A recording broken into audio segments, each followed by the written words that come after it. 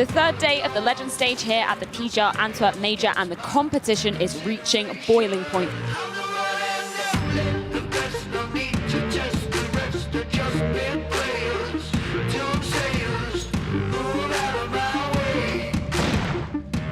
Yabby and Nikados, though, still coming in from Arch. And yo, Brokey, under pressure, up close. Nikados hits that first shot. FaZe have managed to post plant. The 3v5 now equalized. Brokey with the double on the AK. Hooksy's waiting, gets right first. Brokey right back at it, looking for the 26, looking to end it with the ace. And Nikados keeps them alive. Siphon brings one home. Keeping it sharp, and Siphon, he's doing everything he needs to. 4 kills on the round. And as he comes into the heavens, they're gonna know about it. Siphon down beneath him, dead.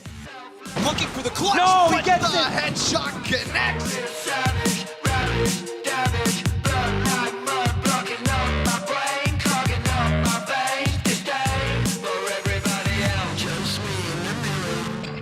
There it comes in, but now his position is known. 3 players to find and frag. Second goes his way. A low Magisk has been removed. This round is in the palm of tabseN's hands, and he snatches the lights out of Vitality. What a beautiful clutch from the IGL. Flash is not good enough to deal with Tizian, but he does at least get one. And now ZywOo comes out with 2. And now he's got his eyes trained on a catwalk, and ZywOo strikes again. Through the scaffolding, shuts ZywOo down.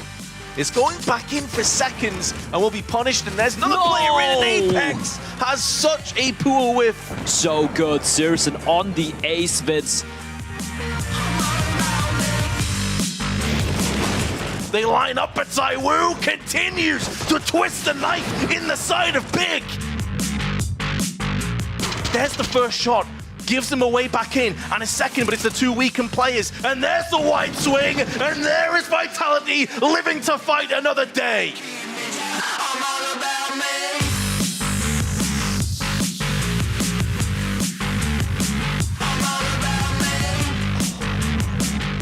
Oh, wow, swivels into the second, gets them both down.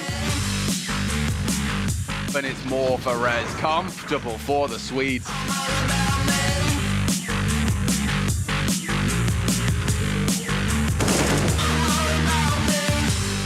Okay, Zerato, can he really pull another one off? The molly's great. Might force the fight, doesn't find Hampers immediately. He straight out, and he will find it.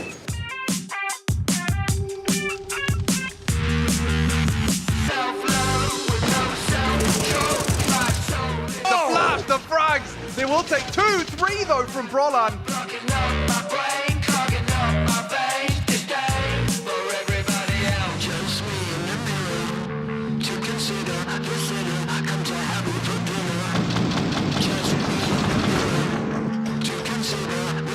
Alexi's bested. Hunter through the smoke is also dealt with. Yakindar's holding for Jax's rotation and is now on for the ace. Swings out, and m0NESY can't hit it. It's the ace for Yakindar in the B-bomb site.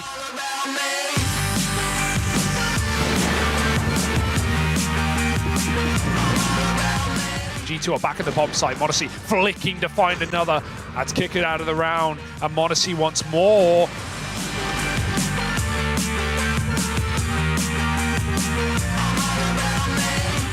They know they've weakened it, right? They know it's only Buster there. Kicker feels the need to take a swing, and m0NESY's gonna double up. Nico waiting in middle. That kill is sealed.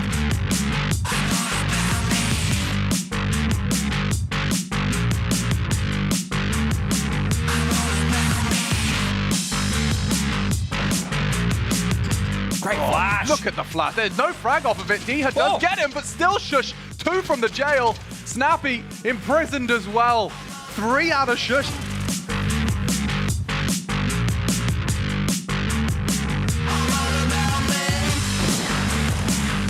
It's Hades off on the site. Diha as well chips away. Another from Hades on this defense. KD and Zorp trying to clutch up. Hades is having absolutely none of it.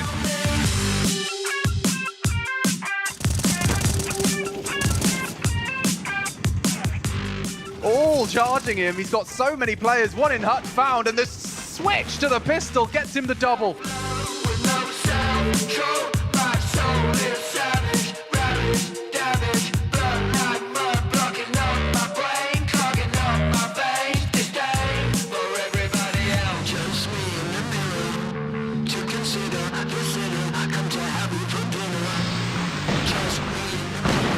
Fallen's here, of course he is. Second shot again, and big Fallen, bad Fallen coming in with 2. Fallen's got a third. He wants to end this map here and now.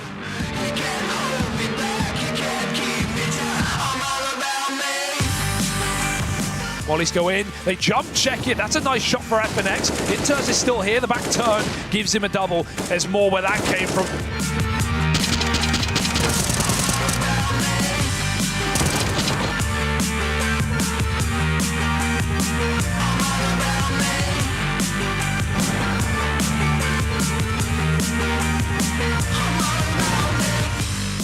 Shiro with the leg, not the killing blow, will put a stop to the plot. They gotta go. They're in with a chance, they're running in, running out of time are Imperial, but somehow they do it! Seconds to spare, and they send Cloud9 packing! The Sports Palais beckons, but only for 3 more squads. The competition will be sliced in half at the final hurdle, as today 3 more teams must plummet to the depths of the elimination as we cement our top 8 squads heading into the playoffs. My name is Ferris Spears, joining me up here for an absolutely incredible day of Counter-Strike. I can't believe it's the final day of Legends already. We've got Devil Walk and we've got Maniac, of course. Gentlemen, yesterday delivered on all fronts. I cannot wait to be diving into everything today. I don't think I have come down from the high of yesterday. I think I'm exactly where I was when I decided to go to my room and sleep, try and watch that third match. I think I'm exactly right there. I haven't calmed down. I haven't touched the ground yet. No, for me, I think I got a little bit less sleep than I hoped for because the adrenaline after that Imperial game kept me awake for a while. So, yeah, it's super exciting. I think if you got any sleep, you're winning coming into today. Any highlights, gentlemen, from yesterday? We had so many incredible games, of course, with so much on the line for all of the teams. But anything that really stood out to you coming off of yesterday, Maniac? Unsurprisingly, it's Vitality staying alive against Big. It was a game where I think they stared elimination in the face. Probably at some point everyone thought, their fans, the players thought that this is it. We are going out in 1-2, and somehow they found belief, they found faith in the Messiah that Zaiwo is. He popped off massively on that last map round. I was losing my shit in the game. I was truly losing it watching that game. I'm hoping for in my heart that we have a bit of a quieter morning. Yeah, and for me, it was ENCE, stepping up when it matters and going for that, a little bit biased, obviously, with Madden being in the squad. But yeah, that was a highlight for me. I was super proud of Madden as a player and person to be able to step up and make it to the playoffs. So, and I mean, you have to mention Imperial game as well, as we did. Yes, oh my lord, that was a sight to be beholding coming into the final game of the day. Of course, as you were mentioning, ENCE making it to the docket of teams that are going to be making it straight to that arena alongside FaZe, NIP, Team Spirit, I guess the biggest surprise out of all the teams, and of course Na'Vi. It was NIP, ENCE and FaZe Clan yesterday going through.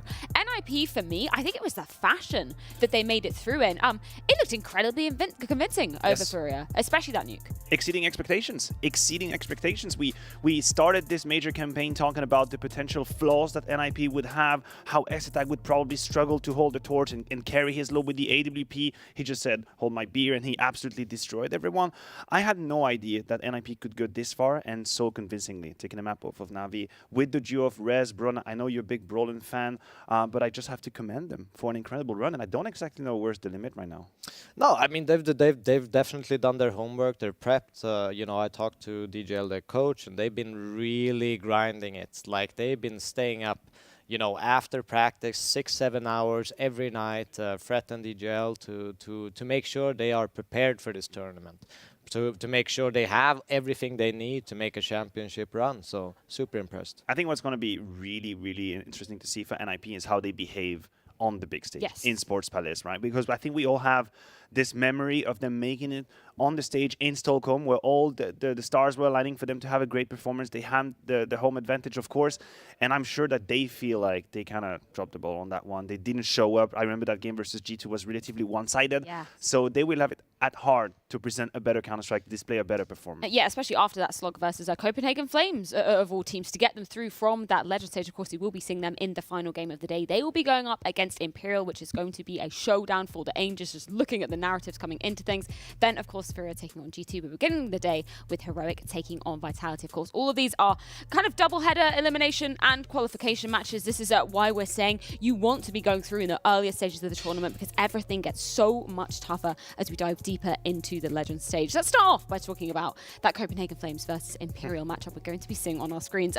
We touched upon it, Devil Walk. You mentioned that game versus Cloud9 yesterday. Do you want to give, I mean, if anybody missed out on it, I would recommend just going back and watching that series, because it was absolutely incredible. But do you want to give the TLDR on exactly what went down and why we see Imperial here in this qualification match?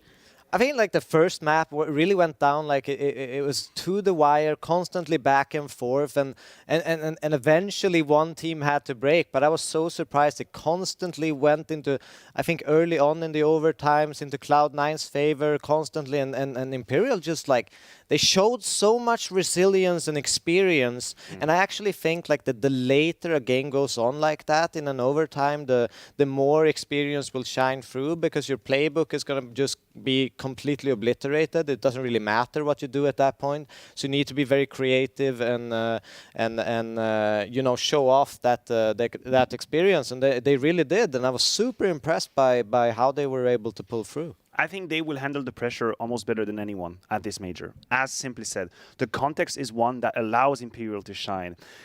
Are there any flaws in their game? Probably. Is the map all perfect? Absolutely not. But if you allow them the foot in the door, if you allow them to push you on map 3 or even to overtime, it's over. It absolutely is over. And you could see by all metrics, by all narratives, by all data, Cloud9 should have been a better team. Yeah. They were coming here in a better form, better results, whatever that is. But as soon as I saw them lose that overpass game, forcing in map number 3, I knew they might just get the Forza treatment. That moment when you get to map number 3, you're looking at the Brazilians play Counter-Strike. They're not playing the most perfect, but you can see they know how to win. They know how to win, simply said.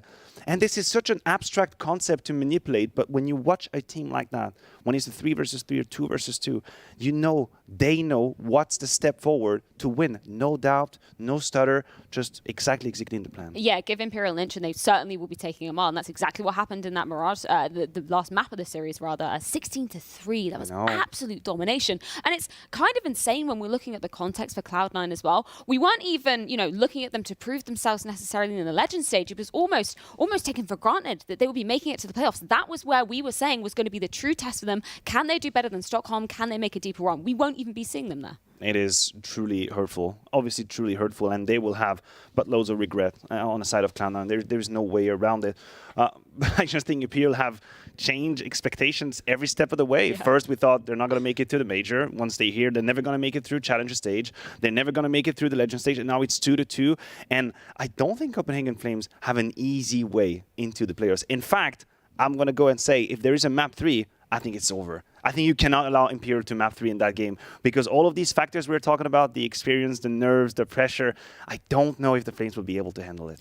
No, and they have this ability, you know, and we saw that yesterday as well. When once they see, you know, nerves creeping up in the opponent, they really taste blood, and they are super decisive in that final moment. So that's something really going for Imperial. But on the other side, if you flip it a little bit to Copenhagen Flames, you know, they're an extremely well-drilled squad with a lot of prep work going into it. You can see it in their game, you see it in their plays, and so it's going to be a difficult task no matter what, but we've seen Copenhagen Flames kind of crumble in these scenarios, and that's where we see the shot for Imperial going into it. And that's kind of another fact to be putting on this Imperial stamina test that they will be facing. The fact that we look at the record for Copenhagen Flames in these best of ones versus the best of threes. We were kind of joking about it in that interview from Roy, saying he was saying, you know, we kind of take advantage of those best of ones. We feel more comfortable in them. Best of threes, we're quite uncomfortable in those situations. And we're like, you know what, just think of it in a different way.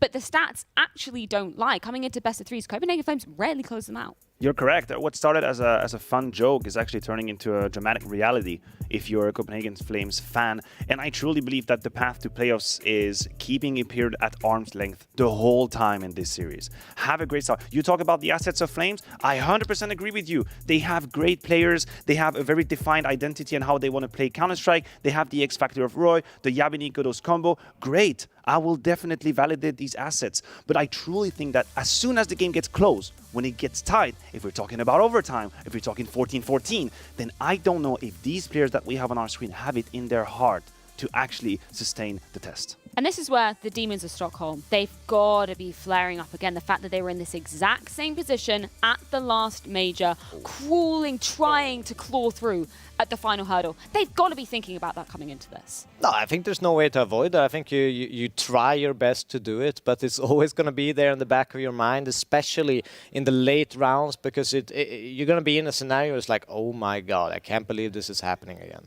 You know, and I don't think you can really control that, really, you know, set some can remind themselves of positives in that to replace it, but I don't know if Copenhagen Flames has that replacement experience. And coming into the second game of the day, of course, it's going to be Furia taking on G2, both battling for that final spot at the playoffs in Sports Palais. This is an interesting one coming into things. I want to start off by just touching upon G2 and their run here, because outsiders, that was a big question in that game yesterday, whether G2 could close it cleanly when you've got an outsiders that we know can roll things back at any moment. So I was pleasantly surprised to see G2 being able to close that third map in a somewhat clean fashion. Yeah, a much-needed change. A much-needed change for G2 and their campaign here at the Major. We thought that the ever story would be, oh, great, they get to 14 rounds, and what do you know? Heroic's making a comeback, Navi's making a comeback, and same for Outsiders. I think it was paramount. It was imperative for G2 to actually close maps decisively, to remind themselves how it is to simply go from 15 to 16, because however you want to put it, it is still the same round of Counter-Strike. It's mostly in your head, how it is that you're going to pass that final hurdle. And I think it matters a lot that they were able to do it cleanly against Outsiders. Yeah, and what impressed me was they did it on the T side, which is something that I was critical of them earlier on in the Challenger stage. And that is a really, really good sign for them coming into the last match here to be able to qualify for playoffs, because their CT strikes sides are one of the strongest in the world. There's no denying that. And if they can get some flow on the T side, they are looking really dangerous. I want to bring up some statistics that you were talking about, Maniac, particularly about Nico coming into this one, because you actually went through, looked at his maps, looked at the ratings on those particular maps. Are you looking at Furia to maybe be punishing it in terms of the video coming into this one? I think there is a way in. If you're Furia, I think one of the factors that you might want to keep an eye on is how to neutralize Nico.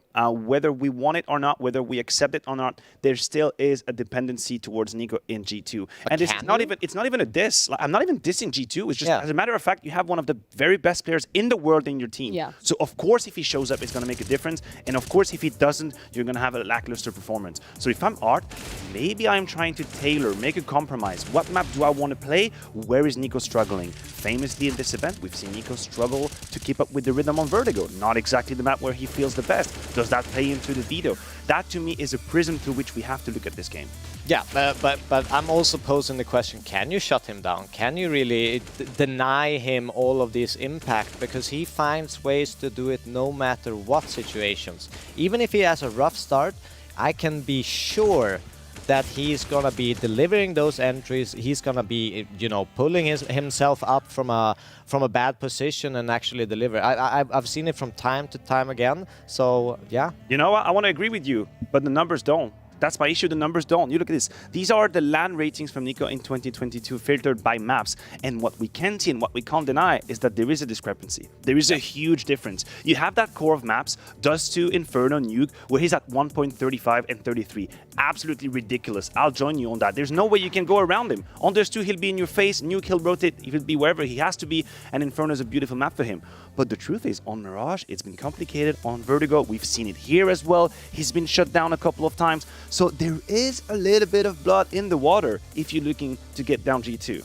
Yeah, I know what you're saying, but we also have to conceptualize it in a way, you know, 1.0, like 08 rating is still good. By it's Nico still standards. amazing. I know, but by Nico standards. Yes, by Nico standards, yes, it is disappointing in some sense, but he's an amazing player, and he will still deliver what he needs to for G2, no matter what the map is. Yes, there's a fall off, but he's still good. Someone else that I'm looking at on the other side of the server kind of has to be Art when we're comparing his performances against top 30 teams versus those top 5. So he comes in at a 1.04 for those top 30 teams, plummets to a 0.89 rating when he's against those top teams. And that's something that I feel like might be a bit uncharacteristic if you were looking at the Art from old. I mean, there's also a spin that we have to get on these numbers just to be absolutely accurate and genuine. It's also correlated to their results probably against top 5. It might be hard if you are to have 1.5 rating if you're not winning in these top 5 games. But yes, a lot of the success or the failures of Furia go through the spectrum of Art and how he plays. And it's funny because stylistically speaking, sorry, it is night and day with Alexi. Definitely night and day. You keep an eye on these two players on the map, it's almost like they don't play the same Counter-Strike. Their role is completely different, their timings are different, their missions is different. But as a win condition, Art finding his flow for Furia, yeah, absolutely, that's Samba.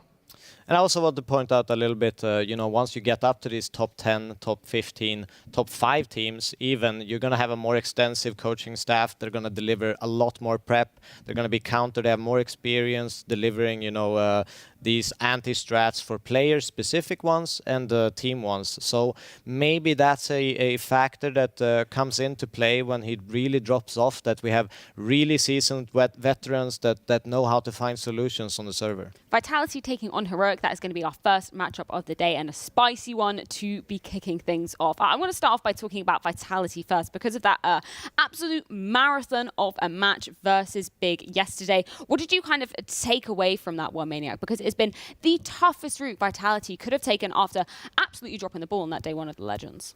It's been tough, it's been dirty, it's been hard, it's been sweaty all the way. But you know what? To qualify for playoffs, to win the major, you don't need to have a perfect run. No one ever needs to have a perfect run. You don't need to be Na'Vi in Stockholm. No one needs that. What you need is to connect again on the server with confidence. And in that regard, I think, weirdly enough, that how complicated it was against Big might I give them a sentiment of, I guess, being powerful. Because when you stare in the face of elimination as close as they have, I guarantee you, for a second, or for a minute, or for 5 minutes, in some of these players, they thought that was it. They thought that was over. We would be out. The major is done for us. So I think surviving that hurdle might just free them from any kind of pressure. I talked about this, about Copenhagen Flames, about replacing that you know, negative experience with a positive one. This is one of those examples where Vitality can put it in their minds. We did it against Big. It's not over until it's over, so we have a lot of belief. You gain a lot of belief from those experiences, because you can always reference them in speeches from the coach or teammate by teammate. You know, we did it yesterday, let's do it today. And I think that can really get them pumped up, and hopefully we see great Vitality today. We talked about echoes of Stockholm for Copenhagen Flames. We're seeing almost the exact same trend from ZywOo coming into the stage. It's almost as if the writer just followed the same script. Think about ZywOo in his position. I will remind all of you what happened in Stockholm after the 2 first games. Apex had an interview where he said verbatim, I told ZywOo, if you don't show up, we're going to lose. If you don't show up, it's over for us. He put all the pressure on ZywOo. I don't know if there has been a talk after that second game. Maybe there was, we haven't heard about it, but the pattern is the same. ZywOo started this campaign here at the Major Legend stage very quietly, a shadow of himself, not even close to what he can do, and then he popped off massively, grabbed some confidence against Liquid, and finally on Nuke, he returned to his form. He took the bull by the horn, and he carried Vitality to a win, and that is going to be a condition for them. No, definitely. But I think a condition, you know, for Vitality is everyone. It can't just be ZywOo. Everyone needs to step up their game going into this Heroic match, because it's going to be a really tough one. For Vitality. I think that's the really scary thing coming into it. Is kind of, it's only really been ZywOo, unfortunately, for the side of Vitality that we've been seeing, you know, putting up those incredible numbers. I would have wanted to see a bit more consistent form, you know, coming out of people, players like dupreeh as well. Yeah, I like that you mentioned dupreeh, because I think there's a story to be told here for dupreeh to have one of his poorest, most deplorable performance on Nuke against Big.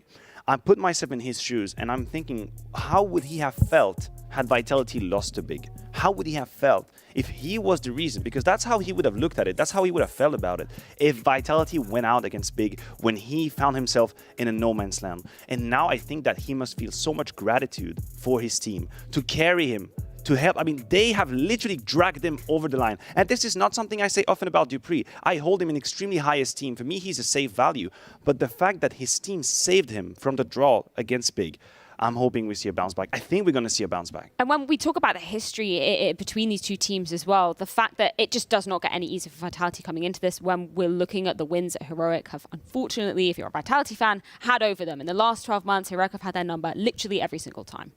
Yeah, for me, the biggest question, I want to bring this point up. Heroic has such a strong map pool against Vitality. Like it's ridiculously strong because of Heroic's veto of Dust 2, which is obviously the strongest map for Vitality and would make the most sense to pick. But they don't have that option in this series, and that's going to be a really, really hard. I have a hard time seeing what do they pick. However you look at it, however you want to spin it, and you know I am biased to Vitality. Yeah. As I can be. I have no shame. I'm shameless, right? However you want to look at this game, Heroic are the clear favorites. The history is clear. Vitality have won one measle map in the last 12 months when they faced against each other. Heroic have had the number all the time. The results of the squads are better. I guess the continuity of the game plan is better. The map pool is better. Everything kind of flags towards a Heroic victory here, and it's gonna take a miracle. And I don't know if the miracle is the big woo or if it's the whole team, but there's going to be a miracle needed for Vitality. How are you kind of viewing Heroic then coming into this? Is there any specific individuals that you're looking at that maybe have impressed you thus far in the Legend stage level? I mean, Tess has been insane. Like he's just popped off. He's given them strong starts. He's a great pistol player. He's just good in all situations. I think he's really developed into a very complete player, and he's such a good anchor. It's incredible to have an anchor post this amount of impact in a team. It's almost unprecedented. Yeah, it actually is. It's a redemption arc if you're a Test as well, because I think he might have been under the fire some criticism when Heroic failed to reproduce and replicate the domination they had online, because he was definitely one of the defining factor of that team.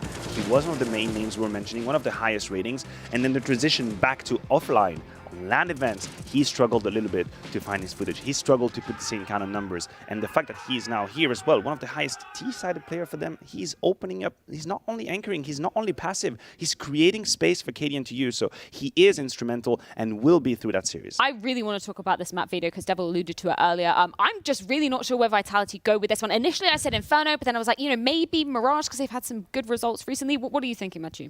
I'm thinking it's the lesser of many, many evils if you're Vitality. Inferno would be my pick, but who cares about my opinion? They go for Mirage. Go for the Mirage. That's almost a BDP right there if you're Vitality. They go for the Mirage pick. It's the combination of a lot of work on the map, a lot of confidence being grabbed in many different high-pressure situations. We have the overpass punish coming in from Heroic. Vitality hasn't won it yet. Sorry? Vitality hasn't won Overpass yet. I know it's been complicated. Of course, they were going to remove Vertigo towards the end. We had two choices, definitely. And then Inferno as a third. I don't know if we were going to survive until a third. I think Vitality would have a say then. Would we make it to Inferno?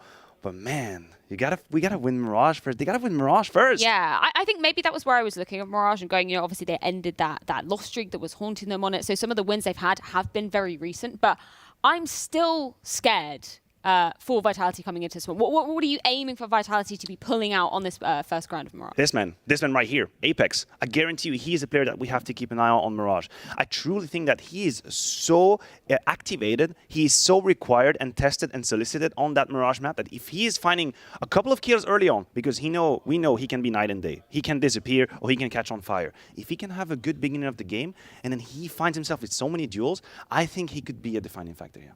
For me, it's first in the 3-on-3s, 4v4s. I've seen Vitality get into these situations, and they have so much experience. And I feel like they position themselves super good early on, but they just can't take a breath. They stand in that position, which I just, this is perfect. And then they just move ahead. They keep pushing, and they get punished and punished again and again. And we saw it against Big. We've seen it in other games. So I need them to step that up. Like, just take a breath. chill a little bit, wait for the outcome, wait for the round to kind of develop. And I need to see them stop Heroic's pistol round conversions, because that's going to be a real big test for them. And they have some great pistol players on Vitality, so I hope they can show up and stop that momentum. Van, I'm so excited to be diving into this one. Mirage up first on the cards as Vitality's pick, as they hope to battle for that spot in the arena. And to guide us through it, it's Vince and Blair.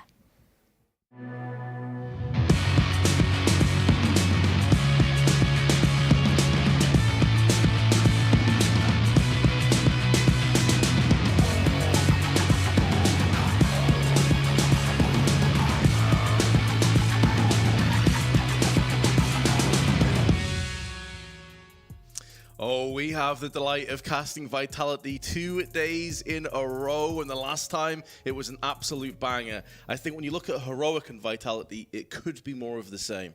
Yeah, this one is, of course, for the spot in the arena over the weekend. So, so much on the line. Vitality battling it through yesterday in what was, I think, one of the best games we've seen thus far. We've had a couple of bangers. We, of course, had Imperial game later in the day as well. But here we go, Vince. We're not wasting any time.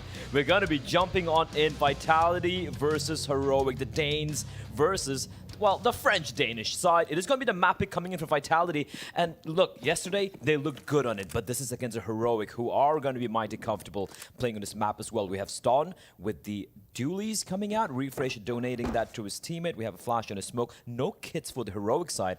And for Vitality, slowly creeping up towards apartments are a couple of these players. There's a bit of a default hole here. They know how Heroic like to be hyper-aggressive on the CD sides, so you can see kind of like a spread early default setup coming out from Vitality.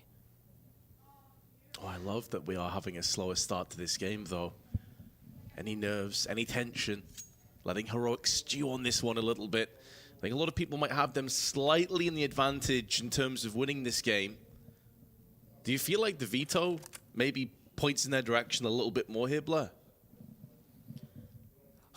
The veto, man, like for me personally, it's just the fact that Heroic, I think the desk nailed it when they said that it is going to be heavily favoring the Danish side, the all-Danish side. I need to be more precise with that. But here we go. After quite a bit of a lull in the action, you can look at Heroic. They haven't budged yet. It is going to be a bit of a bait setup, and Ston from that position, Vince, he could completely dismantle them with the Berettas. That's so true. Tessis is baiting him out, and now Ston needs to deliver, and deliver he shall with 2 kills. Looking for a third, gets it down as well, and still alive. Still clicking head, still fragging out. And the young man has picked up 4. But now it's down to the veteran. 9 HP to his name, and Apex has got 2. He does at least have the bomb, but there's only 20 seconds, and he's shooting corpses. He's on the edge of his seat. He's looking to flick the heads, but he's been denied. And Ston with a 4K to kick off the match. This is a guy I wanted to touch upon as well heading into this matchup, right? He is the star for Heroic. And Tessus has actually been the guy kind of, I wouldn't say carrying, but the highest rated player for his side. And we haven't had that, you know, that monstrous game come up from Ston yet. Yesterday against Ents, they lost in a close fashion. Of course, the final map was a little bit more lopsided. It was, of course, you know, a great showing coming out from the Ents boys. But if this is a sort of start we're going to be seeing from Ston, I do start to fear a little bit for Vitality. The 4K coming in for him. Of course, it's going to be M4A1s for 3 of the Heroic members. The MP9 in the hands of Tess is going to be looking to maybe farm up a little bit of cash. For Vitality, they don't get the bomb down. It's going to be the full eco, just the solitary P250 investment in the hands of Apex. This one should be pretty much a done affair. You know, for Vitality, just trying to talk things through, you know. They will have the buy coming in round number 3. Just talk things out, figure out what they want to do. But a very slow and measured start coming out here for Vitality. I expected a little bit more of a faster play, you know. Almost every game we've had the opportunity to cast and even watch have been as fast and furious starts. Ston, can he pluck him from the air? The question is, he makes contact. Well, 2 kills pretty straightforward, and Zaiwu with 26 HP has to back out of there. Additionally, Cadian was helping his fellow Dane out in mid, and it is going to be a clean sweep. That being said, as Blair did touch on, that was minimal investment, and now the rifles are coming up. 7 and 1 for Ston already. Sure, Vince, 3 of those were against just the Glocks and the P250, but still.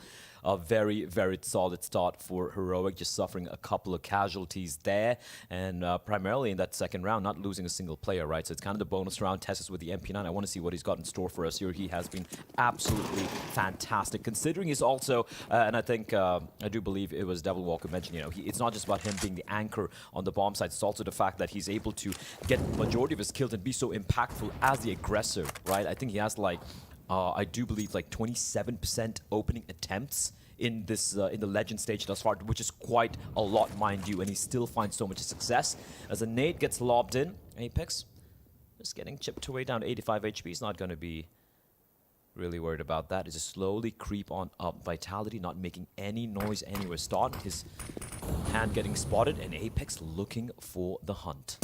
Smoke was also put down, and meanwhile, now the spray from Cadian will be doubling up his kill tally into this round. Refresh comes back, and there is Down. Vitality's first rifle runs into the wall of Heroic, and the Danes should come out ahead. Masuda has snuck himself a post plant, though. So at least is putting a little bit of pressure down, gets nailed through the smoke for 44 HP and finished off by Shush. Heroic off to the races, a 3-0 start, minimum casualties. They've only lost 3 players in these 3 rounds. Yeah, and even the one player that lost here, it was just the MP9, right, Cadian? And Tessus can decide whether he wants to go for the AK or the M4A1, and is going to be sticking with the AK. So a very, very solid start here. And I have to say, if I'm a Vitality fan, you want them to win this map. This map win, I think, is imperative, because Overpass, the map coming from Heroic, I have to say, I think Heroic are one of the best Overpass teams we have. And Vitality, they have not only played the map just a very few times, just a couple of times, but they haven't won it at all in the past 3 months. So it is going to be kind of grim if Heroic get off to a winning start here on Mirage. But still very early days. We did get the bomb planted for Vitality, so they will be able to eke out a little bit of a half buy and try and deal a little bit of damage. But Cadian finding success with the AWP early on. This is a very, very healthy state that Heroic find themselves in. You look at the money, 4 players, an average of $5,000. Cadian down to 1K because he did go for the AWP purchase. And now getting the opening pick as Vitality.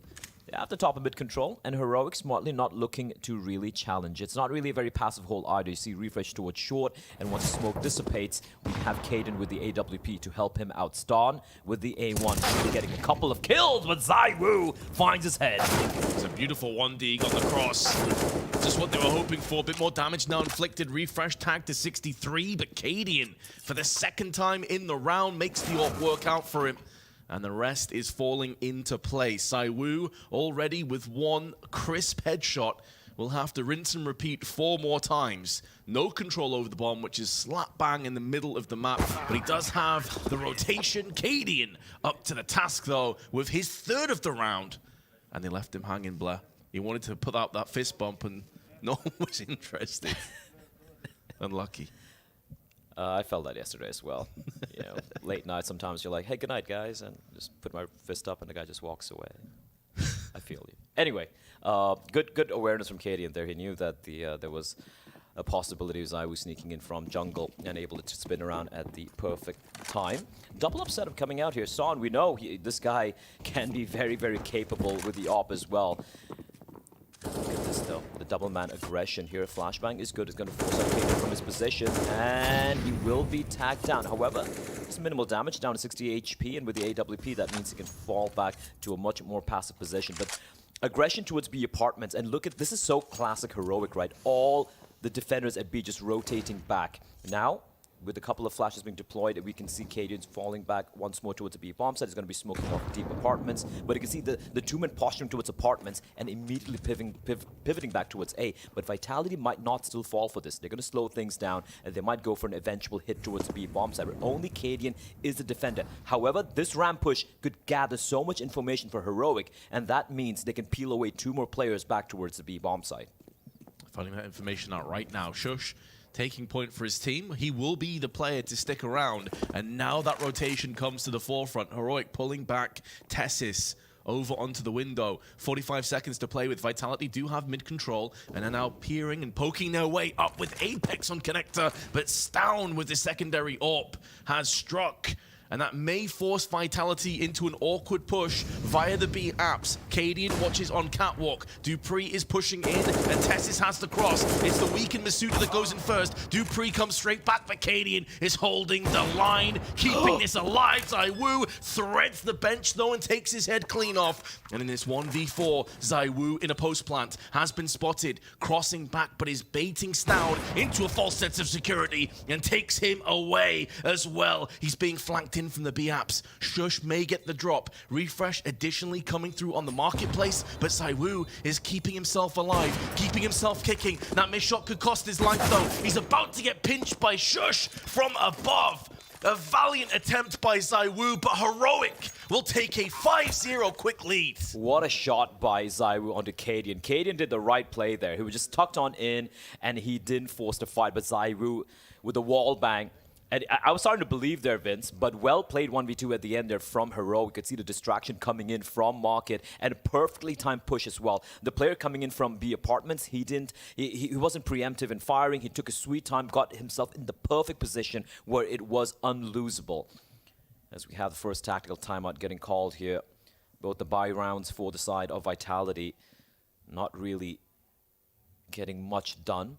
They did manage to get a few kills this round and taking away 3 weapons from Heroic, but at this stage, you know, it's not good enough. The money's already pretty solid for the Danish side.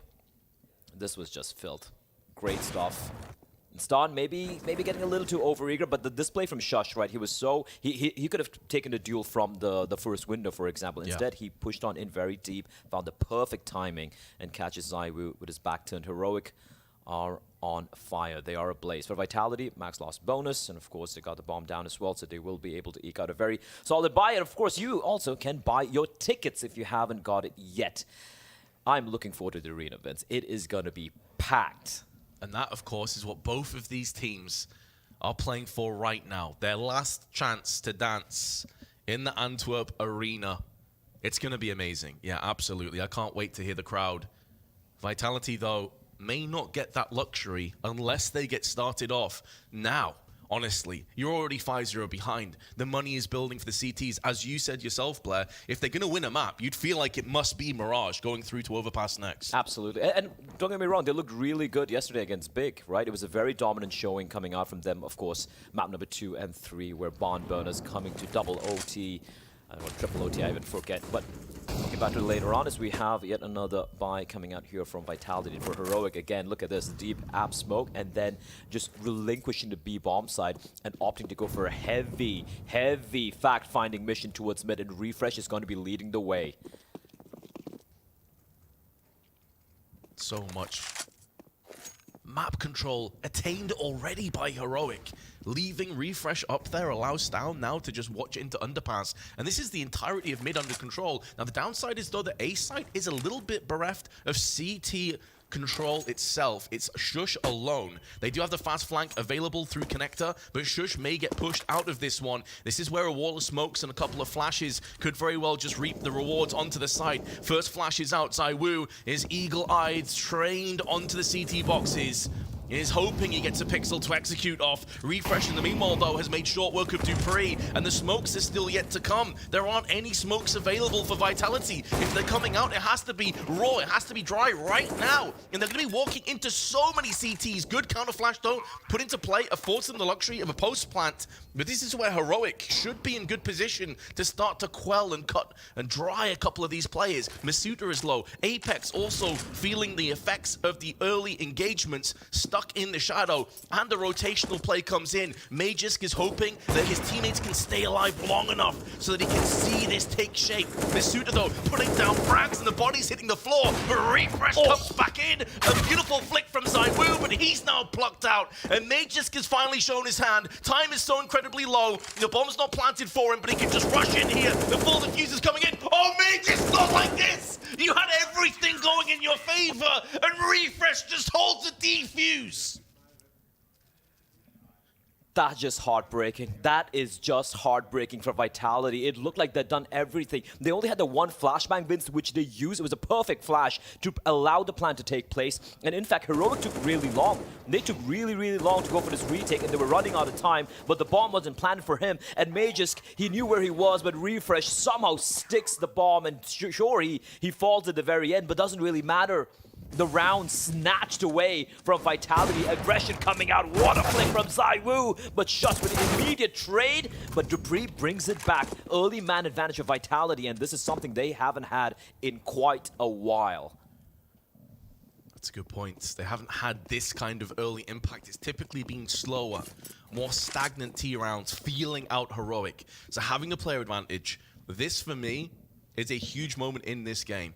If Vitality struggle to clamber on and take control and take advantage of this round, it shows me that they are in serious trouble here on this CT, or pardon me, their T side. And Tessus is going to be the man to step up here. He has been the star for Heroic in the run thus far in the Legend stage. He has a lot of utility to work with, but it's all about the timing. He's got a smoke and a nade, and this is going to be the hit coming out. It's all on Tessus here. Tessus bypassing the flashes though, keeping himself alive. Down in the meanwhile, goes in and Tessus sprays down too. Vitality run into B, and they have been slit away. No hopes, no chances. dupreeh, desperate to try and pick off a 1-on-3. He has the bomb, and unbeknownst to him, if he just ran straight to the A site, he probably would get a plant down at this stage, as Heroic have rotated off the premises. But of course, it's easier said than done, and he's still hanging around. Ooh, Stown gets him. And Vitality, they had the early advantage. We were building this up as like, okay, this has to be their round, and they get slaughtered.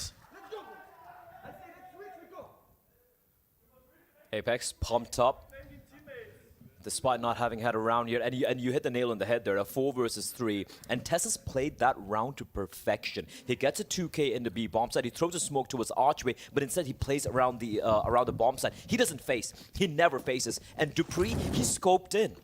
The moment he scoped inside of Market, that's when they knew exactly where he was. But there was a little bit of a window there for dupreeh to walk all the way into its A bomb site. But somehow the scope, it just gives away his position. And that was a round right there. 7-0, but the fast play coming out towards A. Masuta with the Tech 9 able to find one. Smoke's going to bloom as well. They might get at least a bomb down over here. The push comes in. Masuta with a Tech 9. He is just rampaging through this defense from Heroic.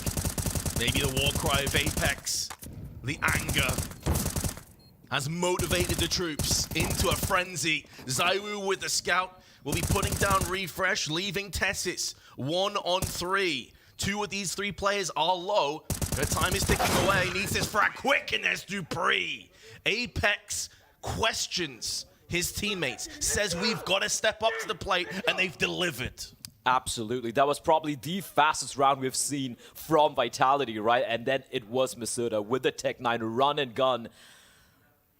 Little echoes of 2015 there. Look at this. The flashbang was so good. And of course, ZywOo with the scout and dupreeh with the retrieved M4A1 able to take the round away. Heroic are going to be a little bit shook considering how solid they've been thus far in their anti-ecos and especially in the buy rounds. This pace switch up from Vitality. Of course, they were just maybe trying to get the bomb down over there, but still it was a well-constructed round. They had a smoke for CD spawn. They had a flashbang to push towards CT. They're like, look, the CTs are going to be there. If we allow them to go for the retake, it's going to be nigh impossible to hold on. Let's just take the fight to them. We don't really have much to lose. We've already got the bomb down, and they wind up winning the round. Not only that, Vince, they keep so many of them alive that they don't need to really buy any weapons. They're going to have those M4A1s retrieved from the CTs. Even one of the AKs, I do believe, was picked up. And of course, the AWP in the hands of Mr. ZywOo. 7-1 the scoreline, though. And once more, the fast play, Masuta just charging out with Stone from the Palace position, able to find one and is looking for more, but right now has managed to extricate himself from a very rough position and is looking for more. dupreeh will reply back, however. Apex and dupreeh remain stuck, isolated from one another. Tetris in mid, and now it's only Tetris. dupreeh tries to pivot through the smoke. 1 minute 20 on the clock.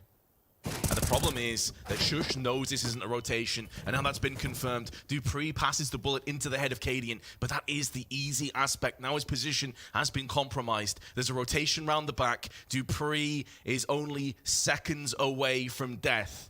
this round will be going the way of Heroic unless they massively misplay this. I love this from Heroic, right? They're not giving him any opportunities. You can see Shush just holding the angle. He's not walking on out. There's always a chance Dupree's looking his direction. This is almost unwinnable. Heroic are playing this 1v3 to perfection. Dupree on this peak. There's going to be 2 players, separate angles of verticality. He has read the situation. He's been here a couple of times, but that is really only half the struggle. And Heroic put a brisk end to the 1 round that Vitality were able to posture up. And they take an 8-1 lead. And it's so... I mean, they went for the same thing again, but this from Ston, right? He gets a first kill, repositions himself, catches ZywOo. He was even holding his angle. And then Cadian, of course, chipping in. Apex is trying to be a little cheeky. They're looking in from underpass, but Heroic, they like to dot their I's, cross their T's, and smash their opponents. 8-1. Vitality, they find one and immediately get absolutely destroyed. However, Dupree's up towards mid. Refresh, however, finds ZywOo, and look at this from Refresh, trying to hunt him down. The P2K even comes out. They are getting mauled alive at mid. Heroic just wresting control, but Apex will at least get a trade here. He goes for the spray, and he's going to find one. The second kill coming in from Magisk. Apex needs to do so much, but Ston and Cadian reply back. Major with control over the bomb and plenty of time on the clock. But Stown is jumping, leaping into the balcony side. He's going to find information sooner rather than later. Oh, he's actually just turned his back. That couple of seconds is a possible window of opportunity. There's a second player coming in, but Stown, I'm pretty sure, is about to spot the head of Magisk as it bobs and weaves in the B-Apps. Has been shut down. 9-1 the score. And a stat, by the way, here, Blair, that's a little bit scary, intensive, and maybe a bit touchy if you're Vitality, is they played Big yesterday on this very map and they crushed them in the first half. They picked up 10 rounds on their T side. It was their CT side where Big started to come back in. They've got 1 round so far on their T half. The caveat being Heroic are a whole different animal compared to Big, right? And you can see not just the individuals really popping off. Ston is 15-6. I did say it at the beginning of the game, like if Ston starts to wake up, which he really hasn't thus far in this tournament, it could get real ugly for Vitality and look like he's come alive. It is going to come down to Shush though. Ooh, okay. 2 kills now for Vitality. They can get the bomb down at the very least. Another one. Masud is now pushing. He's getting aggressive. Trading across the AWP onto the low HP of Magisk.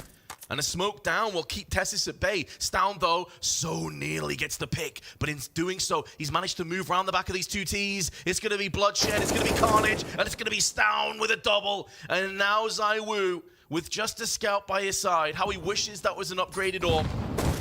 May not require it. His tag does connect, but the P250 can't turn the tides of this excellent CT side that Heroic are posting up. The timing on that flank from Ston, he spots ZywOo jump inside of T-Ramp, and then the patience, the trigger discipline. His teammate said, there's at the very least 1 T watching me right now, and he times it to perfection. He could have gone for the first kill on the Dupree, but no.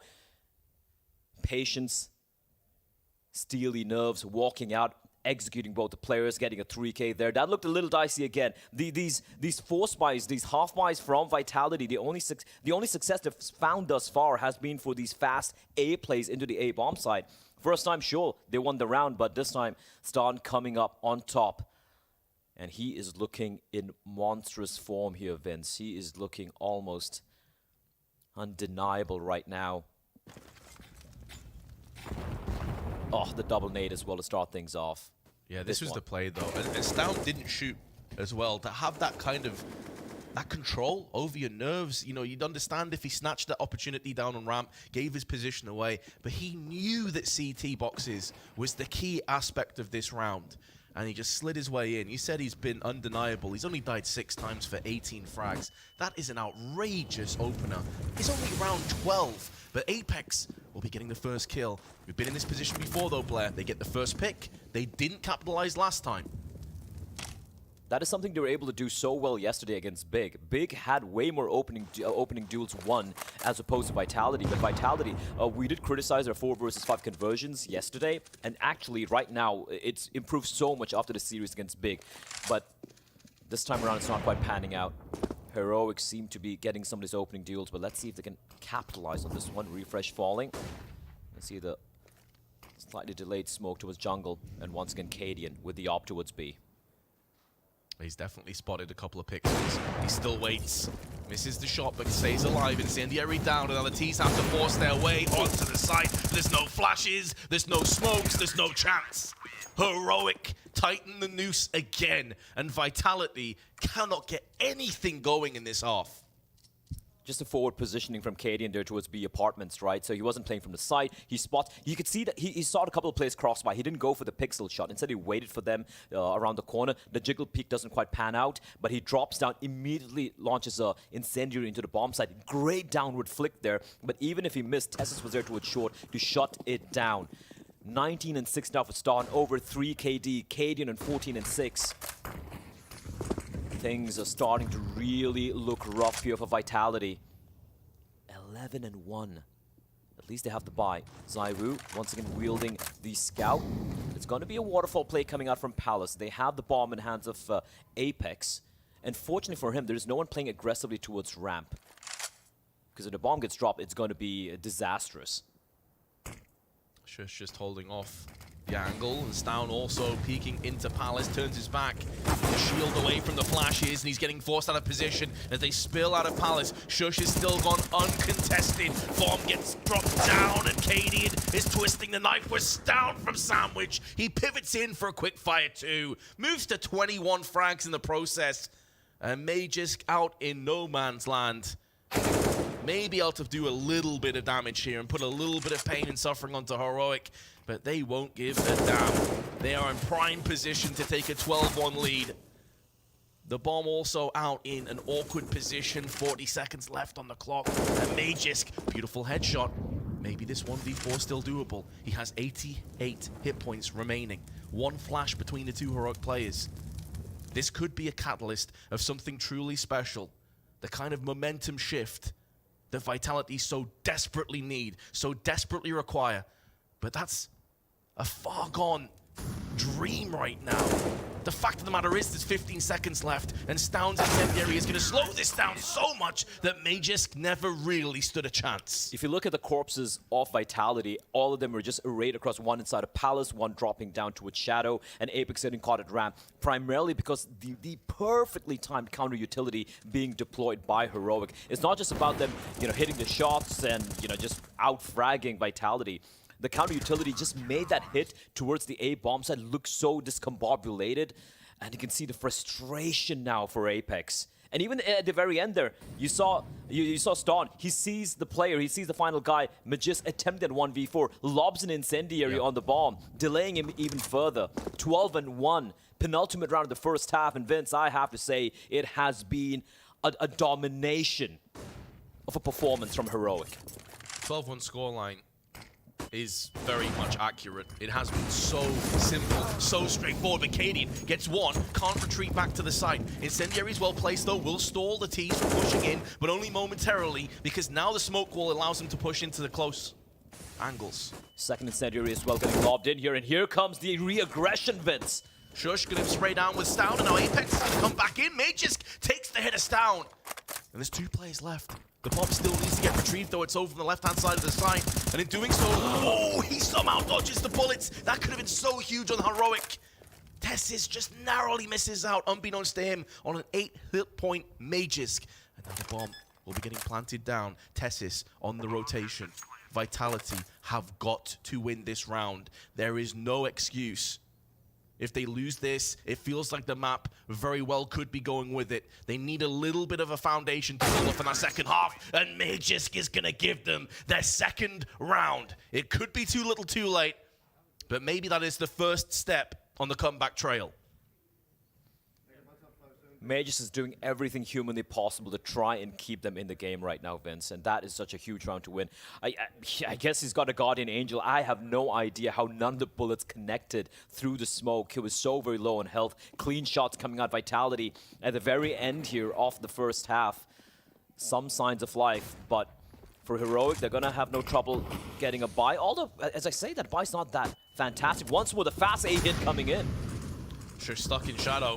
Needs some utility tossed in, and the flashback burns the retinas out of Masuta. Dupree comes back in with one of his own, though, so they're maintaining that aggressive stance. Cadian slightly off with that HE. If he throws it, could be damage, it could be money. Refresh, such an important trade. Goes in favor of the CTs. It allows him to lock down Connector before Dupree gets flashed in for a repeat. It's chaos, it's carnage, but it's also Cadian crushing the dreams of Vitality once again. That HE is destined for some damage. Oh, and it shreds ZywOo. He was 100 hit points, now he's down to 43, and Cadian has the flank. He may not realize they're up this close, but now he's found out that information, and he can turn tail and run away. He'll be safe to dip in. Oh, he keeps running, and ZywOo nails him in the back.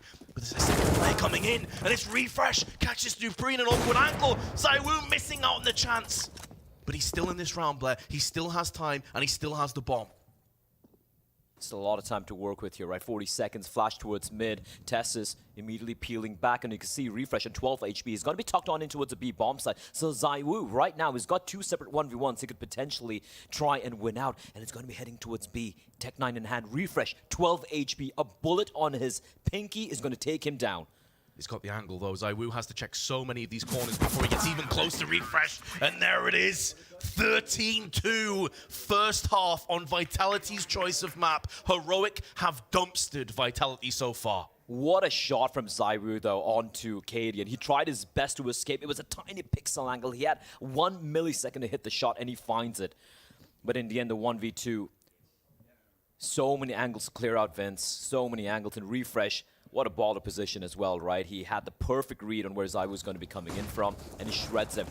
And for Vitality, look, I don't even blame them for going for this A play time and time again, because the B hits looked really, really rough. And they did find a couple of bit of success here. This was Dupree trying his best to open up the round for them, but then Refresh coming in so very clutch. He only had 12 HP in getting those final 2 kills as well, mind you. So Vitality winning the pistol round, I think it's a cliche at this point, but it goes without saying, they need this. And it's going to be just the armor buy for each and every one off the side of Vitality. And for Heroic, the fast play towards B. Just a complete difference and change in style. Vitality was slow, a little bit tentative, Heroic, aggressive, in your face. And Shush removes the head, but Dupree and ZywOo counteract with 2 of their own, giving them an advantage in this post-plant. Tess is trying to get up close in the market to just alleviate this aspect of the map. The clock at this range often will prevail. I don't know how the hell no one's died in that confrontation. But Refresh in the meanwhile is putting down the pain on the benches, and now Tessis is shining bright. Now Tessis is giving them a chance. But it's been ripped away from Dupree, down to Magisk on 10 kills. He knows roughly where both of these players are, but he doesn't currently have a kit. Time is ticking away ever so quickly at this stage, and Refresh is just trying to play the time, trying to be a nuisance, a pain in the backside. Cadian has this round won. Heroic take the pistol. They take a 14-2 lead, and Vitality, it just feels like they haven't shown up just yet. And it's so telling as to how the approach from both these 2 teams have been thus far in game number 1 and map number 1. You go back to the pistol round for Vitality, they were reacting. They were waiting for aggression coming out from Heroic, right? And I'm not saying this is a wrong play. You know with the style of CD side that Heroic likes to play. And for Heroic, they're like, brush me. Just run on in, plant the bomb, out-duel them. There was a world there, Vitality were able to get a couple of kills here and there, but in the end, Heroic just too much to contend with. The force buy has to come in for Vitality. And it's 3 players inside a palace. They get absolutely dumpstered, Vince. It's that SMG push, but Magisk, with 1, still pretty healthy. Has forced away the oncoming T's. The invaders have been repelled. Stown, that's an awkward spray, especially considering how good he's been, but he does correct himself just in time. But Apex has been waiting, baiting in his teammates for the opportunity to try and claim the round, to try and deny the bomb planter. There it is. He knows Stown is currently in the jungle and on 27 HP. 1 bullet could seal the deal here, but he misses out this chance. He needed the follow-up damage onto Shush. And Dupree now with the scout is stuck in such an awkward angle, smoked out of position, and realistically may just have to hold on to the scout, which is even more painful considering that Vitality would be at a 15-2 deficit. 13 map points will be coming up for Heroic. This has just been a masterclass here. He should find one. There we go. He's got a smoke as well. No kit, though.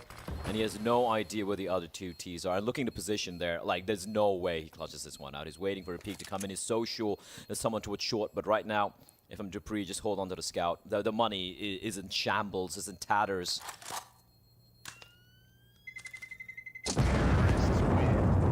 Heroic on map point. For those of you just tuning in, this is Vitality's map pick. This is a battle to decide who will go home and who will move on to the playoffs. And for Vitality to have clambered, bought, just crawled their way back to this position, to fall in this fashion to just this indomitable force that is Heroic, it's gonna be rough, Vince. Look, I don't see them coming back in this one. It's just been so dominant from Heroic. Yeah, there's been so little inroads. Okay. That's maybe a way forward, at least in this round. Apex threads the smoke into the head of Cadian and sends him packing momentarily. Dupree, in the meanwhile, has a scout of his own posted up on the catwalk side. Will be Molotov'd out. But honestly, the way that Heroic have been playing so far, Blair, I think any team on the planet would struggle to play them right now on this Mirage. Yeah. They have been so ridiculously good. Yes, there's two sides to every story. Vitality haven't really shown up. But man, Heroic have just been sublime. Yeah, like they did lose to, I do believe it was ENCE yesterday on Mirage, but then ENCE are Mirage specialists, right? They're one of the teams who will pick that map, and Apex, though, continue to deliver, Vince. These are some great shots it's hitting. And right now it's a 3v5, almost a 2v5, considering how low Tessus is. Damn, Apex is like, right, if none of you guys are going to do it, like, this is how it's done, guys, right? You shoot heads and then refreshes.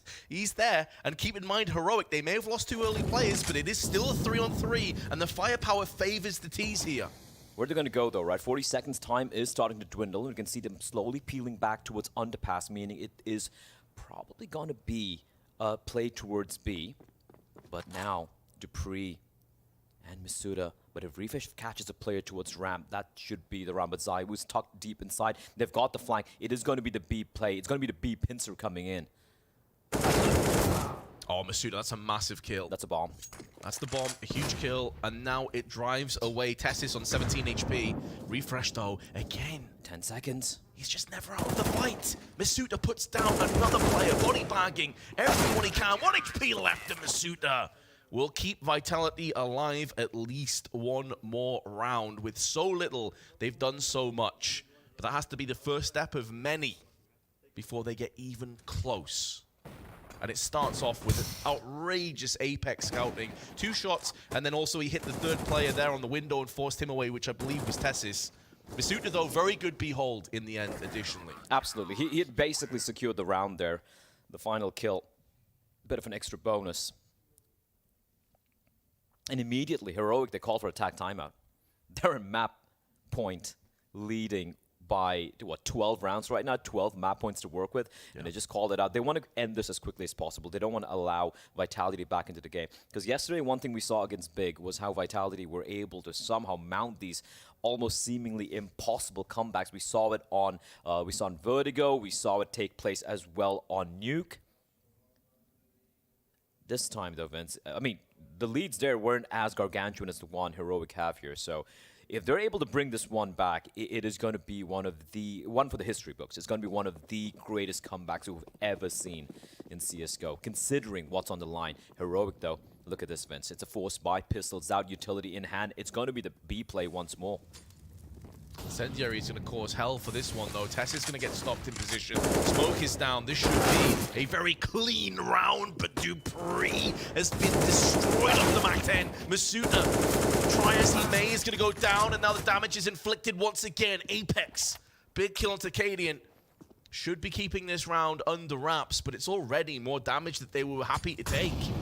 And Heroic, with so little, I've really made Vitality sweat this one out. There's just no easy free rounds right now on Vitality, and Stone is still in with a chance. He's on 23 kills already. He's been outrageously good this game, but he's going to be pressured and pushed from multiple angles. HE softens him up, down to 31. He will fall, and there is Zaiwu with the A4 Spraydown is on point, but Vitality, they nearly lost against Mac 10s and Tech 9s. It's a B play, man. It can be so disastrous, especially once you allow the T's onto the bomb set. But again, Masuda coming in clutch, finding a couple of kills there, ably helped out as well by ZywOo from a short position. And I like how they didn't just stand by and wait for Ston to go for a play. Instead, they slowly, methodically start to wrap around him and just shut him down in the bench position. Heroic finally will have only the Glocks to work with. It is going to be a full eco. No investment whatsoever for the Danish side as they go for a bit of a cheeky stack. Just waiting for Vitality to aggress. And if I'm Vitality, you're just sitting on the bomb sides. You're not going for any hunt. Cadian being a bit of a baiter there, hiding in the corner in the cubby while his teammates just stack up waiting for Vitality to present themselves. And this one's going to be playing out this way. It's going to be them waiting for about a minute on the clock, and then like, when there's 30 seconds remaining, just going to be rushing into a bomb site, and they'll just get slaughtered. So this round is and will be going the way of Vitality as they cut the deficit by one more round. But still, Heroic with, some would say, an insurmountable lead right now. And of course it's Apex. Of course it is. He can't help himself. He can't sit still. He has that itch. He has to scratch it.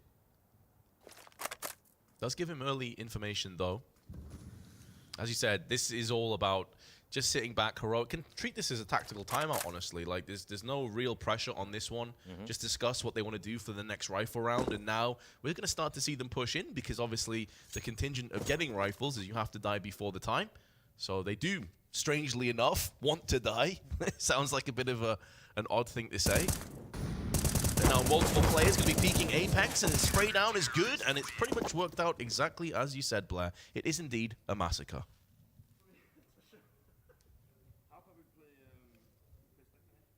A few smiles. It's good to see. It's good to see, you know. Look, it's not over. It's not over until we see both the maps or all three maps getting played out, right? So despite the fact that it is looking very, very likely, unless you're huffing an insane amount of hopium and maybe even copium, it is very likely that we're going to be seeing map number, we will be seeing map number 2 very, very shortly, but it's still not quite done yet. 10 rounds. We've seen many teams do this in the past. And for Heroic, let's see what they have in store for us here. They have the AKs out for every single one. Smokes, mollies, and a couple of flashbangs as well. For the CTs, though, they have almost everything to work with. Would like to see the AWP out in the hands of ZywOo, but instead they opt to stick around with the M4s. Of course, we know ZywOo is very, very capable indeed with the unscoped rifles too. As Heroic, a little bit of a slower approach. They're waiting for the early aggression and the utility to be deployed by Vitality towards mid. You have 3 players just lying in wait there. Shush towards T-spawn, making sure there's no one flanking in. And of course, we had Ston, who was just holding towards B apartments, but he's going to be joining his compadres as they look to wrest mid-control from the CTs. Vitality not really looking to contest this, but Apex might try and recreate some of those ridiculous shots has been hitting thus far on the CD side. Major also has the smoke working in his favor. Spray is good for one, but he's been naded, and then the last tick of the Molotov will cook him into connector.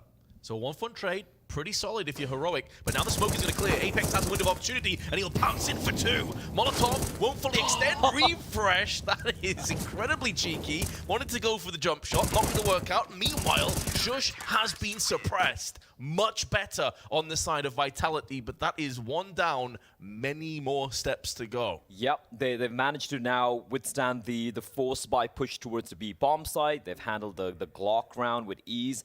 And this is a real test here. The rifles coming out at Apex from the jungle position.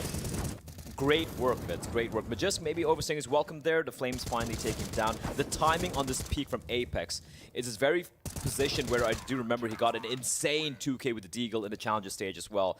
And jungle looks to be a place where he does find quite a bit of success. 9 rounds now. The pistols out for Heroic once more. Have a refresh Ston and Tess the young guns wielding the Desert Eagles. Shush with the Tech 9. They have a little bit of armor around it as well. No utility, however, Vince. So no flashbangs, no smokes. They will have to go for the contact play and hope to win their duels. Masuda, Nade going to be deep, going to chunk down refresh 52 HP, and he's going to reposition himself on top here. Risky play, but he will find a 2K.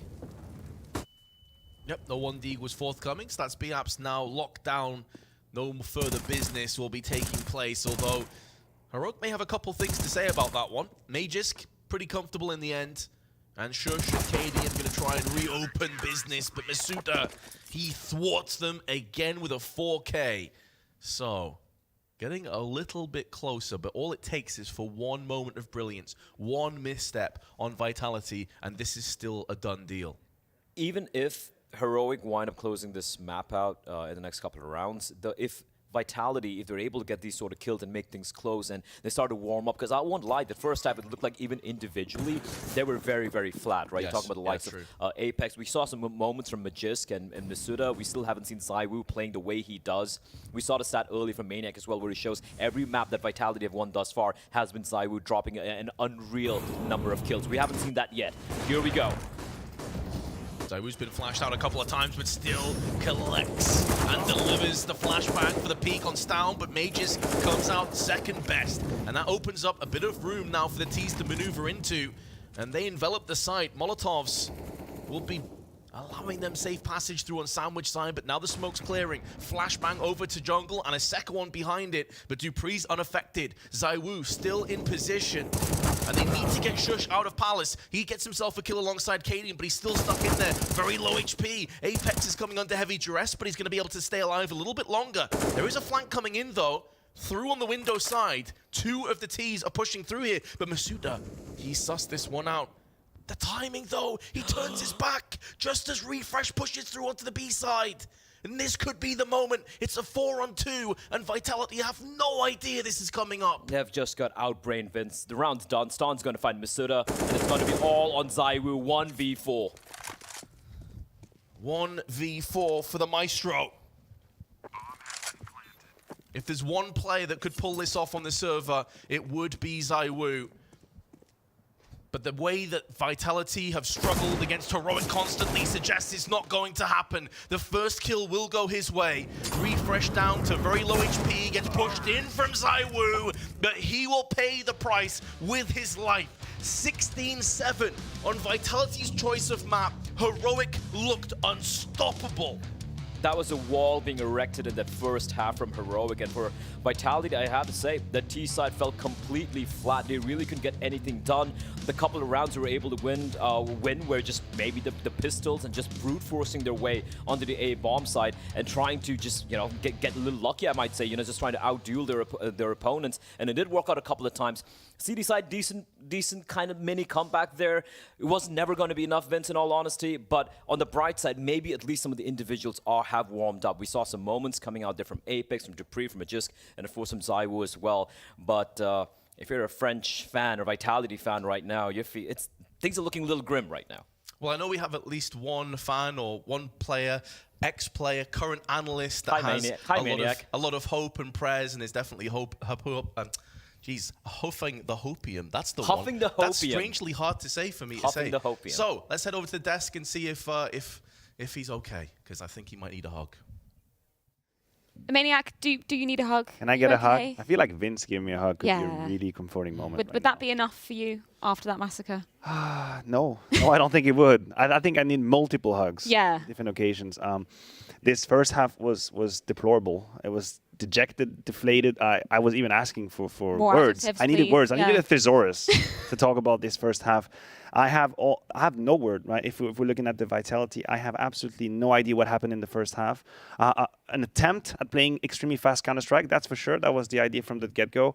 But a crazy, deplorable amount of power play situations being allowed, gifted, given to Heroic as if Christmas was around the corner. I don't know, man. I don't know. I mean, I even feel like the stats on Vitality is kind of inflated in a sense that they played against a bunch of ecos of Heroic on that CT side. So I was depressed watching, and I'm not a Vitality fan. I was not, and I respect the players and have huge amounts of it for them, but they should know better. They should. And that's, you know, where where I'm at. I think you can just tell from the atmosphere. Uninspired is how we're feeling after that performance. And you know what? I was giving them props, bringing Mirage into the mix, maybe expecting them to go with that Inferno pick. I was really excited to see what they were going to be delivering. But it comes at hands of a really, an absolute massacre on that CT side from Heroic. Yeah, and when we have to be honest, and we have to commend Heroic as well. I mean, let's be objective right here. Every single opportunity that Vitality gifted Heroic, they took them. We have an incredibly hard package to actually show you guys. For the Vitality's fan of the world, maybe now's the time to watch it. For the Heroics fan, you are going to love this because this is about Vitality dropping power plays time after time after time. Mid-round, end-round, it starts here, obviously, round 7. That's a 4 versus 3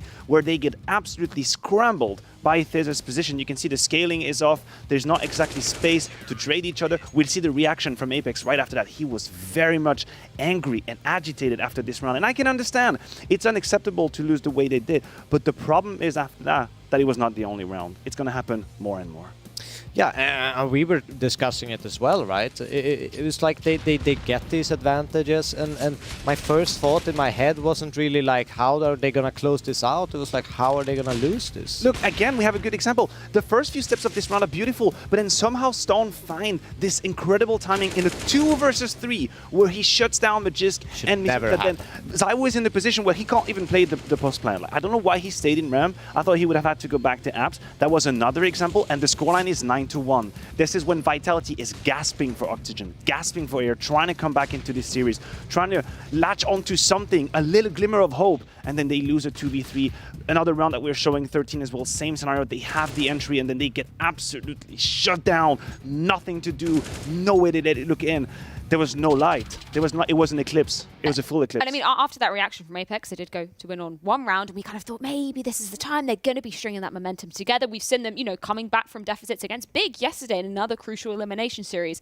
I think it just is a testament to how strong Heroic were on that defense as well. Yeah, and I'm glad that we had Storm in that very, very cheeky 2v3 because once again, as often he does, and as he's deserving of his title of Superstar, he started up 0 to 100 really quick. Beautiful first half from Stone with the rifle, with the AWP, clutching, so versatile, so solid, and he allowed. Look, it starts with the freaking pistol, and I despise Digitals. You know I hate them. But what are you gonna do if the man just kicks off with 4 headshots with the duel? We joked in the green room, well, it's over. After it happened, I didn't it was over after the freaking pistol round. Yeah, it was. I mean, incredible to see if you're a fan of Heroic, if you're looking at the Danes to be, potentially going through to the arena in this one. We got people like Starn showing up. Refresh, a guy that we put onto the spotlight coming into this series as well, showing up with some great numbers again. Cadian, I mean, we can go through the list of all the Heroic players showing up when they needed to. They just look like a way more well-oiled, well-drilled machine coming into this one. Yeah, and they barely needed Tessus, who's been their star performers at this event, and that's a worrying sign because I don't believe that Tessus is just going to be, on bottom of the scoreboard during this best of 3. I think he's going to step up and he's going to show his worth here on Overpass coming into next, and I have a really hard time finding key moments and key things for Vitality that are positive, because every single thing they did that was good came with huge baggage of negativity with it, that they got entries, but they threw away all these advantages that you just talked about. And where do you go from here? And I love that you mentioned that because Heroic in the last round of the game did what Vitality couldn't do the whole half. It's a beautifully created kind of archetype of round that they do here. It's an A execute. It starts off with Zaiwu finding the first kill. The trades come really quick. Good utility uses onto Magisk. And here is where it all differs between Heroic and Vitality. It's the understanding of how to find a safe passage from the 4v3 to a 4v1. They remained calm. They analyzed the situation. They took a deep breath and they realized, hold on a second. If we send the bomb through window and we have someone staying on the A side with pressure, then we're going to have a free round. They showed that cold-blooded decision-making that eluded Vitality from the entire map. And that's what's so dangerous going forward. This is a best of few series. This is for qualification in the arena. I know we're going to jump in on into Overpass after the break in just a second. But I don't think this spells any more strength of Vitality coming into this. I mean, even thinking about Zaiwu needing to step up and bring this kind of second best player in the world, I question if that's even enough at this point. It's not even fair to be putting that on him, right? Yeah. When we're looking at all these other players to step up. And I mean, we were talking just before we were going live saying, is it even fair to bring him into the question? Would we have even seen them making to that stage if it wasn't for Zyro kind of dragging them over the line in those previous games? I think when you have that supernatural ability, it is always going to be fair that we put so much pressure on you, because that's what we do is simple. Every single time Na'Vi lose, then we throw it to simple now. Kassad made a great tweet. I'll just shout out to him. Maybe the rhythm that Vitality used on that Mirage just didn't allow Zywo to show up. He just never could find his footing. On Overpass, has to be different. Well, one last chance as we do move into the ground of Overpass. An even more tricky map to be coming into this, as it is the pick of Heroic. One more ground for them to be cementing their place in the arena, and it's coming up after this.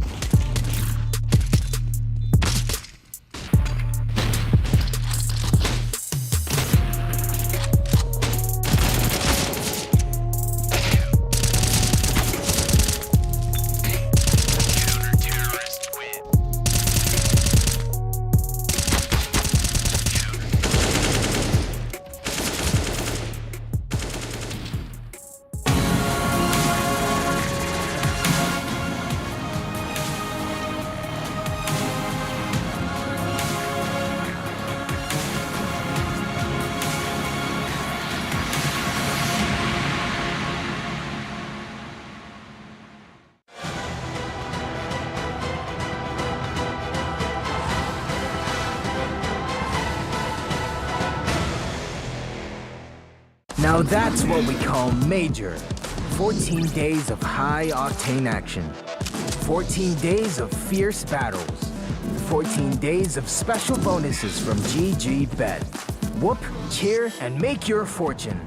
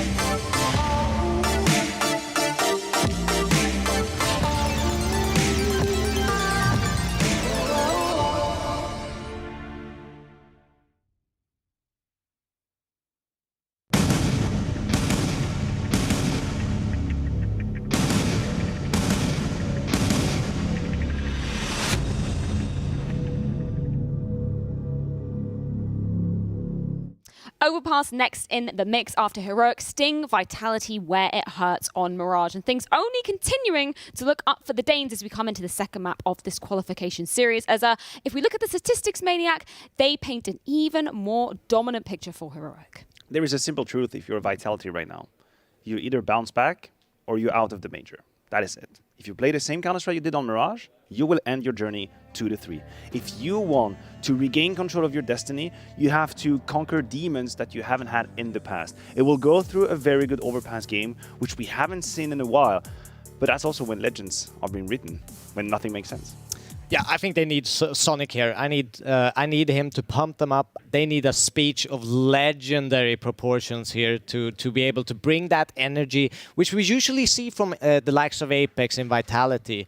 And I think they are headed in for a very tough task. Heroic is one of the best Overpass teams in the world, so they are just so good. Everything fits in their play style. Everything just clicks. It's one of these things that just suits Heroic. The only way I can spin this for the Vitality fans around the world while looking for a silver lining is that we have seen Heroic against Ents. Once the defense on the Ents side was really strong and tall, maybe they struggled a little bit to find a solution. That was a very streaky game, very momentum-based. If you're Vitality, just maybe for a start, just win a pistol round, convert, right? Don't lose a clutch. Just go out there, be a 4-0, a 5-0, have money in the bank, and then allow everyone to just breathe out the pressure and get into your game.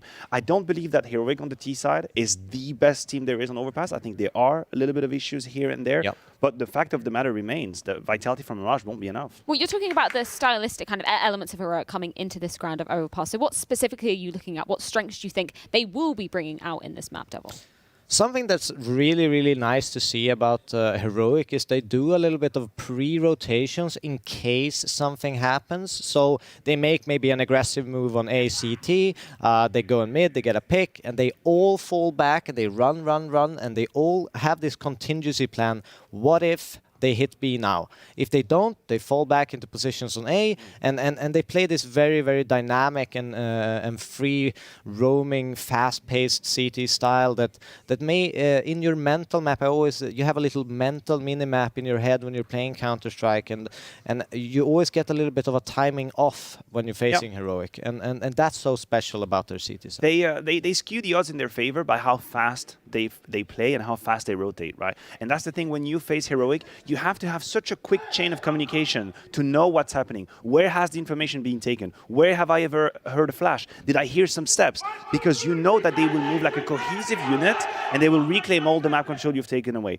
But I haven't really seen that on the T side. I think what we are describing is the DNA of Heroic's CT side. Yeah. One of the reasons why they're one of the most horrendous defense to go up against. On the T side, it's a little bit more conventional, a bit more comfortable, and this is probably where you could see a weakness. But again, it has to be proven. Huh? I mean, Heroic will be starting on that T side of things as well, so Vitality hoping to get off to a hot start there. And you're talking about particular holds that you've potentially seen in the side of Heroic. What are you hoping for Vitality to be capitalizing upon if they want to have a hot start to this map? I mean, I've already put Apex on a standpoint for Mirage, so I'll go a different direction. I think ZywOo never found any comfort zone on Mirage, and we should not stand here and pretend that he's not going to be invaluably important in that game, right? I think if you can put the big green in his hands and then he can find some of these moments where he can just go from angle to angle to angle and let the game come to him, this is where you get the best out of him. I think on Mirage, the rhythm of the game was just too fast. The pace was too quick. He was definitely 1 or 2 notes behind the music,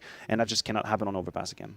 I think you, Freya, put it also excellently. The positive sign for Vitality is actually they start on the CT side. They get to get into the groove a little bit. They get to have ZywOo get some flow, and reference to that Kassad tweet again. They get to dictate a little bit of their own rhythm with their own individual decision making. So that's a good one. But they really need to shut down Heroic's momentum early on. Otherwise, it's going to be a really, really tough time for them. And something that we have mentioned in the past at these desks, whenever they have a strong hand in the round, whenever they have a strong hold and a power play, remain calm. Yep. Don't overthink, don't second guess. If you think you know how to maneuver a 5v3, stick to your guns. If you think you have to rotate, do it cleanly. I don't want to see what I have seen against Big many times in commanding situations. They doubted and they allowed Big back into this game.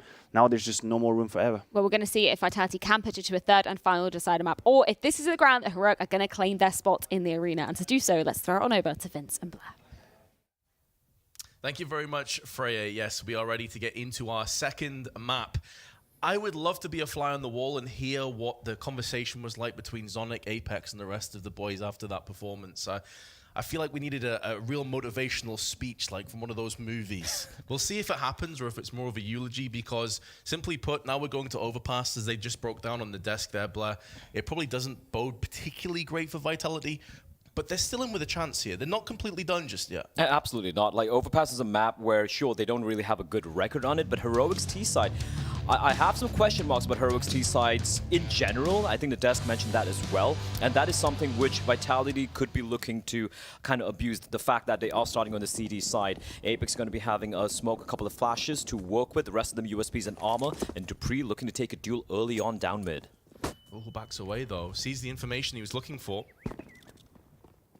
but may have sold a false narrative, because although a flash went out, it's not a full-on bathroom or a hit, and there are players outside of B. Masuda is about to walk into Cadian, but Cadian comes out second best. He had him dead to rights, Vince, but now they're going to peel back. They're going to go for an aggressive peel towards Monster, and they're falling apart here, Vince. Here comes the push. Tess is going in first to hand the bomb though, and he doesn't need any feedback. He doesn't need anyone to help him out. He's a one-man wrecking crew right now with that Glock. 2 heads have already been claimed, but Vitality, they aren't going to have to repel this push because Heroic are backing away. Or at least they're faking the idea of backing away. They haven't fully committed. They're going back onto the short B side. And the CTs did over-rotate. All 3 players have left the vicinity. They are aggressing though, and now with that, they're like, there's no one towards Halt. Ston, his head's been spotted out by Apex. Preemptive flash towards Monster to potentially kind of lure Heroic into thinking there are at least a couple of CTs there towards B, and here comes the flank from Magisk. This could be everything. The door is closed though. I love that flash, as you said. That was just baiting out that they had more strength up their sleeve. All a ruse. But Refresh can hold in position. Just needs to listen for the sound cue. It feels like Apex, if they're going to win this round, it needs to be him landing a couple of headshots here on the approach. And so far, that P2000 has not really landed anything. Major's though unable to deny the bomb plant as Apex is going to hold his line. Tess is with his 3rd frag, still alive, still getting headshots. And it comes down to Apex. Stown backs away. The pillar is now a sanctuary, and Apex will go down to Stown. Heroic take another pistol. What a huge round there from Tess. 4K for him. The second kill he gets from Monster was just nuts. He immediately spins around. He was avoiding the flashbang, spins back, finds a second kill. And this is with Masuda getting a great kill and great opening onto Cadian. And despite the flank coming in, despite the bomb not really being defended, Tess is so very good in these positions, getting away with murder, and in the end, Ston, you can always believe he's going to be clutching out these sort of rounds. Apex not able to deal the final blow. Heroic with the buy coming out here. It's going to be 4 Mac-10s, a fast play towards B, and there is no one there. Vitality opting to go for a bit of a long, stack. Refresh is rushing on in. They read this from Vitality. Usually on the, I mean, it's a very basic fundamental of overpass. You can even see it like when you're playing a matchmaking, for example. You win the pistol round on the T side, you opt to go towards long, right? Where with the weaponry afforded, you can avoid any of the close range duels, which you might have to contend with in, let's say, in connector towards the B bomb side. So Vitality going for the 4-man stack. It was just a full eco though. I do believe Apex had a little bit of utility, but that's about it. Magisk with the P250. But they will not really find anyone to contend against. It was a full eco for Vitality, meaning they will be able to purchase the M4s. Although it won't be ideal, Vince. We might see a couple of players going for maybe an SMG or a FAMAS buy just so they can eke out a little bit of extra utility. For Heroic, I do wonder what they're going to do with this. The 4 Mac-10s, something you don't see that often. You see maybe 2 or 3 SMGs coming out and a couple of rifles. But because of the 4 Mac-10s now going up against the rifles, I am curious to see what Caden and his men have in store for us here. Another fast play perhaps towards the B bomb side, I wouldn't be too surprised. Something they touched on with the desk as well is if there is going to be a potential liability on Heroic, it might be this T side. So starting off with a comfortable 3-0 start, if they were, and to break down this early buy would be such an awkward position. And keep in mind as well, Mirage started off with a vast lead and Heroic just posting up rapid rounds on that CT side. So Vitality, the pressure is on. And Dupree gets bested by Tessis with a Mac-10. That should never have happened. That is so rough of a start here for Vitality. They got the rifles, and that's an upgrade. That is an upgrade for the side of Tessis, and we've spoken about how incredible Tessis has been for Heroic this entire tournament. He did get overshadowed by Ston on Mirage, but he's off to a great start here. 5-1 already. You see the smoke coming in from Monster. Magisk, the only player now towards the B bomb side, and look at this play. They're going to be going for the delayed play towards the B bomb side. 4 players grouped up. We still have Shush towards connector with the Mac-10 to prevent the flank from taking place.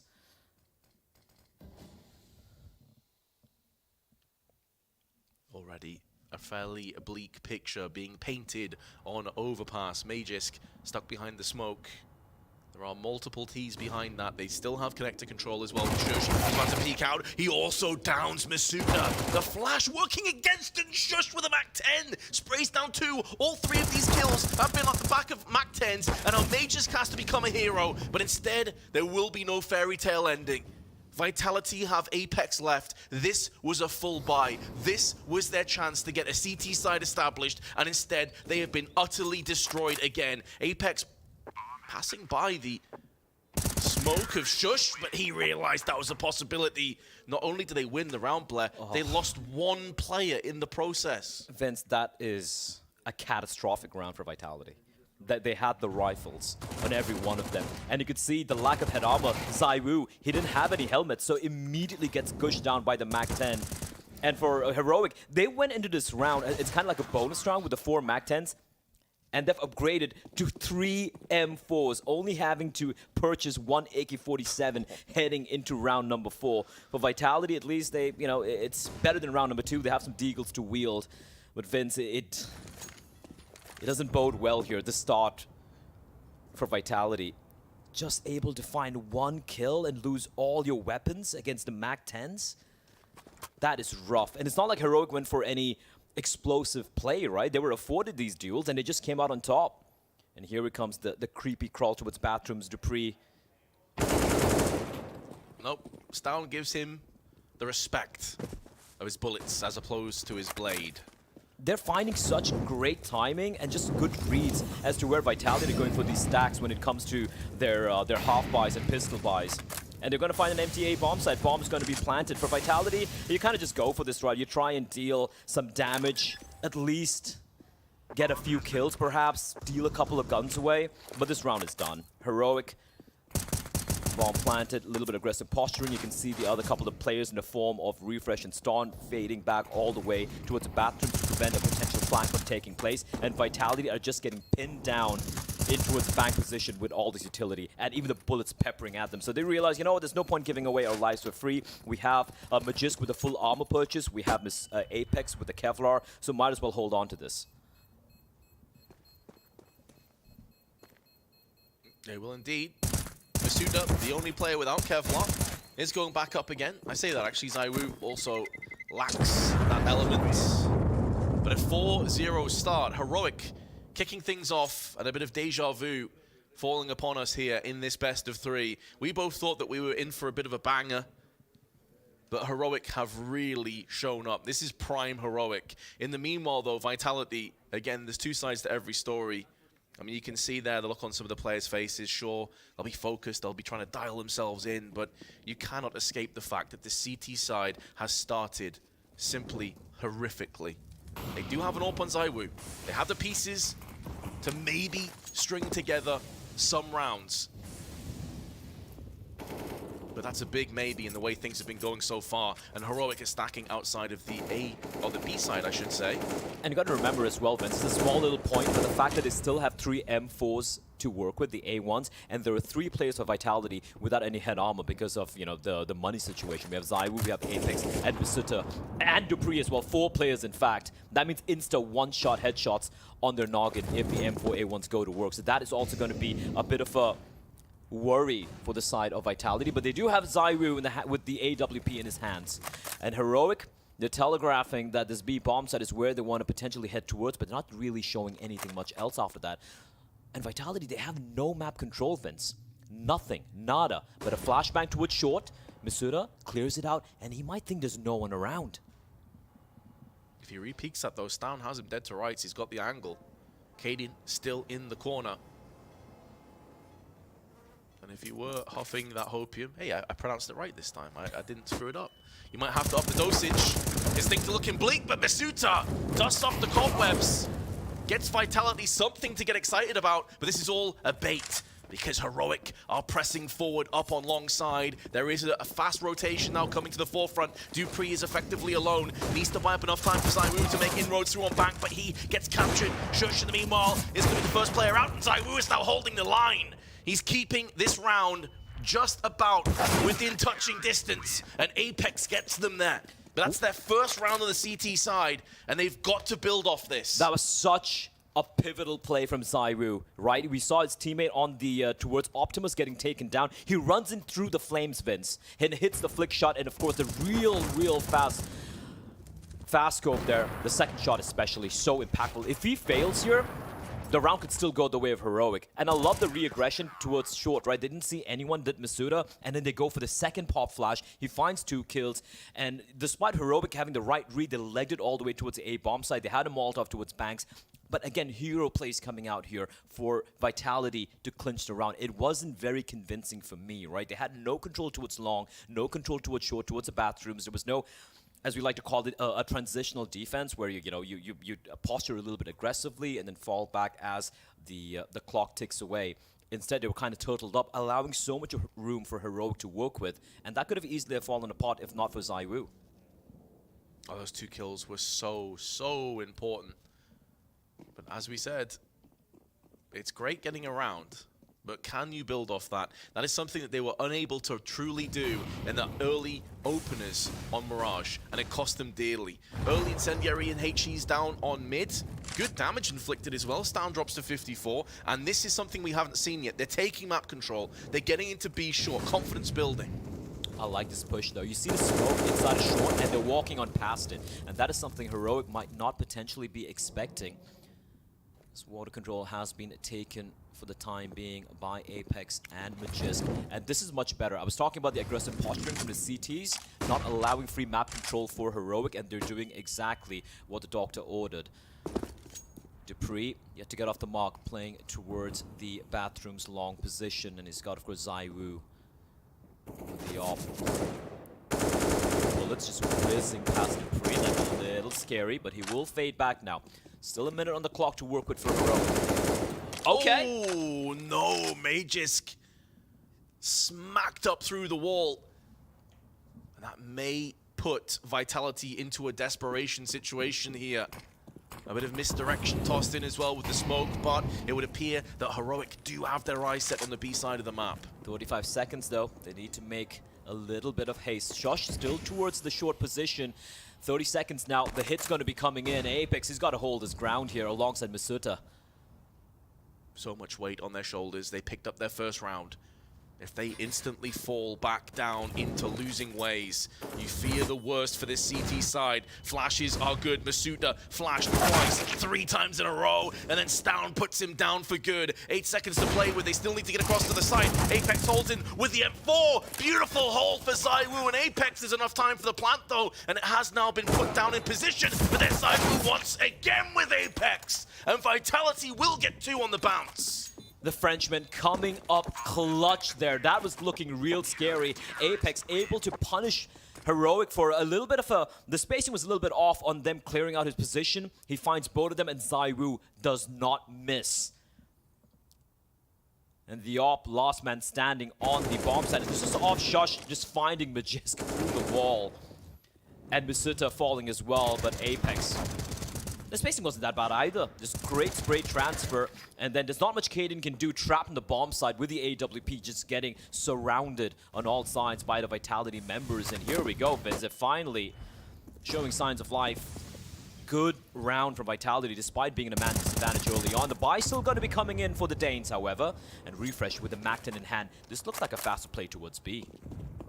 It's slowed a little bit, stymied on the push. Smoke's been put into play.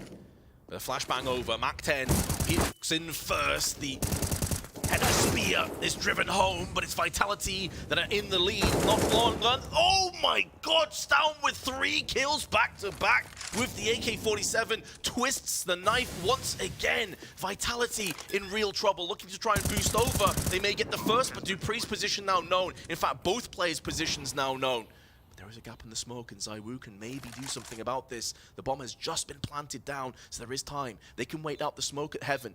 Try and pincer in on Cadian. Now the smoke is clear, but so is dupreeh. Cadian nullifies him, and ZywOo has it all to do with his deagle and the orb. He spots Cadian, drives home the headshot. ZywOo desperately clambering for position, for information. Molotov is good. Shush will be forced down to the open. Noise is made, and ZywOo so close, yet so far. Heroic get a 5th. He played that so well, Vince. He throws in a Molotov. He knows that Shush has to peek in, but Shush coming out on top. He was so very low as well. Valiant attempt there, but Stawn, what an opening, Vince. It felt like they'd done enough. He finds both the players towards Monster, catches the 3rd player as well inside of water, and then the round just crumbles. And despite the heroics of ZywOo, the force buy for Heroic, they snatch it back, and you look at the state of the economy of Vitality. They're, again, early on in this game, scraping the bottom of the barrel. They're going to go for a bit of an aggressive play here. The MP9 in the hands of Apex. A Deagle, a FAMAS. At least they have an op still for ZywOo, and an A1 for dupreeh. Utility, very sparse as well, Vince. One smoke, a handful of flashbangs, and a couple of nades. And I don't see... Okay, just the one kit. And Zaiwu, entrusted with the AWP, he's got to make it work. Apex actually challenges the question. He will fade back, and simultaneously, Ston will find Dupree. That's the A1 taken off the board. They still have the AWP, though. They still have chances. HE tossed out, one in return. A back and forth, a bit of a stalemate on the B side, but this will open up avenues through connector into bathrooms. Vitality have no forward contingent that can relay information, no early warning system to deploy. And so they're going to try and flash and play aggressively, but Cadian smacks Masuda down while flashbanged. And a 2-for-1 trade falls upon us. 40 seconds to go, and there is a flank coming in. The misdirection again calls for Vitality to rotate off from the A side, but Zaiwu, his sixth sense is tingling, and now with mollies and smokes landing, he knows what's coming up. The timing could be everything. He's gonna get caught though, and Stown will punish him. Vitality looking to concede for a 6th time on their CT side. It's gutting. It is so very gutting for Vitality. Zaiwu, he got the right idea, he got the right inkling. It's like this could be just a ruse towards the B bomb side, but the timing, they're getting caught by Ston. Again, impact kills being found by the young Dane, 2 kills for him. And at least for Apex, they were able to take down Cadian, so even though they lose the op in hands of Zaiwu, they will still be able to retrieve one. And Heroic, not really, there's no need for them to really go for the Hunter. Money really isn't necessarily in such a great place for Vitality, though. I'd envision they drop the op to Zaiwu, maybe purchase a few pistols, a Deagle's coming out over here. Yeah, should be able to purchase a Deagle's and maybe a little bit of utility, but that's all they'll have this round. It's going to come down to the hero AWP and to see what it can do. We might even see Apex just wield this, right? He's got Kevlar, but no. He's going to be dropping towards Zaiwu, who's going to purchase some Kevlar to work with. But the rest of them, some pistols, are going to be coming out. Heroic. There were questions about this T side from this team, especially in Overpass. They had a real... actually, they got off to a really good start yesterday against Ents on the T side of Overpass, but it was Ents grinding it back, able to stop the streak they found themselves in. Right now, Vitality, despite a couple of rounds, it's still a rough position they find themselves in. For those of you just tuning in, map number 1 was the pick of Vitality's on Mirage, where Heroic had no trouble winning in a very convincing fashion. So Vitality have their backs against the wall here. Here comes the play. From the T's, just looking to get control off bathrooms. Dupree's there, and he's got Zaiwu. He is posted on that A bomb site towards long for the time being with an AWP, but Heroic, they're poking and prodding both extremities of the map simultaneously. Refresh gonna be dropping the flash to a teammate that can maybe put him into position. Mages through the smoke. Threads the headshot. That is Refresh, who thought second best of getting into Monster quickly, and that indecision cost him his life. Still though, even with that early casualty, Vitality are still in a very awkward position. Again, Connector is free reign, free real estate on the side of Heroic, so they can push back and forth and look for fast rotational plays. But there is now not much time on the clock, and Heroic will need to make a decision and stick with it. Damage done through on the Monster, but they've still pushed up. This player's running with their knives out, they have no idea. And Mages with 3 deeks shuts the round down. Shush can do little but try and run in, and Mages smacks him upside the head too. 1 HP, Vince. What a round. What a round. And if that doesn't wake up Vitality, I don't know what will. That was magnificent from Magisk. The ace with the deagle.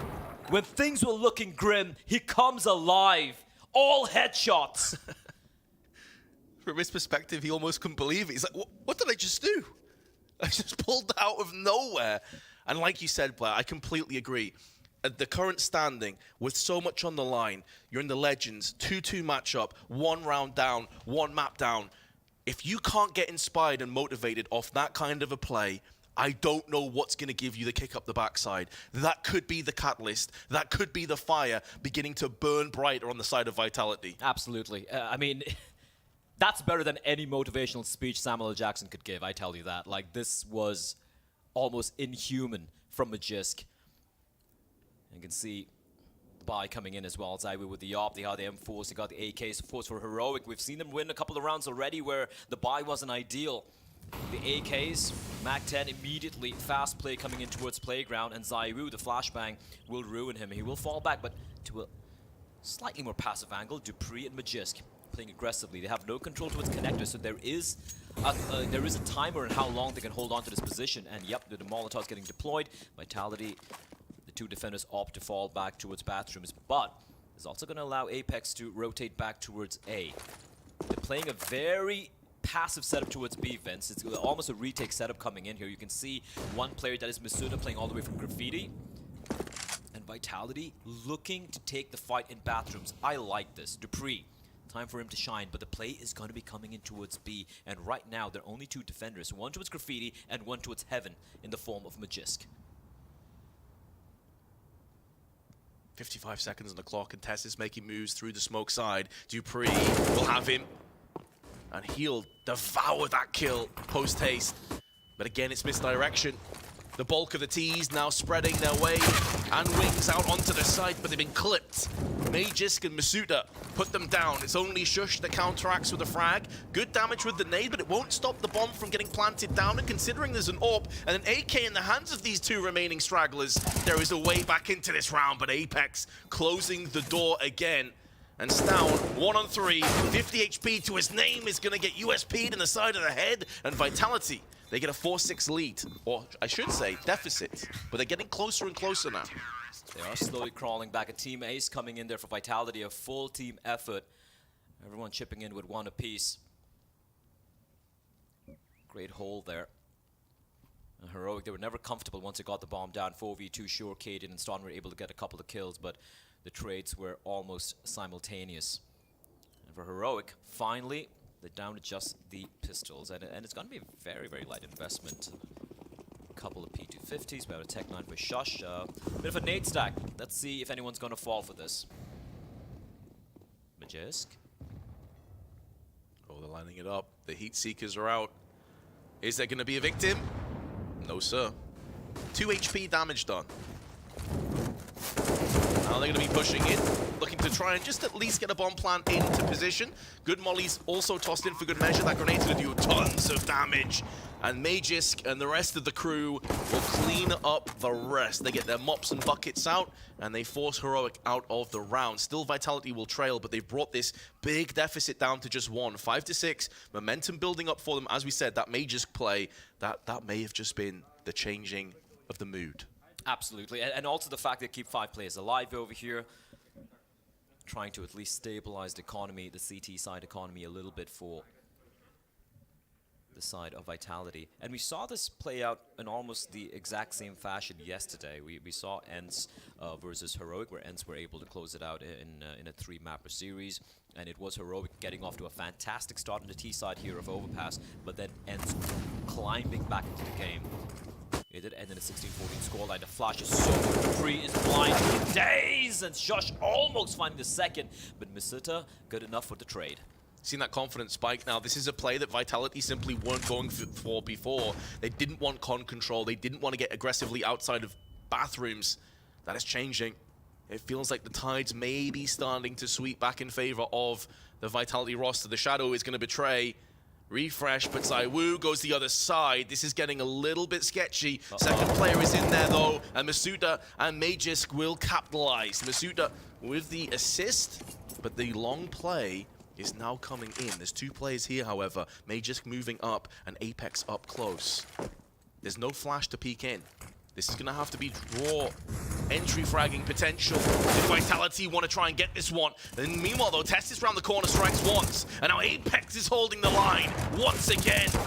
And with Cadian somehow surviving on 13 HP, this is still a winnable round, but the grenade chunks him, puts him in his grave. Oh, that got so close, Vince. Zaiwu was on 12 HP. It was a 1v2. Masuda down to 50 as well. I could have seen a world that round could have spiraled for Vitality, but a huge 2K from Apex. Not able to quite find a third, as we have a tactical timeout getting called here. Exist calling for it as they talk things through. Despite the fact that they had a great lead initially, Vince, it has dwindled away, and finally we see a little bit of a smile on some of the faces of the Vitality members. No one's talking on the side of Heroic. It is Exist. The coach, a major winner, part of a legacy, storied team of old. Of course, tactical timeout getting called by Heroic means that Vitality can also stalk things through, calm things down. They've lined it up, Vince. It was looking rough. It was looking like it was a replay of Mirage. But now, if they can continue the streak and get to a 9-6 scoreline, suddenly, Vitality, they could be back in the game. You cannot ever count out this team. Despite some of the struggles they've had, you look at the players in the lineup and you're like, yeah, this is a team that should be playing in the arena. For Heroic, it's going to be the Pistols coming out here. They are taking a lot of damage. Apex with a cheeky wall bank, and Mesita as well nearby towards short. A 4 drive-by on the Tessis, though, does get them a little bit of reprieve. They relinquish a couple positions on the site. Looking for a plant at this stage. Apex, who's been very solid on this B side of the map, 11 kills distributed from him. Bit of damage inflicted to Tessis, gets finished off by Dupree, and now maybe Refresh can catch him in the back, but Dupree checking his angles. KD does have the bomb, however, and he's managed to sneak his way out. And considering there's no players on A just yet, he might be able to wiggle in for a post plant here. He's got a bomb down. Yeah, that's a win already here for Heroic. If they get an extra kill, that's a bonus. Oh, he came off the bomb. I think he was anticipating those players up close, and he wanted to go for kills instead. But regardless, he wasn't winning the round. Yeah, he wasn't winning the round. Way you spin it. But getting the bomb down would have at least been an overall net positive for Heroic. For Vitality, not only did they win the round, they prevent the bomb from getting planted, but more importantly, again, they don't suffer any casualties. As we head into the final few rounds of this first half, right, you want your economy to be in a solid place, and it is in a very, very solid place right now. Zaiwu over 10k, Rustin them an average about, $5,000. That's good enough to work with. Penultimate round coming up here in the first half of map number 2. Vitality now well and truly on fire. The embers were sparked by Magisk's beautiful Deagle play. And now the fire burns bright. Zaiwu in connector. Joined as Dupree will be watching his 6, and that Molotov could cause a few issues here, actually. It forces him to throw down a smoke. That puts them in such an awkward position. A lot of damage was also done in the process to Zaiwu. He's down to 39. And this now forces their attention over on the balloons area, but it's Long that's getting bypassed. Long control attained. Heroic pushing through. And Apex is very cognizant of that fact. He's going to be slowly creeping on around behind the boxes. This, one of the few times he's not killed at least one player as they look to invade. That will be the A side falling, but the bomb's not with them. They still have to wait for Cadian to join the push. Look at where Shush is, right? He's inside a party, and the moment they come out from connector, he's going to snipe them down. So right now he's going to play this push. Magisk finding Stun. That is massive. Hefty damage though. Major's down to 19. Feels like Zaiwu needs to have some impact here, and he won't get it. Shush on party. Spoils the round for Vitality, but there's still 30 seconds. There's still a way back into this. Heroic may be overthinking. Now they're going to explode onto the site. Now they'll get this plant down. And Shush is still being a pain in the backside, still watching the middle portion of the map and having control over connector. Even if he dies, he acts as an early warning system to his teammates to quickly revenge him. The fact that they got money, Vince, they're going to be going for this, but Magisk is so very low. This one's not going to be easy at all. Masuta needs to go big, and how the hell is Dupree going to get the hell out of connector? Tessis low HP though, 1 bullet on him and he's gone, but time is so very low, and now Tessis will show his hand, show his position. Cadian shuts it down, and Dupree can do little but pick up Zaiwu's AWP and look to save. He's going to get pushed in though from Shush, and misses the shot. No saved AWP. And we are tied again at 7 apiece. Money's not a problem for Heroic, though. Sorry, for the side of Vitality. They can easily buy up. They had oodles of money, which is what allowed them to even attempt that retake, considering it was a 3v4, considering Magisk was so very low. But this opening, their Apex needed at least 1 kill towards Long. But a great switch in the pacing. Heroic haven't really gone for this fast play towards Long ever, right? Just running on in, and even though Apex was starting, his spider sense is starting to tingle a little bit, he still got caught with the double peek, and you can see, as usual, very, very emotive man. Once more, they go for the triple stack nade, but no one there because Magisk is so far ahead of it. He even gets the dink. Nice. Gets taken down with a follow-up nade from Apex. Finds Cadian. Shush, though, he's biding his time, waiting, and Dupree's gonna fall here. It's hard to see how Dupree wins out in this fight unless he just stays in position, has a little bit more confidence in himself, but Shush will get his man. Just beforehand, Refresh was put down short though, and ZywOo capitalizing on a dry peak from Tessis. So the ebbs and flows, the back and forth still favors Vitality. And Shush was tagged earlier from Dupree. A lot of this may come down to Stown. As is often the case, he was a mammoth on Mirage, dropping well over 20 kills. Apex now boosted up though. They have 2 incendiaries. They have a HE. There's plenty of opportunities for them to stall and stymie this plant. But that's off the basis that they can stay alive. Stown with the AWP is going to be going in first. They may try and draw out the fire and send Refresh in, or Shush I should say, just ahead of him. The slow peek gets the kill. And now they know that Masuda is here. He tosses in the incendiary to try and stop the plant, but it's too deep. It's too deep. It's not going to do anything in terms of yielding the denial. And neither of them are affected by this Molotov. That's a big moment that could be slipping away now on the side of Vitality. And ZywOo, as he tries to come down through the connector side, knows he'll be making noise, so he's taking his sweet time, flashing out for his teammate now, as Masuda gonna try and close the gap. Smokes, plentiful, on the side, makes this a hard endeavor for Masuda to try and clear out, and he doesn't check his angles, and he gets punished. ZywOo, last man standing, but not for much longer. And it will be Heroic in the lead going through into the second half. Sometimes it feels like Ston might even be the best operator in this team. Just clearing out every single angle. Apex was so sure that be coming out from Monster. He saw a little bit of a shoulder peeking out, but before he could even react, Ston finds him. I do want to see his POV because that was such a good shot to hit. Look at this. You can see Apex almost about to turn.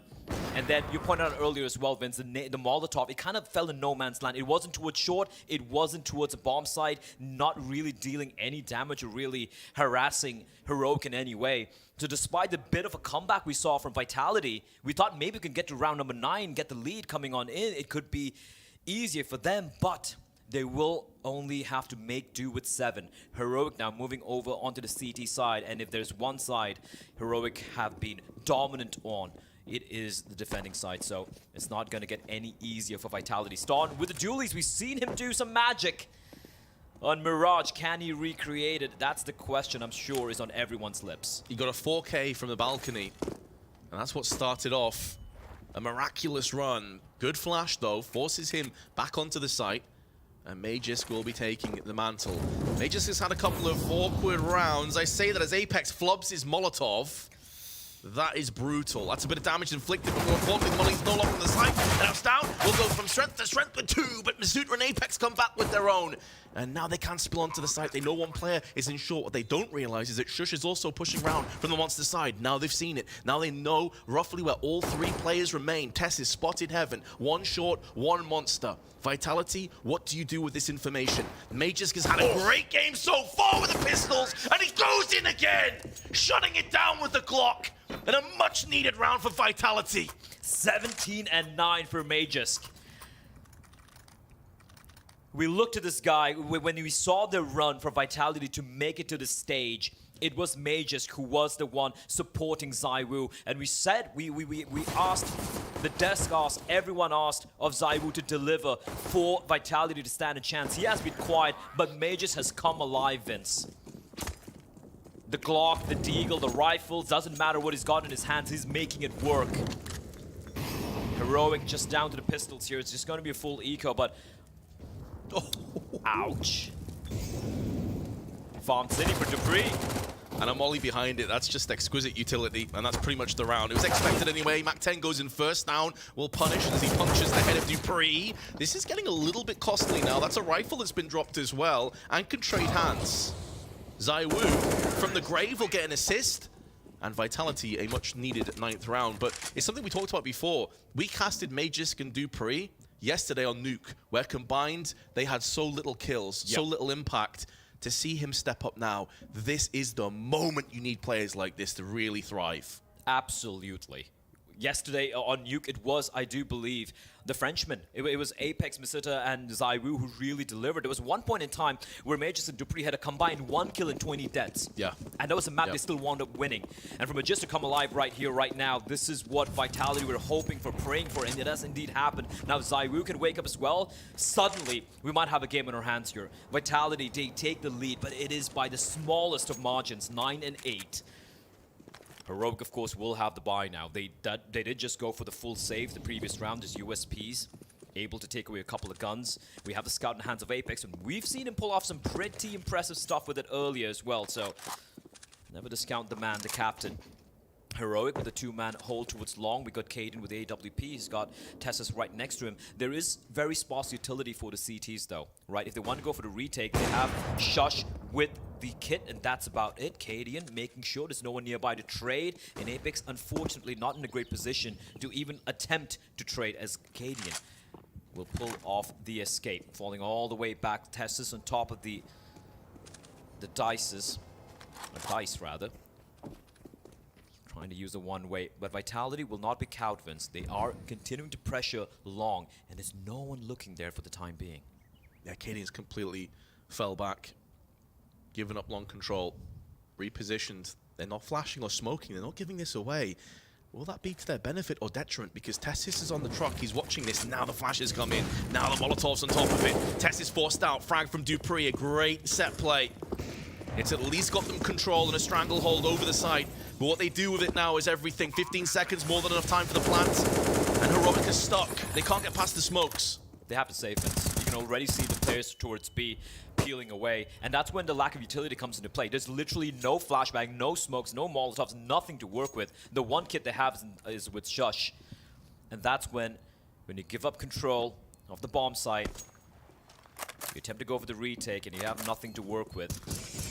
And also, like, they had no control towards connector either, right? So they didn't even have the potential of an early flank. Maybe get a kill, but a good round for Vitality. They lose Masuta early on, but then they continue to reaggress towards long, something Heroic weren't expecting. Caden was nullified, Bank was Molotov, or just smoked off, and a perfectly timed flash and a Molotov and the peek to take down the player towards Optimus as well. Well constructed round there from Vitality, despite being at a deficit early on. Yeah, Cadian got away with murder, the hit and run, back on long side. But Vitality able to compose themselves. Just the IGLs calling for what's going to be coming up in our 19th round as a result of the save. It's an MP9 that joins the rest of the fray. Early Incendiary gets extinguished, but there is a HE behind it. Does very little damage, in actual fact 0 damage. And now they're going to spill onto the party, but Tessis, he shuts it down with the A1S. No health lost in the process. 2 free kills, and he can hold position. He's done so much for his team. Looks to try and draw away. Fall back, spray down. Apex will deal with him. And the second as well, as Cadian comes out peeking and gets punished. What a recovery from the captain. The bomb has been spotted, however, and we see the aggression from Shush. Looking to find something, Majist. He needed to win that duel. Shush down to 19 HP, but he's found him. And now it's all on Apex and Dupree, the veterans, to turn this round around. Man advantage, but barely, Vince. Shush has been so banged up and is all by his lonesome towards the B bomb set, holding the off angle in front of Monster. He's got a smoke getting deployed towards short by his teammate. That is Refresh. But if Vitality head towards the B bomb site, there is a real possibility they can turn this one around. Apex already clearing out towards T-spawn. And now if Ston opts to be adventurous and head towards Connected, that's when things could get real dicey. We can see the fact that Ston's cleared out everything. They know it's going to be a B play coming in. 30 seconds on the clock. Your Refresh has arrived as well. This could go so wrong for Vitality. He's bolted it up, and now Stan's going to get the freebie. That's the bomb as well. Apex is down last. A very important round for Heroic. Their economy was on the line. Vitality will be able to buy again, but that deficit now has been drawn to just 1. A bit of a grimace on the face of Cadian. That was such a back and forth round, Vince. The first 2 opening kills, great bait and switch. Caden takes a shot, falls back. Tessus with the off angle, finding a couple. It looked like right there the round was won by Heroic, but Apex, he brings it back with 2 pristine kills. But the kill by Shush onto Magisk. Magisk was even holding the angle, but the M4A1 comes out on top, and that's when it just went so wrong for Vitality. And again, we saw how Stone being so proactive, right? He was clearing out all the bathrooms, Connector, he finds a timing on towards Dupree as well. And in the end for Apex, like, it's a 1v3, Shush with the off angle, and even if he got taken down, Refresh is already on the B bomb side. Heroic able to steal around away here from Vitalities. We have attack timeout getting called the third of this map for Heroic. For Vitality, though, they will have no trouble going for a buy here. Magisk will go for the AK and armor, meaning no utility for the man. Galil for Masuta is pretty sparse utility-wise here for Vitality, right? We see a couple of smokes. Should be seeing the Molotovs. Yeah, just 2 mollies, couple of smokes, going to be a handful of flashbangs. 2 players with nothing apart from their weapons, that is Magisk and Masuta. So I do wonder what they're going to be trying here. They won't have too many opportunities presented with a lack of nades to try and, you know, go for some more complicated strats, try to go for fakes and whatnot. Might be even seeing just a blunt force approach coming out from them. For Heroic, though, they've upgraded the weapons. I think Refresh upgrades to the M4A1, and they have a full-fledged buy. All the utility, all the weaponry, and few kits as well for Heroic. Tests his early grenade, but won't be bothering Vitality. It was only ZywOo that pushed up alone. Gap in the door, which was actually brought into play from Vitality, nearly works against them. Some chip damage done over on the connector side. They've bypassed that very quickly here, Blair. They've got early bathroom control going in their favor. So you said it might be a blunt force kind of round, and so far it's living up to that. Yeah, but look at the rotation taking place. 3 CTs already falling back towards the A bomb side. They have 1 player posted towards long. It's going to be Tessus. You should expect a flashbang here for them to clear this angle. As they clear out long and bathroom, we can see the re-aggression from Heroic. This is what they like to do. They want to find information. They're now going to try and wrest bathroom controls back, and that could potentially send Vitality back towards B. If they find the right timing, there's only 1 defender there, and that is, of course, the man himself, Shush. There's smoke posted up, though, on Monster, but that's the only smoke that's currently in play. Shush has another one on his utility belt. He can toss that down, but still, only Shush sits here. The amount of respect, the amount of trust that Heroic have for him to watch the site alone is vast. But now they're sending players down to the B side, one of which is Cadian. Stown also in. Smokes and mollies connecting. Cadian is burning alive. 27 HP left. Stays a little bit too long, but now it's down to Shush. He's got the perfect angle. He's going to strike once. That's the bomb that goes with him. But Masuta is quick to return fire. ZywOo avenging onto Stown. Gets a second as well, and Heroic are pulling the plug. They are getting out of dodge. Vitality have cracked the B site again. And that's a Heroic CD style. Just the fact that they go for this gamble stack, so to speak, without really having much of information. This time it comes and bites them in the back. I think Shush did whatever he could from that position. Maybe he could have found a couple of kills once a flashbang was lobbed in by his teammates, only able to find 1, and then he gets dropped by, I do believe that was Masuda dropping inside of water. And Cadian, he stood for as long as possible in the flames to try and find a kill, but he had to fall on back, and his teammates getting isolated, and ZywOo with the AWP. I didn't even see where he got the first kill, but he ensured the flank taking place from Connector was gotten rid of as well, and Vitality back to the winning ways once more, making Heroic bleed. And I just want to take a look at the money, which should be still pretty stable for the side of Heroic right now. But Vitality, they're not allowing Heroic to run away with this. There we go. Star just goes for the wide swing, and immediate reposition from ZywOo. He knows there's a timing that Tessus is going to be sneaking on in, and they will extend the lead 11-9. Now for Heroic, as you pointed out, the money is still very, very solid indeed. They will still have yet another buy. But Vitality now starting to punish Heroic for their, shall we say, more unorthodox CD side approach. Cadian was aggressive up on mid, but knows this is susceptible to getting flashed out, so he will fall back. Also Tessus, lurking in the shadows of Connector.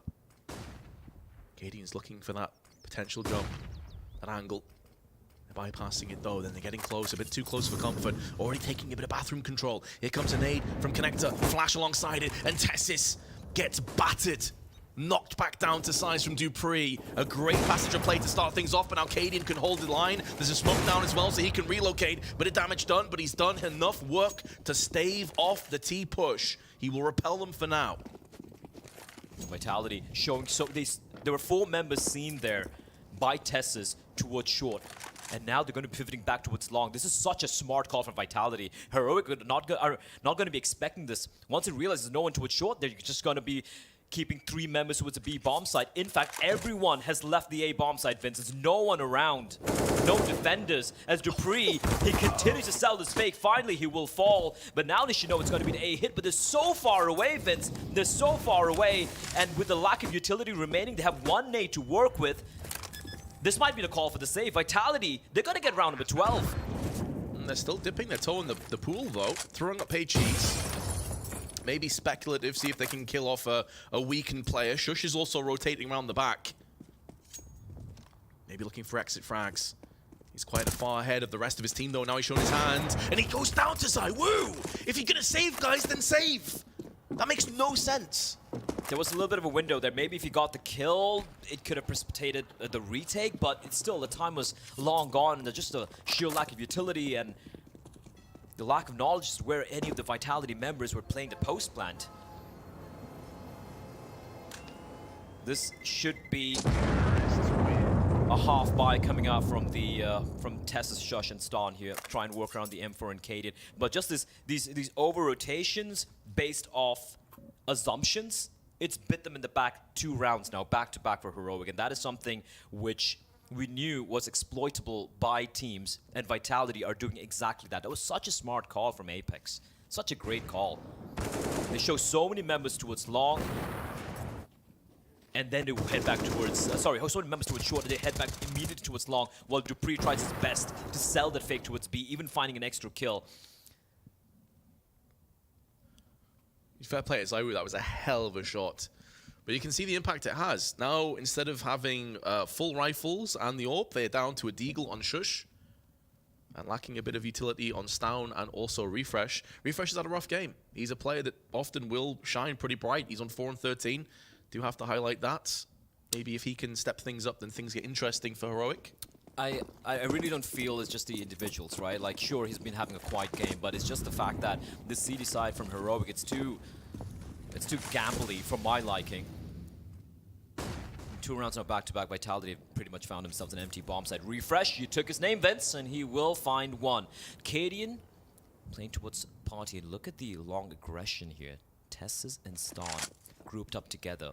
And the fact that Refresh has got a kill towards B, I'm assuming it is going to be Vitality starting to poke and prod towards A bomb site. But look at the push now, Vince. Look at the wraparound taking place. Tess is already inside a Party, but it is going to be a facet coming in from Vitality towards B. If they catch them off guard, this rotation means absolutely nothing. Incendiary down, headshots delivered from Dupree on a swivel.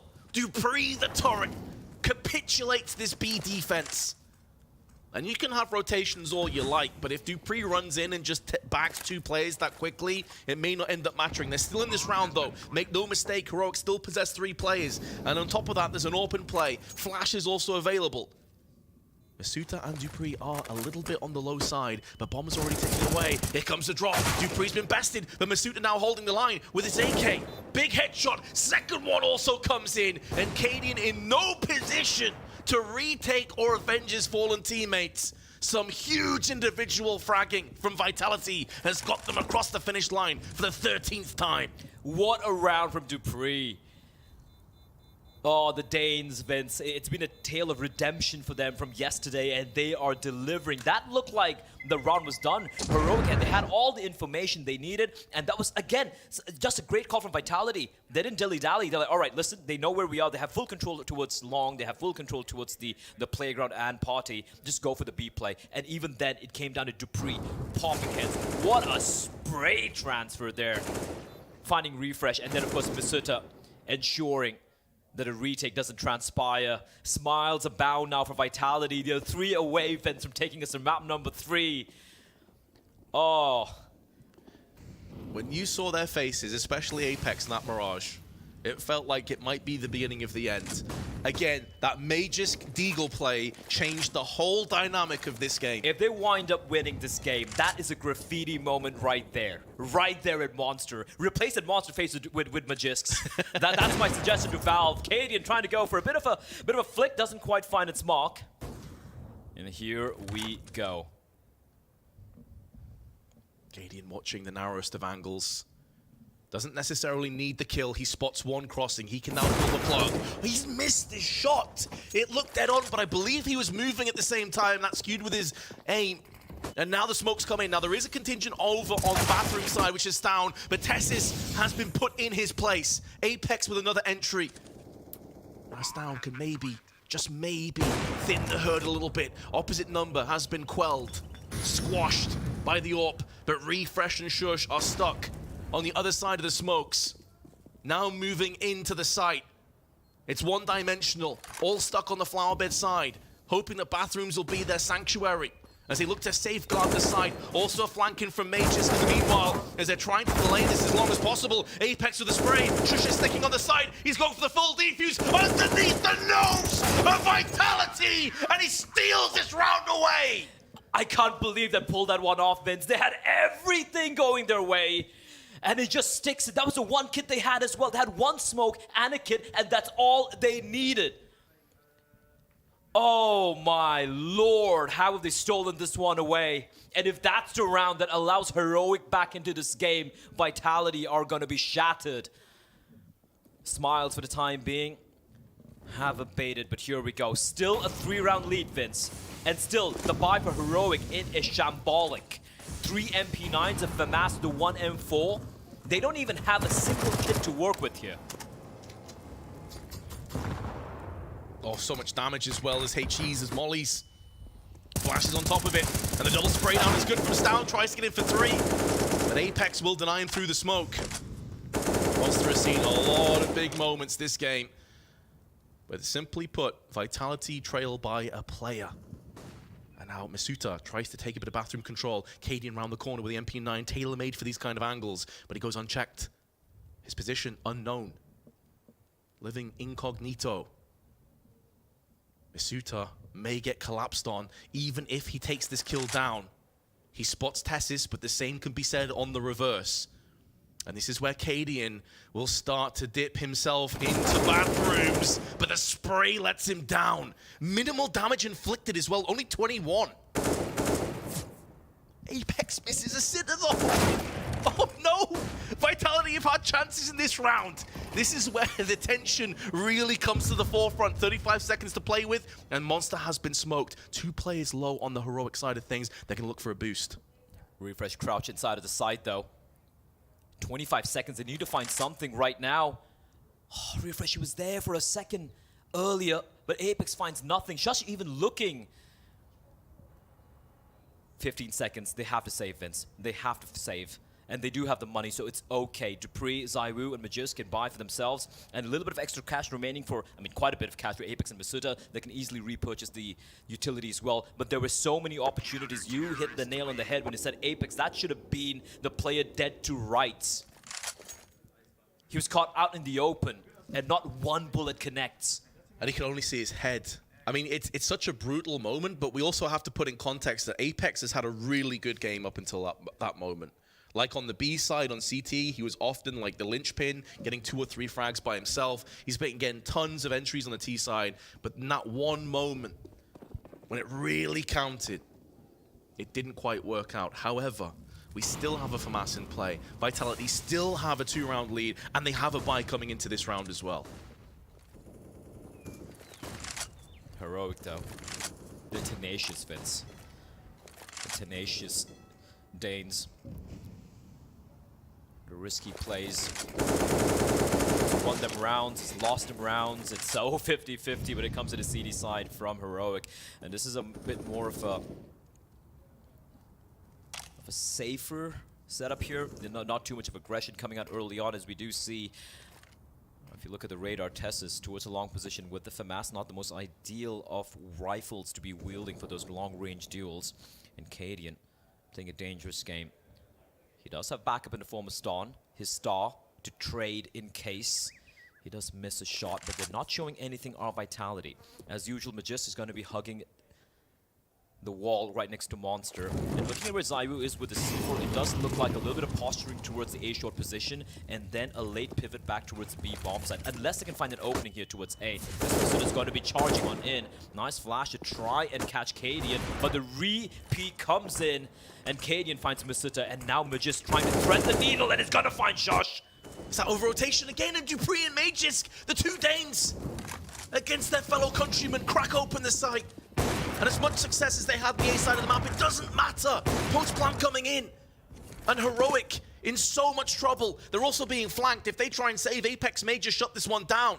This could be a complete collapse. They may have to press forward in order to get victory here.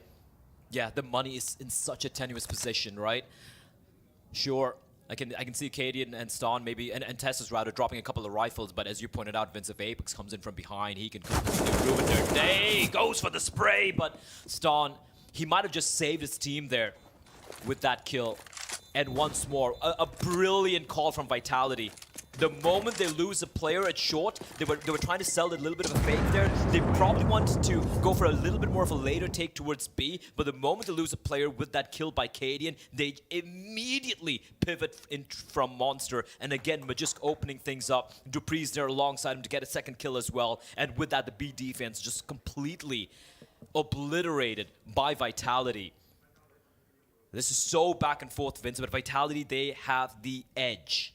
They are 2 rounds away from taking us to Inferno. You saw Zonic there as well, applauding, tapping Apex on the shoulder. He knew that call was pristine. So good in the heat of the moment. Still in conversation as the tactical timeout has came and gone. As you say, we are on the brink of heading to Inferno. And how often does Inferno deliver as a third map? It's not done yet though, Blair. They can't get ahead of themselves. They have to focus on the task at hand. And the task at hand is to put the last couple of nails in the coffin here on Overpass. And because of the save, Heroic will have a solid purchase available as well. Here we go though. Dupree charging on out, leading the stampede here of Vitality. 4 members grouped up. They're going to have Zaiwu towards long with the AWP potentially. No, he's going to be grouping up with his teammates. Now there are 2 players here for Heroic inside of the bathrooms. The 1-2 wombo combo in the form of Tessus and Stan, just the rifles. Cadian is going to be playing towards short, towards the B bomb site, and here comes the push. Oh, the little shoulder peek, the cheeky angle, it gives Tess's position away. They don't know it's 2 players though, they didn't hear the secondary gunfire out. Now they're going to be baited in, now they find out, but Stan gets 1, and a lot of damage onto the second player. Now they realize, okay, it was a double stack, guys, be wary, we may get re-peeked. Good utility there to force back refresh. And again, grouping up. Despite having lost his teammate, Tess is now going to be grouping up with Refresh, playing aggressively towards short. And you can see once more Vitality. They've deployed a very deep smoke here towards short, but with the aggressive posturing of the CTs, well, semi-aggressive, that's going to allow the B defenders to hold on to their positions. But his B bomb site, Vince, it's been split apart so many times. But Cadian here with the AWP, this is a first. Can he deliver? Oh, the timing is so brutal. He doesn't lose his life. It's the only small reprieve. And with 20 seconds, it may not end up mattering. But another second watching that angle, and this round could have completely fallen apart. He's still alive, still AWPing down though, Cadian. Crushing again on the side. Apex post plant, 1 on 4, 2 players are low. Spray is good for Testis, but he's getting encircled, and Refresh through the smoke will put him down, lay him to rest. Look at how low Shush and Cadian was, Vince. There was a world there that somehow Apex would have pulled off the seemingly impossible, but Refresh ensures he gets taken down. Cadian, despite almost getting CSGO'd, he manages to recover. No flashes, no Molotov in this position. This is something that Vitality have done time and time again, deploying the Molotov there to make Cadian feel uncomfortable with the AWP whenever they've gone for these B hits, but Cadian being allowed 2 freebies. And Vitality still on 14, still have the money for a full-fledged buy. And the double op setup comes here from Heroic. It's do or die. Vince still trailed by 2. We haven't seen this yet. We saw this on Mirage. We haven't seen it on Overpass yet.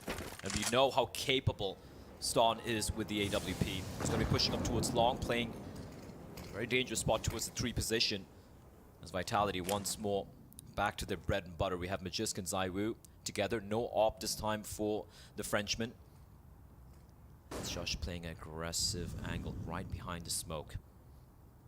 You can see Zywo just playing anti-flash as well. They're expecting Heroic to go for maybe a pop out for Monster, but slowly they will fade away. There's a very strong hold here though. 3 players towards B. And you can see the flashbang. It's going to be a tell for Tessis and for Cadian that there is a bit of presence towards short, but there's no one there. Oh man, this is such a gamble. Heroic have given short control away. Down. Misses the shot. Shush though is there, and now they'll go 2-on trade. Stow missing again though, and they will get punished. That should have been a complete shutdown. Vitality should have been wrecked there, and now Masuda's position is so important, so crucial. He sees one player pass, information relayed to Apex, and he'll deliver the goods, but there's a second player coming down. Cadian is on the brink of pushing, and I don't believe Masuda realized that. So Apex is going to be a foregone conclusion. How does Repeat cross? He has to go towards long. He's got to go towards long. 20 seconds. He's got to leg it, Vince. He's got to have the knife out. And Cadian now potentially aware that long is open. If he can catch him, this could be it. This could be the round. You can hear him. Cadian on the flick takes him down. 10 seconds to go. And that is the round-winning moment. Vitality's funds are grim. They may be into some kind of a rough half-buy force situation, and Heroic are breathing down their necks.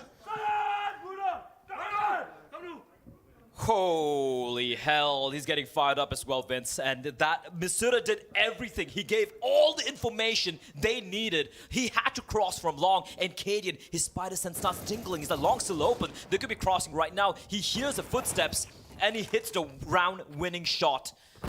Oh my word. These rounds are coming down to the wire. Masuda, he saved the Galil, so he's got no money, but he at least has a rifle. For the rest of Vitality, it's pretty much a full save. Dupree's got a Deegan, Kevlar, Apex with a P250. Unfortunately for Magisk, listen, if he had a Deagle, I'd still believe, but he just got a Glock. And against a full buy, don't really fancy his chances. Heroic, the best chance here to tie things up. Only have to contend with the Galil in the hands of Masuda. But what a disaster of a round there for Vitality. It felt like that somehow threaded the needle. It felt like that somehow found the hole in the defense. But Cadian, he says no.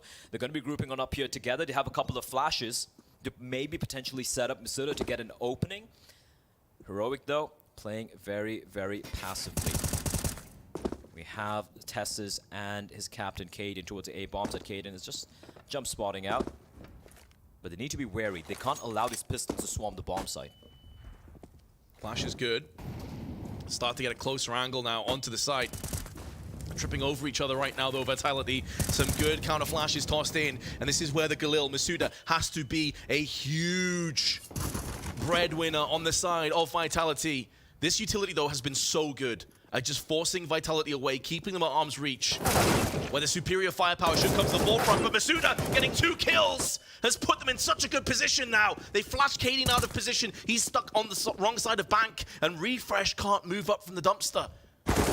It should be a plan. It could be so much sweeter. And Masuda going from strength to strength. He's picked up 3, and he single-handedly forced the Danes off the site. Vitality will have 2 map points. What a hero. What an absolute god. Masuda with the 1 Galil. He saw the barrel. He saw the barrel sticking out from Optimus. He goes to the pre-fire, gets the kill. The second one as well. Switching over to the M4A1. The only hope Vitality had in this round was Masuda going nuclear, and he went thermonuclear. That could be it. This could be it. This could be the round. Vitality, now they have 2 opportunities to take us to Inferno. They've done what a lot of us thought was almost impossible. After the beating they suffered on Mirage, the individuals come alive. Some incredible calling from Apex.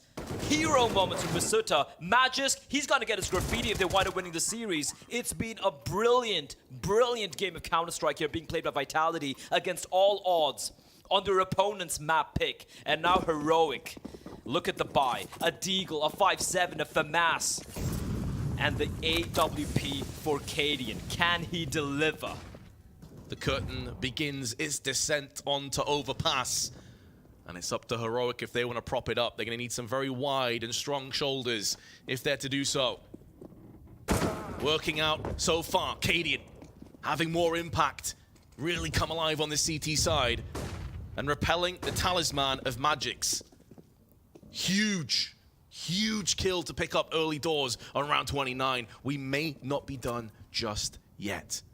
Or are we? Because Apex is sneaking his way through. He's had so many entries, so many big moments in this game, and he's going to get facilitated by mollies, by flashes. Apex ready to pull the trigger. So many huge rounds in the past. Ruthless aggression for the Frenchman, but it's going to be Masuta that picks up the slack and runs away with it. Tessis, Shush, and Storn to try and save this map. Oh, we're headed to Inferno, and Stown is getting a bit too hot and heavy beforehand. HE in hand could finish off the frag, and indeed will, but Dupree trades straight back. And the bomb starting to get planted in the smoke. Shush catches Dupree unaware, trying to safeguard his teammate, and it's all to ZywOo. With the M4A1S tagged down to 21 HP, Tessis and Shush up against him, trying to retrieve some kind of forward momentum as he repositions. And once again, the Prodigy has everything stacking against him, but he's managed to wiggle his way onto the opposite side of the side. He's seen both players, but he's dropped down, he's made noise. They don't know exactly where he is. He's spraying through the smoke right now. No one's on their side. ZywOo unable to do enough. Heroic will have time for the defuse. And they survive for one more chance. He played that like the Prodigy he is, Vince. He played that to perfection. He was so calm, so composed, just walking around the bomb site. They had no idea where he was. And then he slips, and he falls down. He had them dead to rights. It was played so very well, but at the final last second, oh my word. Heroic now looking to take us to overtime. Vitality, they have the buy. They got everything to work with. They want to close it out right here, right now, Vince. They want to take us to map number 3 pronto. But Heroic, they're still not quite done yet. We have the buy here for both the sides. We have the M4s for each and every one of the Heroic members. Op in the hands of Cadian as well. And for the side of Vitality, Galil from Magisk, AK's ZywOo with the AWP. A dangerous game being played by Josh here, getting tagged down 58 HP, but he will fall back. And they're going to re-aggress Monster. This is such a ball to play, and they're going to find it empty. And that's going to allow them to rotate back towards A. This is huge from Heroic. The courage, the bravery to pull off that play in the 30th round, where you know if there's players sat outside there and they frag both players, this pretty much is done. But the rewards are so vast. The treasures could be found. The trove could take us to OT. 4 players now maneuvering their way onto the A side. There's still 50 seconds. It's not necessarily guaranteed that Vitality even hit A at this point, Blair, because they still have connector control. Slowly creeping up along. 3 members. Magisk creeping up towards short. There is still 1 player there. There is Tessis. He's in a rough spot here. They need to try and go for the hit now. 30 seconds on the clock. 3 CDs lying in wait. The Molotov is going to delay them even further. Pushing through the fire, pushing through the flames, and the flashbangs. Vitality have 2 entries. 20 seconds to play with now. A refresh has to go above and beyond. But instead, he is dwindled by Magisk. 15 seconds. Cadian trying to push through, trying to deny the plant. Does connect the shot, but it's through the boxes. So minimal damage. They know where he is, but they have no idea as to where Shush is currently residing, and now they found his position. Both the remaining CTs have been compromised. This round is slowly slipping away, as is the map. Inferno beckons. Cadian, though, keeping his team in this by the skin of their teeth, and now Shush is maneuvering in tandem. They sweep through the site. Bodies littered everywhere, but ZywOo's position is too good. And Vitality have picked up the second map, and they've taken us to Inferno. I thought it was impossible. I genuinely thought, considering the lead the Heroic had initially with Vitality, incredible calling, incredible clutches, a couple of them not going their way, but doesn't really matter. The rounds we saw there from ZywOo, we saw everyone step up. ZywOo didn't really have to deliver the way he usually does for them to win a map. It was Dupree, it was Magisk especially with some hero moments. And listen, if Vitality wind up winning this series, that moment we had in Monster, the Deagle 5K, that's going to be etched into the game. Just unbelievable. Caught everyone off guard. I mean, even Magisk, you saw his reaction. He was like, oh, wait, I just aced. I just pulled off like a crazy play. That being said, I'm sure you guys need to catch your breath. We definitely do. So by all means, Freya, take it away. What an incredible showing. A role reversal by Vitality as they clinch their opponent's map pick of Overpass out by the skin of their teeth. But this was the bounce back that we were craving coming back into this Maniac. I love that we're going to a third and final decider. I feel like this series deserved it because we knew Vitality had that belief to be bouncing back into this one. I feel like we deserve a break as well. Can everyone just get a break? Look, that was insane. We talked about Vitality having to conquer their demons, and I think that's exactly what they did on that second map of this series on multiple accounts. First of all, it's a great T-side, something that we had been asking for, demanding from the side of Vitality on Overpass. And then it's the ability to sustain mental hit, punches, left, right, hooked. Vitality losing clutches and staying in the game and closing it finally. Yeah, and you see over here, Magisk has 22 kills, 6 assists and 15 deaths. I think we should bump up that assist mark to around 40 because after that 5k Deagle, everyone on Vitality just woke up. So you have to credit him. He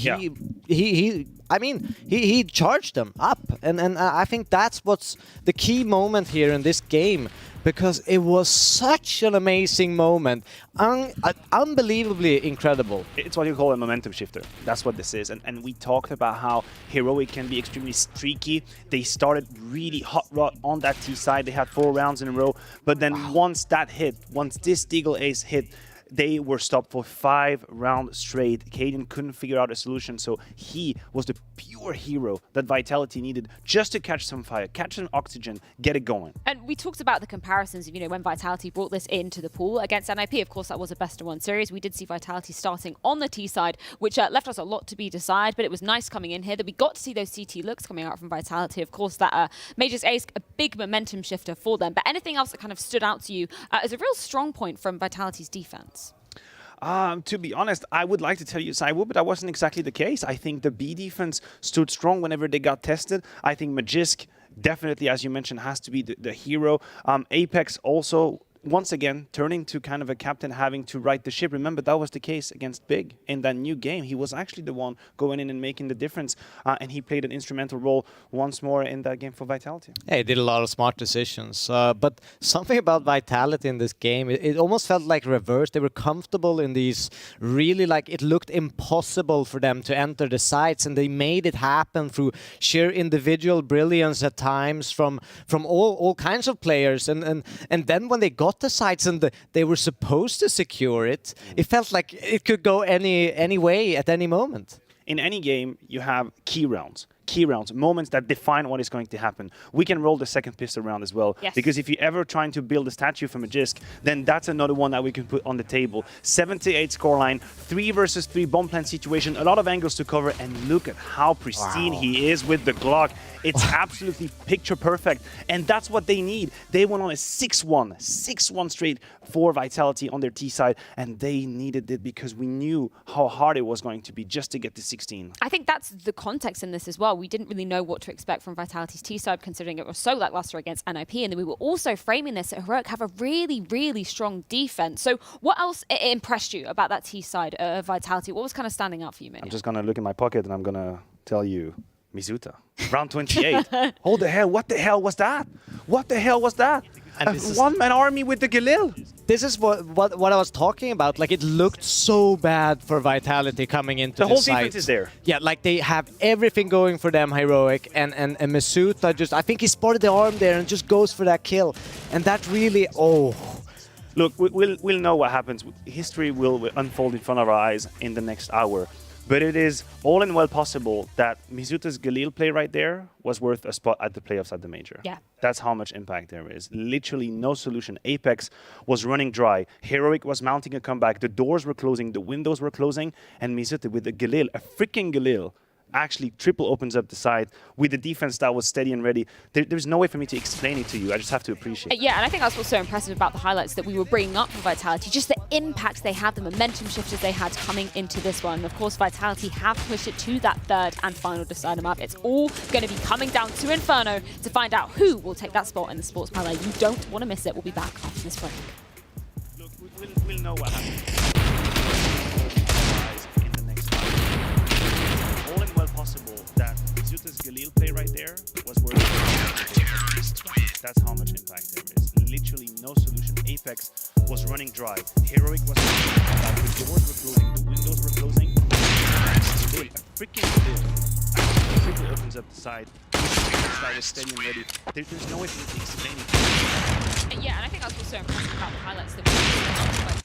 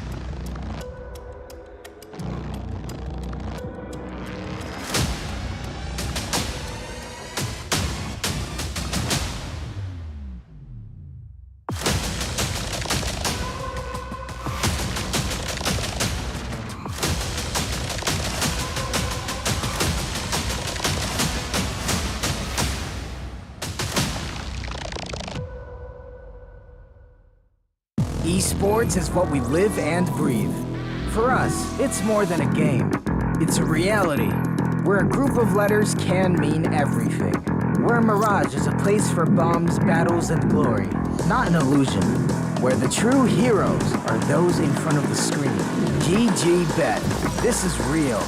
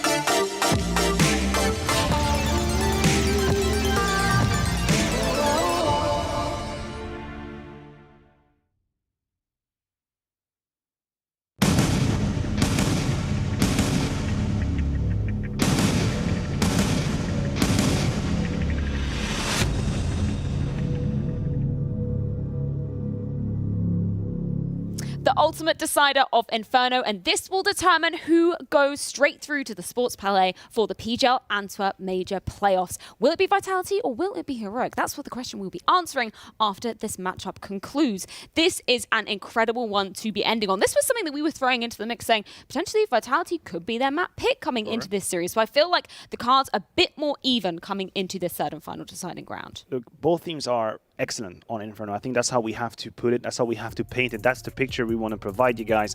This is going to be an extremely high Counter-Strike quality that will be presented. I was told Heroic should start on the CT side, and then again, I think we're going to go back to that very dynamic, rotation-based, gamble-based playstyle that they do also well, and that fits kind of good on Inferno as well. Yeah, but I have to be a little bit critical of Heroic because I actually think that on Vitality's T side on Overpass, they kind of shined back a lot. They were playing a lot more defensive than I'm used to seeing Heroic play. They didn't go for those info pushes. They didn't have that overwhelming aggression that I'm used to seeing them. And I think they got some respect after those rounds from Magic, and like they were scared of making mistakes all of a sudden. I know what you mean. I think the way we could put it is that the first step was here for Heroic. We saw some aggression being taken. We saw some information being taken. That was the case through that monster smoke, for example. But where they are usually excellent is that the step 2 is immediate. The response is immediate. Oh, monster information being taken, boom, we send 4 people towards the A side, we restructure and we take the map control. They didn't really do step 2. They allowed Apex a bit more breathing room. And on Inferno, they're going to have to stay true to their identity, stay true to the idea, because if they doubt, then that's the whole signature of the CT side of falling apart. Yeah, Devil, you were talking about the CT side being a real strength the side of Heroic, kind of across all the maps in the pool that they play. So is you looking for more of those aggressive looks, or anybody that you're particularly looking towards coming into this deciding game? No, it's the whole team. Everyone needs to be a part of this decision, and that's kind of like how Heroic play.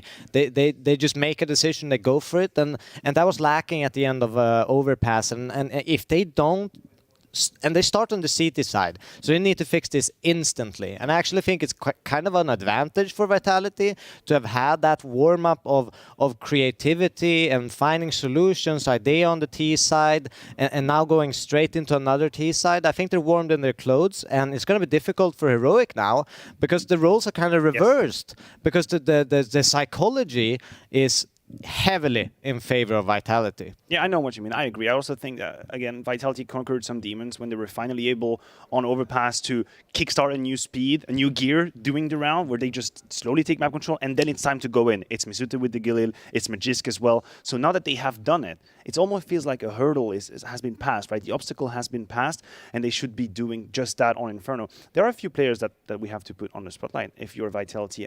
If I tell you that the 2 lowest rated players so far are Saivu and Dupree, then something is not going right. These are not the 2 names that we are used to see. Saivu has low-key been a shadow of himself in this, I wasn't going to say grand final. I would say all-important game, I should say. It's definitely not a grand final. But Dupree will also be instrumental on the A side. So we need to see more from these 2. I'm talking about them starting on the T side of things as well. What do you kind of expect to be coming out in terms of those terror-sided strategies from Vitality? Where do you think they're going to be getting those advantages initially?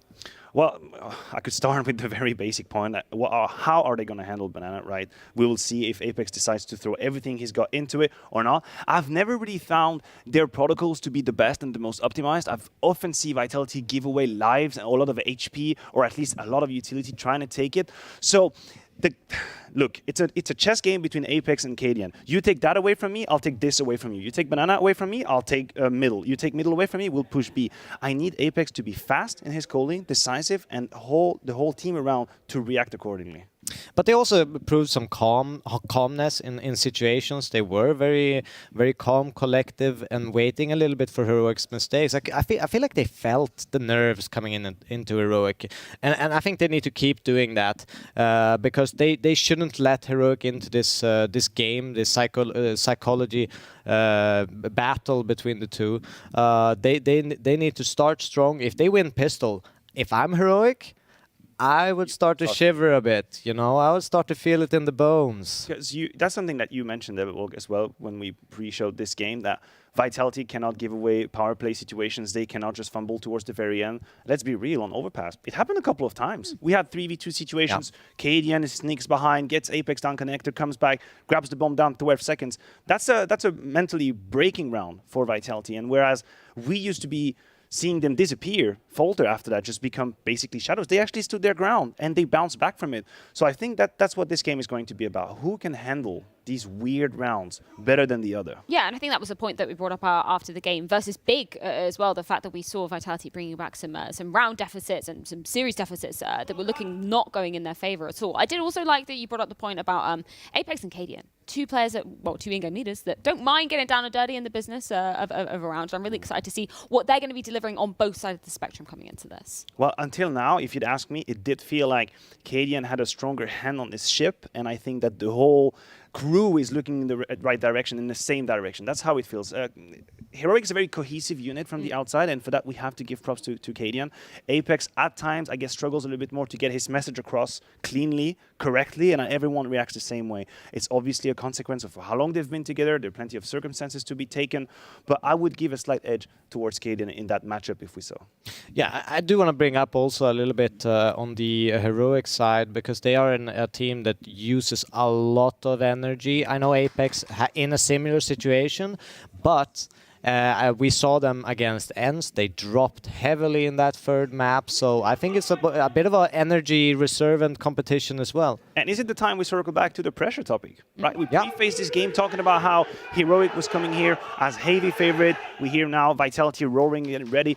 Heroic came here with a perfect record against Vitality. 4 wins the last 4 times they played. They're up there in the rankings. They've always made top 4 at LAN. They had the major. There is no excuse. It's not acceptable for Heroic not to make it to the playoffs, and I guess they feel that on their shoulders. I would put them in the same conversation as Cloud9 in terms of our expectations for them to obviously be making it through Legends. That kind of wasn't even a question coming into things. Our questions were more, how deep a run will they make it in those playoffs? Cadian was saying he wanted more than that semi-final finish in Stockholm. He wanted to make it to the grand final. So, Maniac, I think it is an apt point in terms of the pressure going forward for Heroic in this one. Yeah, and also he likes to banter a lot. And it's better when you win. Yeah, it's a little bit better when you win and actually make it to the playoffs. So I think that's also a thing that's a little bit of an extra weight on the shoulders of Cadian. So we will see if that plays a big factor in this game. I think it will, but yeah, it's going to be interesting. Vitality or Heroic? Who's taking this?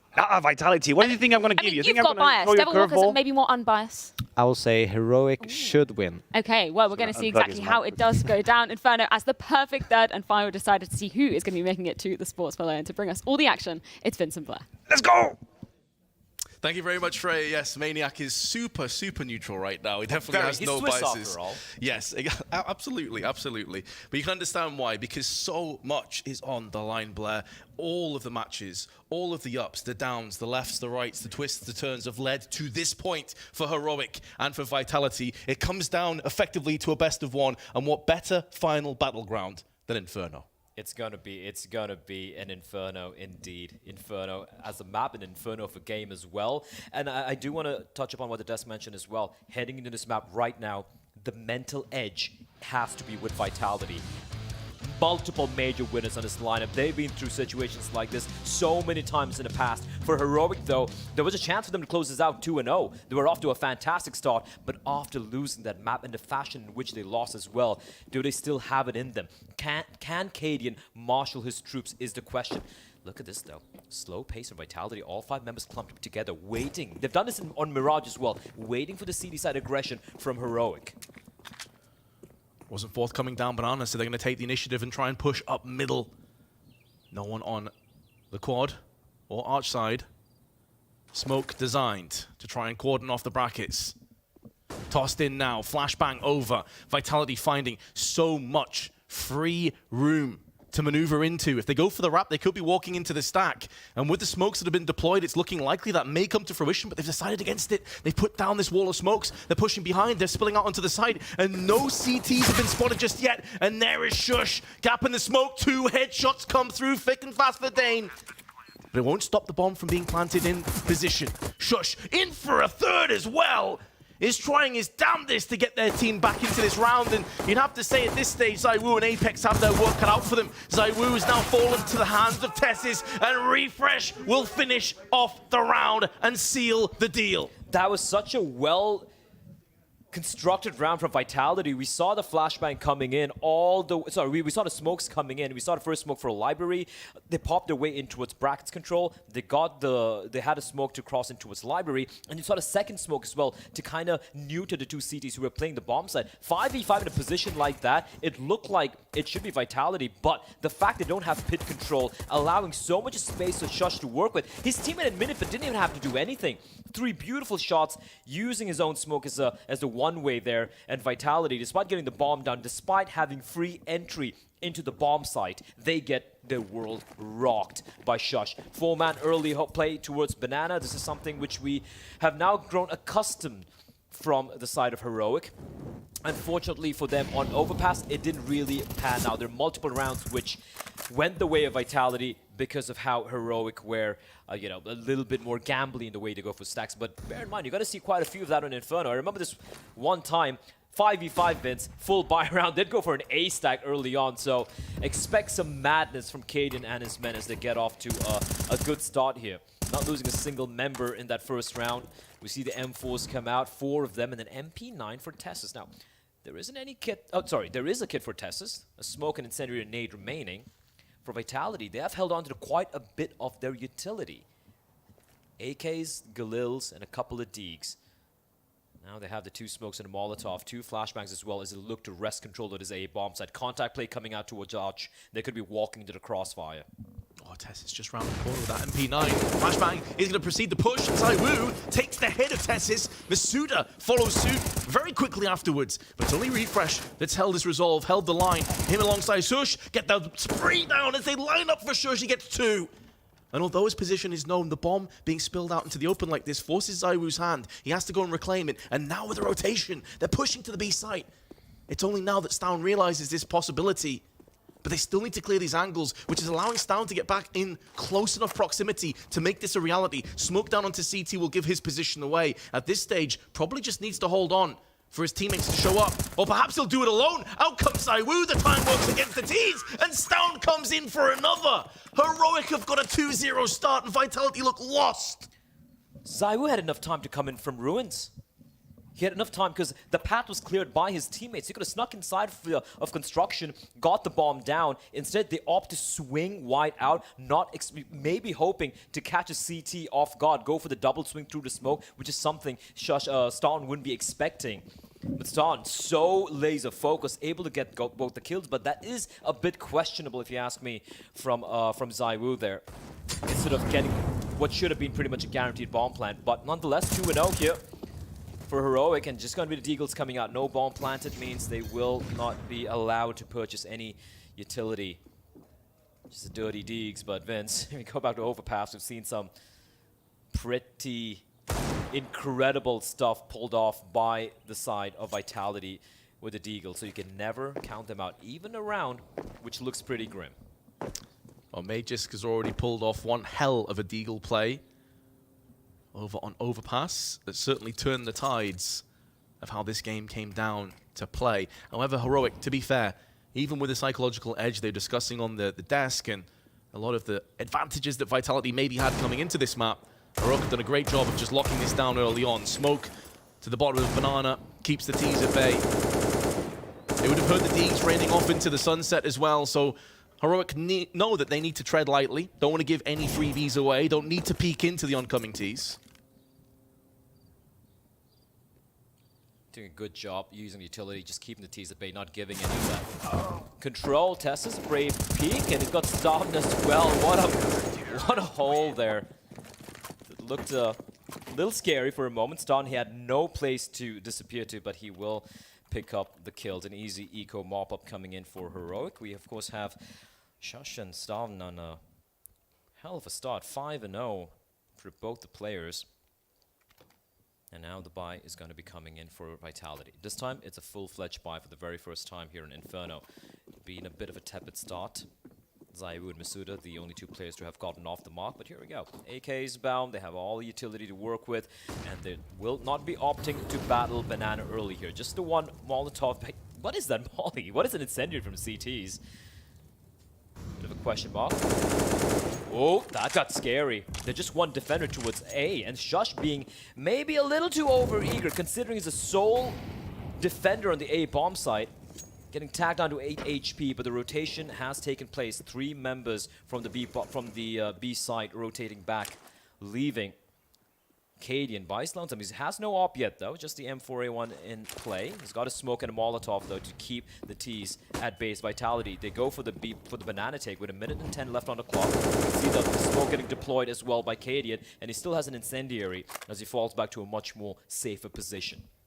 Also, Tessis can trade spots with Stown if they want to send him over, but they decide that they're going to keep just the one player in the form of Cadian over on B. First frag going the way once again of Storm and Heroic, and looking to try and get a little bit up closer. And the spray is good. The spray is very good. Stown shuts down everybody in mid alongside Shush. And Apex on 21 can do little as his teammates around him have evaporated. And this push has been pulverized. What a play from Stan. And you got to bear in mind, it was Shush as well who peered around the corner. It was so very low, but ensured that even if Stan gets taken down, he's there to trade. Stan didn't need to, Shush didn't really need to do much. 3K for Stan with the AK-47, just a dry re-peek towards mid, and Vitality getting absolutely ruined. Apex should be able to save his gun here. I say that Cadence already on the hunt. That's going to be it. He gets nothing safe. Fortunately for him, he does die before the time expires, so they do have the bonus to work with. And it is going to be max loss bonus. They've lost 4 in a row. But it's not enough to go for the rifle and full-fledged buy, so we will be seeing a few pistols coming out. Just the sheer cojones and stun too. He gets a first kill, and then he continues to hold W. Usually when you have a regression like that, you have a little bit of utility being deployed perhaps. They just go for the contact play, and Vitality not expecting it at all. Speaking of utility, a lot of utility for Vitality, and they're going to be going for a little bit of faster play towards B. But the incendiaries will keep them at bay, at least for the time being. Still, Heroic using up a lot of their nades early on towards the B bomb side, and we see Skaden already falling back. They have taken a bit of damage from the T's utility as well. And right now, Vitality, this is a round where, you know, maybe they try to get the bomb down, inflict a little bit of damage, because the money for Heroic is starting to look really good. An average of about $5,000 on 4 of them, just 4 rounds into this map. Vitality still yet to get out of first gear. It's been a bit of a stall start, and Cadian pushes him back down the hill. They need to pick up some pace, and ZywOo puts his foot to the floor. And his deagle to the head of Cadian. 55 seconds left. Refresh, good damage. Doesn't need to repeat. Can see that a couple of players were pushing his location. Has drawn out a third player. Apex with a brisk headshot, though. Onto Stown is now going to open up a little bit of business on the B side, but the bomb still needs to traverse the murky waters of Banana before it can get there. Oh, the timing is so brutal. Tessus switches weapons as Apex darts across, and that could be the difference maker. Incendiary down is too shallow. It won't stop the bomb from being planted. And in comes Tessus. Spray is good through the coffins. The final resting place of ZywOo, but the drive-by from Magisk gets him 2 kills, and this round should be a done deal. Even though the remaining 3 Ts are exceptionally low, Shush has no grenades, nothing to cauterize the wound. And Vitality have no reason to peek him.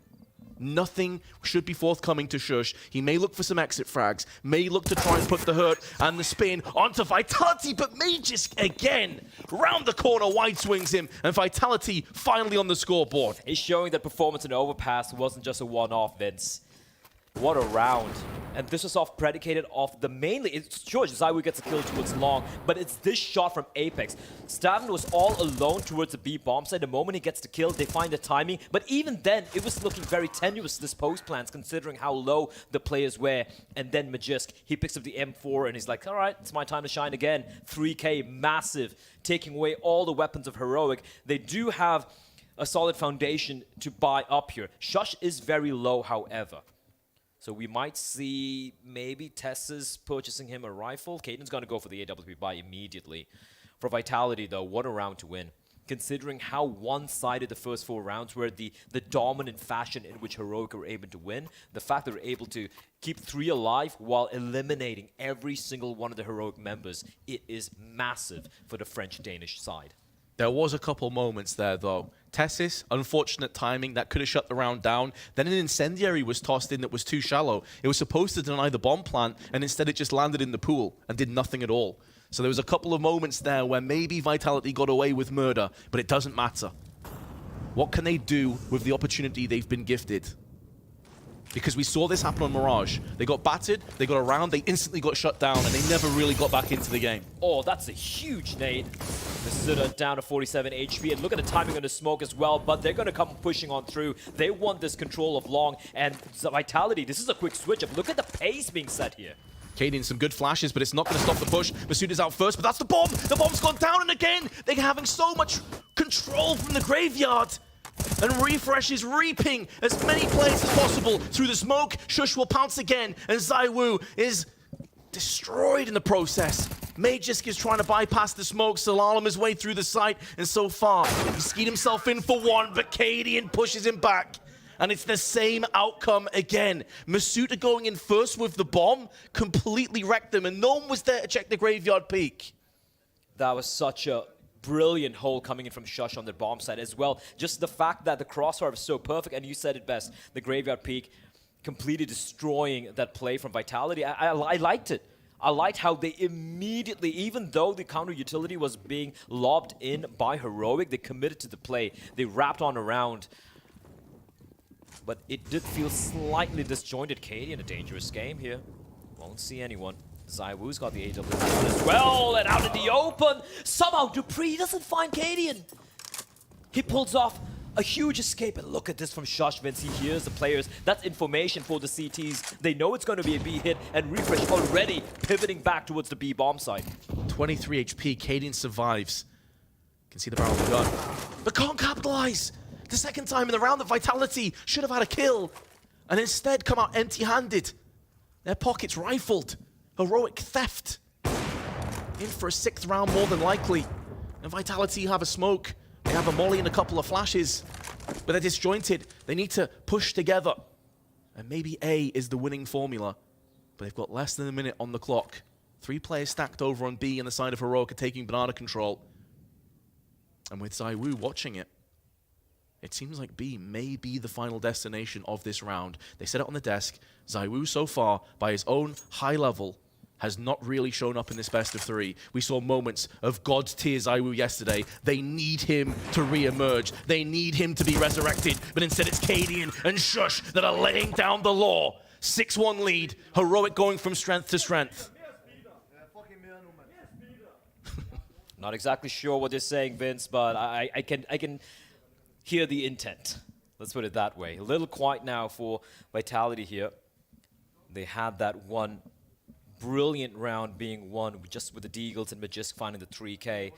But apart from that, Heroic, as you said it, they've laid down the law. First tactical timeout will be called by Zonic as they talk things through. And if there are any questions as to what the mentality of Heroic would be heading into this map number 3, in the fashion they lost, Overpass, I think we have an answer. They seem unfazed. This has been a rock-solid defense. They're not turtled up. They're not playing scared. They're still sticking to their style. They're very unique, some might say risky style of CD side, and it's working out wonderfully for them.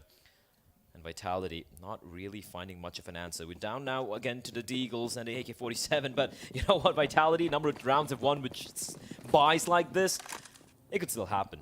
Faster play coming in towards B though, and Stun will peel back. Smoke to extinguish the T-Molly, and a double nade won't really do much here towards Down. And Vitality, after the initial flurry of nades, now going to be heading back towards A. But the brackets control is firmly with Heroic. We have Refresh playing the anti-flash inside a cubby, and Cadian holding a tiny little angle with his AWP. There is a smoke designed for this very angle. The flash as well. They forced them away. They've divided. They've conquered. Refresh. His head rolls across the arches, but Cadian trying to avenge his teammate. Molotov down, stops the push. Allows him to relocate into Banana through his teammates of Stout. And him to push into Library. Oh, there was a couple dinks thrown in for good measure, but Majors comes out ahead with his Deagle. And with 6 HP, Masuda and the rest of the gang has pushed away the CTs, but Tessis is resilient, showing his grit, his resolve, is holding his angle and keeping in this round, but Apex has dethroned him, and that forces away Cadian. They're looking to save. Vitality with Deagles and Tech-9s have got their second round. How many rounds are they going to win like this? It's like, you look at the buy, and you're like, yeah, this should be the round for Heroic, and somehow Vitality, they pull out a magical round out of the hat.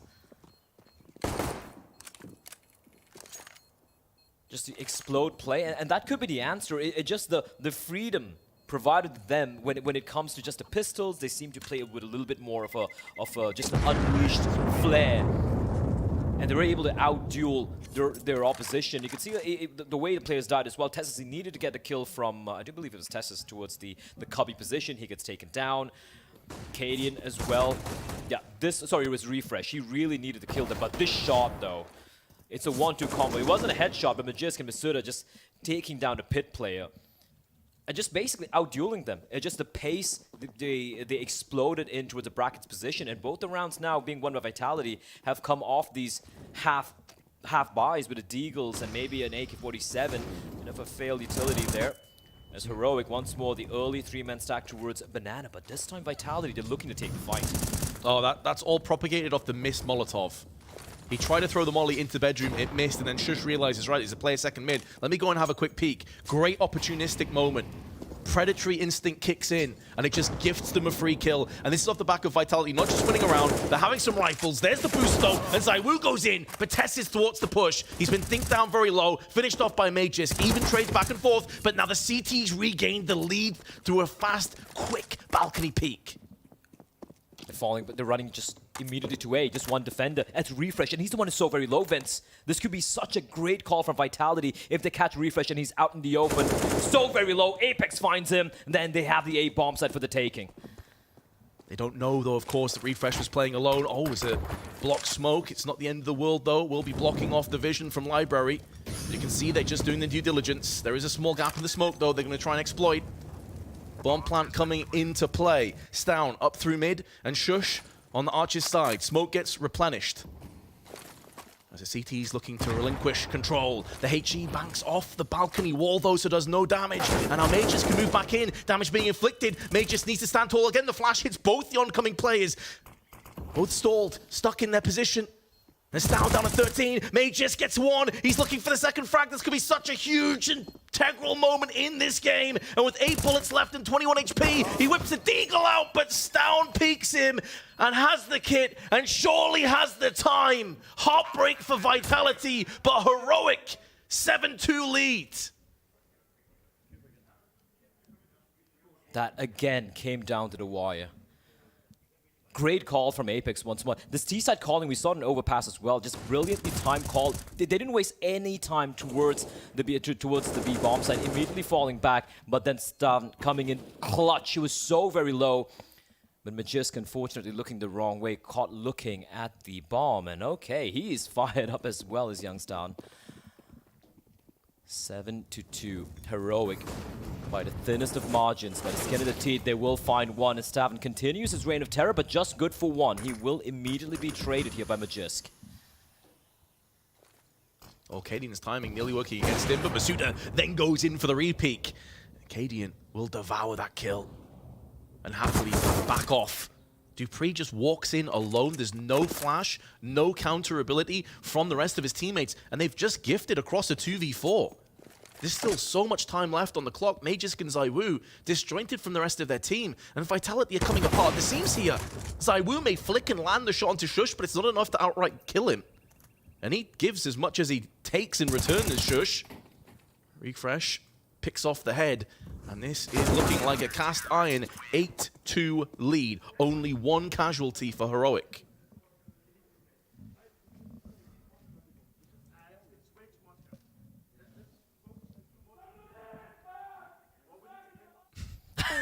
I love how we try to listen in on Vitality. All you can hear is Cadian on the other side. 7-2 the scoreline though. Shush is having an incredible game right now. 14-5. I can hear him through my headset. We don't have the players like voice in our ears right now. I can hear him the other side of the bottom floor. That's how loud he was screaming there. Yeah, I'm worried he might pop an artery or something. He's so red in face. But that's the Cadian we all love. Shush and Stun having such a good time here. Cadian as well with the AWP finding a bit of impact for the side of Vitality. It's been a rough day in the office, a rather rough map in the office here for Dupree. He's 0-8 right now, and ZywOo as well, 3-9. The only one is kind of delivering has to be Apex and Magisk. Now, it's not only about popping heads, but at the end of the day, you need a star player to really shine here, Vince. And Dupree, he was magnificent against Big yesterday on Vertigo, but ever since then, it's been so quiet for the Dane. ZywOo's been quiet as well. Magisk already tanked down low. Magisk is going to whiff that spray. It was a difficult one to land, but now they're going to clump up together, putting bullets through the smoke. ZywOo's the last player to come in. Does flick for the first, has no idea that he's just been bypassed in the smoke. And Stown could rack them up. He could line them up and knock him down. Like a line of dominoes, this round falls into place. And Stown, ice through his veins. How many times have we seen clarity and chaos from this young man? He's given Heroic a 9-2 lead. 15-4. When you look at these two teams, when you look at Heroic and Vitality, and we talk about who are the best players, it is Stavn for the side of the Danes, it is ZywOo, obviously, for Vitality. And I hate to say it, but this is something Maniac brought up on the desk earlier. He said, all the maps that Vitality have won thus far in this run, the Legend stage, has been with ZywOo delivering. Apart from maybe Overpass, which is an anomaly. But right now, he is so very quiet. 4-10 will Stavn, and his counterpart is really waking up. Apex, though, tucked in, trying to hunt him down and refresh. He's ruthless. That's a really good word to use in this performance. Ruthless. Ruthless aggression. No mercy being shown. No prisoners being taken. No quarter given. It's just a barrage of aggression on CT's side. Vitality have not looked comfortable at any stage in this half. And that push from Shush just sums it all up. The bombs drop down again. How many times has Shush just gotten away with murder from that position, right? Yeah. This, though, bit of a risky ploy. Now the AK picked up. They can find this on Cadian. They have a window. Second player coming in, though. That's going to be Tessis. This grenade may very well finish it off for the gap of the smoke as it extinguishes the Molotov. Masuda on 34 HP with the Tech 9 is taken off one head and then backs off into the shadows. But here is Shush, silencing Vitality again. 10-2 the score now. Got a little scary there for Heroic. In a round, they 100% should have won very convincingly. Staven getting a little bit over-eager, perhaps, and almost getting punished there were Heroic by Masuda. How low was Katie in their events? And Shush coming in huge once more. Third tactical timeout getting called here for Vitality. Feels like, even though it feels like it was a lifetime ago, we had Mirage. The scoreline seems eerily similar. Heroic, just a wall being erected on this defensive side. And I might say this is even more impressive than Mirage. It's just how they're making Vitality feel so uncomfortable. And even the rounds where they have the utility, where they have the weaponry to work with, they're being so disruptive. Go back a few rounds, go back to Staven just walking up mid towards brackets and shutting down the play before it even transpired. So 10-2 here. Vitality, I know it's a T-side and all of that, but they need a few more rounds, Vince, to feel comfortable. Yeah, I think they need at least 4. If I'm looking at this side right now. Double grenades, juicy damage onto Magisk, and Apex on the receiving end of Refresh's A1S. Even getting into apps right now is too tall a task. As they go through the smoke, Shush has the angle covered. This is effectively a one-way at this position. And yeah, I completely agree. I think this is more impressive than Mirage performance because you have to put into context the fact that Vitality just beat you on your choice of map. We're talking about psychological advantages. We're talking about the pressure mounting. And then for Heroic to come out like this, the bravado, the courage, the bravery to take the fight to the T's and the CT side, like you've just got to respect this. The fact that they're just sticking to their style despite the loss they had. And bear in mind that they lost that game because of their style on the CD side. Because of some great calling by Vitality, some great reads. But the fact that they're committing to this, as it looks like Vitality are going to be committing to this A play. It's a 4v5, the 3 defenders lying in wait. And here comes the waterfall outside of B apps. Could be a damn build up. There's a flashbang to proceed that push. Shush, in the meanwhile, Bo goes in. Katie gets traded out. Shush only has impact for 1. And now Zaiwu is locking down the site with his AK-47. But there's still 2 players to find. There's still 2 players to deal with. This is such an important round. Vitality desperately need to convert this. Tessis and more importantly, Stown are alive. He's got 15 kills to his name. He may have an AWP, not exactly ideal for retaking, but with a flash and a smoke and a kit, they've got enough time here to take all these angles one by one. Molly's going to be good. Flashbang on top of that. Tessis bypasses, pushes in by himself, leaving Magisk on 33 HP to try and clutch this one down. Spray goes around to the first player. Now they know exactly where he is. They're going to try and line them up. Sprays down the first player. There may not be any time, and Magisk will clutch out. Such an important moment, potentially in this best of 3. And if not for the first time, he has tons of impact. We asked and he delivered, Vince. Zaiwu, the 3K. I thought a hole was good enough. It was a 4 versus 3, and he just spins around like a death turret, delivering death all around him. And after he gets taken down, you said it, Magisk was so very low, but it plays it to perfection. There was no nade or a Molotov remaining for Heroic to flush him out from the pit position. And look at the buy for Heroic now. You got to remember, despite the rounds they've won, a number of them, they did hemorrhage too many players. So it's down to the pistols and 3 of them in a double up setup. Staven and Cadian on either side. You got Cadian towards the arch position with the AWP. A 3-man hold towards the B bomb site where Apex is making his presence felt. But Vitality, they might go for the same thing again, Vince. This time way earlier. Staven, he's got to go huge. 2 ops and not much else, but with the flash coming in, he still pulls the trigger, still takes the frag, but there's Zaiwu on the approach, on the trade. Molly into pit. Just checking all of these angles now, and Vitality should be a surefire win in round 14. I doubt Heroic even go for this with their current economic situation. Hold on to the AWP, hold on to the 5.7s. This means that Vitality are slowly clawing their way back. Yeah, they've lost that secondary AWP, which has got to be gutting, right? But looking at... Oh, that's an AK. That's an AK retrieve. The money is very grim for Heroic heading into the final round of this first half. So every gun they can claim from Vitality is going to be worth its weight in gold. They're keeping them pinned down. They're keeping them pinned onto this bomb site. Oh, that was fast. But it didn't land the mark. AK has been picked up. Looking to try and do some damage and let the bomb finish off the rest. I like the idea from Shush, but it's not worked out for him. It does mean they save 2 AKs and an AWP Blair. That is massive for this last round. Absolutely, because if you look at the cash, it is atrocious considering they have to go for the buy here. But now this allows them to drop a couple of weapons over. Shush will have the... Well, he's actually going to be wielding the MP9. Refresh, not going to relinquish that AK-47. So 2 MP9s, 2 AK-47s, the AWP still in play. It's still a pretty solid buy, all things considered, for Heroic, considering how dire their economy looked there. Vitality, though, signs of life, Vince. Signs of life. If they can get to 5, even with 4, it is still something to work with. But if you can get to 5, we definitely will have a game in our hands.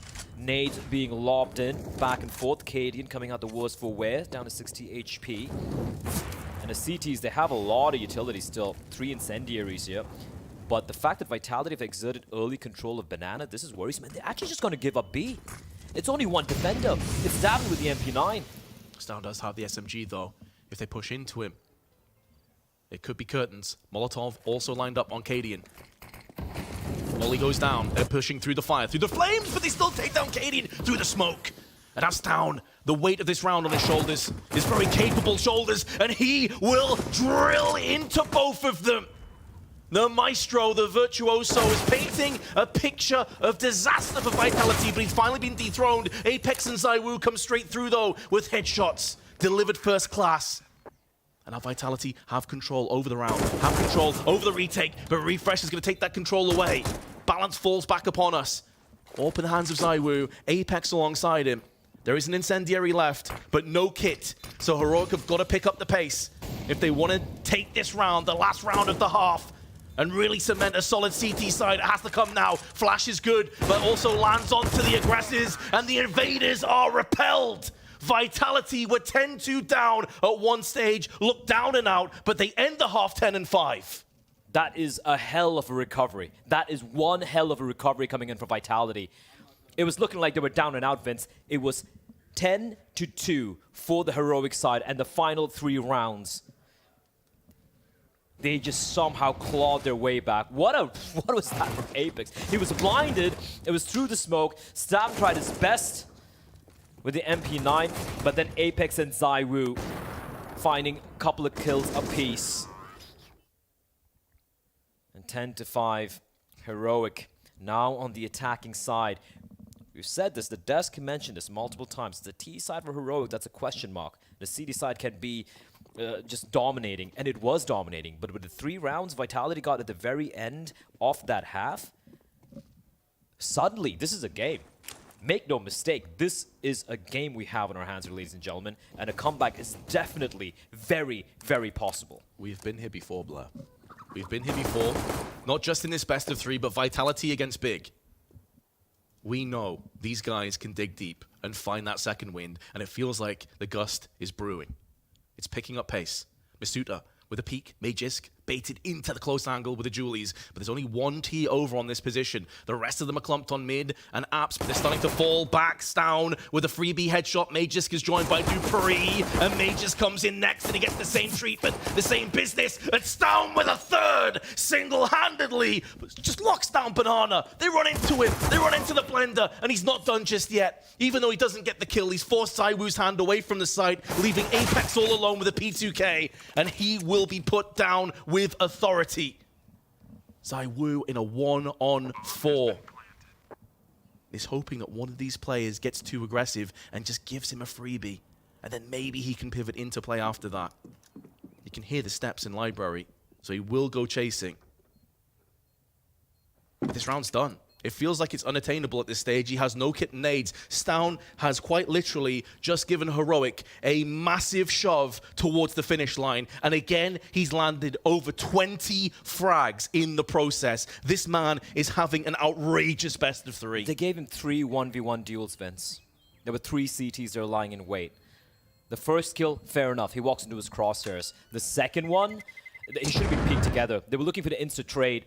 But Stavn, if you're going to give him 1v1s, he's going to take it every single day.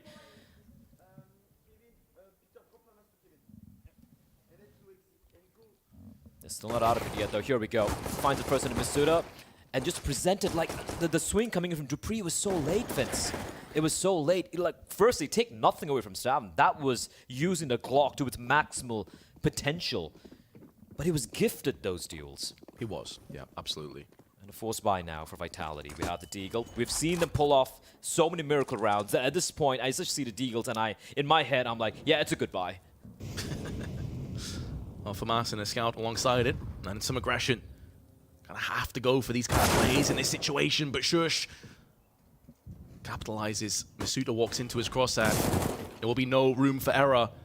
The bomb still in possession of the T's as they snake their way up Banana. However, they have lost a player in the tunnels. And now they're walking into the Deagles, one of which is Magisk. And with the smoke in their eyes, they back away. But another rotational element is coming into the fray now. Zaiwu also got that kill completely cleanly, and he's back at the spawn. The hit and run continues. Smokes baits as though he's going to try and retreat. So nearly takes the head of Tessis, but he's put his team into a 3-on-3. The problem right now for the B defenders, they have no more utility remaining. It is Magisk and Dupree. They have the Deagles. They're bonus chipped down to 46 and 39 HP. And they've used up all the smokes early on because of the early pressure coming in from Heroic. So they're going to have to just rely on the duels here. And Magisk with the Deag. Already seen him pull off one outrageous play on overpass with this very weapon. Now the tell is coming in. He knows what's coming up against him. Bypassing the smoke, but he misses his chance. It may draw some attention away, though, and allow Dupree to have his moment. He's 1-13. What a time this would be for him to step up to the plate and deliver, but instead, he is slapped away, and Magisk loses life through the smoke. This was a force. Heroic are now in such a strong position to take this series.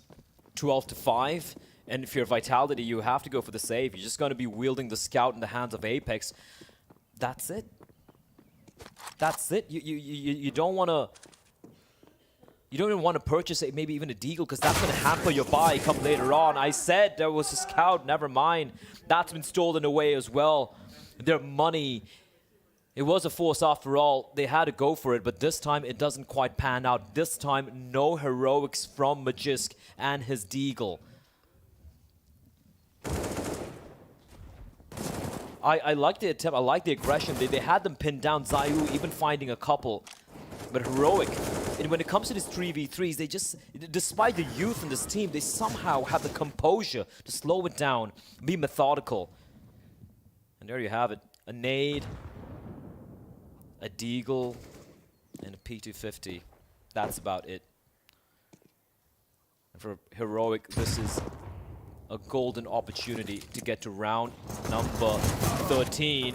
They try to find someone, the nade dealing a bit of damage, but Cadian will hold on. The MAC-10 will shred away Apex. Oh man, I think that second nade hit off the lip of the wall and came back and hit Apex. Had it have gone down cleanly, I believe it may have even got 2 kills. There was 2 nades on the backside of Heroic as they try to pull a plug. Good damage from Zaiwu with the Deagle, tagging Cadian to 5 HP. It feels like that's not good enough though. And they're both stuck on the side. There's going to be mollies, flashes, but bullets, storm headed their way. Somehow they're both still alive. I have no idea how they've survived this long, but inevitably their lives are deemed forfeit. You can't change the fate of this round. And Masuda, with his USP, will be looking to just do some kind of damage. It's going to be 13-5, Blair, and we're getting to the business end of this best of 3 now. Vitality are already in a position where if they concede this round, that might be them done at the Major.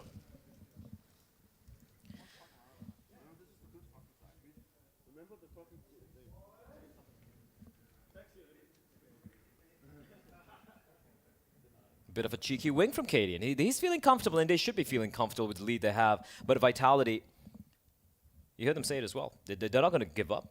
This is one team who never gave up. If you look at Overpass, the way they grinded it back, you look at yesterday's game against Big as well, on Vertigo, on Nuke, the way they were able to mount these, I'd say, like almost impossible looking comebacks. It can very well happen. But the round we have coming up next, round number 19, is absolutely imperative. It is so imperative for Vitality to win that. Because if they lose this one, that is Heroic pretty much almost confirming map and match point.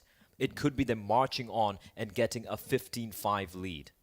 And this is what Vitality need to avoid as we see the buy coming in. ZywOo, he's got the AWP. It's a glass cannon, Vince. No Kevlar behind that. A1s and everyone else. A lot of utility as well. And here comes a Storm that is Heroic.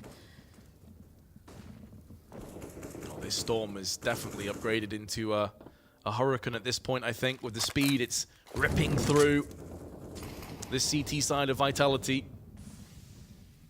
to find their bunkers and hunker down here, Vitality, if they want to try and withstand this pressure. The pressure isn't forthcoming just yet. It is a bit of apps control, but for the most part, Vitality are holding fast, and they still have a ton of utility across the board. Okay. That's going to take a while, Star. Juggling nades. Yeah, it's going to take a while for him to get the nades all the way towards wherever he wants to. But they have a lot of time to work with. One thing Vitality have done, they're playing very, very turtle up, right? You have one player that is ZywOo with the op towards Arch. Everyone else playing very, very passively. I'm trying to keep a straight face watching them juggle these nades all the way towards Banana. Yeah, I don't advise you do that at home, ladies and gentlemen. It may end with disastrous results. We'll see if it does for Vitality here. They juggle the nades up on Banana side, suggests that we could have some kind of carpet bombing strat coming into play, considering the two positions on Vitality. Oh. Here they come. Nades on Coffins, but Apex is too deep to be affected by those. And that gives it away that there's multiple players here on Banana with 25 seconds on the spare. Vitality, I'm surprised they're not rotating already with ZywOo. He's still in Speedway. Now he's starting to make moves in. The smokes are coming in. Apex pushes past the Coffins, but he's all alone. It's disjointed. There's no secondary unit in play. And Misuda can't get anything from the boosted position. Time. The time is low, but there's no denial of the bomb. ZywOo, if he hit that shot, it was a tall ask from him, but that was their only way of success. And what a complete collapse of a round, Blair. Time is low, two good positions. They both completely miss the mark. That could be it. That could be the round. That could be, I mean, it is definitely the round. That could be the game. 14-5 now for Heroic, and of course, they will at least save these 3 rifles, which is so very crucial, but that defense completely fell flat, and that's what happens when you have no banana control. And sure, it did come down to the wire from Heroic, but Apex needed a kill there at the very least. Or at the very least, try to like set up a crossfire, but he was smoked off. And for Misuda, he was able to avoid the flames, considering he was boosted up on the back of the site, but he needed to find one. But what do you do when 4 Ts peek you, including a couple of players with the MAC-10s just jumping across? They weren't able to find anything. And Vitality now, sure, they can eke out a buy, but how long can they delay the inevitable, the seemingly inevitable? That's a question on everyone's lips. They're not finding any impact. That rifle round, I expected something with a little bit more pizzazz coming out from Vitality. Instead, they just turtled up. They had ZywOo playing towards Arch by his lonesome. Just a very, very default setup from the CTs.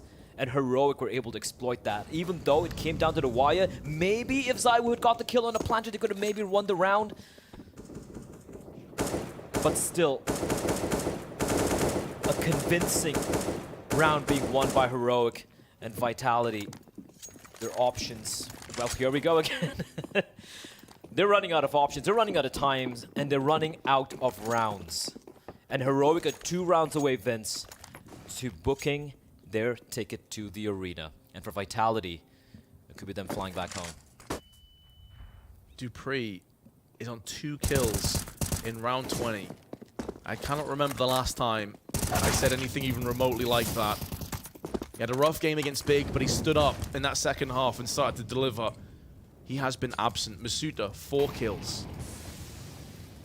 As the back and forth continues over banana control, but it's one that Vitality will probably come out second best on, especially considering 4 players of Heroic currently position themselves over on this side of the map. Well-timed flash there. trying to fake out that they've gone for the re-aggression, but a Molotov not allowing much room for the CDs to maneuver around. We see the nade stack coming out again here, Vince. But this time around, where they're going to be opting towards, it's going to be more of a... yeah, same nades, no one there. Apex repositioning himself. This is a brave play from Apex. This could be it. It's brave, but you have to roll the dice at this kind of a deficit. You've got to go in, and Apex gets two big kills. 8 seconds to play with. They're going to go ahead and try and hit the A site, but there's not enough time. Not enough bodies. And Vitality will be picking up a 6th round. Many more required before they even get close to Heroic, though. They're trying to fake the very same thing they did the previous round, but Apex with repositioning, playing in front of the smoke as well, finding a couple. The second one, a little bit of luck going his way, but they need more. They need more here from the individuals. And you did point out Dupree, Vince. I didn't want to point any fingers, but at this point, you need to step up. Masuda just on 4 as well. He was so impactful on overpass on the T side. We remember the final round being won was all Masuda, but right now the individuals, they really haven't come alive yet. At least for the time being, they stave off map point. Heroic still in 14, still trailed by 8 rounds to Vitality. Flashbang is good, but Apex commits to the full spray, trying to exert a little bit of dominance towards Banana, because that's not something that Vitality have been doing at all on the CD side. They're going to leave Zaiwu with the AWP on top of the broken wall. He does have backup, though. Apex, his captain's there. Zaiwu playing the anti-flash. Look at his A defense, though. No presence towards brackets. Misita towards Arch. Is he going to feel adventurous? That's the question. Nate's going to be locked in. It's not going to find anything. But Heroic, they don't have banana control yet, but they have a lot of room towards mid. But now they're falling back. Flashbang's going to pop, and it's going to be Apex and Zaiwu to deliver. So up on the half wall, not getting affected by any of those flashes, flicks across. Will not miss the mark, and Incendiary affords him safe passage to reposition back on the site. A good hold, this time on the side of Vitality, but Heroic instantly respond in kind as smoke's being lobbed over on the A side. Cordoning off Library, there's still a peak position for Masuda to have a bit of impact. Maybe a lack of confidence to go in for that peak. Goes in with a flashbang, there's one, but he gets traded out. 25 seconds still on the clock, double rotation, down Banana. And this is funneling the CTs both into pit. This round may still be up for debate, but no longer. This Dupree is showing us why he can be one of the best players on the server. Cadian is putting down the damage, putting down the pain. 8 seconds to go. Cadian is doing it all alone. 3 seconds though. He had the right idea, but at the off angle. But that is going to play hell with the economy of Vitality, especially as they need to string together so many rounds in a row. 4 seconds, and if he hits the wall bang headshot, that would have been it. That would have been the death blow for Vitality, but they hold on, Vince. They hold on. It's scrappy, it's messy, it's coming down to heroics, but it is working out. Nice shot there to open things off, and we asked the Dupree to deliver, and indeed he does, finding Shush and Refresh. Heroic not able to crack the defense now. 3 rounds in a row. Still a gargantuan lead. Still double the rounds Vitality possess, and it's a long path ahead. Masuda, he's isolated here. Vince is burning alive as well. He needs to switch over to the smoke. Somehow he'll still be alive. The flashes are chaotic. The nade should find him, and eventually he will fall. And that is going to be the opening duel going the way of Heroic. And look at how they're immediately pivoting back towards A. So quick from Heroic. Masuda must have gone through all 9 of his lives. He did force a ton of grenades and time and manpower over on Banana though. And now the rotation back on. Banana being taken. Apex is pushing down. Gambling again. And knows the importance of this round. Of every single moment from here on out. And Apex from behind pits in for 1. That could be good enough. It keeps the T's caught in 2 minds. They can't fully focus ahead of them because they're worried that Apex is pushing behind. And in doing so, Dupree and Zaiwu can hold fast. Majors, though, may come under a lot of scrutiny in this round. 1 flash could suppress him. This could very well come down to Dupree. Majors with a bit of damage, grenade behind it, significantly weakening and softening up the oncoming T's. Majors still alive, even though he's flashbanged. The flash also hits the T's, and he goes in for 2 more. And Zaiwu's watching the cross, needs this shot, desperately requires it. The flashbang, though, will force his hand to go ahead and pull the trigger. But Apex is moving in. Smoke is down. If he wide swings, he can deny the bomb, and he's put it on the deck. Refresh in 8 seconds to try and clutch this one out. And he's being shot from both sides. Incendiary's whizzing past his head. This round is over. Vitality are digging in deep. You said yourself, no surrender, don't give up. And Vitality, they're swinging for the fences. What a huge round, what a huge round. The flashbang was perfect as well, but even more perfect was Apex. They were able to cross on over. Did Cadian helped out with a brilliantly placed flashbang, obscuring ZywOo's vision.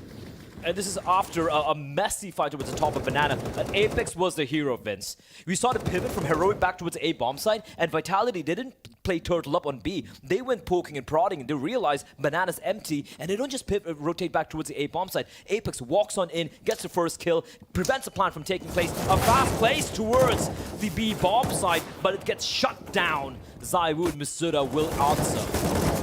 Oh, it's an emphatic shutdown as well, but Stound's got 2. They may not anticipate a third player here, though. With both players aggressively top Banana, Apex may go undetected. Now, because enough time has elapsed, they may assume that a rotation has come in. And with Stound down at 12 HP, it's not looking good on the side of Heroic. Gap in the smoke, though. Apex looking to try and perceive this push. Get some pixel perfect aim on top of it, but he won't be required. They're rotating back on middle, or at least they're faking it. They ran down. They wanted the sound cues to come through. Faking this, trying to catch Dupree or Apex in an awkward position, and they may very well get it because the 2 men are pushing their location, but they've now backed away again. They heard a sound cue. This game is so tense, so tentative. Now they're pushing in, but Stound is down first, and in doing so, Cadian should be at a massive disadvantage. Flash affords him safe passage. Molotov will be Apex out into the open. If they line up, Cadian could punish, but he only assumed there was 1 player there. And with 2 players to spare, Vitality secure their 9th round. Don't leave ZywOo hanging. Ah, there we go, Apex. They're hitting the fist bumps as well, Vince. Things are starting to coalesce together for Vitality here. Great haul from Masuda and ZywOo. That was the half buy coming in from Heroic, mind you. And it still made it very, very expensive for the Vitality side.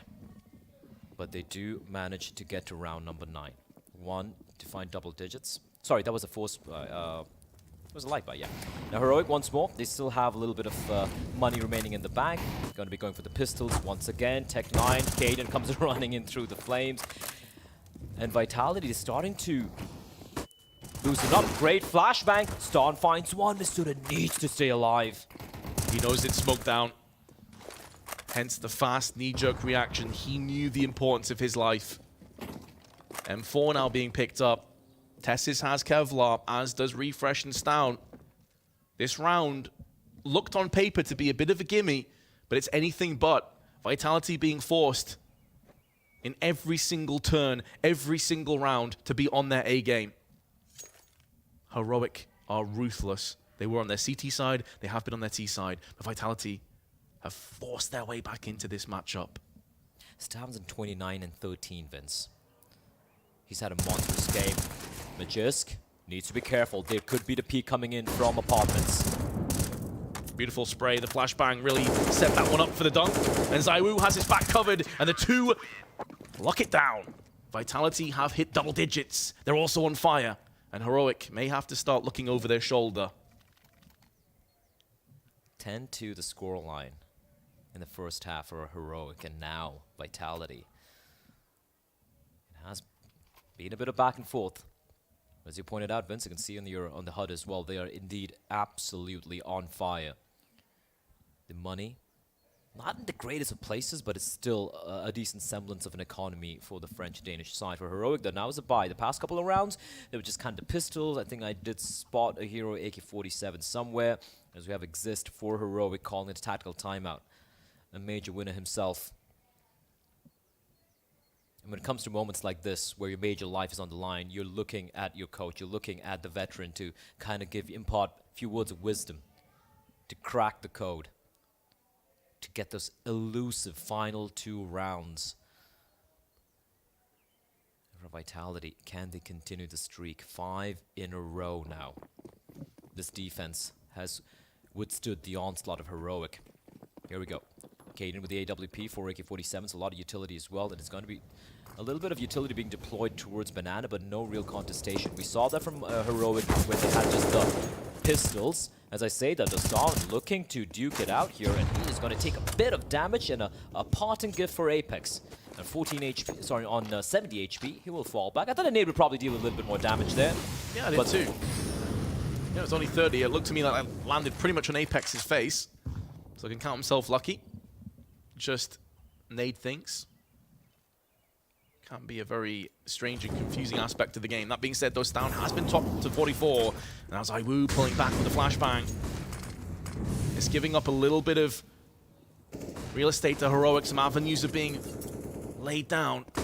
And they're moving through on the arch side. Now, smoke in their eyes now affords them safe passage if they should choose. But ZywOo is in library. And it feels like Heroic are only dipping their toe in the pond. They're going to line up for ZywOo, and he sprays them back down. And here comes Masuda, but a 2-for-2 trade. It looked like that should have gone way more convincingly in the favor of Vitality. Flash out in the meanwhile as they're going to look to try and re-engage and get aggressive over on the arch side.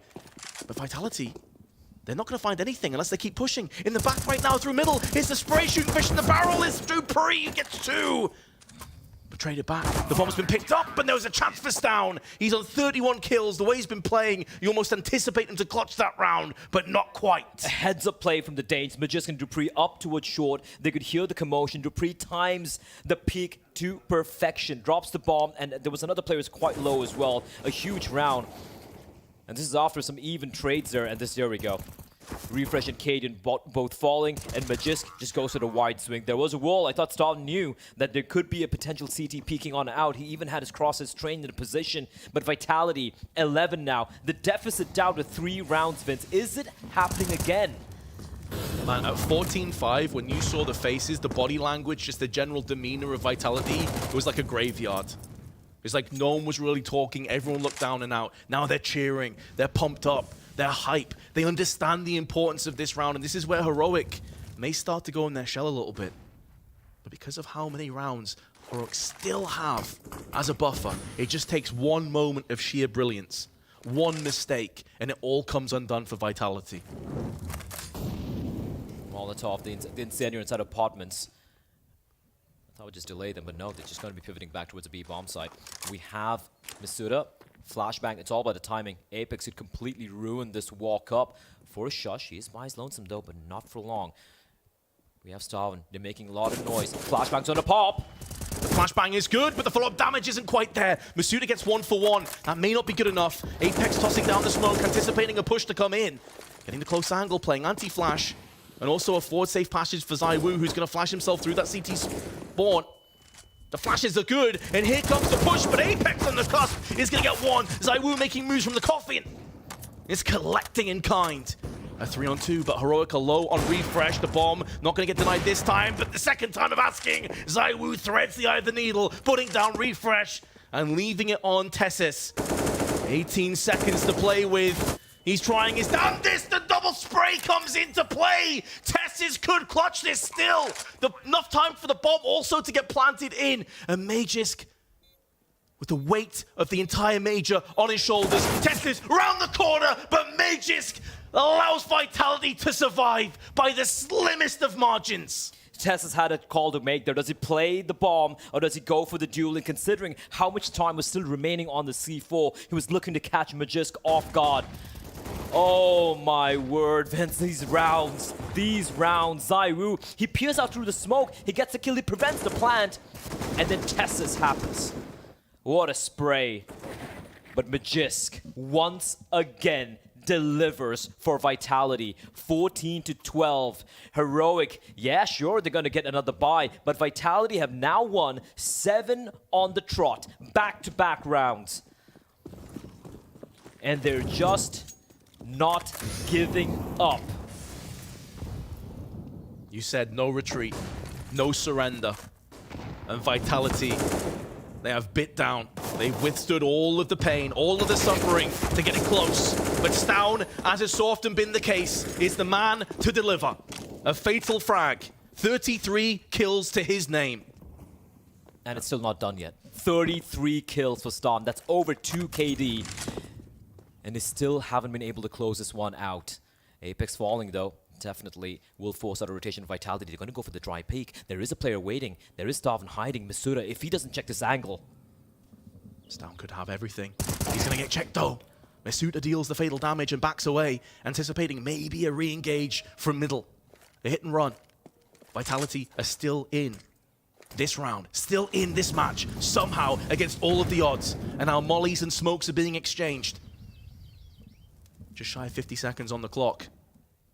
Molly's now dwindling on Archers. It's open for a confrontation, and Tessis looking to make amends for that previous round. They're going for the rotation all the way around the back. This is something we haven't really seen so far. And Masuda, with his back to the wall, quite literally, is going to have to try and stave off this push. He's hearing smokes now pluming on the side. He wants to try and deal with that contingent on middle first. And in this position, Refresh surely doesn't anticipate this being a possibility. If they can kill him first, they can cordon off the aggression. ZywOo with the first, now pushing in. Gonna get peeked from the tree room, double spray from Cadian, but Masuda is gonna hold his resolve, hold his angle. 1-on-2 post plant. Shush up on the coffins. 34 hit points allocated to Masuda. Molotov is up and over. He has the kit. Does he just stick this? The plant is out in the open, though. He's still searching for it. On the back of the fountain, tapping it, anticipating a full-on boost to come in. Deals with Shush. Still has a bit of time, but Cadian is baiting around the corner. Just needs to make sure there's not enough time for the defuse. He's played this perfectly, and Cadian, leading by example, gives his team 3 playoff points. They needed something special to come out to crack the code, to crack the puzzle, and they finally do. So the B bomb site is where the answer eventually lay for the side of Heroic. What a round. The call was so good from Cadian. They knew they lost Banana control. They knew, in all likelihood, there's only one CT playing towards Banana, and the rest of them are holding towards A. The moment they get the kill at the Arch, with the Arch player, immediately wrapping around towards CD spawn in towards B, that was the best call they could have made in that particular situation. And if that's the call that winds up winning them this game, hats off to Cadian. That was fantastic, and even getting a couple of kills as well. Now, Vitality, their backs are truly against the wall, Vince, because the rounds they've won, they've hemorrhaged so many players. They don't have much of money. They have pistols, couple of FAMASs, and 1 M4A1. However, it's in the hands of ZywOo, but right now, it's only 2 defenders towards A. They need to reach within, find that inner lion. Come out swinging. It was 14-5.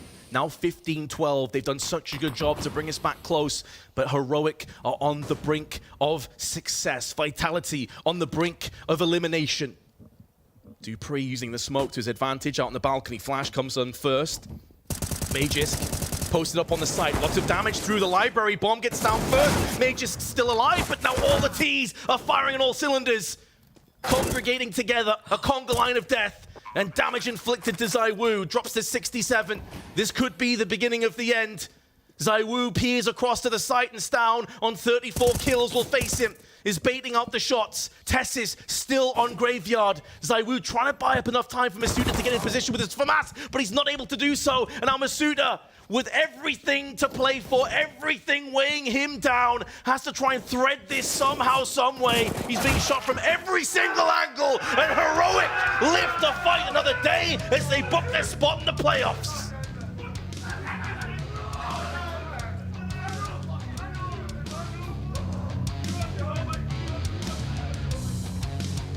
What a game. What an absolutely incredible series from Vitality and Heroic. And man, commiserations for Vitality. I genuinely feel for them. They gave it everything, Vince. It looked like it was over and over past they brought it back. It looked like it was done. 14-5 on Inferno, and they make it competitive, but the final 2 rounds, a great call from Cadian for that B flank through CD spawn, and then this one, it was going to be very rough. It was just a wraparound standard take coming into its A bomb site, and fortunately for Heroic, they picked the right bomb site. There were only 2 defenders there. The buy was shattered. Fist bumps all around. Oh, I genuinely feel for Vitality. They gave it everything. The individuals gave it everything. We could see, it is so rough, especially for Apex. We know how emotional he can be. But they gave it everything, Vince. They gave it everything. They should be happy. However, for Heroic, they're going to make it to the playoffs. They've survived the test of the veterans of Vitality. But it's just heartbreaks and joy, and that's how the game of Counter-Strike usually always plays out. Great stuff from Heroic at the end there, great calling coming out. Starvin as well, superstar performance from him, dropping over 30 kills in that matchup in regulation. Oh, he was unbelievable, lights out. To the victor go the spoils. Commiserations, though, to Vitality, who honestly, like, you got to give them a round of applause. Like, they gave us so many good maps over this major. We got the pleasure to cast a lot of them, but Heroic were just too good on the day. We have more elimination matches coming up. There's tons of CS, but first we're heading back to the desk to break down that epic best of 3. Heroic have done it. The second time this exact squad makes it to the major playoffs, and they do it again here in Antwerp. Despite Vitality trying to claw it back at the 11th hour, Heroic, man, they push it over the line, and we have got to give huge props to Stan coming into that one. What an absolute force to be reckoned with over that map. I know, another chapter in the book of what's becoming a legend for Stan, a superstar. I want to say in the making, but already established. As far as I'm concerned, one of the 5 best players we have in Counter-Strike right now, and once again, he provides so much for his team. 83 kills overall over the series, of course, but 34 in that very map. 1.8 rating. He was here, there, and everywhere. That is incredibly impressive. What a performance, man. I'm blown away. And that's not AWPing, there's nothing. He was only rifling, right? I didn't see him pick up the AWP. You know, whatever weapons he had, it worked. Okay. It worked in every single time, man. And it's so much more than just shooting people in the face, right? Yeah. It's the vista, it's the understanding, it's when he sneaks behind people, it's when he's being patient. Look, he was a hero. I don't want to make all about him only. I think Kaden had some great calls towards the very end as well. But we have the man of the hour. He's joining us. Thank you so much, Sam, for joining us. GG, man. Huge congratulations, man. That was absolutely incredible. You make it to your second major playoffs in your career. Any words, thoughts going through your head right now? Yeah, man, I'm just so excited, really happy. Look, man, I'm so fucking happy. These are your stats, man. That's how you played right now. 83 kills, 29. Do you realize how much of a star you are becoming? Is that something that you have in your mind? Are you aware of it? It's a good question. I mean, I would say over the last 6-8 months, I've felt like my level has slowly been increasing, and I'm trying not to think so much about it. Like just trying to play my own game, keep improving, and I mean, I feel like I've been playing great the last few months. Going into this major, it's not like I've had a bad game, but I feel like I've been missing that extra thing that I can do for the team. And I feel like today was a good day. I could feel it when I woke up. I was more calm, and even though it was a 2-2 game, but yeah. I always thought you were really good players, but I agree with you. Last 6-8 months feels like you have gotten to a new dimension personally. Do you have any idea why that is? Did you change anything mentally, practice anything that would explain this gap that you have taken now? It's a good question. I mean, I think some of it has to do with overall experience as well, and just being more mature. Now I'm 20 years old. Not that much. Really old. A lot of maturity. It's a hard question. I mean, just trying to keep improving every day. Okay, now as a team, right? We always talk about Heroic, a very emotional team, super fired up. This was a really hard game to play. Can you talk us through a little bit of the emotions in that game? You lose the second map, you come back on the third. How were you feeling in that game? Yeah, so our Mirage in general has been looking very shaky. I mean, I don't know what's happened with it. Sometimes it's good, sometimes bad. Today it was good, and we came in with a good idea of how they play. We also played them in practice, so we know how they play their map. So yeah, going 1-0 on their map pick was really good. Felt really confident going into Overpass, probably our best map statistic-wise as well. Yeah, and then Overpass, I've made a really bad mistake, and I think it was 13-14 round or something like that. Okay. Which sometimes usually I don't think a lot about a mistake I did, but that one sat a bit with me.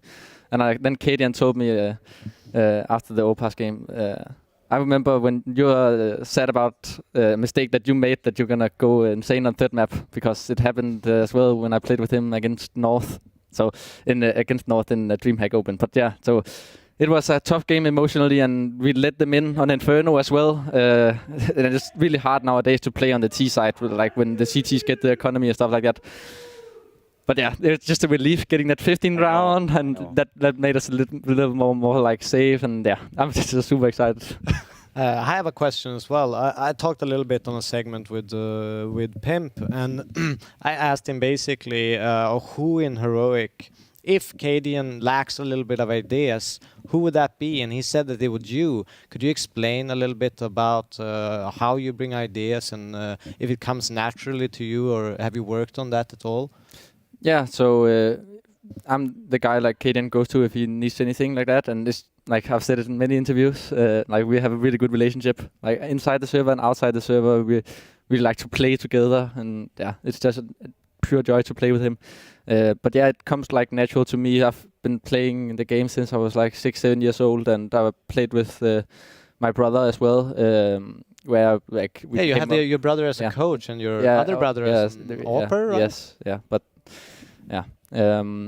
And yeah, we played that in Fractors, and it always like came natural to me, like come up with ideas and thinking about the game, and so yeah, we just have a really good relationship. Me and that's really impressive, man. Son, of course, we saw you guys, this exact same squad at the last major in Stockholm as well. And you said yourself, you feel different. You feel like you've improved within yourself since then in that 6-month period. What are the biggest differences within the team, and what are your expectations coming into this playoffs this time around? Yeah, for the last major, it was our first major, not Kasper's, but like me and the other guys' first major. So there we just came with like a hope of like reaching playoffs, and we felt like this time, like now we need to definitely go to playoffs. Like it's something that we expect of ourselves. It's something the fans expect. So it's a different kind of pressure. But yeah, we managed to do it. And what people have been talking a lot about, which is fair, obviously, is like we choke in playoffs, stuff like that. And it's hard to say like what the thing is. The communication just becomes a bit worse, and yeah, it just hinders our game a lot. But yeah, people also said when we were really good online that these guys can't do it on LAN. But then we have showed really good results on LAN. Like we just need that one thing in playoffs, and hopefully this time it's gonna be this time. Do you feel like that's different now? Because I mean, when we were coming into the major last time, as you said correctly, other than Cadian, all your first majors coming into the first time you were really on a big LAN stage. Do you think it's gonna feel different going out on that stage? Do you feel like you'll be handling it differently, just personally in terms of emotions? Yeah, for sure. I mean, the more times you go onto the stage, the more you're getting used to it. So I'm looking forward to it a lot. Well, I'm incredibly excited to see what Heroic will be delivering. Of course, you cement your spots at the Sports Palais for the major players. But it's time to find out who else will be joining them. 2 more spots up for grabs in the final day of Legends here, as G2 versus Furia is going down with Shocks after this.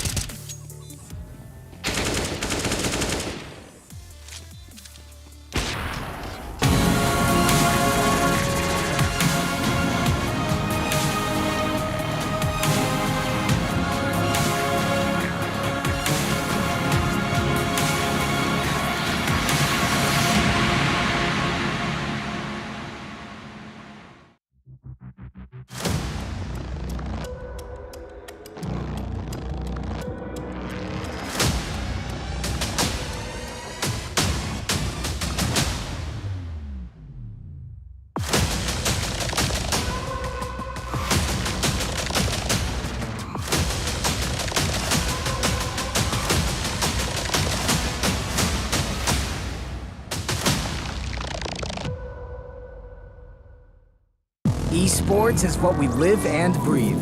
For us, it's more than a game.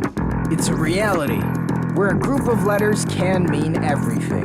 Where Mirage is a place for bombs, battles, and glory, not an illusion.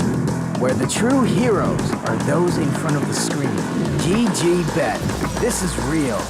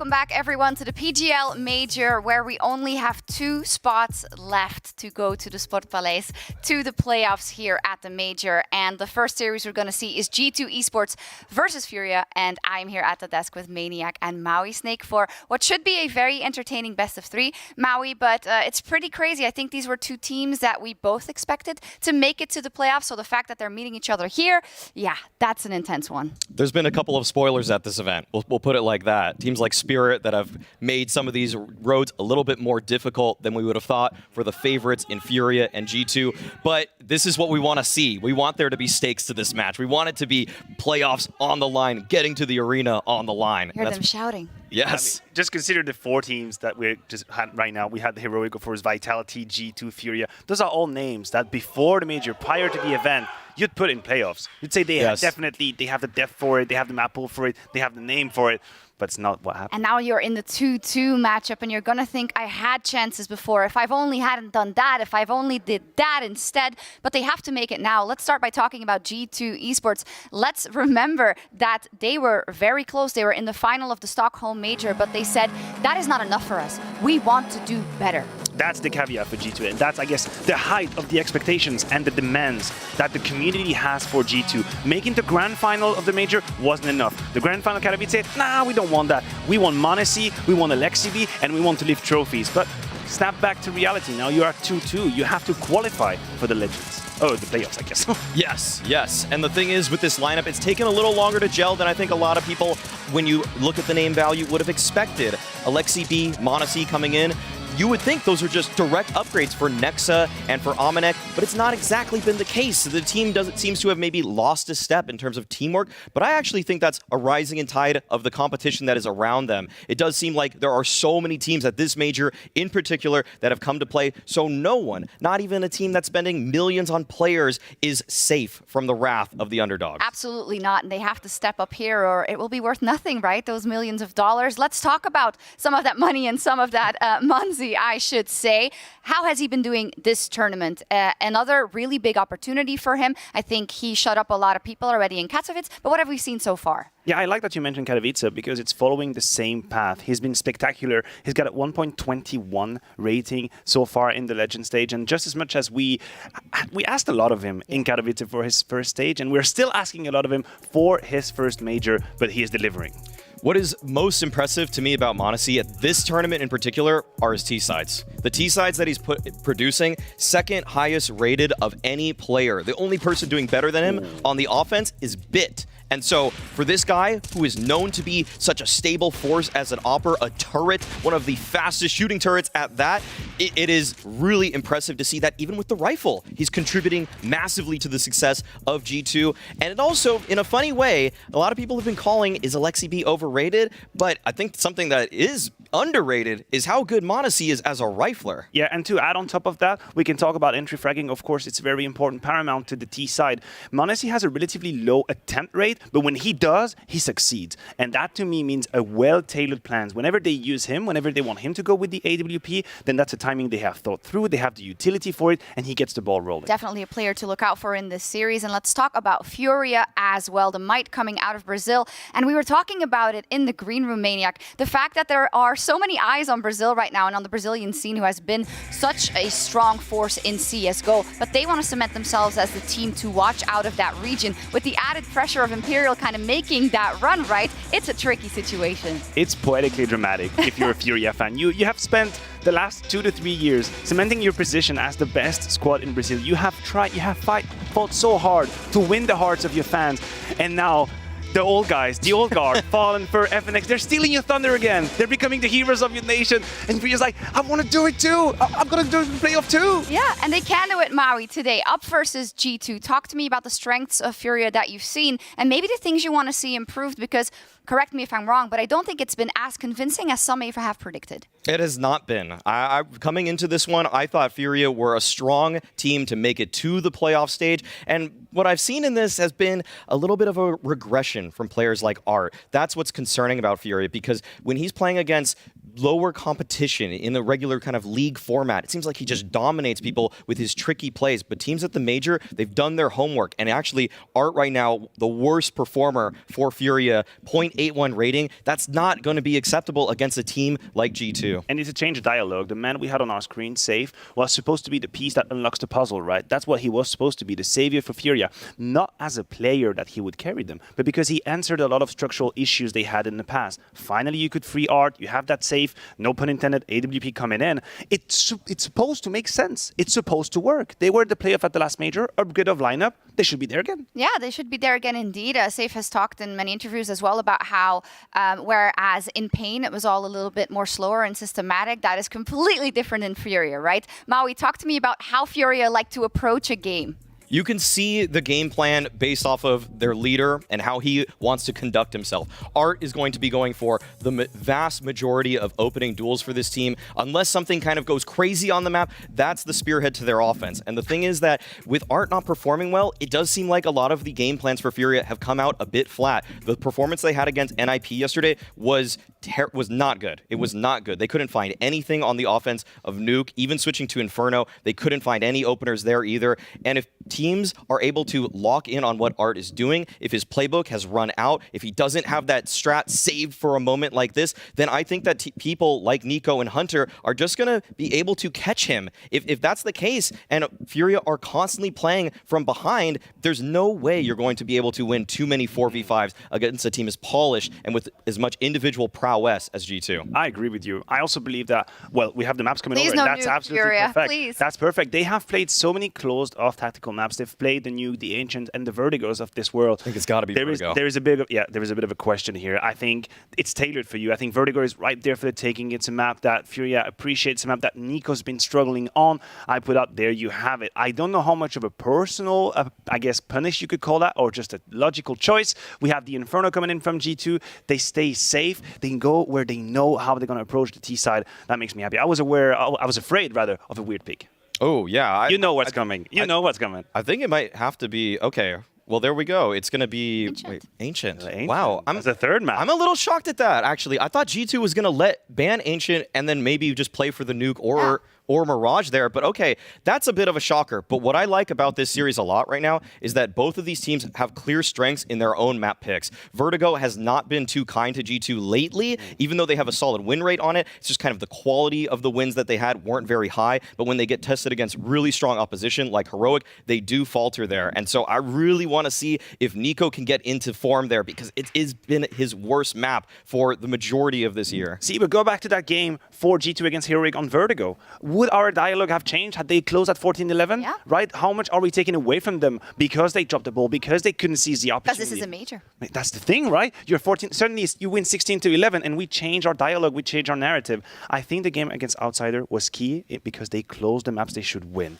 and that is going to be a key factor in this game. Yeah, I think when you look at Furia yesterday versus NIP, that was just demotivating. I think they want to do much better. From the other side, you have a G2 that was really able to step up, and what is a very annoying opponent to play against in that matchup in Outsiders. They will have tanked some positive points from that one indeed. Let's talk about Nico. We haven't yet, Mathieu, and you look specifically at kind of the maps and how he's been performing on them. And I think that's really, really crucial in this Vertigo pick. I completely agree. I mean, just as much as we want to praise the whole system for G2, there still is a Nico dependency. There always will be. That's what happens when you have such a superstar on your team, and there is a great discrepancy between maps, right? Between your Dust2s, your Inferno or Nuke, for example, where he's flying high, a 1-3+ rating. You have maps where he struggles. We talk about Vertigo, that's 110 in 2022. That's a lower number. Same for Ancient, about 118. Granted, for Nico stats, these are low numbers. Yeah. For the rest of us, the common mortals, that's amazing. But for Nico, that's a step below what he usually does. One thing when looking at the stats that stood out to me, though, is that in Nico's history against playing against Furia, 17 maps total, only one of those series does he have under a 1.0 rating, 1.20 in total for his career. And the last time that he played against Furia, he demolished Art. That was 26 kills, 9 deaths as those two guys clash. And those guys are going to be battling very frequently. Art, in particular, does not play that well against top 5 teams, and this is a top 5 team that he's up against, so I've got G2 going forward. Art and Furia really, really need to show what they are made of here versus G2. Last chances to get to that playoff stage. Let's get into Vertigo. Thank you very much. Yes, we are ready to dive into the first map of this series. It's so crazy to accept the truth that only one of these teams will be stepping onto that playoff stage. G2, it's not been an easy road to this point, but still alive, hearts beating in their chest as feet stampede up the ramp. It's Nico. At the moment, rather isolated. He hasn't got much in the form of assistance. And so with a bomb already being planted, we've got a 5v5 retake. Kits on Alexi, plenty of flashes, even a smoke for good measure if m0NESY fancies his high throw for this retake. Keitarato late through mid. This is brutal. G2 is very slow, still no contact, and the bomb is already ticked down about halfway. Drop looking to draw first blood. Still not a single body dropped as Keitarato is flanking, and that could be the round-winning push. Here they come. There's going to be a lot of frags in a short space of time. Alexi hits it on the swivel, but Nico's gone. Big frags out of Safe's clock, and already Furia set for the pistol. Keeping it simple. Heavy commit into A, and a round picks up early for the South Americans. Yeah, Jax looked puzzled there in the end. Wasn't quite certain how that all fell apart, but safety net of that flank coming on through from Keitarato. The round was confirmed before that. Too much time siphoned off the clock right there, and a great start for Furia here. This one is going to be a highly contested affair. Now, Vertigo was the map choice yesterday of G2 going up against Outsiders, I do believe, and it didn't go so well for them there. So now Furia looking to pull out the punish, heading away from Nuke, which has caused them some wobbles throughout the tournament, and that makes a lot of sense. A loss of spirit. And a big loss yesterday to NIP, who had their number in more ways than one. Little Birdie told me that Alexi hasn't got many Vertigo officials on record. Yeah, that is the case, but somebody who does, and somebody who loved it throughout the Academy Leagues was m0NESY.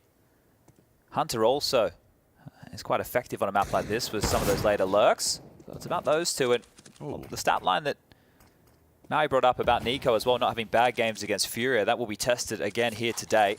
Opening pick will go in the favor of the Brazilian side as they slink back up the ladder towards middle here with 3 players looking for some room, and they've been gifted a gap, a stack from G2 over towards A. Now, if the B bomb site is cracked on open, they get the bomb down, likely just to see G2 hold on to these goodies and use them again in the next round to play. Elevator room smoked off, trying to scale around through CT spawn here, so being very diligent about this is Art. Molotov dropped, space will be denied, and while holding them in place will be Yuri. So bomb should be planted at any moment here, but this is looking good for the second for Furia. Yeah, I mean, 2 rounds in a row, it seems that Furia have kind of evaded the defensive forces. We had a stack on B on the pistol, we have a full exec and a plant on A, and now here in the second round, they end up stacking on A upon the early loss of Hunter in mid. And it's over to the B side. So really not too much friction between these two sides in the opening affair. Yeah, I'm curious to see how it works with m0NESY being the A AWPer, right? And he stays quite active towards that ramp position. There's not too many AWPers who stay as cocky as he does, right? ZywOo is one of the names. There's different type of fights that m0NESY likes to go for as opposed to that of ZywOo here. But I'll be curious to see how that works against somebody like Art, who loves to push up through the smokes. And I think we saw firsthand a Furia versus Vitality game where Art was getting the better of ZywOo not that long ago. Nice shot there from m0NESY. Scout kill onto Art, will drop 1 body. Bomb detonates, and 4 staying alive, getting to hold on to these weapons to go again. See if anybody's feeling generous to give Hunter a pistol. Or if he wants to equip something himself, could just buy into a P250 here. But this is a good start for Furia. Took them a while to get on the board yesterday against NIP. It was a 12-0 streak from the Swedes. They were looking hot to trot on the map choice of the Brazilians. So we've already seen a change up here for them. Yeah, operating without coach and trying to secure top 8 again. Let's see what Nico's got for us. Running him down with the MAC-10. It's a very loosey-goosey spray, and he has been slapped down. A big scout to put G2's name in the feed. Well, there's that fight, and that's one that you're going to be looking for here. Early to see it coming on out with the scout in hand, but Art looking for a lot of space and has been denied here. Sure, m0NESY is down to 25. Nico's been chipped away to 72 as well, but a number advantage, and have a smoke or 2 to work with here. Another one-way deployed. That one lands on top of the sandbags, and if you creep on top crane, you can get a little bit of a gap on down. But Nico up and over is trying to use it in a different facet. Yeah, I guess you hope they go wide on it. It's not great having m0NESY on the bottom here on low HP, because if they do spot this out, he can get spammed quite quickly. So that could find a bit of a drama. Time now, just sub 1 minute. they haven't shown anything on B. You've pushed up for Jax on stairs, so it is kind of clear where the intention is. Will this boost profit? Checked, immediately beheaded. Luckily, m0NESY does get away. For the rest, can't say the same. Alexi B tries something of a Hail Mary, just up in the smoke, hoping to not go clear. They've heard him, they've tagged him, and they've fragged him. So 3-0. The second bite of this second round forced buy has equally been sour. Maybe Jack can get himself a lovely headshot. An AK-47 for good measure, and on the retreat, we'll see how hunty the Furia boys are feeling. It is an AK, so I think you'd at least want to throw KSCERATO in his direction here. It's actually the biggest gun in the server right now. It's Galil's, a MAC-10 left on over, and as they're having a look, they're clearing out the close corners, making sure that he isn't still trying to go for a round like this. Bomb now below halfway ticked. And they're having a look here. Jax gets the fight, but Drop is going to scoop that kill up. Now, the stats in the tournament so far pointed out that Art hasn't been having a great time of things, and Drop either. But Drop is more of a supportive element within this team, whereas Art, with how flux his playstyle is if he's having a good game, right, they could almost win the game on his own for the team, because then you just have the follow-through of these remaining members. We know how potent the likes of the duo of KSCERATO and Yuri can be. And that's by design, right? Like, that's a pressure that Art, through his own decision-making and leadership, has put himself in. Well, there was a stat line we were talking about earlier in the event, and I'm sure that's changed a lot here, but was the 4v5 conversions and the trading for Furia. It was great, but here's the first test. Fast. Straight up scaff. Art doing what he does, looking for this quick fight. Nico, very ballsy push, straight down, finds himself first blood, and does not wait around. Art gone again. That's 2 opening deaths for Art. Admittedly, yet to see Furia stumble. But a 5 versus 4 disadvantage for Furia to stomach. And they're going again. What does Nico want here? He wants answers, admittedly, but there's a lot around this corner. m0NESY can't provide too much. Some utility in the form of Hunter. But they're just hoping for these fights to come through. Restraint, integral. Oh, and Alexi loses the mid-duel. Up in the off angle. KSCERATO has pulled us straight back into the 4-on-4, and m0NESY is sticking around on these Aggie lines. He wants to make sure he can chip further away at this Furia pack as they start to regroup and retool, heading back to B to ensure that they haven't lost too much territory. I think that's all for a fake here. The fact that it was safe, the only one running, right, he has the bomb, so it wasn't going to go too far. Yuri parking the bus alongside of Drop here, and coming up the ramp are the other two. So they're going to be setting themselves for an AXQ as the smoke deployed at 40 seconds. Likely to be disrespected here, or at least rerouting.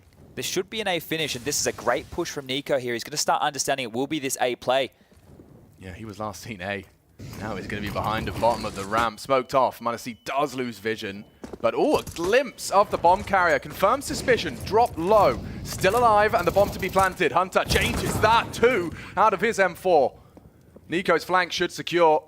KSCERATO at least ready for it. Oh, Nico's not. And the off angle, hard shot, still takes it, and just the one safe. Is he the safe pair of hands? The bomb down. 2 to go, knows where they both are. Nico loses his head, nearly the transfer. He gives it everything he's got, but Jax, when the pressure's high, he is consistent and pulls it across the line for G2. Very costly round right there. Safe did a great job. Made that one extremely close. You can see the fuse coming on through without that kit. They will secure the round, and they will be able to hopefully pick up that AWP for m0NESY. Yes, confirmed from Jax just there. So keeping their head above water, and G2 will get their first round on the board. But this is out.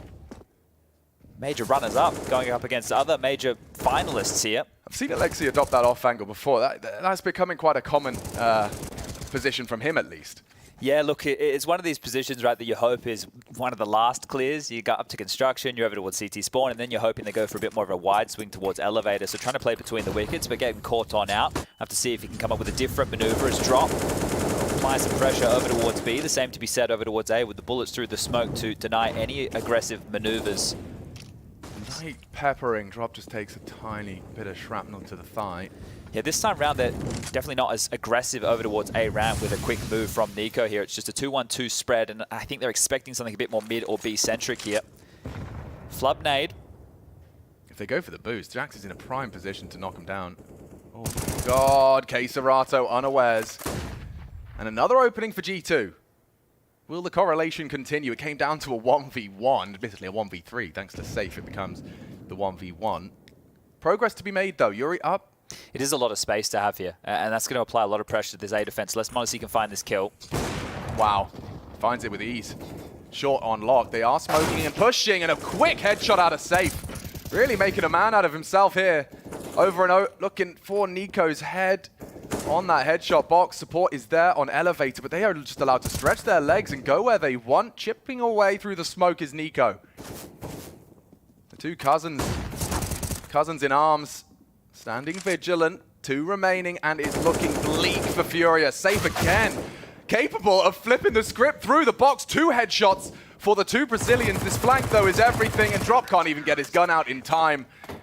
So G2, so far, have managed to convert their opening kills. There's 2 positives in that round right there. Well, I guess in the half so far, Safe finding a lot of traction here. He's up to 8 kills. That's really good, right? This AWP player for the team, if he can be finding some impact here and the other individuals start to whir online, Art's getting some openings, Yuri's starting to find some kills, that's great signs for Furia because we're still in a early stage of this best of 3 series. You can see Inferno as the second and Ancient as the third and Decider if we need it. And G2 are actually deciding to take a timeout here. I was going to say the other positive is the fact that Alexi gets 2 kills on a flank right there. That's going to do wonders for his confidence as well on a map that he's not as familiar with. There's a lot of the names in the server right now. Bit of a fun one here as well. You have a lot of names who have been in major playoffs before. There's only 2 who haven't, Monacy and Safe, the AWPers for either team. And Monacy is probably going to be wanting to get there to show that he is an absolute phenom. That's the whole conversation about this kid on the block. I mean, the start of the year, the conversation was first LAN stage. You know, we were talking about Katowice. He did seem to take to that, you know, like a duck to water. Yeah, he was playing well when more veteran names alongside of him were struggling. So we'll see if he can continue that if they do make it to the stage. They're a long way to get there first. Is back into a buy, back up towards a ramp. Quickness here. Committed, baited, and executed. 2 SMGs already in the feed. Hunter can't save him either. It's just like that. As simple as that, the site's taken. Yuri's confirmed it, and Jax, yeah, he has been a safe pair of hands, but he's got to get through Queserato, and already that seems to be a bit of a problem. Repelled and sent back to T-spawn. Some real pace there, Chad. Is it as simple as, you know, taking ramp with SMGs, or is there some nuance to that? No, I think it really is. Like, obviously the utility that's in play right there, but the fact that they're able to scale so quickly and hitting those shots, if Monacy hits that opener, it might look like a different round because then he can tuck in towards the sandbag and have some help. But the fact that him and Nico both get isolated immediately, what are you meant to do? You see Hunter behind that sight box trying to get some damage done. Can't find anything. And this is just going to leave Jax hoping to get a save here. Now, the AWP hasn't been picked up for this Furia T side, which might be telling that they want to keep it quick. Get some lovely upgrades here. 2 AKs and M4 carried across, and Jax with the only big gun here to speak of for G2, so likely to see them go into a bit more of a light buy now. But yeah, getting away with that early. You could see there as well in the kill feed, Hunter's flash. Now, I'm not sure if it was miscommunicated, because this is the Valve flashes. We don't know how accurate it is in a lot of these situations. Maybe they were turning it and they just copped a little bit of the flash right there. But either way, not a good look to lose to MAC-10s in that variety. And they are going to force buy behind this M4. Oh my god. Oh, they're pulling it off. They're going for that speed, that momentum. You can't be calling rushes off spawn. What is this? I think this is something that they can get away with against G2, just the momentum-based plays, because it's a map that even though we saw them pick it, it's not something that they have looked extremely comfortable on.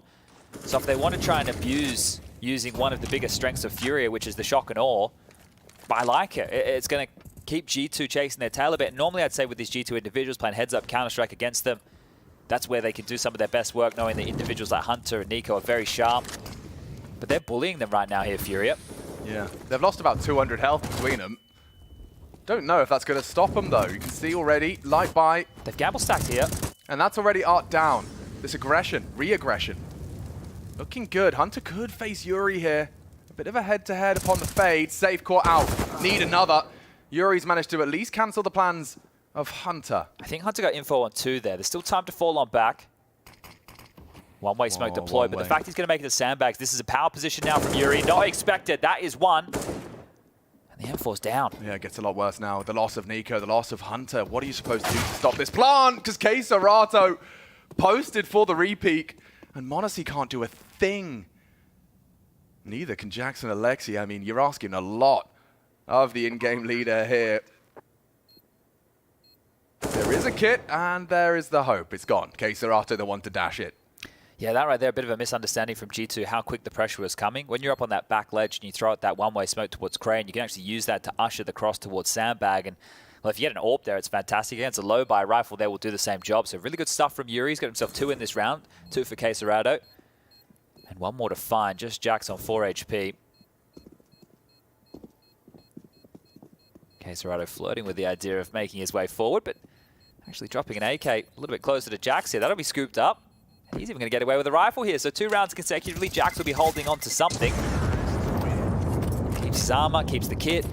He can drop the AK, hold on to the Deagle, or vice versa. But surely now G2 have to take a save. This is looking good early from Furia here, 5-2. Really good stuff for them out the gates. Pistol round, the conversion. That MAC-10 round is one of the bigger issues, right? The fact that G2 lost to something like that, it's going to set them back significantly on this CT half. With the eco likely to come on through, Furia taking a timeout to discuss their options. Just to maybe take inventory of what that type of buy looked like. Did they have armor? We saw 2 M4s.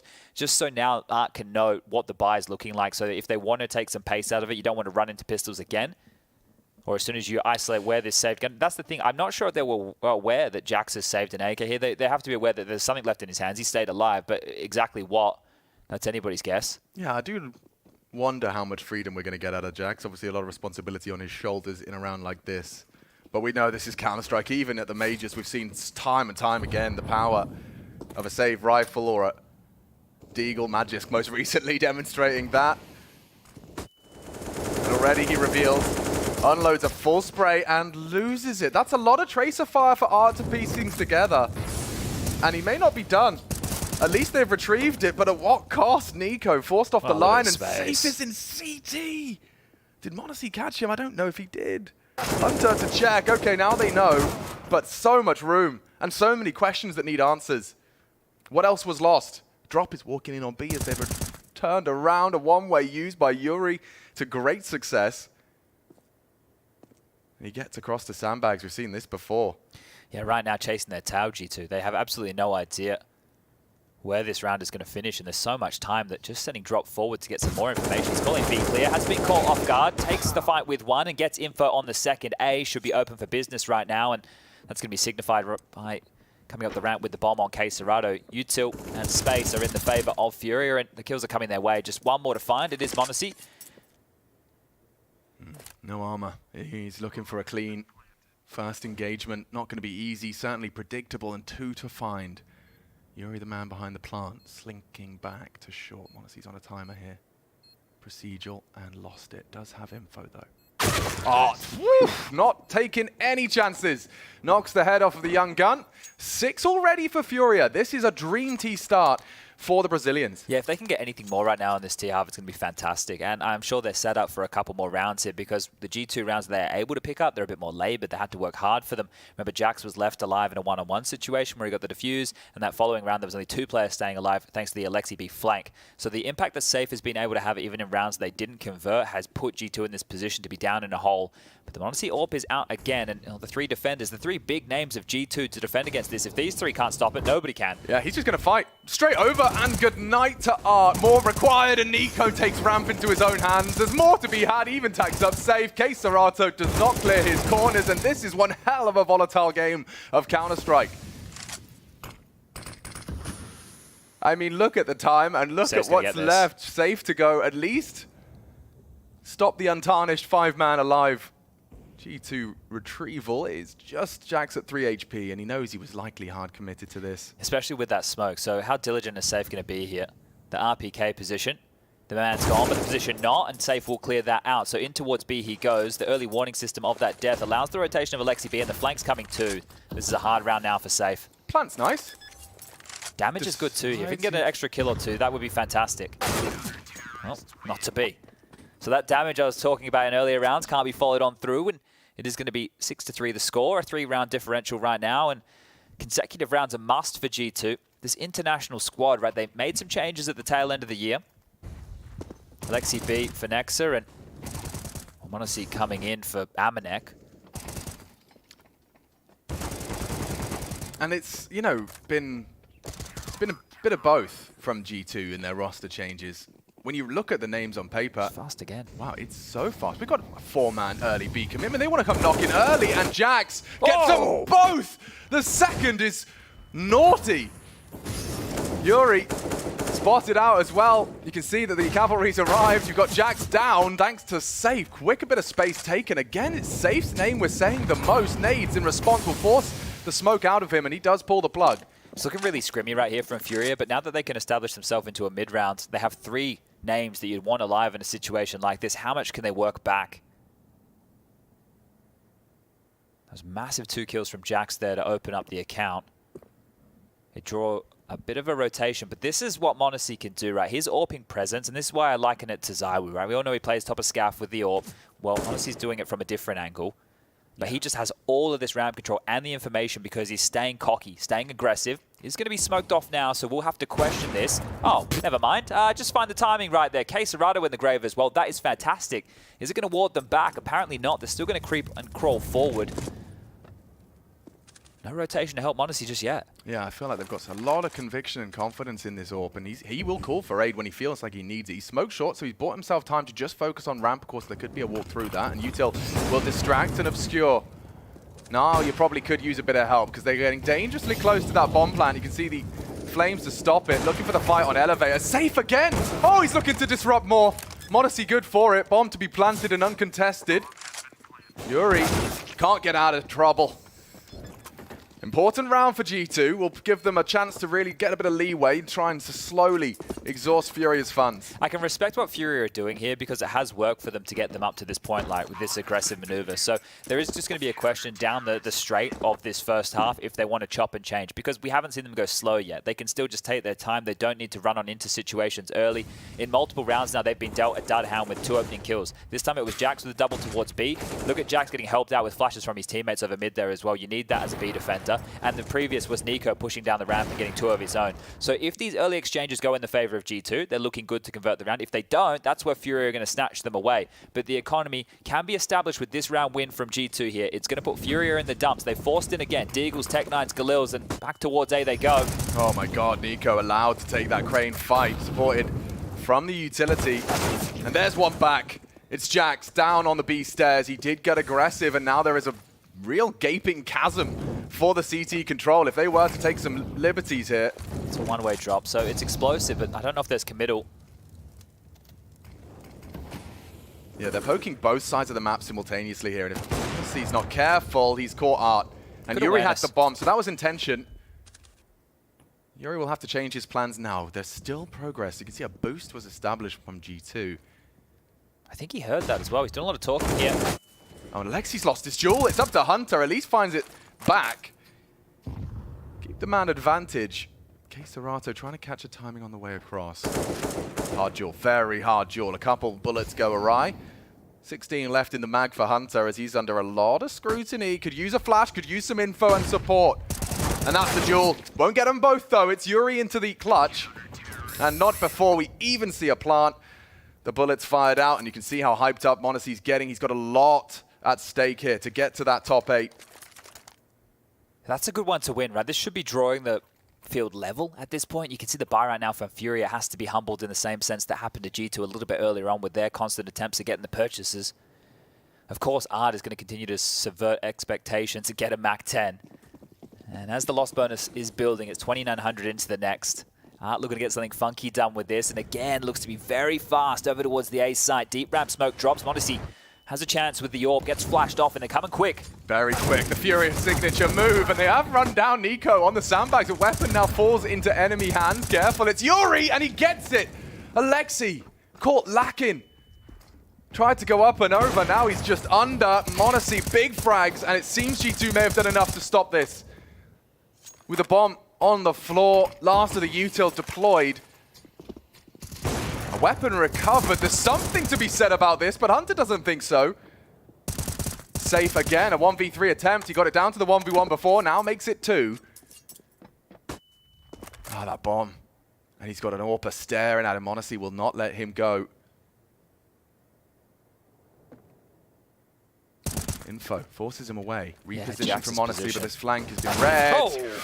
A chance, definitely, just slips away from safe. I didn't think you'd be considering that at all. I really like that push from Jax right there to take back some space. You could consider it a risk, right? But once you have that territory as a CT, I feel that that site is a lock. He could have also played for info in case that Safe wanted to drop back, and that's exactly what Jax did. Confirms the round. And now the buyback will be on the agenda for Furia here. Art will be lacking, but that's fine. He'll get it done with any weapon, Art. He might need to find a couple more kills, though. Just 4 frags in total. His teammates would love an opening kill. Going to be the second tactical timeout called here for Furia, just to confer. Yeah. Sure, Gary's not behind them, but they do have options. I don't want to butcher his name, but he was coaching a North American team. I think it's endearing when you call him Gary. No, but no, the new guy. Tacitus. Tacticus. I don't want to butcher his name. Yeah, that's probably more like it. I think I'm dyslexic. Maybe. I mean, you don't have to write much. You just have to speak them. That's true. Yeah, you're okay.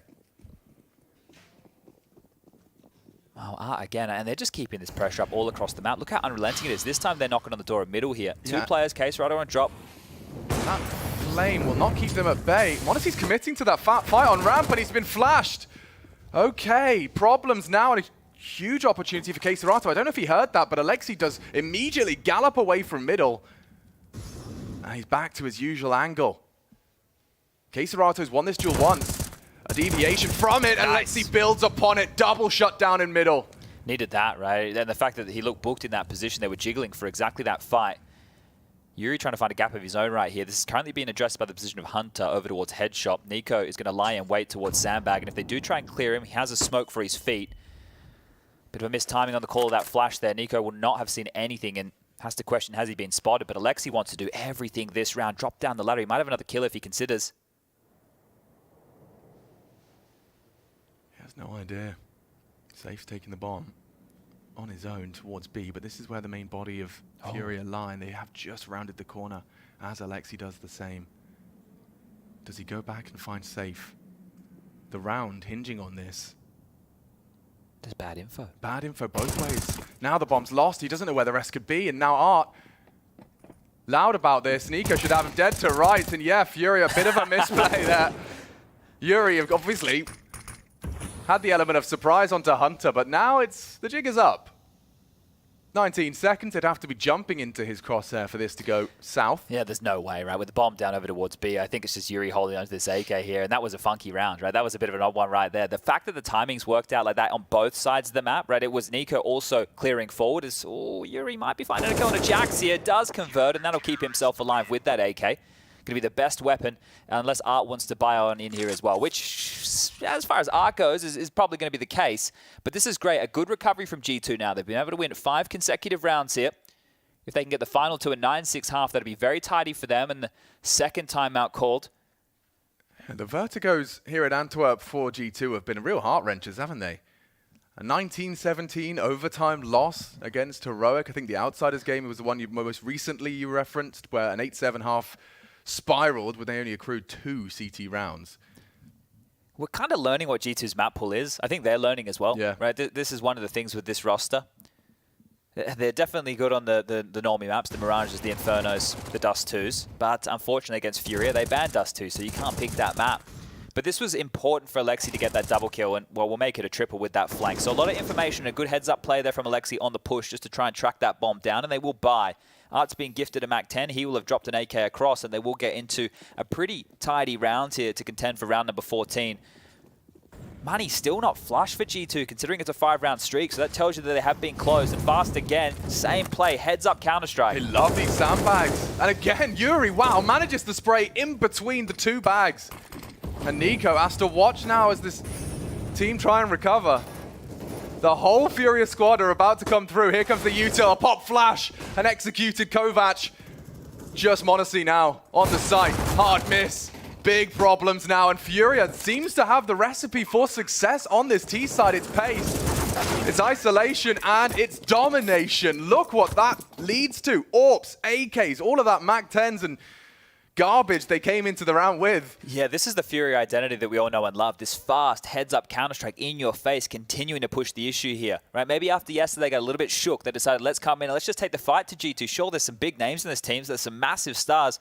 Nico a storied individual in himself, and he's got his cousin alongside for the ride. Hunter is fantastic as well, and they can even leave guns at spawn. That's how well it's going for Furia here. But on the other side, 3 MP9s, a Deagle, and the AWP for Monacy, and they're coming again. They're just doing it, rinse, repeat. I think G2 have to acknowledge it.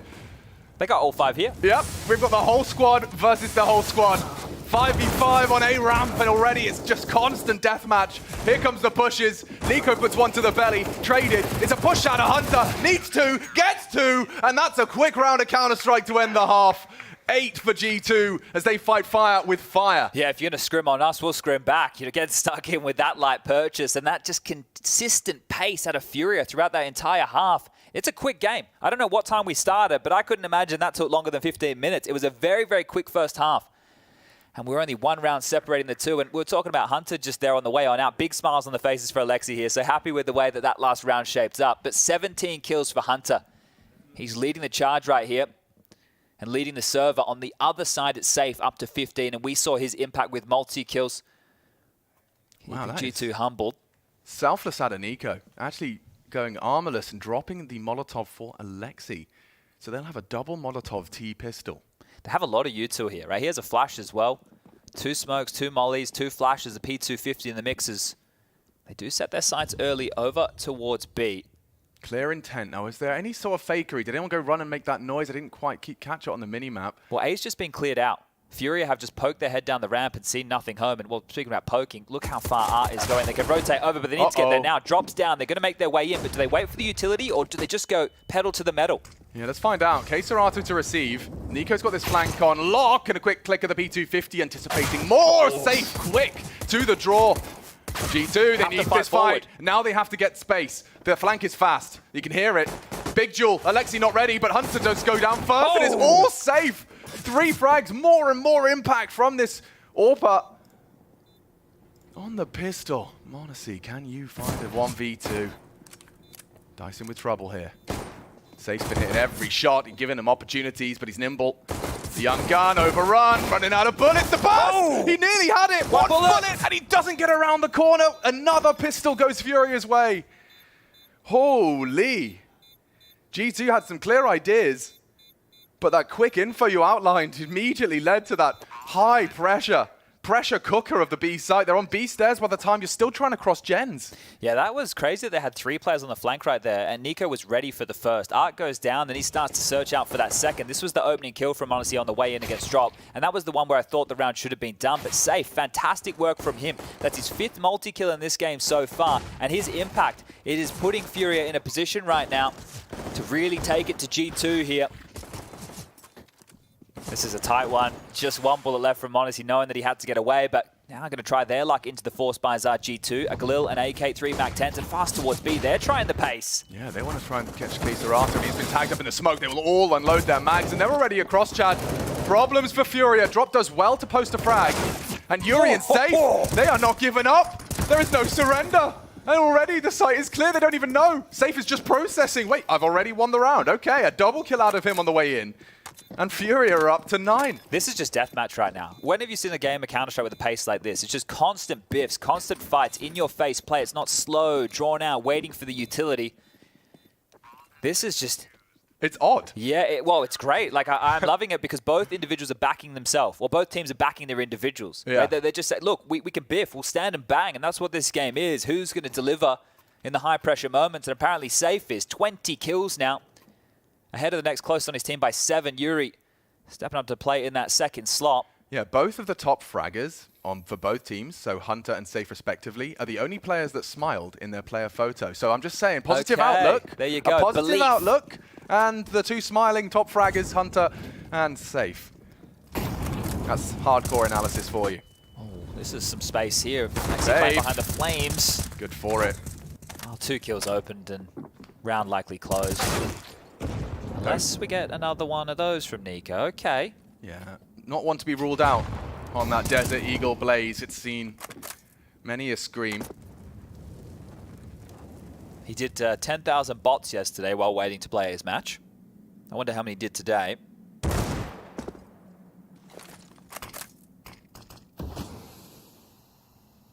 You're going to have to wait this out if you are G2, right? You've heard that smoke bloom. If you do want to risk peering behind it, you will be dealt a dud hand. All you have to do is hold on out for about 20 seconds. Or drop a one-way of your own. A redeploy from Art here, going to scuttle that one at his feet, trying to scale up for some space. It's Hunter, Nico, and Jax. It's a nice compromise. Still can stand for the fight. And oof, Jax is capable with that Desert Eagle. So with that paired with Nico's, we've got ourselves a bit of a round now.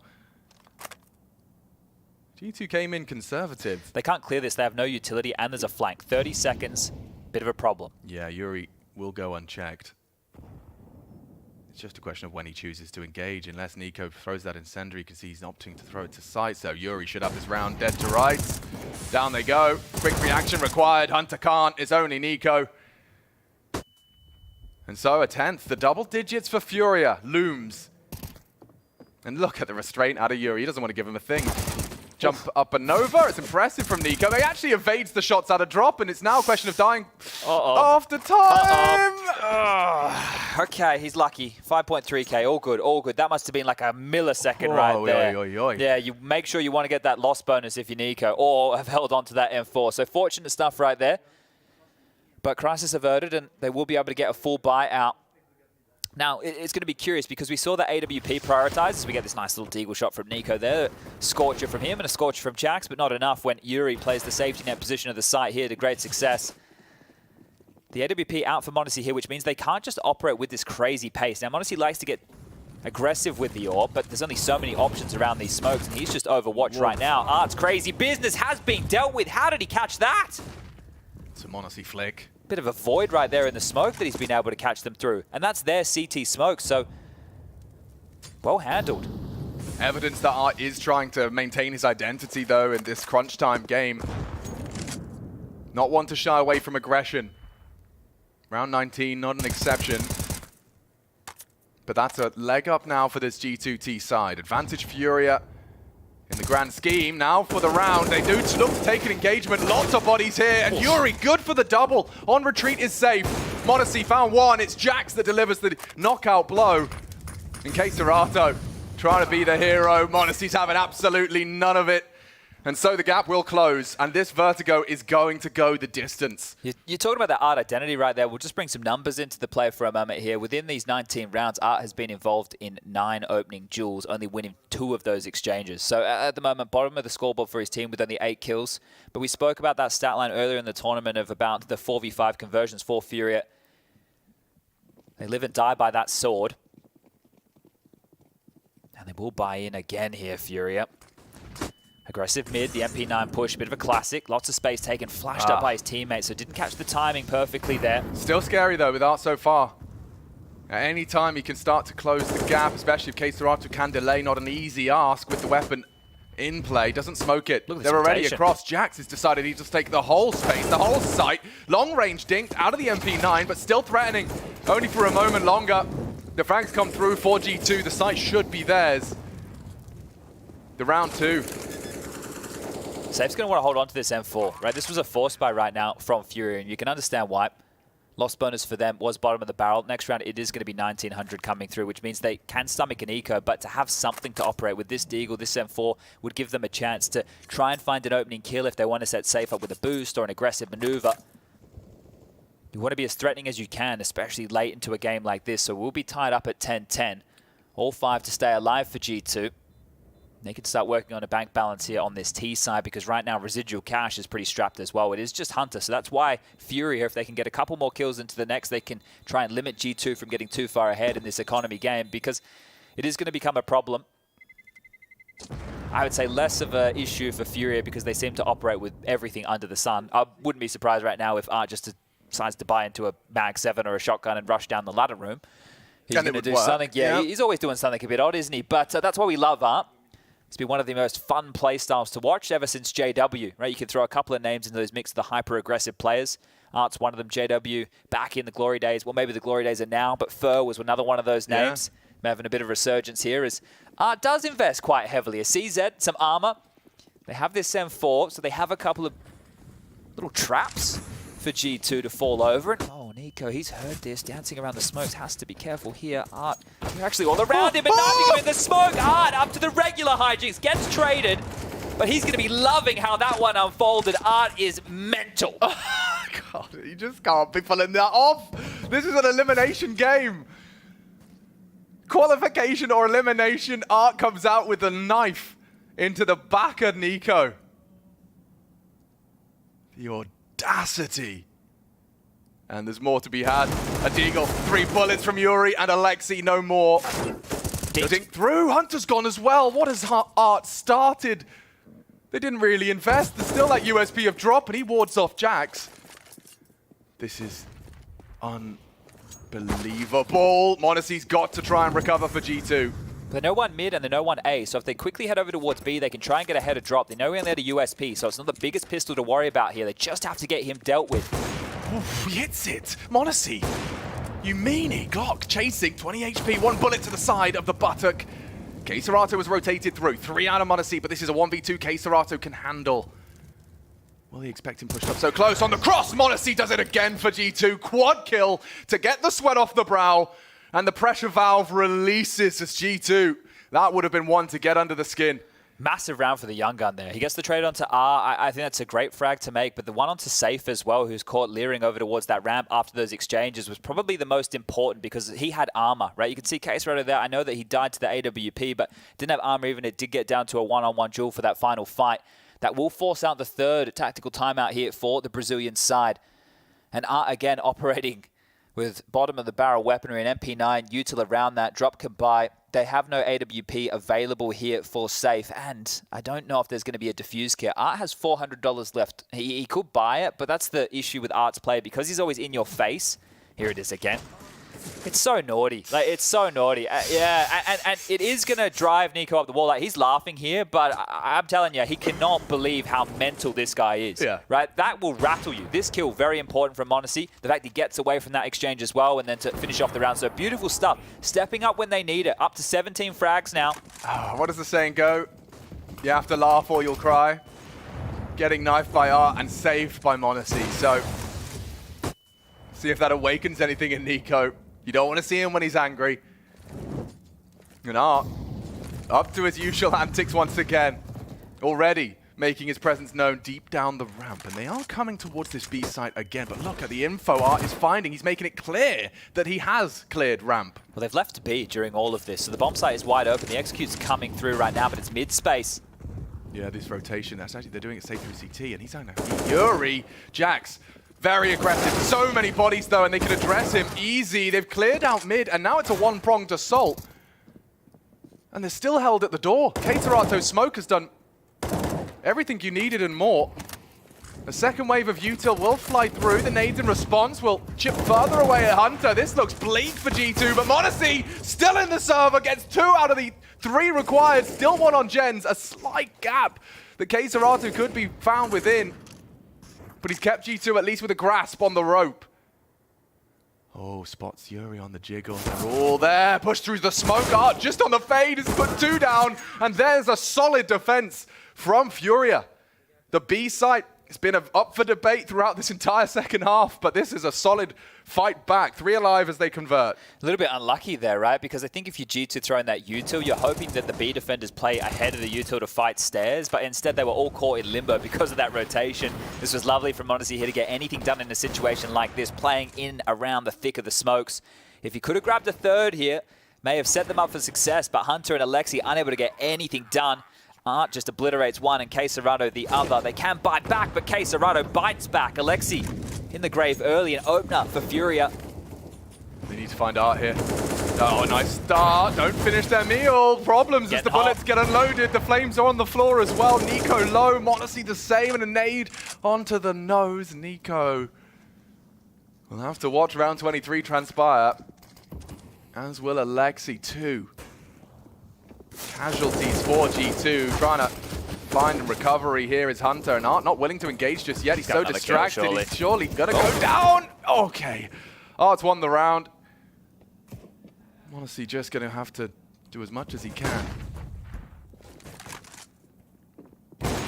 What a no scope! That is absurd. Finds Art. Knew he was there. Any more out of this young one? That'll do nicely. Gets away, fires off the shot, knows the gap will be closed by that flank. K-Serato last seen on the B stairs. Furia will respect him after the first shot.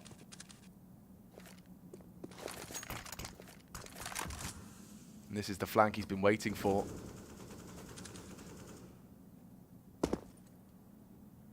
This is impossible. Yeah. They're just, I can understand why they're giving him this respect, right?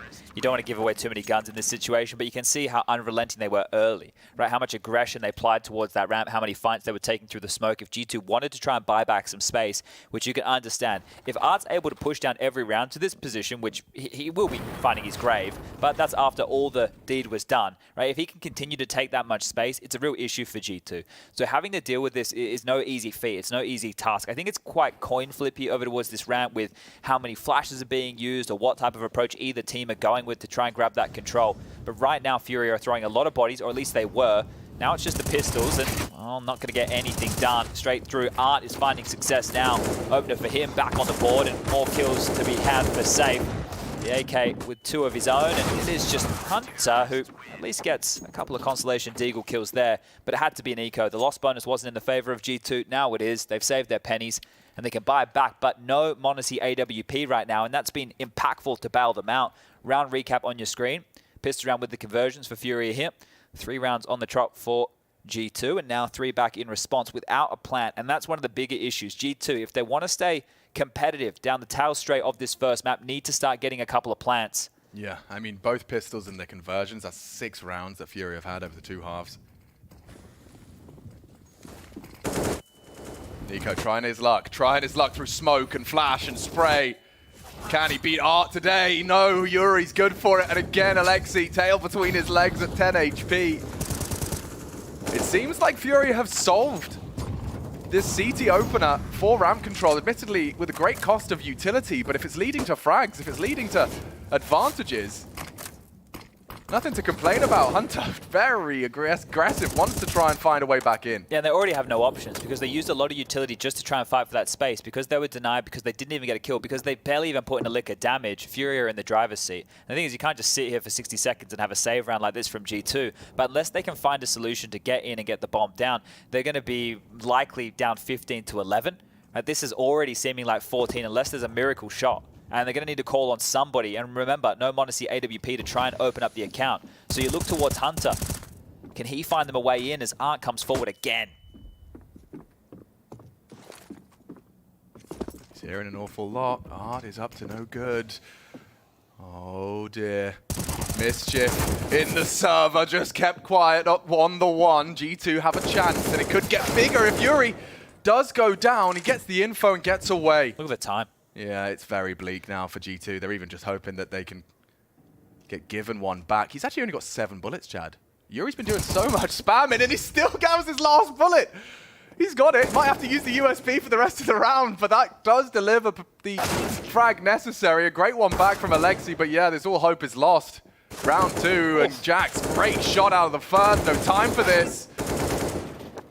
And survival from Serato kills him after time to make it even more sour. Look what he's got, $750. A packet, a pick and mix, and some biltong is all Jax will be bringing into this next round. Yeah, you have to be very happy with yourself if you're Furia right now, because this is your game to win, right? You're in such a good position. Right? Your Jax was 750. The rest are all about that 3K mark. So likely just to see a half buy from G2 here, but they will more than likely concede 15. The score will only be 15 to 11. Then you need 4 rounds in a row to get back to that familiar territory of overtime for G2. So far in their major campaign, 4 of their maps have gone to OT. And they've had quite close games throughout. So it's not unlikely that they can draw it back. But look how much of an issue Art is. He is just such a nuisance. I think we're looking at 5 consecutive rounds now where Furia have been able to find that opening kill. And Art has been involved in a couple of those since that knife, right? Yeah. That knife was just naughty. I know they didn't pick that round up, but they almost did, right? They made a round to that one. Now the gun rounds, now that the big weapons are out, they're having a real run of it. Yeah, let's see if G2 can find any sort of leg up. And Serato loves these aggressions on the lighter buys. Hunter's just going to get sprayed on down. A great opening. Trying to claw it back, but losing bodies. These partial buys out of G2, very easy to control. Yeah, you notice when Furia were going fast, they were at least getting some space, right? They were able to run up the ramp. They were able to get trades. G2 can't do the same. They can't go fast. Oh my God, That's an ace. Serato just aces them back to spawn. Well, you know, if you go to ramp and you get bullied and battered and immediately concede 2 frags, but if you go to B, you meet K Serato and the flashes through mid, it seems like the CT protocols are working wonders here for Furia. There's only 3 T rounds that G2 have to boast, and you've already discussed a couple of them. Just think about it this way. In the first half, because the aggression didn't stop from Furia, it was G2 gambling on where they thought the aggression was going to come each round. Now, this time round, they're the ones deciding where to take the aggression, but Furia are the ones dictating the defense. They're the ones who have these 3-man leans or 2-man pushes, and here it is again. Art forward, opening kill. Same story. Different result if Nico can get away. Yuri wants to equalize back, take that man advantage and run with it. There's a lot of bodies here. Big duel. Alexi taking heavy damage. 10 HP on him. Yuri knows where to put his cross there as Jax falls as well. Furia looking to have done it here. A 1 versus 2. Initially 1 versus 3. m0NESY quick to find the first of the 3 required. Now last time we saw, in a position like this, Furia gave him a lot of respect and a lot of space. He's one to be feared. Silent descent out of K Serato will remove his options of a retreat. Now he has the bomb. K Serato's still going to linger and make sure he has that B rotate. Enables Art to just play for the A site passive. No smoke for m0NESY. And with the amount of time he has, you can see he's going to get paranoid about the late flank out of K Serato. But he will need time to start faking it out.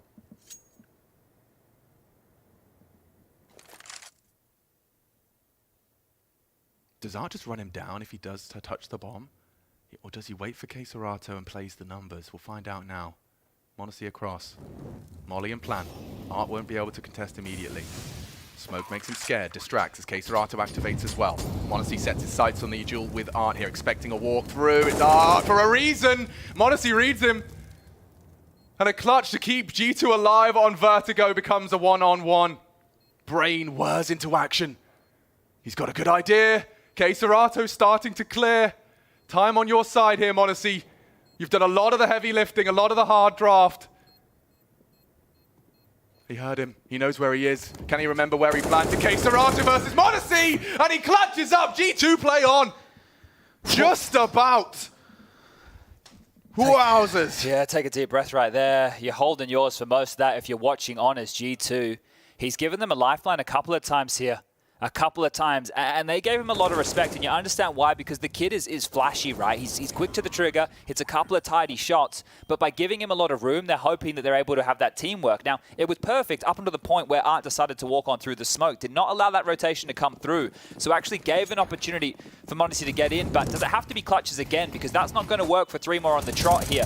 G2 need to find something more consistent, maybe taking some pace out of it. That could be the answer.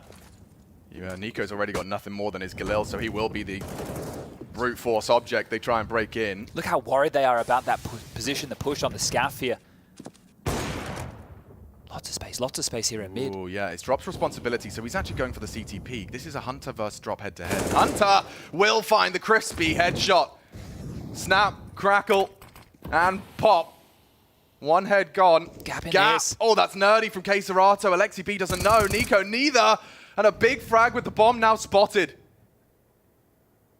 Alexi should have him. He's still sitting in the open. They've got about 10 seconds on the fade. K Serato will continue to reposition. Jax in deep to the B site. Safe none the wiser because K Serato's even gone down as well. They will clear him. Art is going to be able to at least voice concerns about the B site. Yuri still bridge for the rotate back stairs. Alexi spots him out. A plant default. Jax responsible. Flames force him to curb his aggression. They should save here, but Yuri is quite quick on the flank, and m0NESY was watching this, but has relinquished the position now. If they're not careful and Yuri actually peers on forward, he could find a kill. Art's trying to puff his chest up and seem like he's a bit bigger than he is, and the flick up hasn't landed. 2 on 2. There's a chance for Furia to get it done now. They're not going to be checking this. Jax, oh, now he gets him, but he's gone down. It's Alexi to try and save G2 now. Oh, and he's closed it out. Furia will take Vertigo. Close to manifesting that gap close. But a 2v3 as well, and Furia looking like the better side. Bit of a fumble there at the tail end. You know, a good clutch from m0NESY to keep them in it, and then they get an opportunity again with Jax in the side. The opening kill from Hunter right there, but clean stuff from the Brazilian side. Furia, they want to get themselves back into that arena here, and now they're just one map away from doing that, and one map away from eliminating G2, the previous major runner-up, in the Legend stage. Art, Yuri, K-Serato, all in the server, but who's at the top? Safe. You can see Art takes a moment to acknowledge that with his AWPer as well, just saying like, Safe, you delivered when we needed you most. You know, like there is no better time for a player to have a strong individual performance than right here, right now on first map of an elimination game at the major. Yeah, really good stuff from Safe, and I know the panel brought him up. Let's see what they have to discuss after this game of Vertigo. Thank you very much. Well, I think he's done a stellar job, and we have another someone here who's going to do a stellar job. Hopefully, we've got Yukindar as a special guest to analyze this one. So yeah, drop some knowledge bombs. Why was Furia stronger than G2 on Vertigo? What can I say? Like when we played against G2 yesterday, it was always the problem with the CT side at start, where we were always going A, just finishing A, winning clutches. This was the same scenario in which Furia just went A all the rounds. They went a couple of B rushes, and this time at least G2 actually made some changes in their gameplay, and they tried to check A and gather information, and that's why they got to 7 or 8 rounds, and it was quite good. On the CT side though, man, Nico gave like 3 entries on ramp. I don't understand why G2 was trying to fight ramp when Furia was going all the time 3 players on A. Just wait until the smokes fade, try to re-aggress, retake ramp control, and play the stall round. But they were forcing up to that A side all the time and giving up entries. I'm not talking about the m0NESY 1 versus 3, right? Because that was Furia's round, and it started the same way as all the other rounds started. They were going A, they got destroyed, and I'm happy m0NESY won that clutch though. It was sick. Yeah, that was kind of sick. Yeah. There were some highlights there for G2, but yeah, I have to agree with the sentiment that I think the T side for G2 there was flawed in the sense that they wanted to get things done in almost a Furia style where it was going to be an entry within the first 30 seconds, but the problem is they were obviously losing those duels more than they were winning them. I think on the CT side, G2 did an okay job. Yeah. Like they did an okay job quelling some of those aggressive pushes from Furia, but yeah, I think like you said, Yukinder, I mean, they just kind of kept honing in on that area, and at the end of the day, they improved from what they did versus you, but they still are not a world-class team on an A ramp defense. Yeah, it's so puzzling to think that there's no one at that very moment that's able to say just, you know what, just take it easy. Just take a deep breath, wait a little bit. It does not Alexi could be Hunter, could be Nico, could be Extras for that money, right? Just, we know what we're supposed to do, but it's obviously not working in the first few seconds. And we talk about Nico, I mean, I put him under the microscope at the beginning of this game. That's, again, a very quiet 16 to 23 kills. But when he's sent first through a smoke, what is he supposed to do? That's not how I want to see Nico being used. I think it kind of comes back to the fact that Alexi B just doesn't have a wealth of experience on this map. He still only played it, I think this is his 6th time in total. He didn't play Vertigo before, right, with OG, he never played the map. So this is kind of, he can't always recognize these things in the moment. He's still working on his own game, the mid-rounds, even just how to get the round started. But the problem thing, I think, is with the, like you're saying about Alexi B didn't play the map, it's a really important factor in terms of calling on this map, because all that happens on this map happens on the A ramp. And the thing is, as you can see in the 15th round where G2 went 5A as CT side, Furia went 5A on T side. Yes. It was ridiculous, and basically what I'm saying, like, ramp control is so random sometimes, and that's why teams are starting to play slow, retake ramp, because it gets the stable CS out there. But when the rushes like this happen from one side and from other side, the rounds are going to be random. Want to call up the round? Yeah, I mean, he's talking about rushes on the A side, and we have a couple of examples we can roll right now. Round 6, I guess, is the starting point where it's hard with the Mac 10, no less. Mac 10 actually making a huge difference, and that's the rhythm we were talking about right here. Just the scaling from here is really good. There is, by the way, an assist flash on both kills. I don't think that truly is true. It might be just a little bit generous from Counter-Strike. Oh, that was a team flash. Yeah, that was actually a team flash. I think everyone was actually blind because they got team flash from Hunter for sure. He threw it right over the yellow wall. That's a feel-bad moment. They just looked right at it. It's a prep day rush, I think, because there was a right smoke already on site, and I think it's a good thing that they tried it out. So when you talk about how random it can be, right, these first few fights on the A ramp, what do you think is the deciding factor then? What do you think? Is it just like a matter of beating the timing of your opponents by a second? Is it a utility? Why a team can actually prevail over another one if it's just up in the air and random? If you watch closely, really good Vertigo, like teams, for example, Heroic, for example, Cloud9, those two teams, they manage their utility really good, and they play super slow on T side. The CT side, they try to delay A. They're not trying to overfight on A. They don't want to give up entries, and even if they rush, they have like decisions that they need to do. On T side, they're understanding that it's at the start it's like CT sided, and they're not committing. They're waiting until CT sides are like CT players are using their smokes, using their utility, and then they try to mind games. It's not always, for example, this game we didn't see any mind games with retaking ramp and actually going B or mid with the fake on ramp, because it calls rotation from CT side. Like CT side would usually go for A and retake that ramp, because if terrorists go A, they win the round. But then you mind games with it, and that's the difference with high-level Vertigo teams, and these two teams. So not that high-level Vertigo. I'm not trying to disrespect. No. But I think it's fair enough. And I mean, you gave the explanation as well. So where does that leave us then? Obviously, it was Furia's map choice, right? So that's kind of a saving grace, I guess, for G2 Maui. But how have your expectations changed? I think I mean, from Vertigo, I kind of pinned it that I think that both these teams are very comfortable on their picks, but I mean, I think we saw a pretty desperate attempt in round 15 where it's kind of a shortcut, the way that G2 wanted to solve the problem of this A ramp control. And look at just how many people from G2 are here. They're losing all these A ramp fights. So this felt like, okay, maybe this could actually turn the tides for them in terms of winning the half. And they did win this round, but only because they sent all 5 people here. This was the only strong solution they found to the Furia You know play. why they chose that solution? I think the main factor is that they had a low buy. Even if they were playing like 3 or 4 on A, they wouldn't have a chance. Right. And they wouldn't have a chance on B. They wouldn't have a chance on A. They just tried to like surprise Fury, and it worked.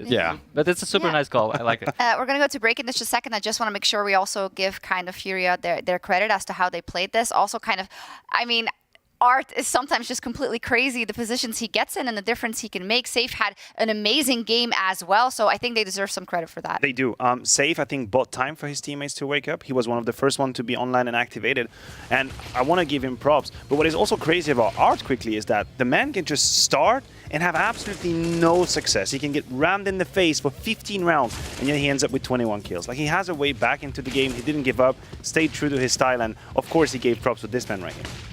Yeah, we're not going to break yet. We just got Safe highlights. We're just good. We're gonna watch stay. I'm having a good time. Yeah, okay. Yeah, Maui, are you surprised? He had a huge impact on this map. Yeah, and I think the thing is that when we look at some of those kills that he's getting, it was the amount of rifle kills. I think, we have a graphic right here, 17 rifle kills. Pistols. Yeah, actually, I think he had a 4K on the pistol. So in terms of op kills, what does that leave us with? Maybe 4 op kills? Yeah, that's not math on the desk. Not exactly. You know how it goes. Not exactly the best for Safe in terms of what his role was when he was brought into this team, but it does show the versatility of him as a player, and that's something to be excited about because Safe felt like the missing link to get Furia to the next level, and if he's able to perform like that, they could actually continue this. They could actually take G2 out of the tournament. I totally agree. I mean, Safe, the MVP of this map, obviously, and I would like tell you one round, the most important round that he did. Of course, he started the CT side really well, and like T side, blah, blah, blah, blah. But the pistol round, G2 went B, and they were like 2 versus 4 or 3 versus 4. Safe went from behind, killed 4 enemies, and they won the round. So, like, props to him, a super good map. I hope he's going to continue on Inferno. And I think, actually, that Furia has a chance of 2-0ing because Furia loves Inferno. Okay, I love that kickoff. We're going to Inferno next. We'll be back to prepare you for this match as well. We're going to take a quick break, though, so get a snack, and we'll see you right here in a couple of minutes.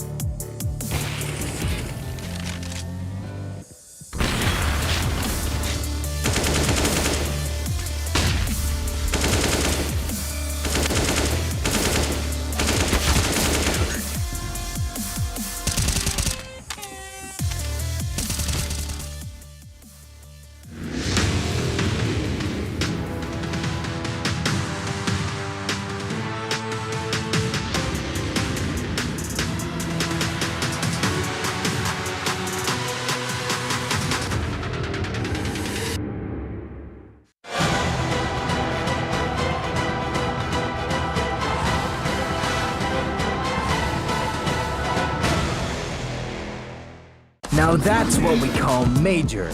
14 days of high-octane action. 14 days of fierce battles. 14 days of special bonuses from GG Bet. Whoop, cheer, and make your fortune.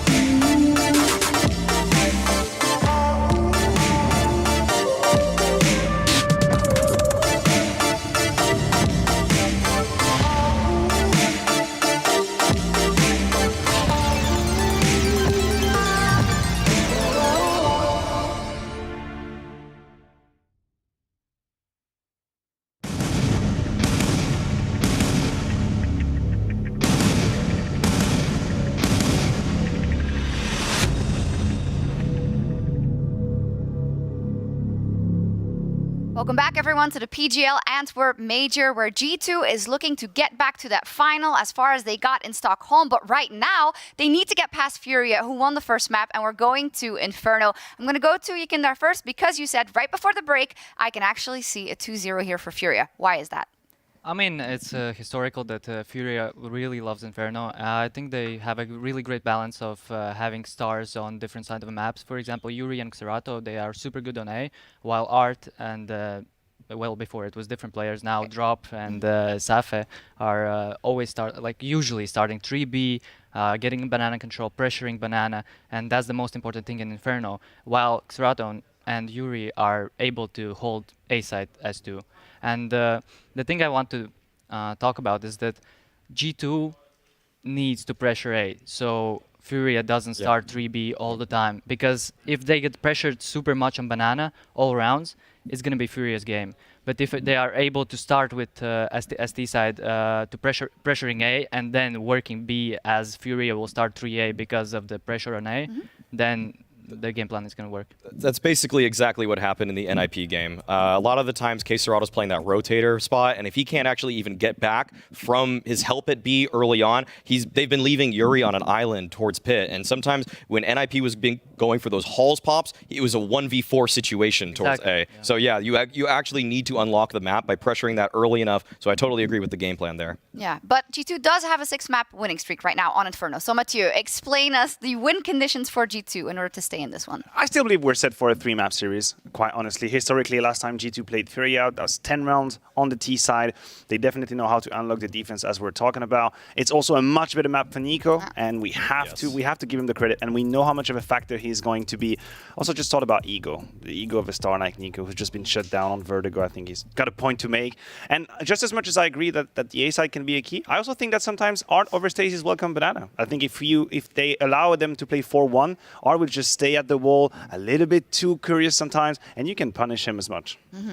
I want to point out one mismatch in this. If you look at the names on paper and who is the best on G2, who is the worst on Furia, to be blunt about it, it's probably Nico versus Drop, and they're going to be fighting at Banana a lot early on, and I think that right there is where Nico is just going to find a lot of openers, and that's going to be problematic for Furia. So we're going to have to see a variety of looks come out from Furia if they want a game plan against beating Nico. They need to send safe, they need to sometimes send Art down, send him with Drop, variety of flashes, anything to quell that player, because if it's Drop versus Nico, I don't think Drop makes many mistakes, but it's just that Nico wins every fight he takes. Yeah, I agree. Nico is a more high-class player, and you know, there's this thing that Vertigo and Inferno are pretty similar maps in a way. You can think of ramp as banana. You need the banana or the ramp control to do some rounds, to do everything on the map, and but the difference is that Inferno has been around CS for like 5 years, 6 years, and Nico has been playing banana all the time. While Vertigo is here for like 1.5 years, maybe like 2 years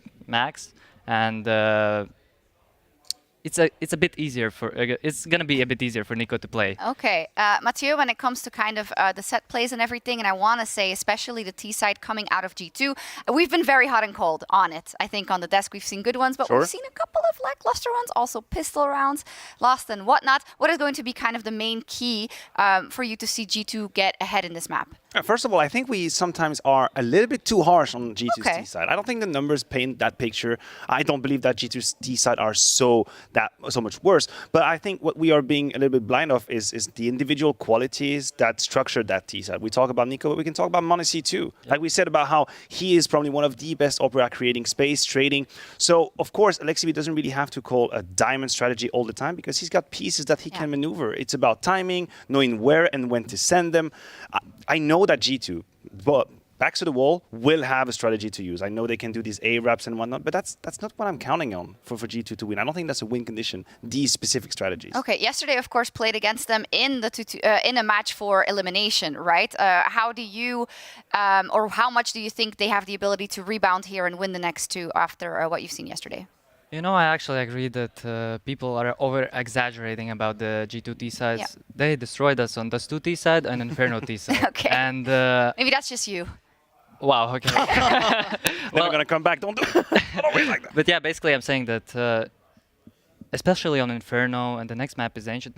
Ancient is a hard T side, I agree. But Inferno, it's a safe call. Always, if G2 gets 6 rounds, they're going to win. All right, if G2 gets 6 rounds, they will win. We will see if that happens, if they keep themselves in there. Let's head over back to Machine and Sponge. I don't know if we can trust your Kinder's opinion. 6? Yes, 6. Yeah, write that down. All right, 6. Yakinda. I was watching the Imperial game yesterday with Yakinda, and he kept changing, moving those goalposts. So I don't know how much we can trust him. But yeah, Chad, who do you think would win in a fight? A Samurai or a Panther? I thought you were going to say Yakinda and Shocks after that BM. She just threw his way right there. A Samurai or a Panther? Oh, depends. Does Samurai have his weapons? I'm talking fully geared up Samurai with their Nico in their hands versus a Panther with 2 very pointy fangs. Well, maybe in the town of Inferno, I'll go with the Samurai here because I want to get to the jungle of Ancient as the third. And let's get into Inferno right here and see if things can heat up because I think there's a lot more options for G2 here on the T side. That's what the desk was painting the picture of. They're not going to get shut out in the same way, or at least we hope not. Quick up mid, all 5 gallivanting here, and a Goosh safe, put on notice, down to 14 points of health and has to tuck tail, backing away quite deep towards that outside, but here they come. Util over towards A, and away we go. That's really going to work wonders. The fact that Safe has to go defensive means that he can be run down and disrespected. If he wants to take the fight, Art has, loses his life. Safe quick to follow, so now just 3 trying to defend this site. The balcony does not work out, and neither does this pistol. Utter destruction out of G2, out of the gates. See if Alexi can find this final kill here onto drop, and it'll be a team ace. Everybody hitting their shots from G2 here, and this is one way to kick it off. I know that Carlos, when he is watching his team play Counter-Strike, he likes to talk about the pistols, so I'm sure he's going to be happy with how this one has unfolded. And it is just drop looking to hold on to this Kevlar here. Wants to get himself maybe a little bit of something into the next round of play because this was blistering right here out of G2. Just up mid as a pack. Hit that initial Goosh and then the pace kept coming. Good util on towards the site and even with the smoke to deploy towards that pit position to try and avoid that Molotov. The A defense could not get it done, but we had the pleasure of casting NIP versus Furia yesterday. Drop is looking for a kill. He'd love the extra 300 bucks, and I think they'd love to take the armor away. Jax does exactly that. Just Hunter to go down there. So a great start, a great way to kick things off. And one of the things that we noted was just how much pressure that NIP were able to apply over towards A against this roster of Furia, right? The desk was talking about the banana control and just how many biffs and fights we're going to see on that side of the map. Well, the way that NIP dealt with it was not going over there at all. They just left Brolin. He started to have a couple of rounds of traction, but mainly it was over towards the A bomb site here. So we'll see if G2 watch that demo and if they want to follow suit. It's going to be a 4-man B lean on the eco, and it will be a buy into the next from Furia. So if they can get a couple of kills here, even save an AK into the next round, that is the goal here. A round win seems unlikely, but not impossible. Yeah, that's the flash. He invested into it, and it doesn't get anything done. Nico confirms a lot of bodies at the top of Banana, and he will try and distance himself from the threat. Pesky, pokey pistols. And they are going to try and run him down. This is that AK you were talking about, and he's chipped away at. Holds the magazine and loads it too, and 2 of the 4 found. The AK is retrieved. Safe happy with that. The bomb plant coming through for G2. And now, I guess the next question becomes, how pushy does Alexi and Jax want to get with their MAC-10? Exactly right, the MAC-10s. These two here get a bit more freedom to go for the hunt, but the fact that Banana has been smoked quite early here, you don't want to risk the maneuver through unless there's a flash facilitated from Hunter, who has a couple to work with. Jax is looking for some room. They know the round is secure, but they also know that the buy is coming out into the following round. If they're able to remove this AK, it means that there's not going to be as much cash to work with as far as the buy department goes from Furia here, because that's going to give Safe an option to buy a bit more. Jax is very springy about this one, just hopping around every corner. MAC-10 strikes for the first, and on the jump, almost gets himself the second. Unlikely that the cavalry will be close enough, and Safe retains the AK-47, so great stuff from him on the save here, and that's a bonus, a big bonus. He's going to buy into head armor. I thought that there might have been a conversation, maybe he wants to drop the AK buy into a glass cannon AWP, but they will be operating with 5 rifles into the first gun round, Furia. Now, we have seen multiple approaches of how they like to defend on this CT side. There's a couple of little bogey strategies they have that we can bring up. There's the double boiler setup when the AWP's in play, where they like to do the bait and switch. There's a 3-man banana aggression, which we're on board for right now. So I'll make it only 2, just a utility service from Safe to leave a couple of extra pieces available over towards that construction position. Sticky nade out of Alexi.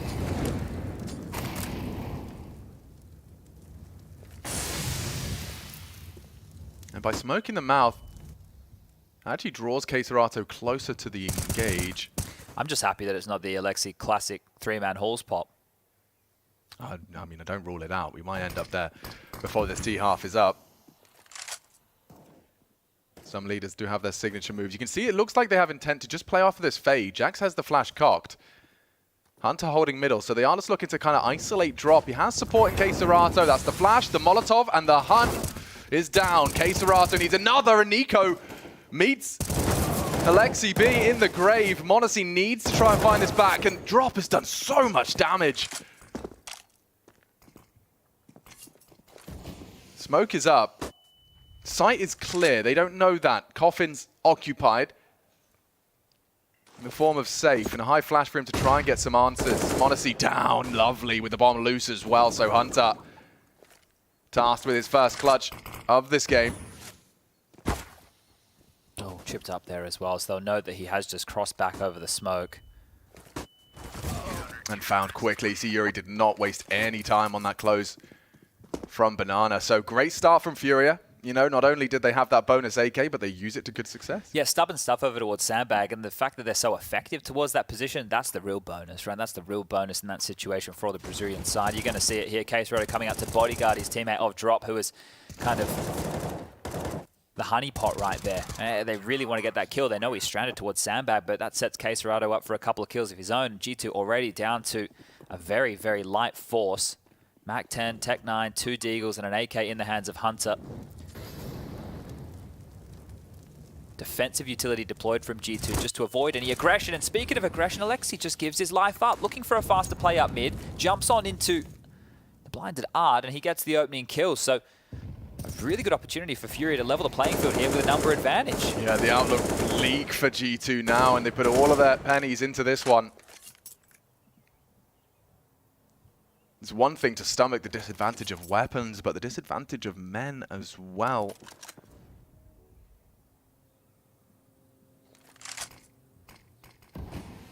Playing the Sandbag again, right? So they're staying a forward position on Banana here. They don't have any mid control. Right? That's the only part of information that Furia don't have in their favor. But G2 are quite slow here. Yeah, I think the loss of Alexi's taken the wind out of their sails. We saw the power that Rez was having when he would crawl up short, establish some control on quad side. Now the smoke will deny Safe, and that pulls more utility out of our defenders. Furia still have that advantage, and time only exacerbating things. m0NESY's got all this util, so he will be the one to re-smoke, and I guess it's going to have to be this A commit. They've got this 3-man stack here for the defense. Nico to poke and prod long.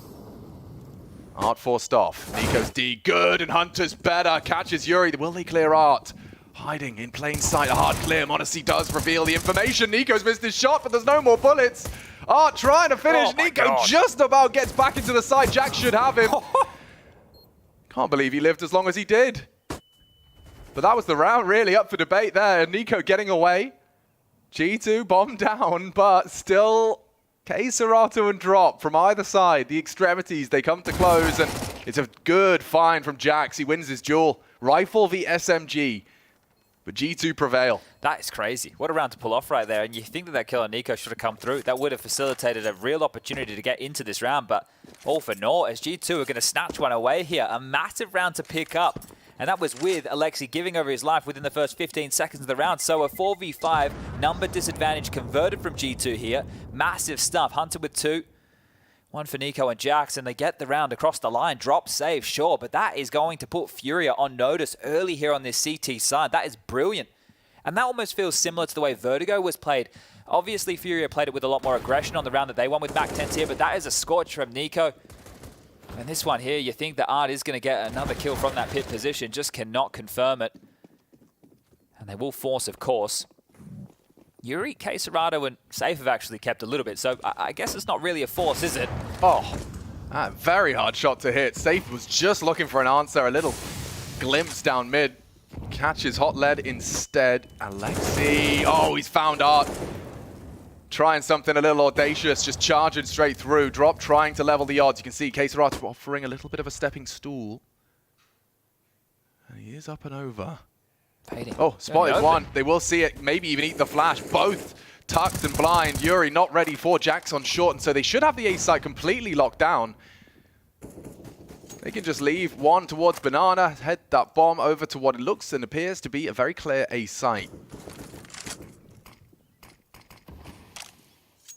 The thing's shaping up as par for the course for this G2 response. Yeah, this is it, right? We do have Ancient as the third waiting in the wings right here, and this is good. G2 have already found more success on this T side than it felt like Vertigo. They've had a couple more options for openings, and they're even hunting them down with the namesake of Hunter. Has taken away the CT spawn position and has his right-hand man of Jax not too far behind. Banana control theirs, and G2 know that they can rip this saved rifle away from Drop, force to reinvest into the next with that loss bonus of 2,400 coming through. Keep Furia in this limp position as far as the buys are concerned. You know that Art's going to have very, very little. And Safe's AWP is going to be a pipe dream. But look how methodical they're being about this. Jack's throwing across a flash to facilitate it. It's going to get piped through. Pushing, and there it is. Gun removed. Mission accomplished. Great stuff from Jax there. Really good work from G2 to clean house. Yeah, that forces all 5 to reinvest. And they'll do their Kevlar best. Yeah, that's not like the most exciting round, right? But in the scheme of the game here, it's actually big to take away that AK-47 because Drop now buys into a rifle and all he has alongside it is a smoke and an incendiary, right? So he's lacking flashes, lacking HE, and as a Banana player, you need them. Like flashes for peaks, HEs to soften them up, do that chip damage. So in response here, they are going to be sending 3 players over towards the B side of the map. Exchange of flames. Deep smoke. Oh, he's trying again. Trying his luck. Oh, very brave. Watch the A defenders over towards Hall, sorry, the A attackers start to get a move on for space because when you know there's Banana aggression, there's likely 3 players. So they can actually get a bit more pep in their step, not expecting an aggressive Hall's maneuver. So they've taken the territory, but Furia, they've read that play. They've rotated 2 more members back over to defend this A bomb site, and they're going to fortify more. At least they thought about fortifying mid here. I'm going to call it off. Maybe a little bit worried about a Hall's pop to punish a play like this. But taking their time. G2 could have used a little bit more of this on Vertigo. It's a gooey map to some people, I think. Yeah. Just Art with an MP9. Good luck.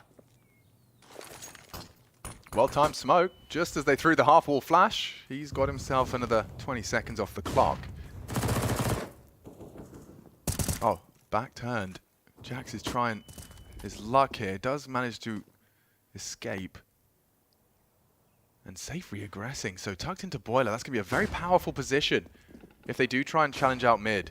And they are. Here they come. G2 flooding now into the A site. Smoke's in the sky. This is the bomb. And from behind, Safe should have Modesty dead to rights here. Already down. Found. Takes down Nico. Bombs loose and they're running out of players. It's a big one from Yuri as well. Hunter can do nothing and G2 the same. What are you supposed to do?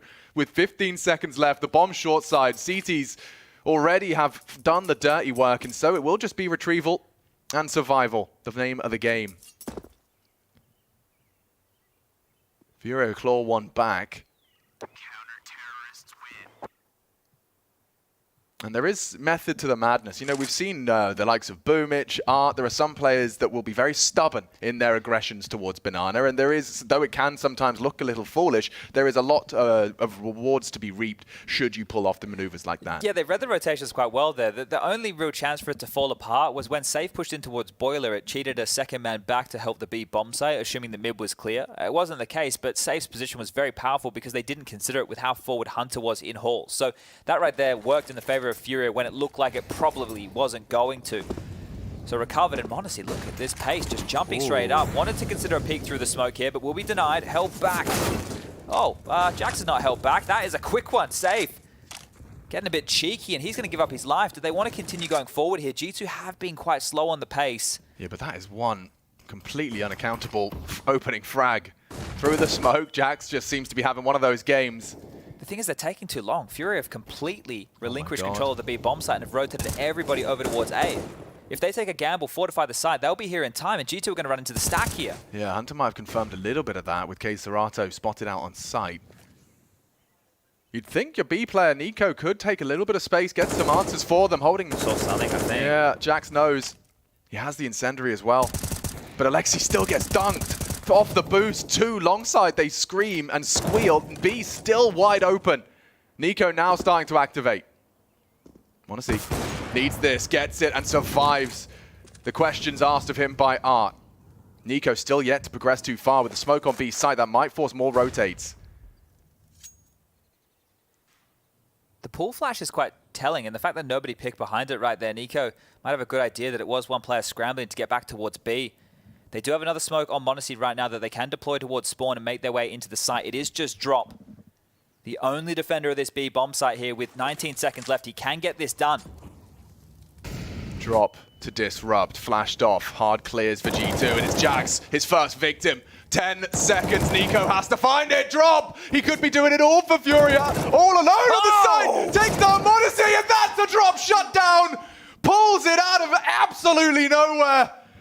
It was only him, the whole squad coming his way, and he stands his ground for the squad, smiles ear to ear as the gap, it's just a 1-round deficit now. That was massive. That was absolutely huge right there from Drop. The conversation, right, was the disparity between the B defenders, right? Drop is going to have to deal with Nico a lot there, and he deals with the entire team. Drop, that is huge. Absolutely massive to get Furia their 3rd round to play. I want to watch this one again. Couple of goosebumps, Chad. You know that you just haven't been in scenarios like that before if you Drop with this much at stake. And to get the first, the second onto Nico, and this third onto flying AWP. Bang! Oh, and Hunter already knew that he was on a heater, sitting on a heater, and there you go. You can see that a calm response. Furia have been given a gift there by Drop. Yeah, I think with that one onto Monacy, redefining a drop shot. Good stuff. As it will just be pistols for G2 now. They are really stinging. Oh my lord, where did G2's health just go? The utility, the barrage of bullets and nades, they've got nothing left. Shadows of their former selves with his half bite. It is just a bit of Tech9 magic, a bit of Desert Eagle on Nico. He is hanging out on the logs, and 3 people looking for his life. Big problems right now. I don't know if Xtaz is... Always got to respect the Nico Deagle, you never know. But I don't know if Xtaz is identifying what's happening right now because they're taking too long in the mid-round. G2 have the advantages, but they're waiting way too long, and that's allowing Furia to rotate back into position and get one step ahead when they shouldn't be. G2 with an opening, they take too long. G2 with space, they take too long. And right now, they're the ones who are getting dictated to in the mid-round by these reactions of Furia. I'm not sure what they're expecting to happen because they're not caging the re-aggressors. They're actually getting beaten by the re-aggressors. So this is an issue right now that G2 will need to address. Deep mid-smoke to be deployed. Might see the run boost peak. Oh, did they miss it? It looks like they have. Okay, well, that'll cancel all of that. Yeah, that's going to waste a smoke as well. So that's 20 seconds that would have bought of mid-pressure. The util down mid will at least make up for it. Guys on the desk were talking about just how comfortable Nico and G2 will be here on Inferno. But second-guessing themselves a little bit. Well, remember the magic number that Yakinda gave us, 6. Only 2 off that pace are G2, so problems maybe not existing just yet, but if Furia continue to put round and round on the board, then we can start to have that conversation. Nice util set from Serato, a safe way for the retake util. Forces a smoke out of the T, so they will be kept guessing unless they can jiggle the corner. No one willing to do so. The flash forces them into a more defensive stance. Safe, established control with Yuri. They have a two-man setup in apps that now they seem to be thinking better of. But look at this again. Furia rotating an extra man over. They always seem to have the right players in the right place, and when they don't, somebody steps up. Heart's about to flash here, Alex. Nico needs to be careful. Here comes the flash. Here come the frags. Again, even trades. Art's still there, though, and makes it clear with the smoke. He doesn't want them to overcommit, and they are trying to perhaps disrespect this. Gaps either way here. Oh no, Art's going to still hold the line. Hunter's not ready for that, not expecting Vision to be there, and Monacy's under a lot of scrutiny. He's so low, Jack's jumping for survival. Art 10 HP, Monacy the same. Nade might find him. Safe. 20 HP, admittedly it's low, and a fake no less, despite the They have to plan before the smokes fade. He has to get it down. Oh, he's cancelled it again. He's second guessing himself. The smoke will fade CT. Oh, he's allowed to get away. Safe second guesses himself now. Everyone's nervous. So much at stake. Such low HP. Jax and Monacy trying to pull one out of the hat. And Art's having none of it. 3 to peek at the same time. And that's as easy as it gets for Furia. Well played. Keeping a calm head on their shoulders. They will manage to take the lead here on the CT side. And a gap in the CT, you can see that there are things that are flustered. This is not that's not something you'd expect out of G2. I think gaps went both ways. Art's defensive smoke top banana was under pressure as well as Jax's towards spawn, so both of them had a gap, which actually worked against G2 because they pushed through Art smoke not knowing this one existed, and as soon as Hunter goes down, they're flustered, they're trying to spam on through, and Art finding impact when he gets the AWP in the hands as well. So Art not only flashed his teammates forward for the exchange of trades, he mopped up the mess there that could have occurred over towards the B site. Can you smell it, Chad? It's an Alexi B apps pop. Yeah, you might be right here. Lots of players quickly over towards second mid, and don't worry about second mid. They pull off the strat this time around. The deep mid smoke with the gap is a safe opener, and they're coming through. Yeah, they're going to have to just run. Look at that, just leaping to their demise. The entire squad meets Art them 4. He's not done yet. He'll grab himself a Mac 10 to finish the job. 3 kills for Art. He's going to jump through with the knife when he identifies where Nico is. Let's see how devilish Art wants to be right now. He has already caused a couple of issues. Nico would not be laughing this time, though. Not at all. And it is that Nico Deagle. Armored and intimidating. Hello. First of 5. No bomb. Nico, though, not interested in the jive. He's actually just backing away.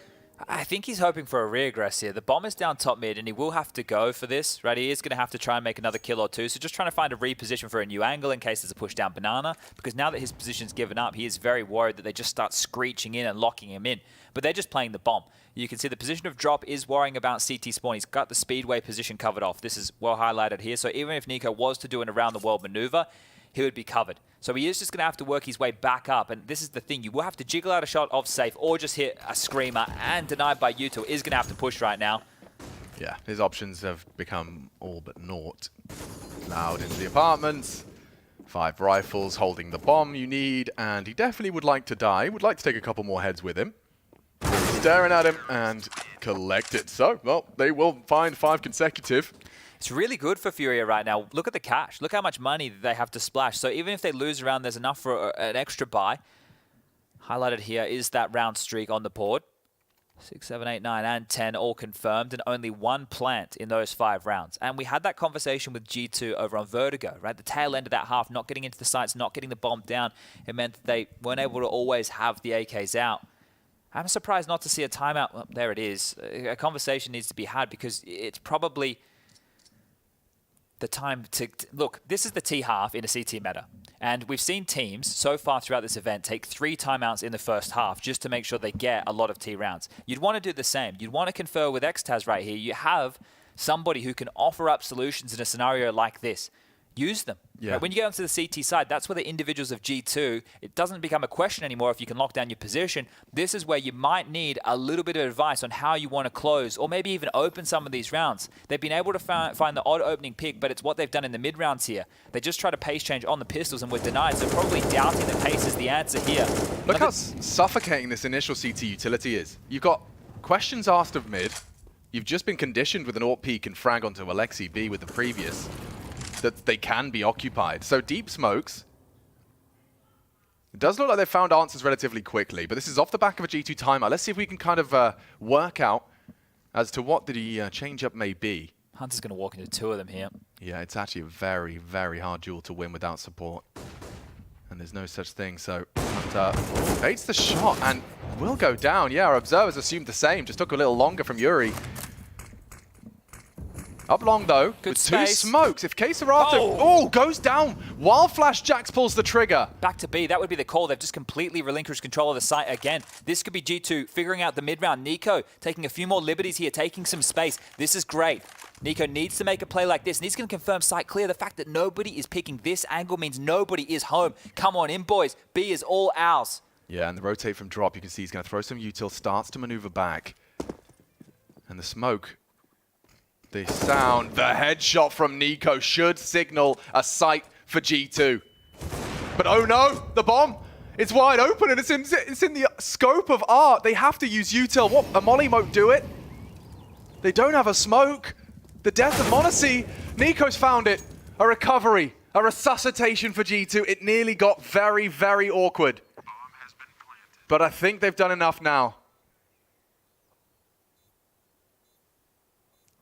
Alexi's off angle, good for the frag onto save. Yuri just to save the AWP, but my god, I didn't know what to make of that. Yeah, it got dicey for a second there, didn't it? That actual smoke that came out from drop could have helped them because they could have jumped up and over, but I don't think they're expecting the AWP to be in that position. So the fact that it is the bomb that gets tussled forward in that exchange, it did become slightly problematic, but Nico with a bit more heads-up maneuver here to punish these over-rotates. So that timeout, clearly they've identified that every time we knock on the door of one of these sites, there's too many bodies, right? This doesn't make sense. How are they reading us like this every single time without info? And Nico has confirmed they don't have the info. They're making reads just off of what we're throwing their way. So if they can continue to try and play Furia in these mid rounds, they might be able to catch on up to Furia here, who now just have a 1-round lead.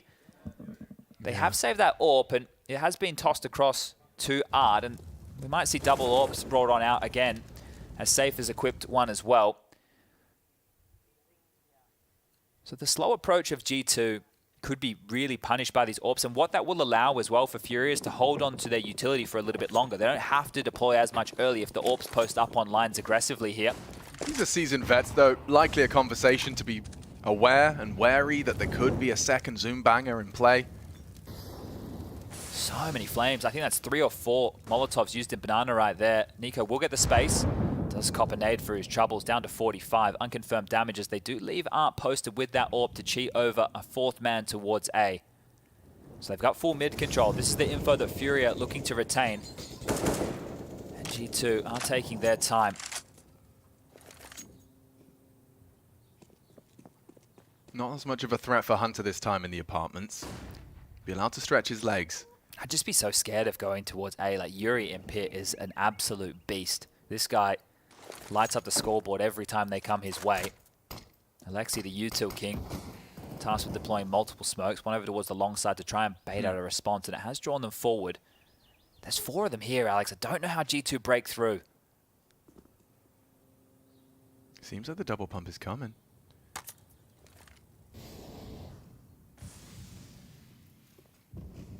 They just smoked library twice. Now they're coming through, testing Yuri. He's good in this position, though. It's going to be hard to force him out. Smoke does enough, does its job, keeps him safe from the flames. Nico losing out on Keserato, and they just jump straight into the stack. Only Hunter remains. No time, no frags. And that's a Furia shutout. Got a bit of a grimace on my face. That's G2 just executing into a site with absolutely no information. None. They had no idea what the CT setup looked like whatsoever, right? They had no idea what was going on Banana. The only piece of information they had was that Art extinguished a Molotov that was thrown towards Sandbag, which would make you believe that they have Banana control, which would make you believe that they have some information. And they've just pushed on in bleak fashion into the jaws of Furia here. 7, looking tidy now. Second timeout call for G2. Last time they took one, they were able to profit. Let's see if they can do the same. And it's not even like you can just throw an AWP in m0NESY's hands and say, go find a peek. You saw him maybe once flirting with an aggressive opener up mid, immediately met by smokes and solid protocols out of Furia.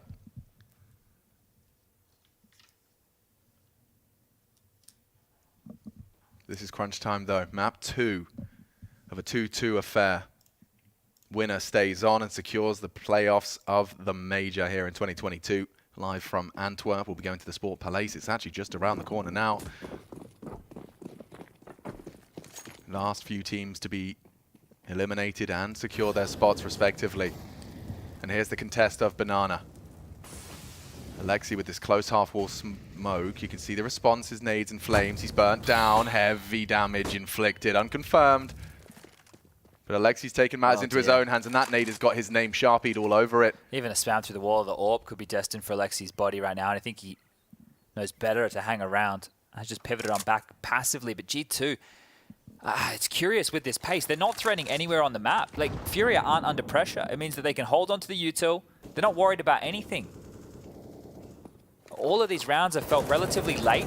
Remember, G2, one of the rounds they were able to pick up was that lighter buy where they were able to scale onto the A side with a couple of really nice shots.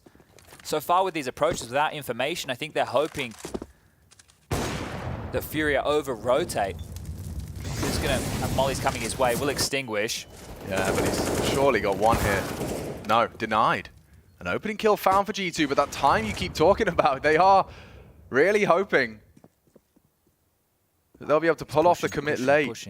They want info, and Nico's going to be positioned for it. An easy collection. Art takes down Nico. They're coming A. Thick and fast. The rotate's on its way. You can see Keserato already scarpering with tightened shoelaces. He will make it in time. And Yuri's still in his pit. He's been a problem for them. Rapping alongside now. Keserato choosing the right moment to spray. Safe already takes down one. The G2 are running out of players. Safe lines up two on the AWP. And there's just only one. It's Monacy. Doesn't have the time, doesn't have the help. Safe with a three-piece. And we see 8 for Furia. G2 are running out of chances to increase that total. 5 is all they have to boast from this T side. And yeah, some real problems. That's 2 timeouts with nothing to show for it. This is feeling just really easy for Furia right now. That was the opening kill. They were able to find drop, but it's calm, right? They don't feel too pressured. They don't feel out of position. The pit player has all the time in the world. The AWP are getting all the kills. He's not blind. Safe's just able to operate from the site. Keserato didn't even feel the need to push through. Just some pistols here for G2. Let's see if they can replicate that success. But Furia, they've already got that first map. All they need to do is pick up Inferno right here to send G2 packing. Crazy. Absolute craziness. Alexi, heavily wounded. And Drop ready to try and win this round just through a spray down. Tagged up a little. That might humble them. 2 members susceptible to a Tech 9 to their head. Thinking better of it. They have 2 smokes and 2 HEs, so maybe trying to deploy the HEs to deal with an AWPer. But it's a bit more of a odd angle assumed by Keserato here. They'll be denied at the half wall again, and there's just nothing threatening from G2. They have Hunter aggressive up in towards apps, sure, but there's 2 players burrowed down over towards pit and balcony, and yeah, Hunter doesn't want anything to do with that side of the map here, and now turning their attention, there's 3 players on B to deal with this. Art's already doing what Art does best. He actually gets away with murder. Keserato doesn't have to really think as he pulls the trigger onto Monacy. 40 seconds, 3v5 situation. Hunter's back now to throw this HE. That one's not bad, is it? Alexi does take down Drop, but there's still 2 players. And it's telegraphed. They need this. I know it's only pistols here, but this would be one way to fire them back up. Yeah, you've got to get through that Keserato warp. Art with such low HP, if he could find anything more, that would be impressive. Jax does hit the shot. Oh, Hunter runs into the screen of Keserato and a quick one-tap to the dome puts us into a competitive round. There's enough money for Furia to buy into the next. Yuri and Safe, they could go for this. They can try and win this 2-on-3 retake of the B bomb site here. They've got kits, they've got nades. Yeah, but Jax has an AWP. Safe from the flash and tracks 1. Safe at least. Nullifies the AWPing presence, and he's going to give it a good go here. He's threatening. Safe isn't going to clear his corners. And G2, you were talking about how much they needed that. The 6th has been found. And again, the answer seems to be with these lighter pistols, they have a little bit more pace behind them. That's crazy that they're able to pull that round of their ass right there. What? That nade from Alexi as well. Very, very lucky for that one to land. You can see it getting lobbed out here. Great little highlight of it landing on Drop. And this drive-by from Hunter is huge. Keserato pants in that position. And there's the magic number of 6. Yakinder, our special guest on the desk, said D2 needs 6 on this T-half. Well, they've been able to pick that up. 7 would be a luxury afforded. No double AWPs available here for Furia. The Brazilians feeling the heat now against these lighter buys, but the guns are back out, and this is where they don't seem to have a problem whatsoever. Yeah, drop. This time versus Nico, and he has bested him. An important one to post. Furia capable of recovery. That's no question.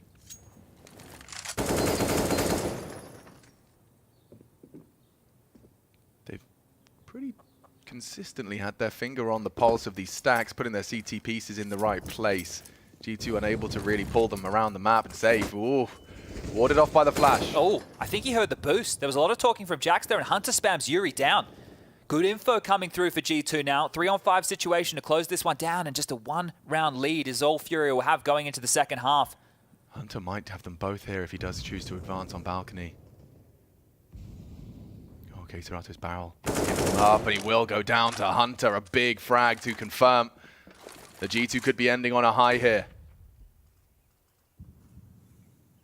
It's only safe on the A side. Looks like that's where they're going to be heading. And Jax is okay for the duel on the orb. Okay, a tap from Nico. G2 find themselves in the final round of the T side of a must-win map, Inferno. If they want to extend play, if they want to keep the dreams of the playoffs alive, they need this map, and a CT pistol certainly wouldn't go awry. Yeah, all right. Well, they've recovered that one there. It didn't look great, did it? I think the fact they're able to pull out 2 of those lighter buys, as well as the pistol with the conversion, is huge for G2. Means the world right here, because as far as the gun rounds go, Furia got the better of them time and time again. But it doesn't matter how you get to 7, just as long as you get there. And now they just need to get to the magic number of 16 on the defensive side right now. Some good shooting to close out the half. Starting to feel a little bit more confident in other individuals on G2. 14 kills for Jax. He's having a game. 10 for Nico.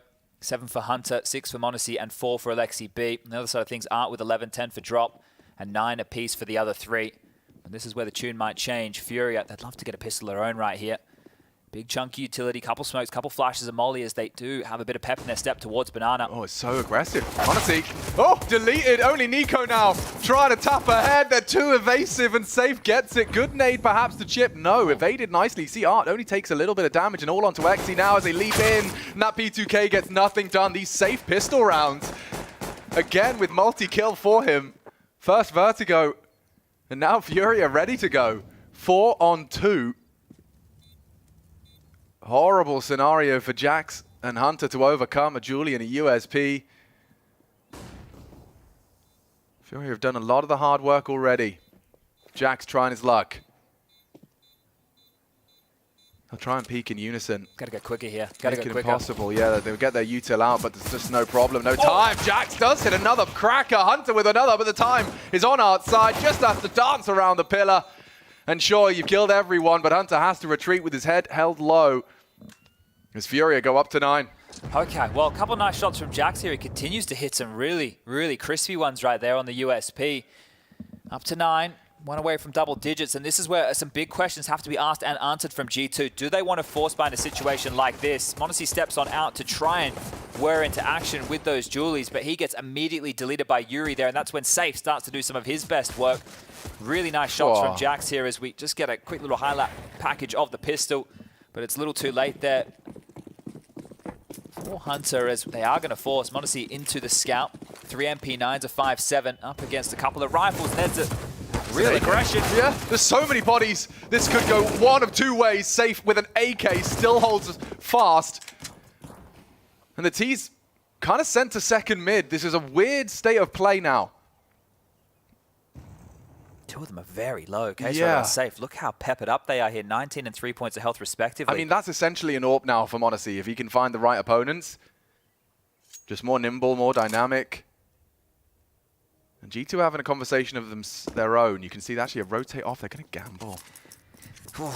You can understand it here, because if they do gamble correctly, they should be able to mow down what is left of Furia. But if it is the B site here, likely just see G2 save what they have. Jax is flirting with the idea, and Alexi's going to come across as well. So they're going to put a lot of pressure on the young gun of m0NESY here. They're hoping that it won't be an Apps explode. And he's actually going to come on over towards B as well. So they were gambling one way, now the other. It is just a full coin toss now, isn't it? A boost is great. It does seem like it might be the right choice. You want to let them in here, though, because if you scare them away, they can run back to A. 35 seconds. There's still time for them to get shy. Lots of utility. m0NESY looking to find a safe spot to drop and ply his trade on the scout. Jack goes looking for answers and does tag up another, so the scout can do so much. More than that from Alexi. 2 out of the 5-7. 15 seconds, they're really heading back to A. This is going to be close. I don't know if there was enough time for this.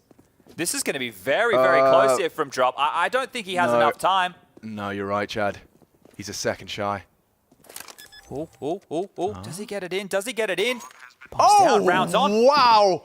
That could not have got any closer, but we play on.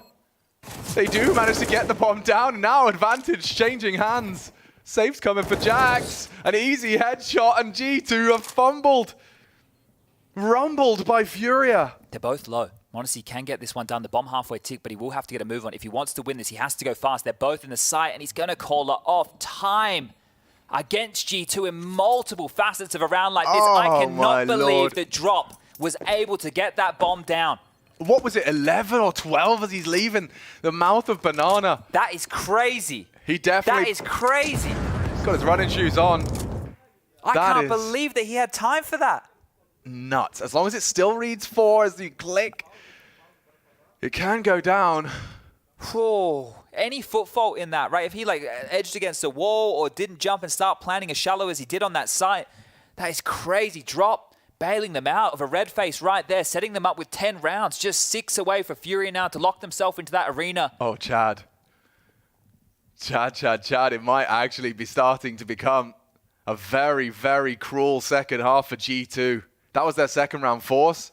They were putting all the pieces. They had close to a recovery from the early casualties, and then just a very fast rotation.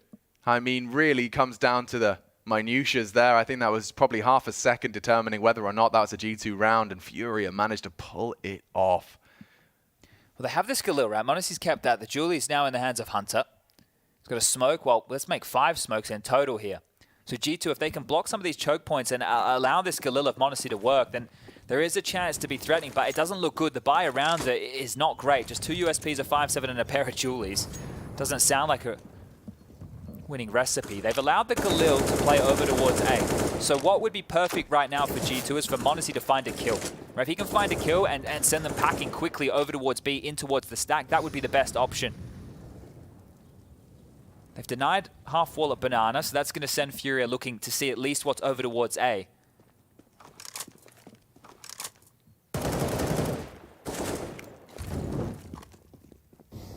And the individual mechanics as well on display from m0NESY. The fact he's managed to put himself here alone will send a very clear message that there could be more, should be more with him, and he's decided he's thought better of it. Times his smoke well with the arrival, but they will look for answers nonetheless. They're even clearing where he was. Like, that's the first place that Art's looking here. Maybe aware of the trajectory of that smoke. I think so. Able to piece it together, and we're sub 1 minute right now. They're posturing top mid. m0NESY has to send them packing towards B. He needs to find something. He knows that's his objective. Yuri has gone down. m0NESY can tuck, and that's going to achieve exactly what they needed. With 30 seconds left, you don't want to smoke them off. They might have to go through it, but there's still someone on A. Art has gone through long. In the meantime, K-Serato face-to-face with Alexi P. They may have run past him. They may have run past him completely. Jax with the USP, and now Alexi can snap on one head. Safe is gone. The boost still unchecked. The bomb committed. And it looks like G2, with a light buy, have turned it on its head. Nothing for Drop to do this time around. m0NESY delivers in the capacity needed of him. Huge stuff from him. Announces they drop down after time. Hunter's pushing, gonna find him through the boards. Massive stuff right there. $1,000 left over for Drop. And this young gun, this kid on your screen right here, all the pressure on his plate, just needed 1 kill, did exactly what he needed to do. And that's an in-game leader's dream. Back into the trap that Alexi had set. And 1 back for G2 now as they're able to draw it just to a 2-round gap. You have a plan like that. It's very rare it pays off in that fashion. Very, very rare that they're able to pull it off. I mean, that, I don't want to say slate wiped clean, but you can see what it's done to Furia. Like, immediate changing of hands of the momentum here of Inferno. G2 now fully equipped. I'm talking AKs on the CT side. Sure, Galil for Alexi B, but he's got funds. And that's a quick find. It's not the frag. Art might want to throw the AK to someone healthier. Because Safe just caught some heavy nade damage as well. Yeah, it might not be anyone healthier soon because there's more Banana aggression behind this. They've smoked off the half wall. Nico's going to push further forward. I think he's going to spam on through. Yuri gone immediately. That was one of the healthy ones. Armored and healthy, not anymore. Here's some more bullets. Okay. Nico keep going to rinse and repeat. It's working. On the way through into Nico. 3K out of him. More to come, more to follow, I think. K-Serata, you can see they're asking him to do it with a disadvantage. No armor for him, but better of the two. Yeah, it might be the ace here for Nico. I think he's going to stay postured forward here. The fact that the bomb line's at his feet, they can rotate across, and he's going to spam even more shots through. So this is Nico looking to get all the damage done. This round is concluded because look at the push behind. There's nowhere out of Banana right now. And the ace looking likely. Nico will add one to the tally. 5 for Nico. Shuts him down, farms some frags, and a little bit of confidence as well. I mean, it definitely is warning signs when you take a look at the scoreboard and Jax is at the top. Nico, obviously a likely candidate. Monacy, Hunter, trailing.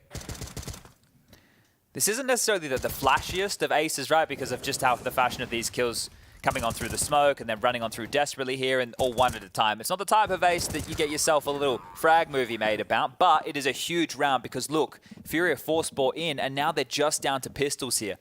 They have a flash to work with and that's it. So hoping to get some traction here up mid. Hunter's hearing a lot. He might get a Nico ace of his own. Yeah, it's his turn. And there's so many bodies. Sprays down 3 before he's finally silenced. An AK short-lived in K-Serato's hands. It's taken away. Jax to finish and drop denies.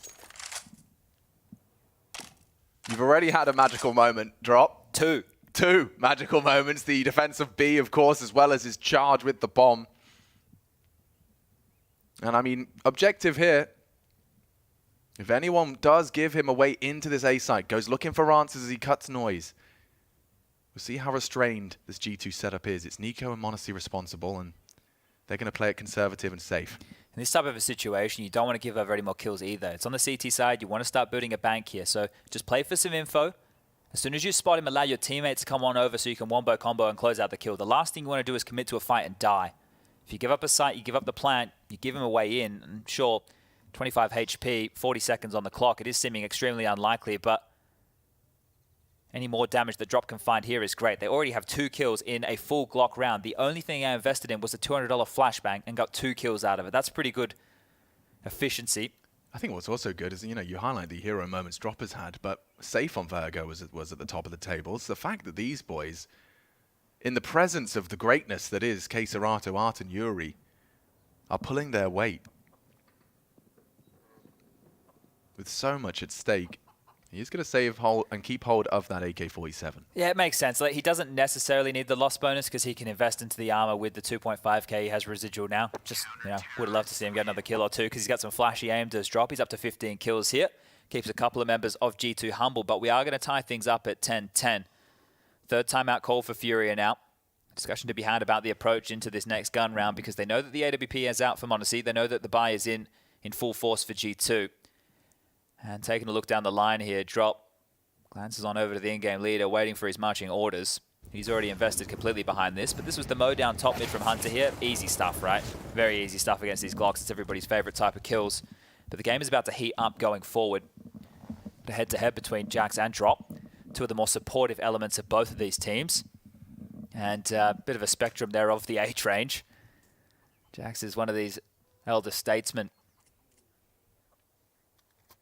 Yeah, but he's seemingly completely impervious to nerves. Curious that Art has opted to buy in here with a MAC-10. It's not like he even had a great spawn to go fast up Banana here. So let's see how he wants to wield this bad boy.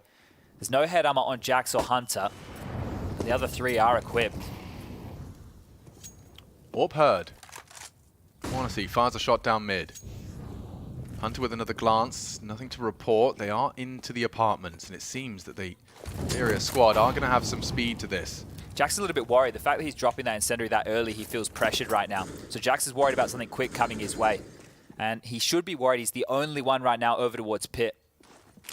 It's a bit of a gamble right now out of G2 that it could be a fast B. Hunter will be denied top mid control, so they need to get information back elsewhere. And as we say that, there's a flash over Banana. Nico's just pushed forward. He's calling top Banana clear. That will free up a rotation point if Monacy to get over, but might need to come quick. They're coming. They're coming fast. Drops his smoke to play around. Jax calling for aid as best he can. The flashes are in. The frag is too. Need more. Hunter activates. Rings drop down low, but the bomb is on A. They're just trying to play for the survival at this point. They've got 50 seconds. They might have to try and find a new way in.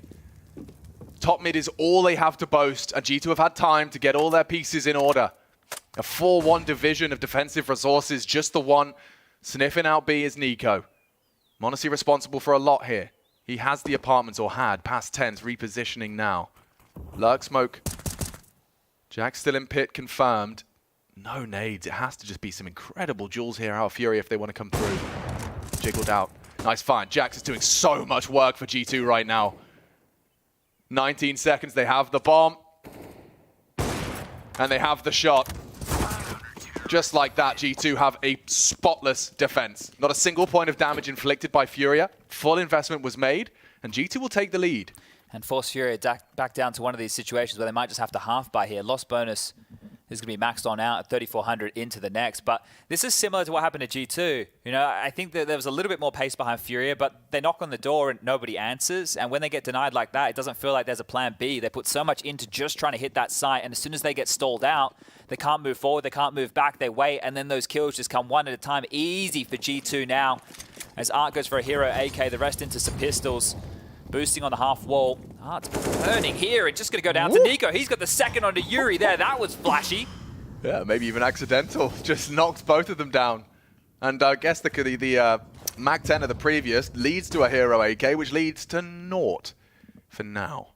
Still in play. Serato has Kevlar to at least play it properly. They just don't seem like they can get in, right? And I know that we're having similar conversations with G2, but for Furia now, unless they can pull one of these light pistol rounds out of their ass, they're going to be in a lot of trouble. There's the first. There's the second. Okay. Serato's in. Serato may have actually made a round out of this. Only Monacy to get through. He hits the first, but the AK still in play. Serato to be feared, but Monacy laughing at him as he swaps over to the USP. Oh, they didn't even have the bomb. They couldn't have gotten into the site and planted it anyway. Look at this. Safe having to go all the way back to T stairs. Might have found himself an avenue in towards the B bomb site. 50 seconds, and if he just was to beeline it in towards Banana, he could plant that bomb, and oh, he is just going to get to waltz on through. Nico's coming back to respond to this now. Not going to cut him off at the pass here if Safe decides to cross, and he will. Punch the digits in, my friend. Get yourself the cash bonus from planting the bomb. Art is going to be smiling ear to ear. That's a great plant with the max loss bonus. Extra cash to splash, and maybe now a 1-on-3 that he can play with his P250. This would be the type of round that Safe could be remembered for. Oh, yeah. I mean, this would be something absolutely out of the realms of possibility. Just a pistol. 3 of them closing in. Nico spots him out, confirms his position, takes the first head as Alexi keeps G2 safe. From safe, appropriately. 12 though for G2.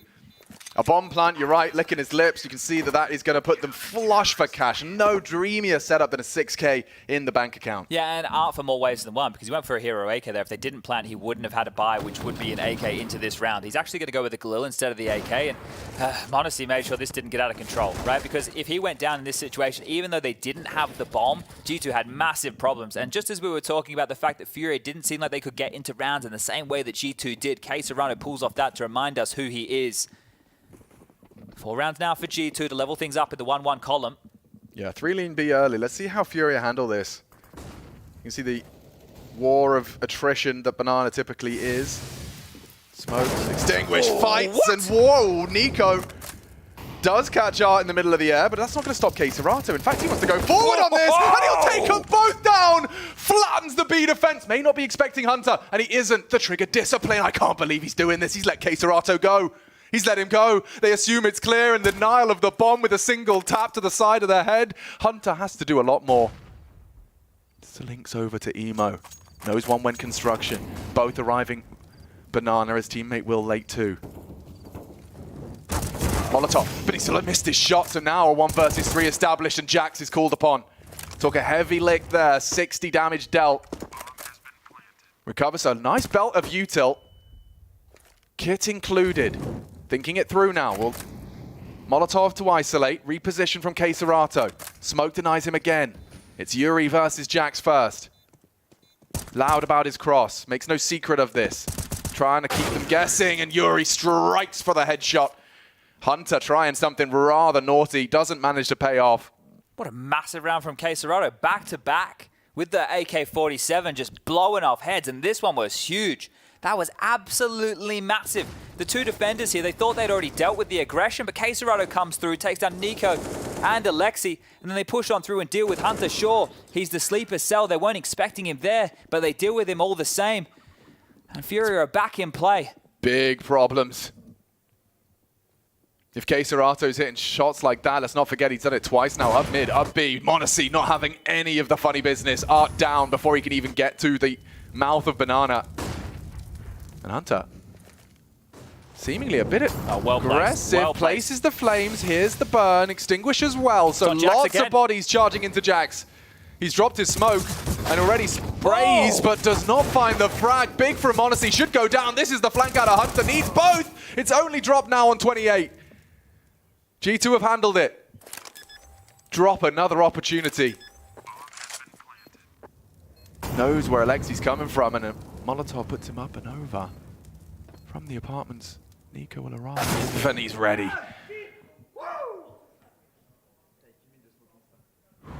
Sigh of relief if they'd have strung together too there, Chad. That could have marked Furia coming back here on that T side, but G2 wrestling for it. It was an 8-7 half. It looks really tense over there. You can see Jax and m0NESY getting fired on up, but everybody else keeping a bit of a stone face. And you can understand why, right? One map away from elimination right now, and this map is not done. This map is not done. Furia, round after round, are looking more threatening. That response, as soon as they identified the AWP was over towards Banana, they put pressure on A. They put pressure on Jax. He goes down towards Pit, and that position that you're playing as a safety net, as an anchor, normally you delay or you get a kill. He didn't get either. He got absolutely obliterated from Yuri there. Very fortunate they were able to mop up in the chaos. G2 responded to that quickly, but the buy is back. Furia planted again, and there's still a problem to be dealt with right now as the Brazilians are coming. This Banana onslaught. It's just another duel. Like, it's straight up, like Queserato testing his aim up against some of the best in the world. And he passed that test before. m0NESY again in the feed early. This time it's Yuri and Boiler. Tucked in tight. And they're going to try and disrespect the smoke. Alexi, he was right to spray. Sends them back with nade and bullets alike. He's chipped away two of them. Looked like more damage there, didn't it?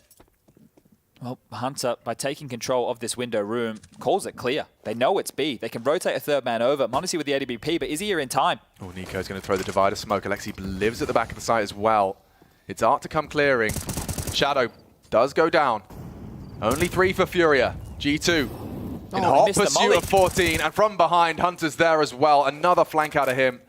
Got 2 before, just 2 again, and Queserato is the last victim. So 14, G2 not ready to sigh and have some relief of taking it to Ancient. That is our third map should we require it. I imagine that could be a real barn burner. And 3.6k on the high end doesn't bode well for Furia to have the most threatening of presences into our next round of play. Round 26, folks. We've got a single rifle to be celebrated, and it's on none other than Queserato. Yeah, they have gone very heavy into this buy here, right? There's still a Galil as well, and Yuri and a MAC-10, so this is probably where Furia can pull something out of the bag. Coming. They've gone for the extinguish. They're coming for the fight. Nico flash forward, looking for action, and gets one and traded immediately here, but is the play going to stall out? Look at the push coming on through. There's 2 here. He's just going to go down. Yuri shuts down Hunter's immediate reactivation. He just charges out of the abs. Concerned for a quick commit. With the loss of Nico, didn't feel like he could trust Alexi to hold. And so now it's time for rotates. It's time for gambles and looking for answers. High flashes. You can see m0NESY was convinced it's the full commit. Yeah, they're sketched out all across the map here. G2 do not know what is happening right now. They have absolutely no idea where the Furia members reside. The bomb is in Banana, but look how spread out they are. They're actually using the clock in their favor. Normally, Furia opening kill and they get the move on. This time, smoke and mirrors. The smoke's deployed towards A. Moto smoke, long smoke.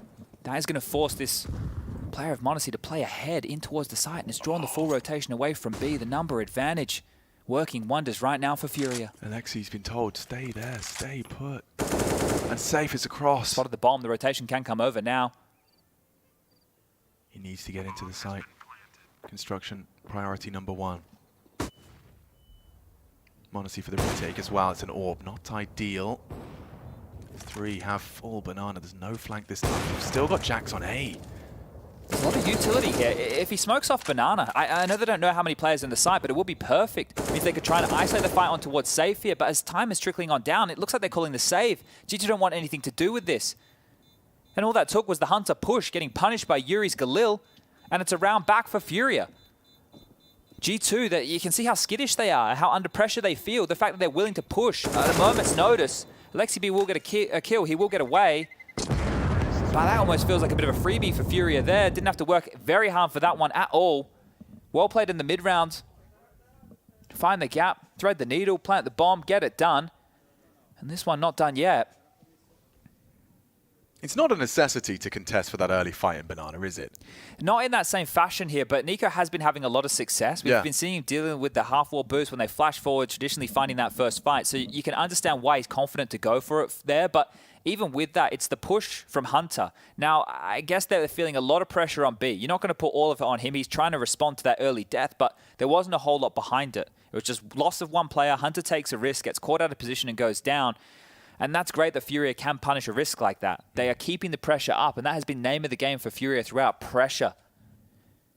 Still a little bit of leftover cash here for G2 if they do lose this one, right? 8.8 on Alexi, 4.4 for m0NESY, so there should be enough for another buy. But Furia edging ever closer here. And both of these teams in Stockholm, they were in the playoffs, but G2, they were in the grand final. They lost to Na'Vi. Furia went out in the quarters. One of these teams will not be showing face again on the stage.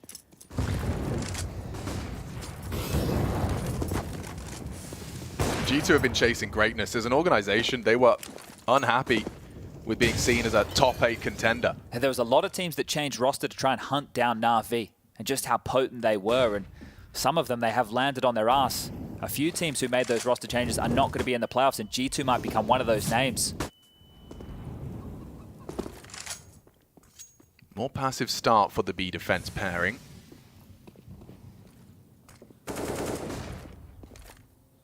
A foursome South Americans up mid have brackets, some utility to be thrown down. Jax has already dropped his smoke. You can see very limited options in the utility department of Furia. Oh, I like that. That's going to keep them caged towards top mid. So a defensive long smoke and a defensive CT smoke to play around here. Interesting. The bomb is in banana right now. If a mid to B was considered, there will be an avenue of assault available for Furia.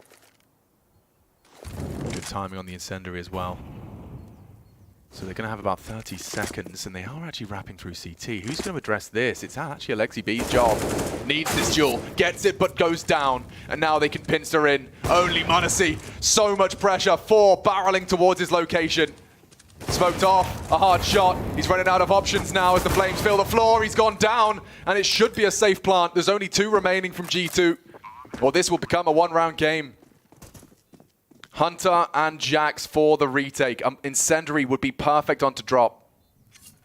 And it looks like they're not even going to give it a look here. And only $400 in the pocket from Hunter. But the B site, again, is a recipe for success. Furia up to 13. And I cannot stress enough that the pressure, we've seen it embodied in the gameplay. It is exclusively on one side of the court. It is G2 who are feeling under the pump.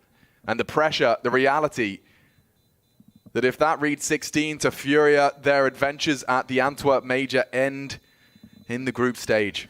It's looking good now in the late stages of this for the Furia gun rounds. Right, that's the key here. The fact that in the mid rounds, they're looking comfortable with the calls. Right? They're looking like they're out positioning and out rotating that of G2, and that's the same thing they did on their CT side. Remember, they were one step ahead. The rounds that put Furia in the hole was the lighter purchases with a couple of zingers of shots that came out of G2 here.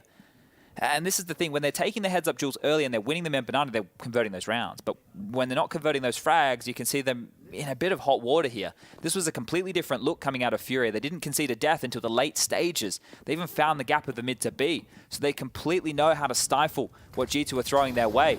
m0NESY was even in the right position, but the Flames at his feet late. It put him under pressure, and if he hit a second, they would have considered that retake. But speaking of retakes, G2 can't keep saving. Look at the scoreline. Round number 28. There's no more room for saves. They are going to have to start going for some of these rounds, or the game will just fall through their fingers and they wouldn't have given it a crack. They wouldn't have even tried to be competitive. Audible step. Some heavy boots in the Furia arsenal. It's Drop flirting with Boiler. Now he is not alone. And Smoke's now going to isolate. Honestly, just stares at it. Stares right into the sun. And he's already good for the first. Gone. Boost. Dismounted by Drop. And now we'll continue to see the pressure rise. Nico tries to relieve some of it as they clear out abs. He still has long, and B is the option. Alexi. Why is he going forward on this? He needs to catch him by surprise on the fade. He does profit. Just getting around the corner as well. We'll play for this rotate. The flash is going to be good. Safe blind. And it's Nico to provide. Yuri in this clutch. Locked in, and deleted. It's Jax that's trying to keep this squad, who are so fragile, feeling so vulnerable to Furia and their pace.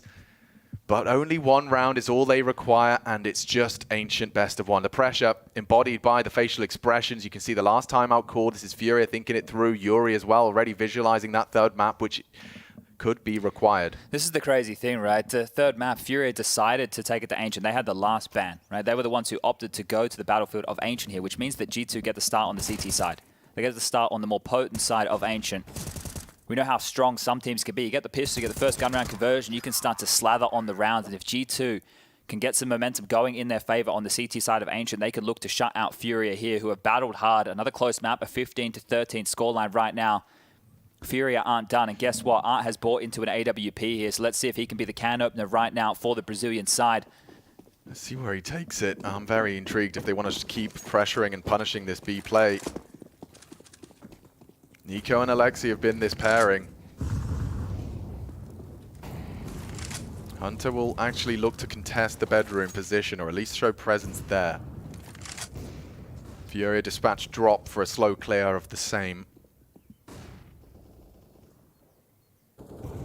But that Art Orb has set its sights on a peak, and it's into m0NESY. Fires off the shot. They've got a good flash for this position. We've seen it time and time again. m0NESY swallows it, gets away. But Drop knows. He's got positions. He's got advantage. They turn around. The multi-spray down. G2 dilapidated. Nico gets 2. That's just enough to make a winnable 1v2 for Alexi. They are low, and he cannot stomach this. The only way out is death or glory.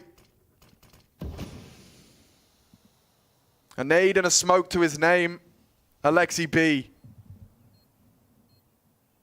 Held at bay by the smoke. Safe and Drop. Furia's new recruit. To extend play, and it's as easy as that from Safe.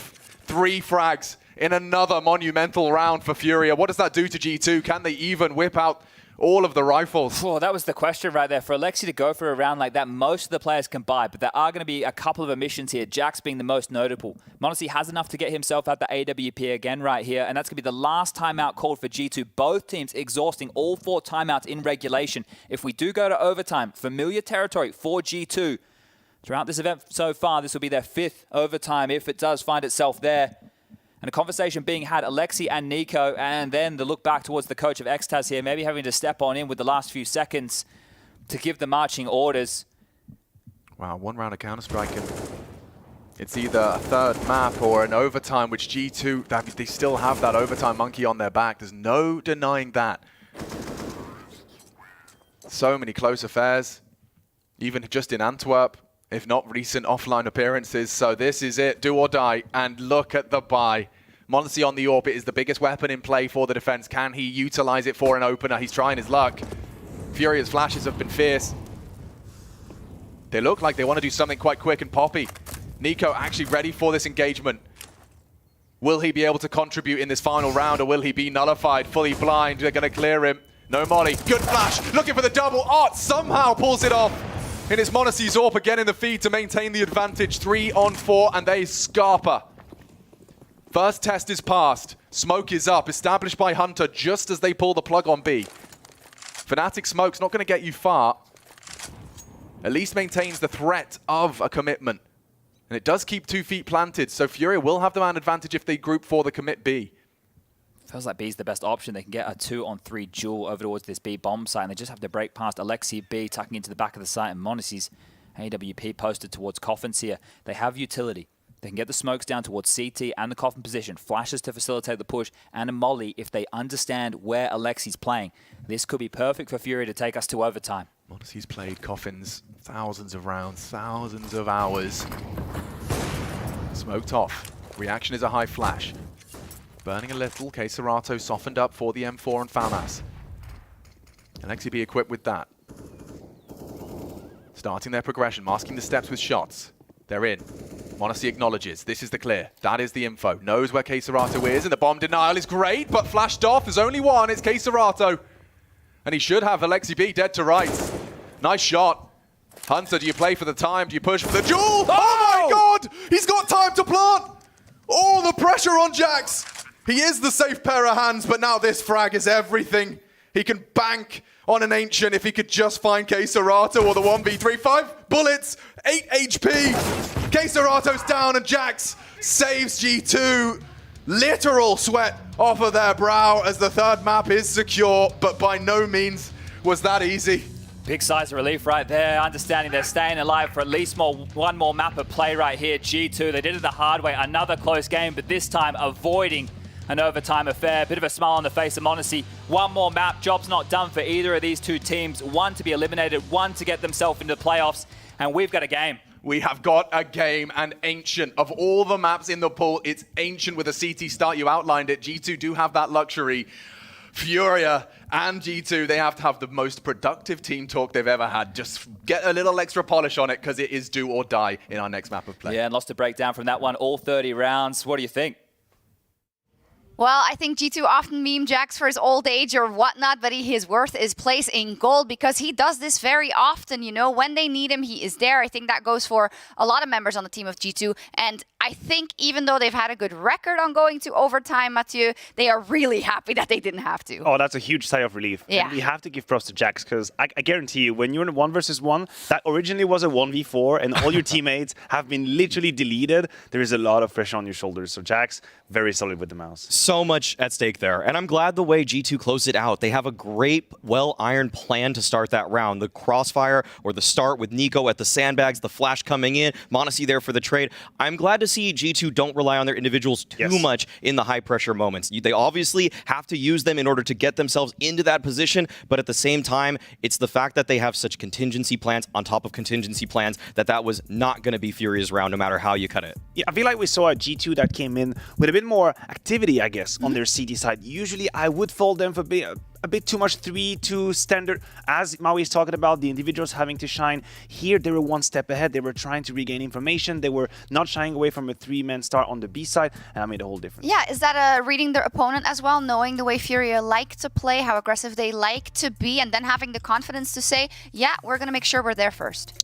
I really think that the thing with G2 that was impressive in this game on top of that was the fact that they were always doing something that looked a little bit more proactive. You very rarely in that match saw G2 just on their heels playing into the bomb site in a 5v5 situation, because sometimes they do just seem to rest on the fact that we know we're very skilled, so we're just going to hit our shots when they come into the site. But the proactive defenses, the way they're playing more forward, that's exactly what I want to see. It's a development in G2 and their strategy, and I've got to commend them for it. Yeah, it was our map pick, so I do want to commend Furia a little just for, wow, some of those moments, man. The drop, sometimes safe and the spacing, but it wasn't enough. And then you have to credit G2 for how they kept cool in the most important moments. Let's take a look at some rounds. Round 14, which G2 closed out. I believe it was your round, Maui. Yes. This is one where it was just very well put together. Opening pick, though, goes the way of Art. Serato finds one on top of that with the op, but 3v5 situation, and look at what G2 and Alexi B put together. The nades onto drop there to find an opening pick into the bomb site. They have just some pistols here, and this is where they get a little bit lucky, I'm not gonna lie. This shot coming up, it is filthy. So early, we have the 2-man setup from Furia there. Jax takes down Art. Drive-by from Hunter with the Tech 9. Bang, bang. They are in the bomb site. That's what you want to see from G2, executing flawlessly to get in and to steal a round from Furia. Yeah, it's also about just crafting, like kind of crafting a solution from scratch. This is something that we can definitely put on at XCB and give him the props for that. The 3v5, as you say, on the fly, coming in with the plan with the double nade. They get lucky, they got the kill, and then it's the right spacing and also a little bit of a headshot. I mean, A little you bit. need that. You do need that You need to have a a little good bit of plan. luck sometimes, You need right? it. Next to the skill. Round 28 then, when it was getting really close, G2 was really avoiding that overtime and they needed some big moments. Yes, I think what really struck me in that round number 28 is the flair from the individuals. It's m0NESY, it's the good nade and the spray here coming in from Nico. What we don't see is Hunter regaining information in apps as well. And it's a bunch of individuals knowing, feeling the timing and optimizing. Here, Alexibi took a risk through the smoke, got the kill, faded back, left time for his rotation to come from CT. And it's just overall, all the individuals knowing how to act on the map, knowing how to close the round as well. Very well put by G2 in a round that is also extremely high pressure. It's towards the very end. Yeah, the macro movements for G2 were definitely impressive. When this lineup first formed, you could be kind of happy about a guy multi-fragging in a bomb site, but the development of the team to actually know how everybody should be positioning themselves on the map, to cover each other, to support, those kind of things show that G2, they are making progress as a roster. They're not exactly what we saw on day one. Making progress, and that will be needed because we still have one to go, and it is Ancient. We will preview it after this.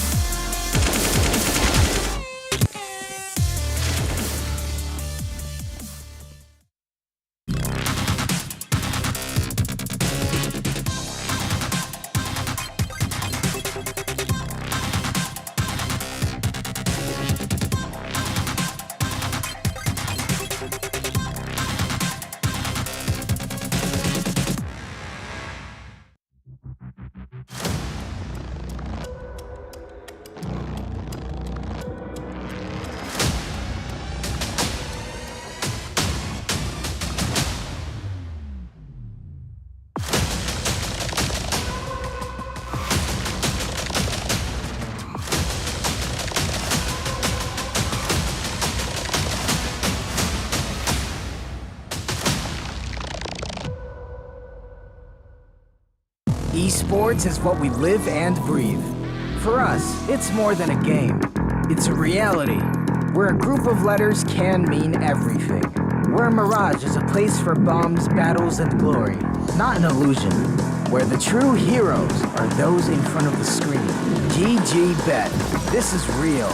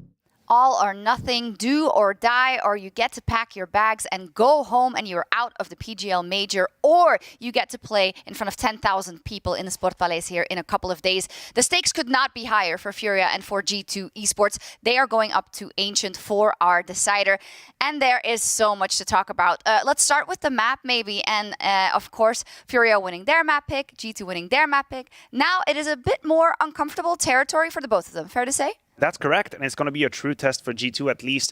I feel like the way they'll behave, I think the performance they will display on Ancient is going to either indict the changes they have done or it's going to validate them. Because if you have a really poor Ancient right now, then everyone is going to say, but what the hell would you change the lineup if you're not able to build a true map pool going into the Major? That to me is going to be the deciding factor. There has been a shift in G2 from last year to this on this map. Some of the stats back that up. I mean, the thing is that when they were led by Nexa, they were actually a better T-side team. But once they added Alexi B and m0NESY, they become a better CT side team. So it's like the win conditions have changed for this roster, for G2, as they have moved into this new year. And it is going to be paramount because, like you said, Shocks, they're going to be starting on the CT side. So one guy that I really am worried about and concerned about is Jax. Sometimes he's on an island by himself towards that A side of the map, and if he's not able to accomplish too much, if they don't give him the help that he deserves and needs, then Furia could run over. Okay, they need to protect their Jax to do, or he must protect them as well to see what he can do. Talk to me about the CT side and the opting out of m0NESY as well, who has been having a good tournament. Mathieu, you dove a bit deeper into the stats, particularly on Ancient for m0NESY, and I think if we juxtapose that to Safe and how good he's also been playing, not necessarily always on the up, in this series, that's one to watch. Yeah, and the numbers are actually quite scary. If you're a G2 fan, if you're a m0NESY fan, I was looking at 2022 on Ancient. That's a 0.87 rating. Right, granted, we knew m0NESY, when he came from the Academy League and he jumped into G2, we made it clear that on a few maps, he would still have to catch up with the meta. He would have to catch up with the professional level, the highest level. I think he blew us all away in all the maps that he's played, aside from Nuke, for example, he struggled a little bit. What about Ancient? Is that a weakness? Is that a loophole? Is that an issue for G2? It was a ban that the Na'Vi Jr. was usually trying to throw out, either second phase or if it's a BO1, just get it out completely. So, yes, he is new to this. He is new to Ancient. He played it a couple times with them, but we have seen that his rotation's still on the map when he is suppressed and bombarded by utility, that he has trouble dealing with that. So I am very concerned about m0NESY, and again Jax and him both, they have to, I would say, overperform if they want to close this map out cleanly. I think the caveat we have to put on these two players is that this time around in this Ancient, there might not be clear-cut protocols for them to know how to react, like an automated response for the CT. If you get flashed, if you get smoked, this is where you go, I'll be right behind you. Sure, they have plans, but they won't be optimal, they won't be perfect. There's going to be gray areas, moments where you just have to follow your instinct, and then this is where they truly show what they're made of. Yeah, and I'm hearing IGL, show us what you got, right? I also heard the word bombardment, and if there's something Art can do, it is that, right? He loves getting aggressive and making that space and making the other team feel uncomfortable. And on the other side, you have an Alexi B, who now is on a bit more unfamiliar territory in terms of the amount of tape and the amount of times he has played this map with his team. And it is at the most important time at the year so far. Maui, what do you think?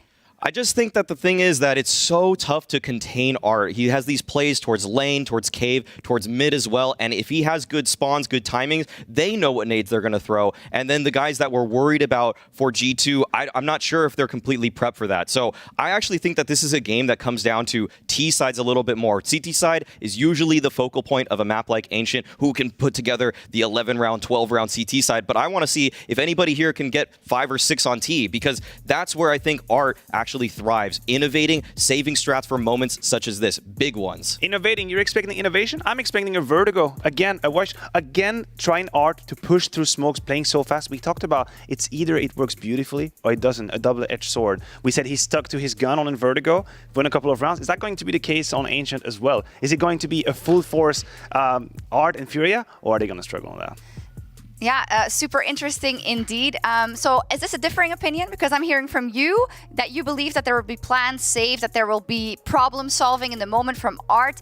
And you're saying it's going to be all guns blazing, it's going to be a puggy style like we saw in Vertigo. I still think that this is G2 favored overall. But I do think that Art and Furia have so much in store for this map. I really do think that some of the strategies they have for taking mid control early on, it's simply just if G2 don't have those protocols all set and ready to go, if they can't find that immediate trade, then Furia's going to run over them. I mean, what they did on Vertigo was it was almost a one-note game plan. But I do think that Furia, they have a couple tempo shifts on this one. They will show a little bit more variety, and that scares me given G2. Given G2, and I think as we slow it down a little bit, as we get into this final map, let's set the stakes again. We see it there. That huddle is longer. That is intense. That is the words out of the coach and out of Alexi B, because this is what you've worked for now this year. This is the changes and the choices you have made in 2022 need to pan out. And on the other side, for Furia, that pressure of that Brazilian community that wants to see you perform because they expect everything from their players going into Ancient. It's, wow, it is very spicy. And the pressure in those booths right now is very, very high. It's insane. It's insane how high it is, and I think there is a lot of responsibility for the more experienced players out there to make sure that everyone is entering this last map in the best conditions possible. On both sides, you have individuals, young individuals, that will need to provide, that will need to get the frags. We talk about the drops, the safe. Of course, Manasi, if you're Nico, if you're Art, you're Kesserado, you have to help them get in the zone. If you have to forget about the moment, if you have to forget about the context, do it. If you have to use it as a fuel, do it. But figure out how you're going to give us your best Counter-Strike. The tension is palpable here. And with G2, to me, it feels like there is more pressure on their shoulders in terms of the blockbuster signings that have come out for this roster, and in terms of simply the criticism that has come out from the community across a couple of these players. Is Nico back in form yet? The post-Katowice slump that he's been in, he's slowly finding his way, but it's not quite the star, the all-star, the transcendent player that we are used to. And then for a guy that's having a meteoric rise, such as Monasi, I need him to use his brain a little bit more. He has been insane at hitting shots in this tournament. He's hit some incredible, blistering shots, some flicks that nobody else could hit. But the thing is that he needs to know how to deal with a crazy game plan that Art is coming up with. So I really, really hope that Xtaz, if there is something going wrong, if Alexi B doesn't call the timeout, bring it. Show that you have a plan and an answer to respond in these moments. Yeah, don't let it get out of control, because this is your shot to make it to the next stage. You're only one at that. We can't wait, and I hope that our casters are as excited as we are. Absolutely vibrating with excitement for this one. Yeah, 2 teams, we've got 2 spots left and 2 more best of 3s. Well, for us, essentially a best of 1. Ancient is all they have. It's G2 with, it seems like the desk have got some good kind of benchmarks for things to look out for. You've got the CT start, but there are clearly some things to watch out for. Monasi's surprised me with his ratings on Ancient. That was an interesting takeaway. I think the scene's been set nicely here in the sense that if we do get the fast play from Furia like we had on Vertigo, it might be something they need to stand up and deliver against immediately here, because we saw them get shaken with that on Vertigo when we think about the way G2 defended right there.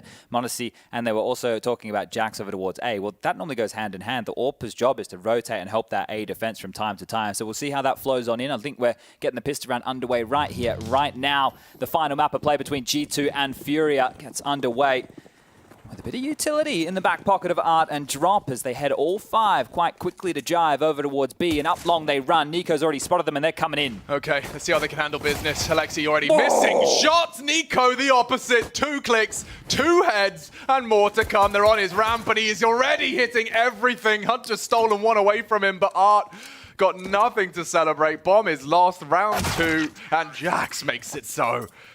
Oh, that's a scary sign, Chad. It seems Nico is cornered and is biting extra hard. He's got all to play for. You got to leave it all out here on Ancient. CT start, and with the CT pistol, this is the start, the first step in that flowchart for CT domination. The next step is to not lose a thing in the second. Yeah, this is the question mark. Without the plant, the Furia want to try and contend here with a force bar. We saw them on Inferno just go for a Glock round with a flash, and well, we're going to see that again here on Ancient.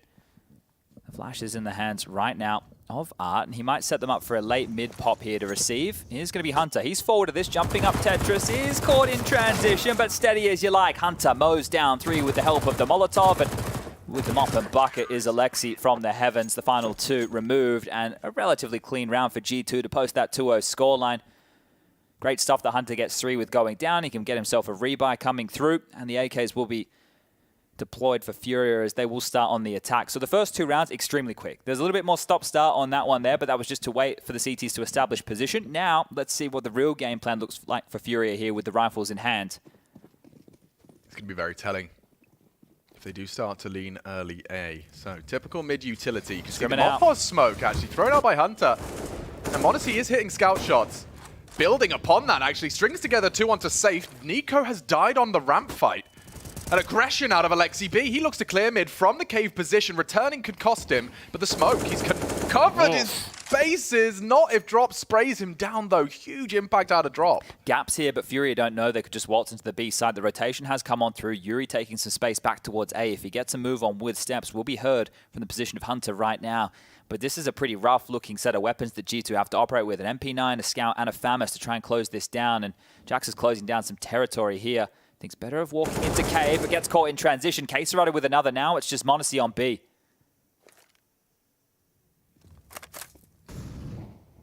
Hunter in mid, and Yuri's got full control of A. Drop found over the flames, and Monacy doesn't see the bomb. And Yuri has already wormed his way deep into Temple, so rotations are going to be very susceptible. Oh, he's coming back. He's going to run through Donut. He's going to run straight into Hunter here. Should be dead to rights. Don't have rights. info here. Hunter got a free frag on his plate and will take it. Bomb locked and likely the round now. Yuri loses his potency and will have to activate to retrieve that bomb. Monacy puts his head into the crosshair, and now, even though he has low HP, and the time so heavily favoring Hunter, there should be nothing but an A plant available to him, a smoke to stare at. He'll throw one of his own out, but Yuri, I mean, everything is stacked against him here. Might just be a save. He peppers some shots through, trying to see if he can find some damage, and actually playing behind the smoke is Hunter, going to be greeted with an opportunity here coming through. Yuri down. Felt like you had to hold your breath for a second there. Yuri, he can be a monster, but coming through 2 walls of grey screen, no hope, and well handled. Big kills from Monacy there with the regress in towards cave. It forced the hand, pushed them back over towards that A site. And right now, Furia in the dumps, 3-0 start for G2. One positive takeaway from their first gun round was that Drop was willingly and capably taking Nico's duel. That is a duel you're going to have to take if you want to have some legway on the T side, and he did so successfully. A nice double out of him, but unable to convert. So, looking fast, looking threatening. The entire Brazilian squad about to clash with Cave, and they're through the flames. Alexi going to need some help here. The fast flank from Hunter could do a lot here. And he's gone down. That's a rifle for Caserado. And things can easily spiral when Furia are in the mix. Got a lot of info there. You see that? Art got a flash of 2 of the CTs that linger on B. Immediate rotation from Monacy to fill this gap in mid with his AWP.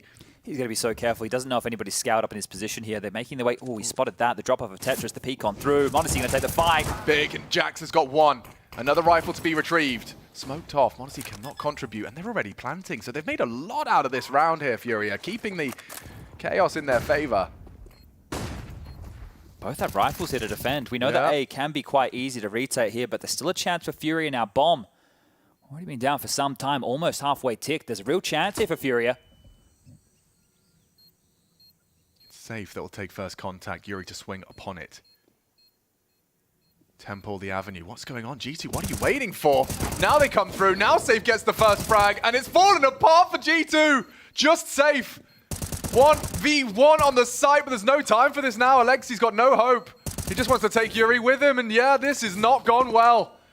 G2 flustered in that one, and the 2v3 comes through. A great recovery. Yeah, look at the money. Look at the finances right here. They took so many casualties in the previous round. They're left with absolutely nothing. Alexi B goes down to the bomb right there, and that is a rough one to swallow. You can't be giving away rounds like this in the third map decider for your place in the playoffs. Oh, they took so long. I don't know. Is there someone that needs to be given the go sign? They're waiting for that smoke to fade right there because that smoke held them at bay towards spawn, and Monacy doesn't want to push through with the AWP. Sure. But they just waited way too long right there, and this is the thing. They're too hesitant, G2. We saw similar scenes from them in a lot of the rounds so far on their CT sides where they get left in saves, and this time they don't save. They force, and Alexi caught looking the wrong way. Drop. This is his B lane today. Furia are going to get back into this game. They convert against these pistols, and it'll have to be an eco from G2. Immediately back in. And Drop. He's definitely well drilled. A real opportunity there from Nico. Crosshair just on the chin.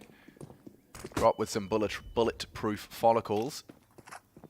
There's 3 on B, but if you're Furia, it's very unlikely to have a foot fault because you can set up a full exec. You don't have to contact in. There's no need, right? You can smoke off, molly in, and go. Nico's aggression, and nobody caught sleeping from Furia just yet. They are looking tenacious early. Stalled out by a smoke, sure, but 50 seconds left on the clock. You're not worried. No. You have a 2-man advantage. You can take this avenue back over towards A. The only man to stand in your way is going to be Hunter with a CZ. He would need to get multiple kills here to make this one interesting.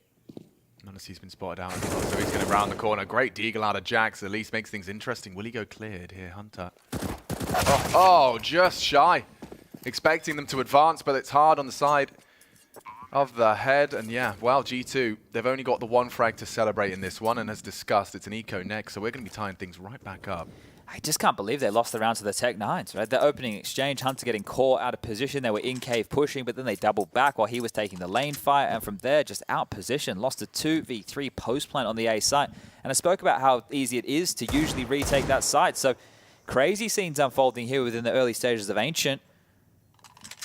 Yeah, real talk. I mean, it was supposed to be a G2 retake there. It seemed like they were just delayed by what, singular smoke. And a little too hesitant how to temple.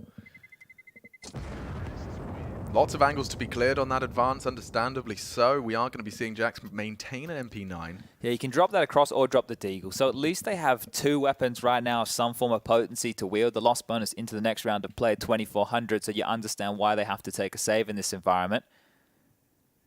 But what can G2 get out of a round like this? They had some real issues over on Vertigo dealing with the consistent pace of Furia, rushing A, rushing B, just having their way with G2. Start round the top, mid-smoke deployed. Bouncing on the stairs and more bounding forward is some util. Quesarado defining the mid-positions and a push from Hunter. Whoa. He's got an opening on drop, immediately traded. So it was scary for a second as the Deagle bullet rings out as well. It's just these 3 starter pistols remaining and the Deagle. So unless G2 can pick up the rifles over towards B, they are going to be sitting on their haunches, sitting on their hands, because I don't know how they make these light pistols work. We've had some real close games between these two. 16-12, 16-14. Find ourselves on the 3rd. 2 teams trying to realize their dreams and attain what they already have. Both teams, in the organizational basis and the players' majority, have attended a playoff before. Yeah, it was just Safe who wasn't part of this team back in Stockholm for Furia. Vinny was there, who's now an Imperial. And guess what, if you're an Imperial fan, Vinny's coming up next. That fairy tale run that Imperial are on will continue against Copenhagen Flames. A very winnable game for Imperial. Dude. They will continue to turn heads. That game is just 2 different ends of the Counter-Strike spectrum. You know, the young up-and-comers with Danish aim, and then you've got the heroics of the elder statesmen.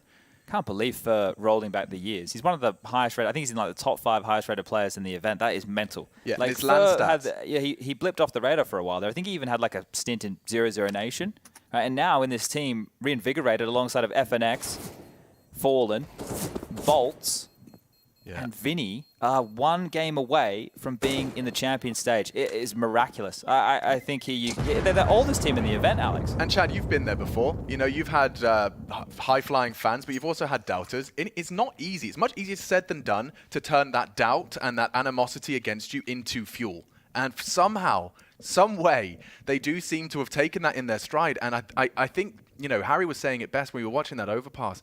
I couldn't believe how stalwart they were staying. It just looked like there was something driving them deeper than the desire to qualify. I think they just wanted to prove everyone that doubted them wrong. We'll see how that shapes up later. For now, we have a fight with the guns out and good damage chipping away, but down goes Hunter.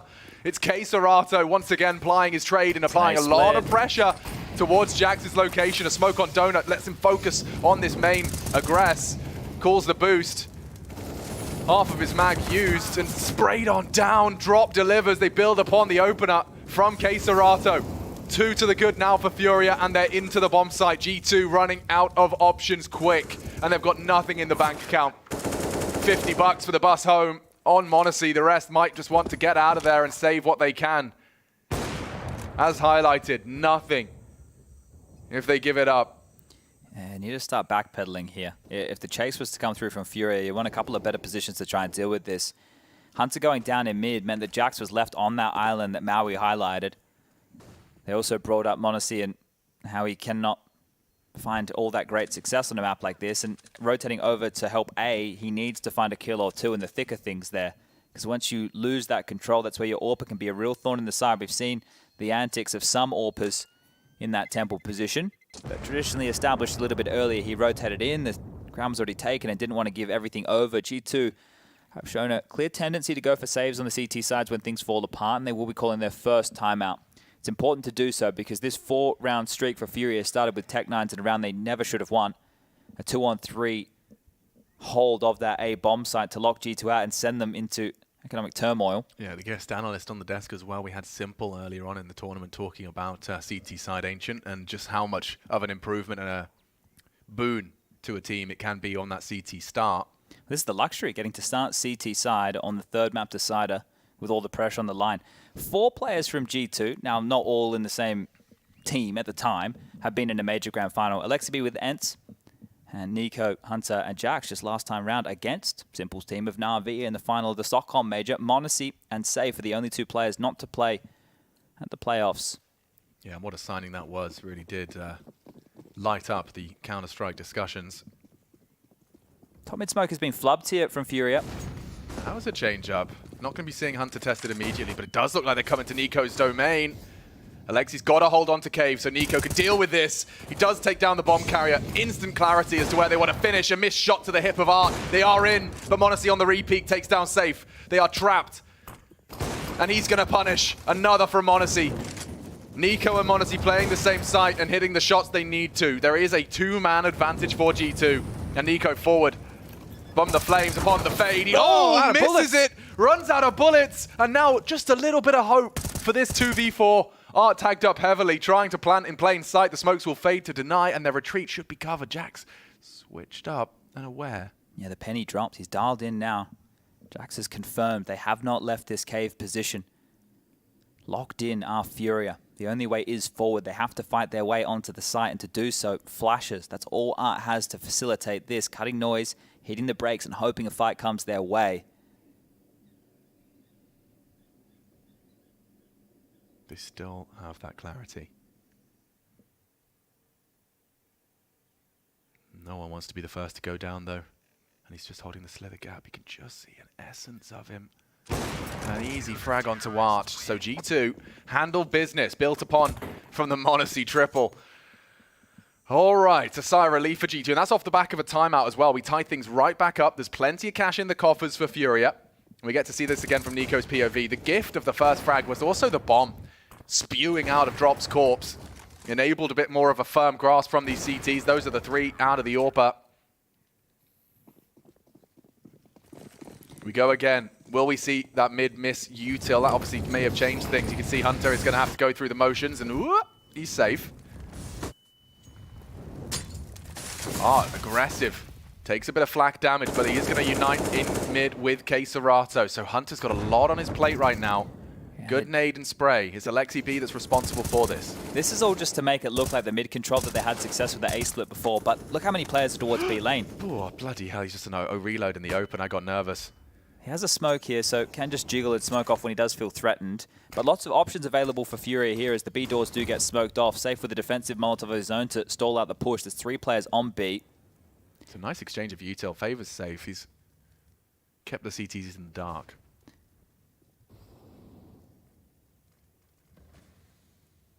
So much space being afforded here. G2 actually have a pretty passive stance across the map. The mid-info only comes through Hunter here, who has to win this duel against K-Serato, or there's a massive gap. They're asking a lot of Hunter. At least he's got his signature weapon. There are few as proficient as Hunter with the AK. What is that from K-Serato? So comfortable, and now Jax is on his island again. Needs something. Needs something big, something giant. Colossal spray, 3 down, and now, yeah, the plant. And now the frag on the lurk. It leaves us in a 2v2. They have to go for this. Nico and Monacy sitting side by side in pursuit of glory. A good shot out of Monacy, and they know where he was. Yuri is so disconnected from the plant. You might want to just get on it. He is going to make it to Donut in time. He's going to make it to Donut in time. Monacy cancels the defuse. Might have been the right call, but now time becomes a little bit of a Second man in this 1v2. Nico taking his duel and defends his teammate. Jax, I honestly don't think they get that round if it's not 3 out of Jax there. He just holds a slither gap and sprays. But the opening from K Serato, he's one to be feared. Yes, some little details there to be noted during all of this. So first of all, this is an insane shot. The spray down from Jax is beautiful stuff here. We've already highlighted him getting left on this island to the side. But m0NESY is allowed to take this fight in a one-on-one because he knows that Yuri was over towards the cave position. One of the issues was Nico could not run through spawn through the water because Yuri was up towards lane, so he would have heard it. So at that point, Nico does make it around to main eventually. Here's the footsteps in Donut, pulls m0NESY off the defuse, and then they take the fight together. But that bought a bit more time to make this one interesting. So keeping the pressure up, name of the game for Furia. Do get the plant, do get the buy, and are back in looking for a biff. Out mid, top mid has been smoked off. And this time they're just looking for a different way to assault the B lane. Wow, he's gotten across. And I don't think Hunter's the wiser. They will be aware now that it's a possibility. Likely to be addressed by Nico here. He's already starting to pivot back. He's going to deal with Red House as a re-aggress with 2 through Donuts. They want to fight middle as a pack here. They want answers. And Furia give it to them. What another headshot into Hunter. He's found his nemesis. And Nico just about finishes his meal. He takes out Art, but the frags still favor Furia as they have that man advantage and they are charging towards A. Another plant on A. A real grueling T-side here out of Furia. Drop not ready for this fight. That's good on the first. Same angle, different opponent. m0NESY, it doesn't even need it. And Yuri in that donut. Now they do have a smoke. If m0NESY puts that in the right place. Oh, he's actually smoked the bomb, so not the easiest for Yuri. But Alexi spots and headshots.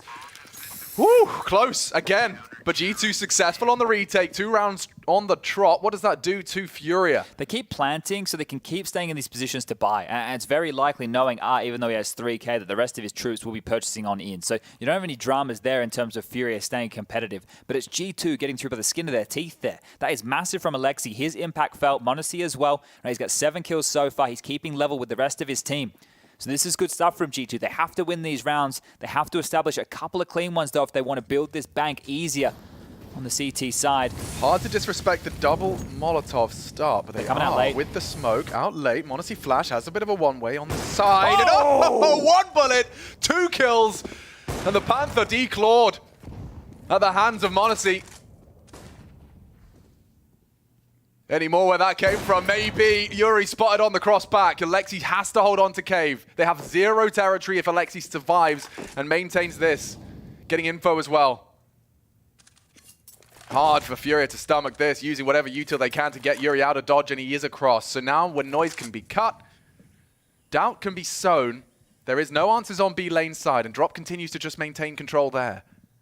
Jack's going for looking for answers here in A halls. Yeah, well, this means they can fortify over towards B a little bit more here. Just allow Hunter to jiggle from the donut position again, where he's been punished round after round. But K Serato's in the grave here. Doesn't have to worry about him this time round.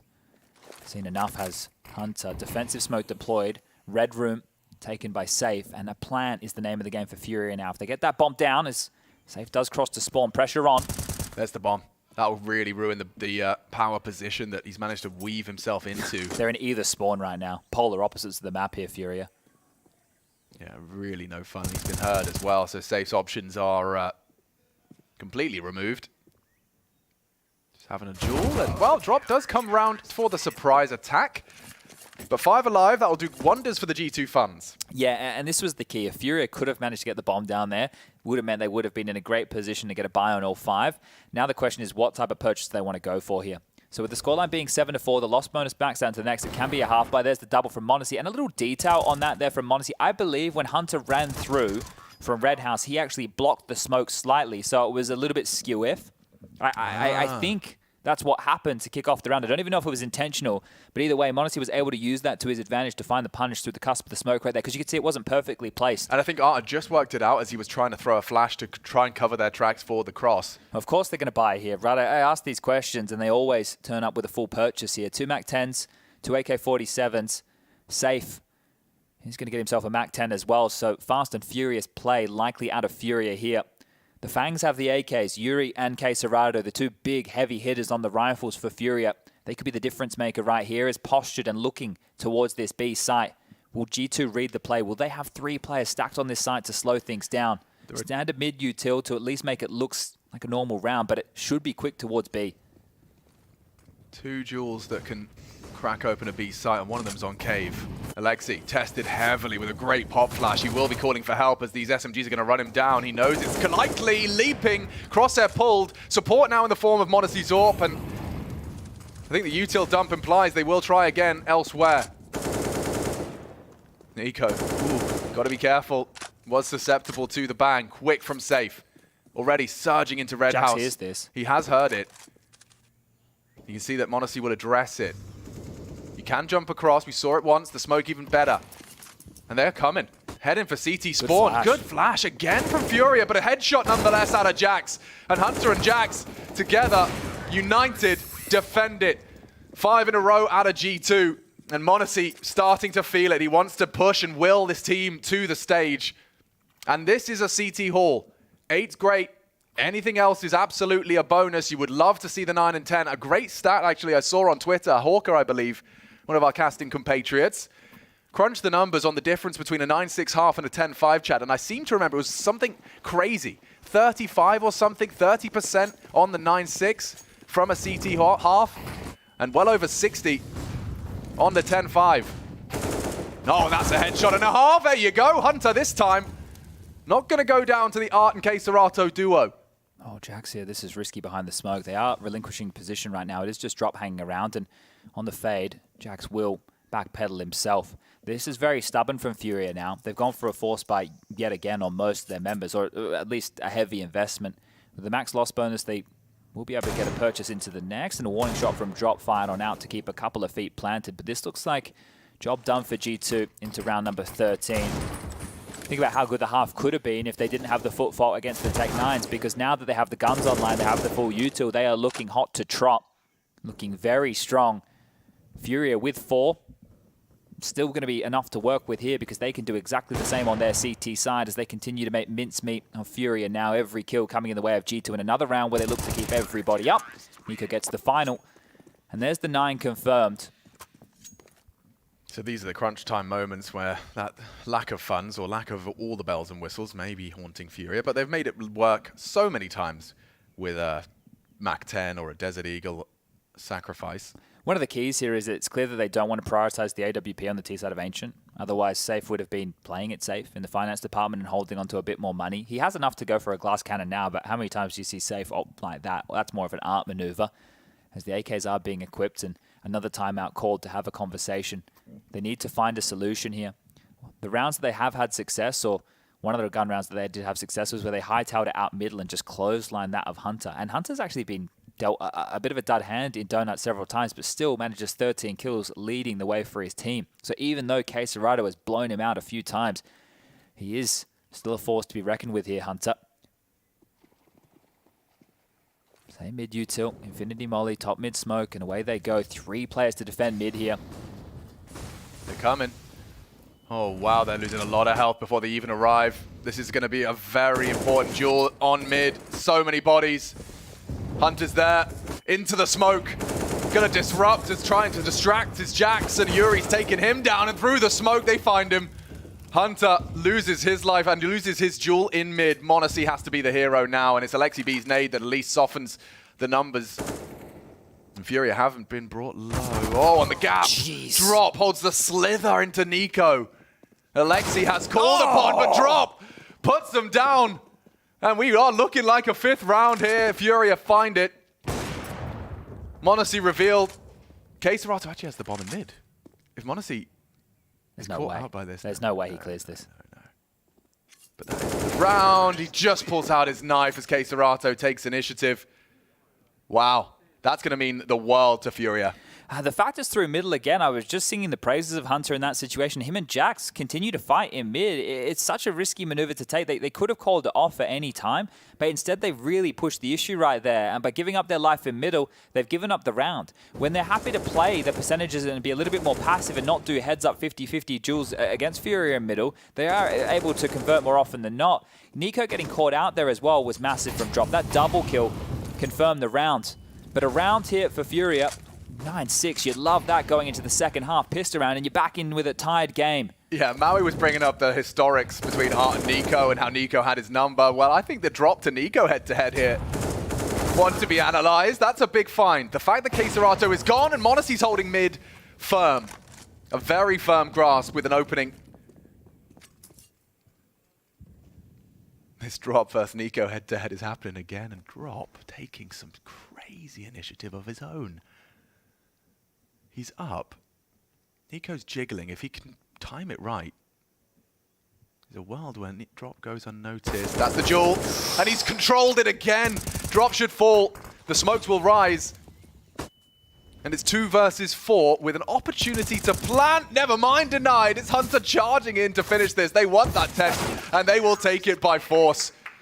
The 10-5 secure for G2. This feels par for the course for either team right here, right? We're going to be set up for a very competitive CT haul from Furia, just in the same fashion as what G2 were able to put down. This map, known for hefty CT sides.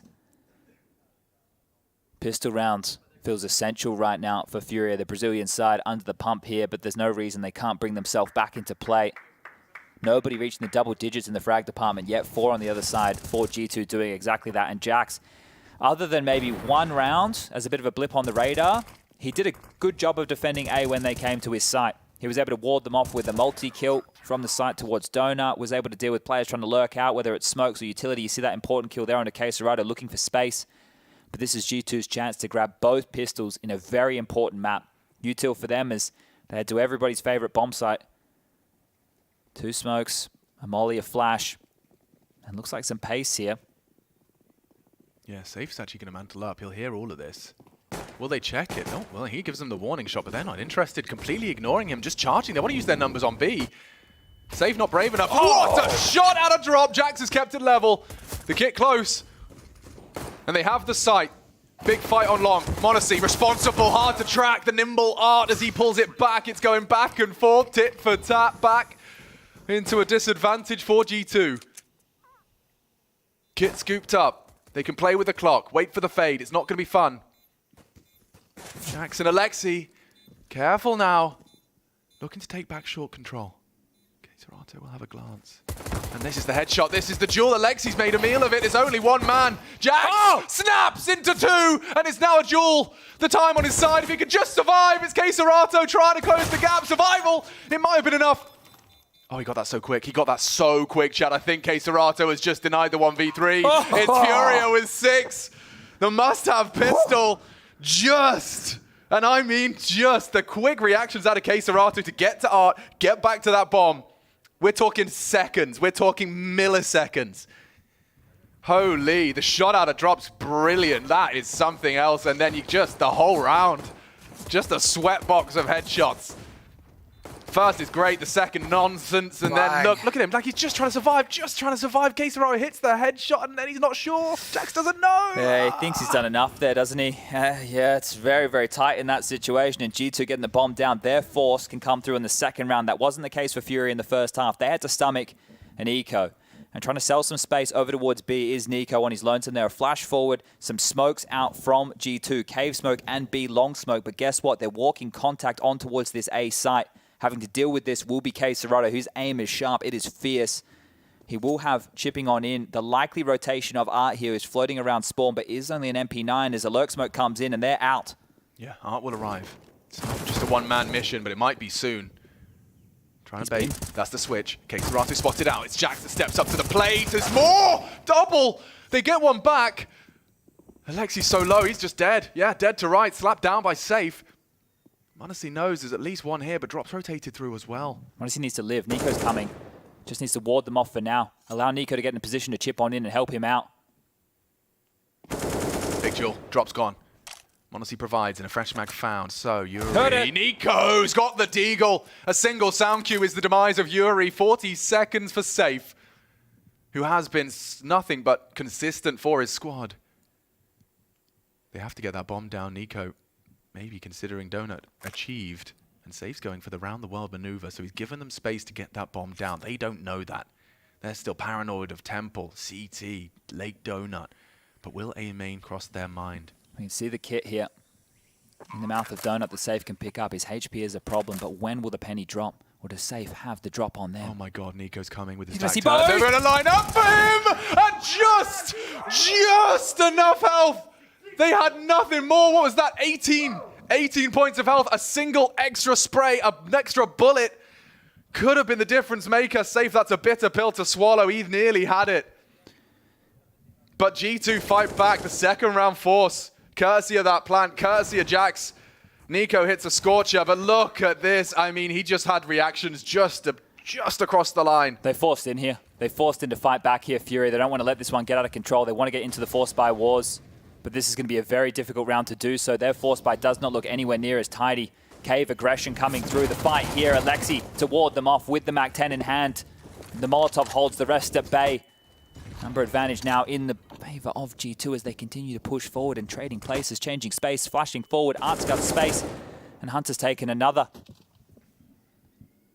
Something to be said for his position.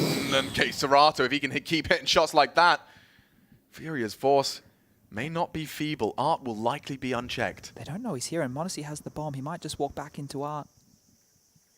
Oh, this is something very, very naughty.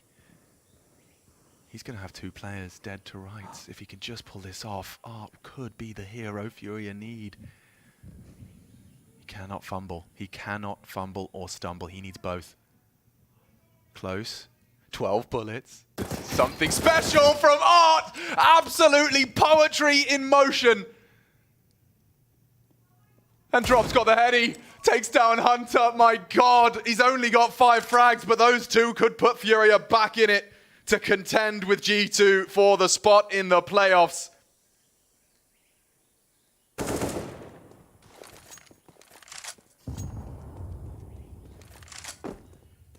And Art tested to finish. Absolutely miraculous play from the in-game leader.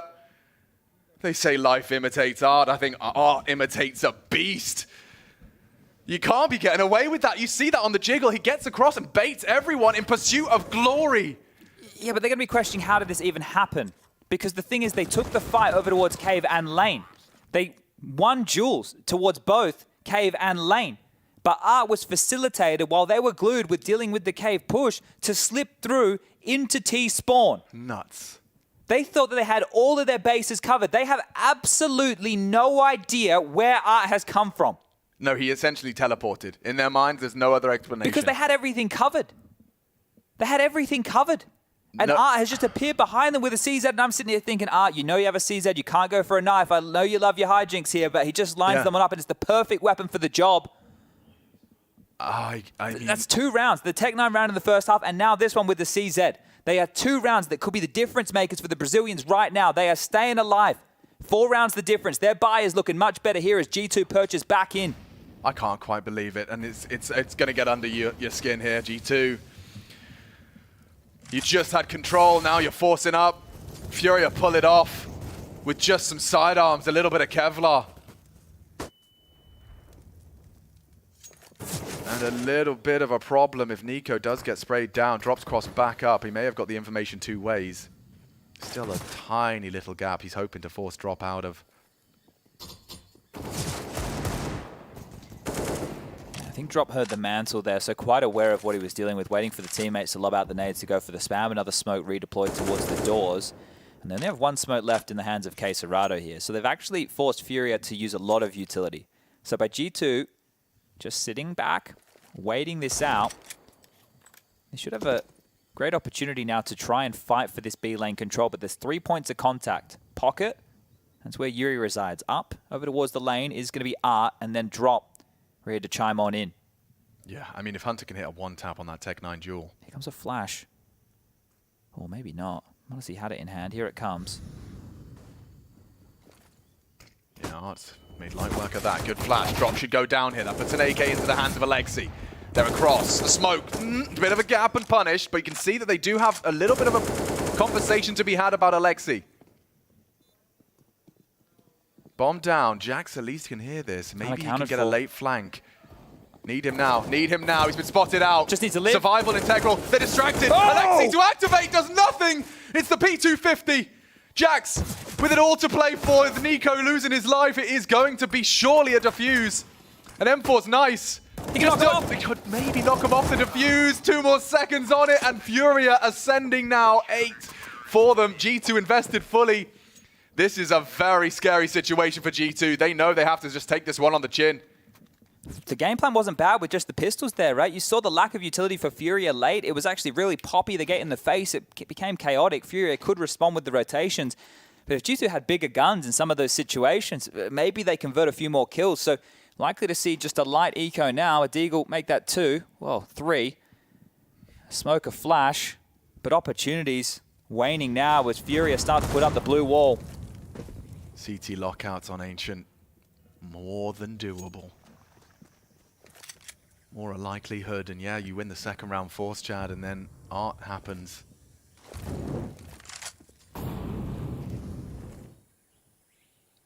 That's going to be echoing through your mind. Even when you're trying to play out the next rounds. And G2, visibly, they look like they're susceptible to tilt. Yeah. And they've lost 2 pretty tilting rounds so far in this map alone. Those are difference makers. With an opportunity here. Can peer through the shrubbery. Have a look top mid and sees nobody home. The next fight becomes much more difficult. Serato over towards Donut. On the jiggle with the smoke. Is playing it safe. Knows it's pistols on the other side. So is he going to take the risk of the fight? Just wants the info and the denial of territory. Is running out of the most important thing right here. Time. And G2 have lost Jax as well. The bodies continue to hit the deck, and likely to just be a 2-round gap now as Furia. They need to get these last 3 kills, and it should come with ease. 30 seconds left. This is starting to hint like the early stages of the T half of G2's Inferno. Yeah, there's nothing left for them here. Just death and heartbreak for round 20. They weren't hoping for much, but a frag would have been nice, and that's not going to happen unless Nico can force a couple of rebuys on this D. He's only got 10 seconds and a single opportunity. They don't know what they've got here, Furia. They have the control of momentum.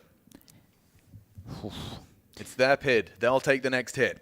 It's the thing. This is the thing right now. It's only 3 rounds consecutively, but with the pistol and then the 3 consecutive, with the silver platter that G2 had set for themselves by winning that second round force, it felt like they could run at home, but now they have to do it the hard way. And we know that G2 love a close game. This is the first gun round versus gun round action we're about to see. Yeah, if outsiders are paid by the round, G2 are paid by the BPM.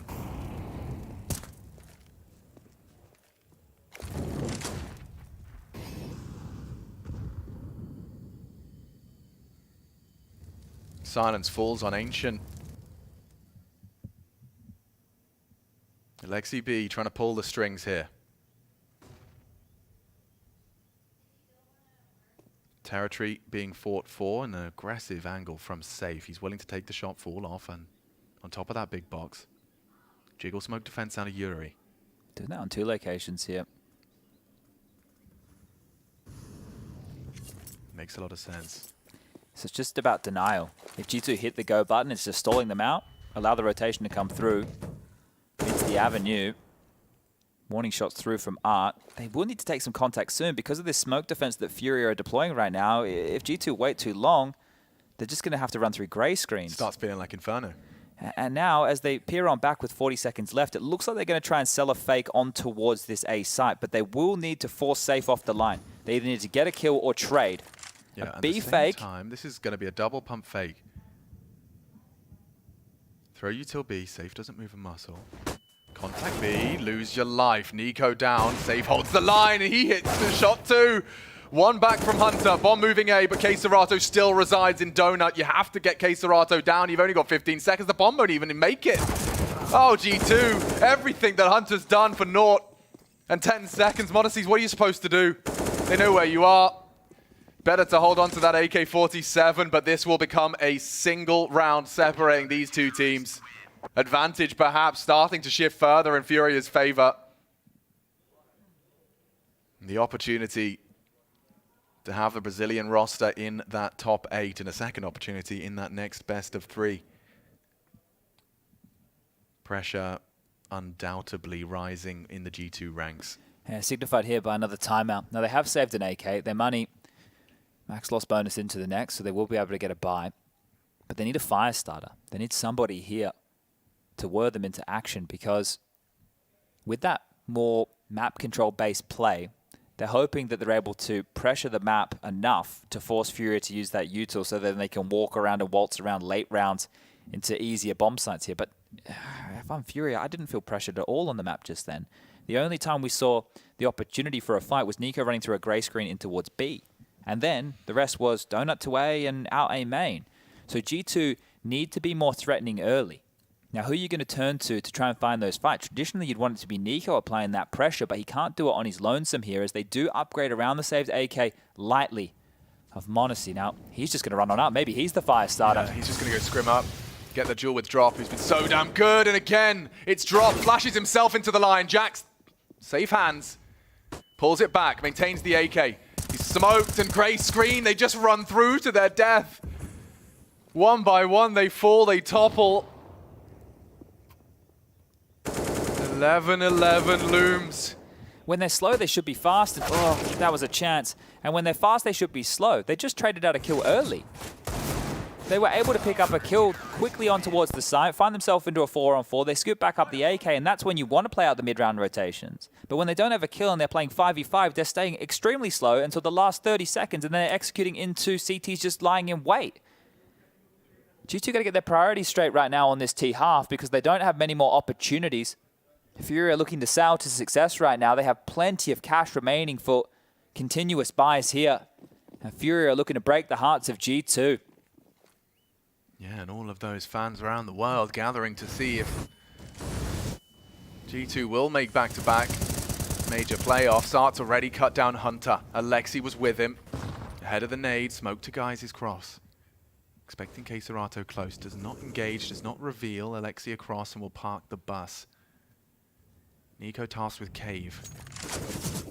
Oh, a couple of warning shots from Yuri. Nico might try his luck as well off the reload to punish, and that is a ballsy maneuver from the Bulldozer. Look at that rotate. He's doing the rotation. Alexi has info and he knows he has an advantage, but Art gets the clear. Jax onto Keserato, but Keserato doesn't care. So good for it. A short-lived advantage for G2, now slipping between their fingers. m0NESY trying to slip between the cracks. It's held by Safe. And Drop's clearing out lane. This is his lane. He's made that clear. m0NESY has the bomb. He shouldn't activate first, and now it's dropped. Nico was the player with the room in Cave. If he took the first fight, could have drawn that space, but now they know where he was. They know where he found the kill. He's the only one to find lethality in this round, round number 23.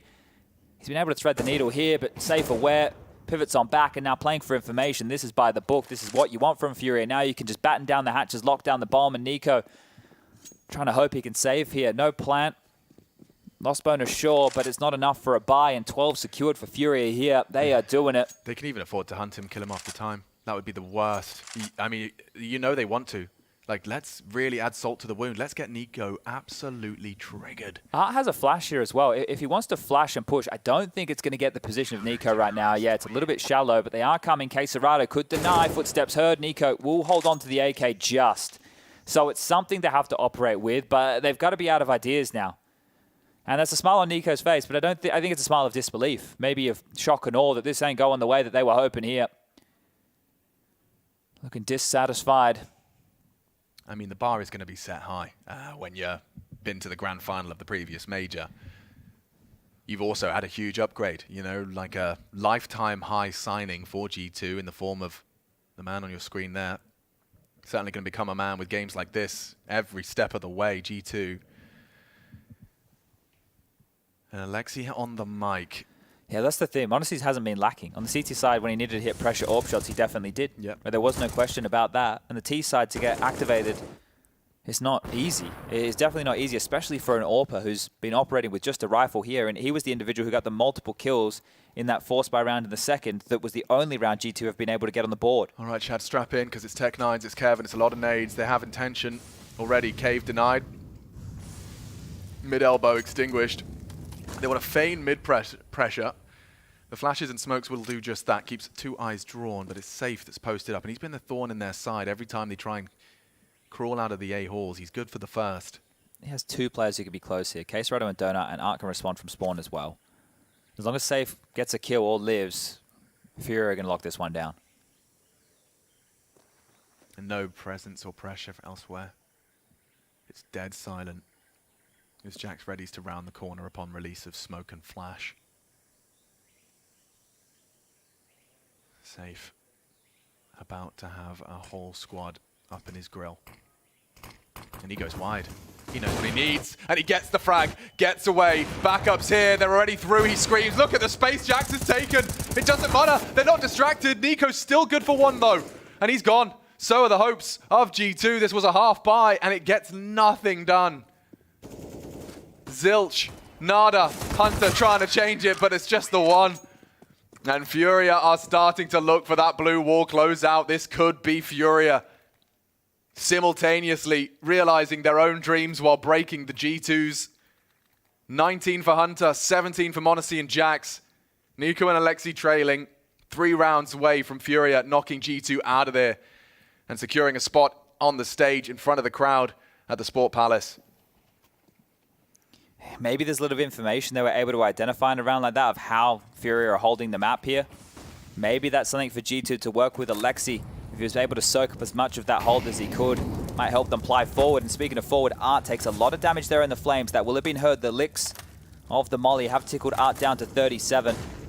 Flashing forward, Yuri trying to find something over towards this cave position as Alexi takes position top ledge. Drop is a menace here. If they can't stop him, he has been good on both sides of this B ramp position. And oh, Safe, the AWP. Gonna wombo combo up right now. Even if you get past Safe, you'll be baited into Yuri here. This is nice, and they actually have the players in the right place to lock out G2 for round number 14. They've mixed it up. They've changed their setup. And it seems so set for success. G2 under the thumb. 1 smoke long. Molly might force Safe back. Loses his vision, but they may not be expecting Yuri. He's doing everything he can to condition them to not clear their corner for a lazy round up the corner. And Nico does go down. The first frag found, and oh, there could be more. Alexi just about pulls it back. Holding on to the reins of this round, but it is still a little wobbly. They've only got 30 seconds, Chad. They know where Monacy is and where there's usually a scope. There is a team. Hunter spotted out in cave. They know it's going to be the commit on B. Rotate through in the form of Art. He's still here.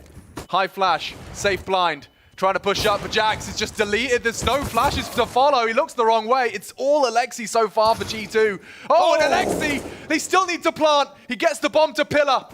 You have to hit this shot, Monacy. Otherwise, Hunter cannot plant. It's all on this defense. And Drop calls it. Just hides in plain sight. Jiggling as he distracts as the cave gap closes. Monacy tries to hit it. Information now as the back is turned. An easy frag to find, and Hunter has to come up clutch. Likely ramp, they say. And he's just diffusing in front of his face, covers the sound with a nade, and Hunter doesn't even know. 14 secure, clutching up. And Drop, seriously playing well ahead of his years. He's looking advanced. He's actually running rings around G2 on this defense. That is crazy. His survival alone secures them the round, just staying alive. You didn't think it would be so simple there, but jiggle, jiggle, jiggle, and there's nothing they can do. Glued to that position was Monacy. You could see he couldn't look away. He thought he had a kill, dead to rights right there. But while he was laser focused on Drop, Caserado comes around the world, does all the hard work, and calls the bluff. Behind the pillar, the defuse comes in, 14 secured, and 2 more for Furia now. The Brazilians looking to lock themselves into the playoffs. Oh, it's the last timeout just about to elapse. Alexi had to get all 3 of those kills. He's the unlikely candidate to be finding those frags. And it's still not enough to get across the line. If your in-game leader is going to hook you up in a situation like that, all you need to do is find one. Give him a chance. Give him an opportunity here. And running out of those is G2. They're asking a lot of G2, aren't they? I mean, in the current state of play, with one T round to boast, they need to find 5. Block the mid smoke again here. Still a little bit of vision to work around.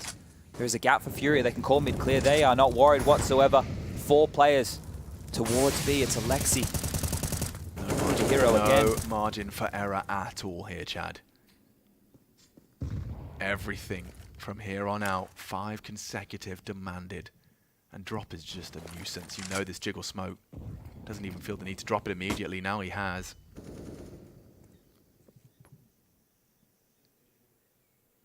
Hunter considering his options in mid. K-Serato stalwart as ever. Pre-aiming the crouch peek. And he gets another opportunity. At least the information this time from Hunter. He's gotten away scot-free. He's drawn a rotation here. They've actually backpedaled into more of a passive stance on B. Drop's still here, Yuri too, but it's Art who's left the site, and more of this smoke defense on contact. He's just holding G2 at bay here. So back and forth, Art ping-pongs. He's coming back on over. They've got a good read as the reaggress down long. Jax needs at least one if they push into his domain. This is what he's there for. There's not going to be the flashbang this time, so it's just a duel. Mechanics v mechanics of Drop versus Jax. 30 seconds, this fight, this frag. Oh, the quick switch, and he goes down! That could mark the start of the end for G2. Alexi's been given cave. 2 in the cubby. Time. A good spray out of Nico, and the flip not coming through at all. It's Drop again with the tap. Modesty tries to get through. He needs another, won't collect the second. It's Yuri that collects. And the last 2 just dribble into the site. They have to clear him now. They don't have time for the bomb. They don't have time for the round. Hunter can't do anything. Powerless, helpless as the 15 is acute. And we've got Furia with 4 opportunities to knock out the G2 Samurai. The answer provided. The Panther prevails versus the Samurai in the jungle.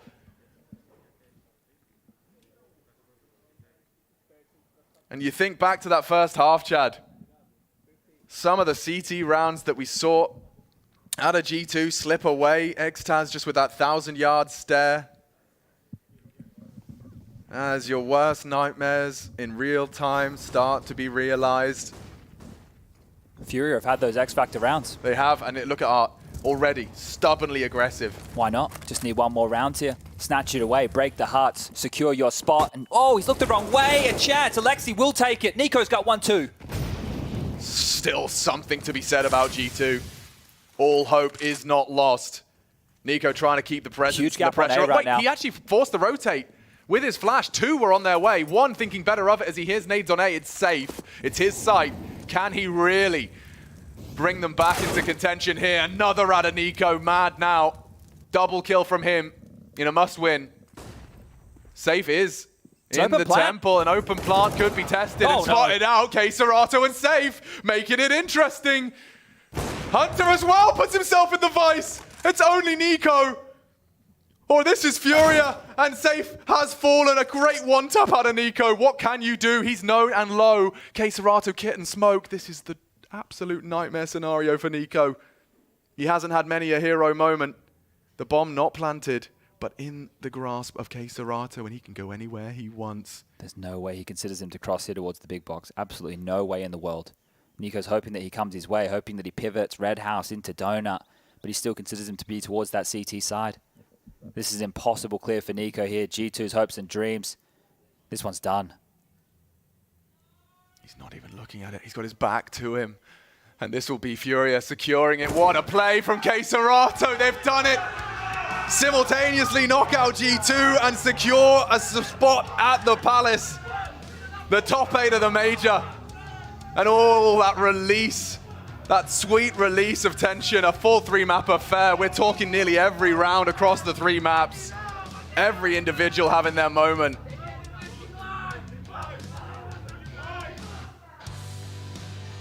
And the new edition, Monacy, will not see the Major playoffs. That luxury denied by Furia.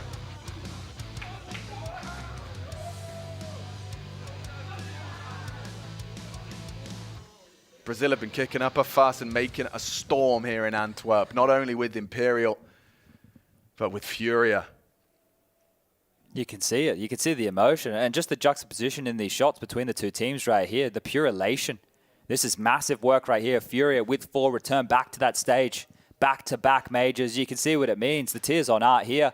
And this is safe. His first time on a major stage. It means the world to these guys. This is everything that they work for here. And to take on such a massive opponent of G2 and deny them one step away from seeing if they can get themselves back into another major final. Look at the emotion here. This is what it's all about. This is what it's all about.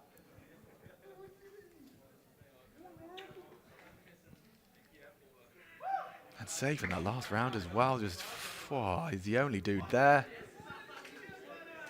And they'll be replaying some of those moments. Art, of course, with that ridiculous CZ round. I mean, it's the classic Art maneuver, isn't it? Pulling off something when nobody expects anything at all.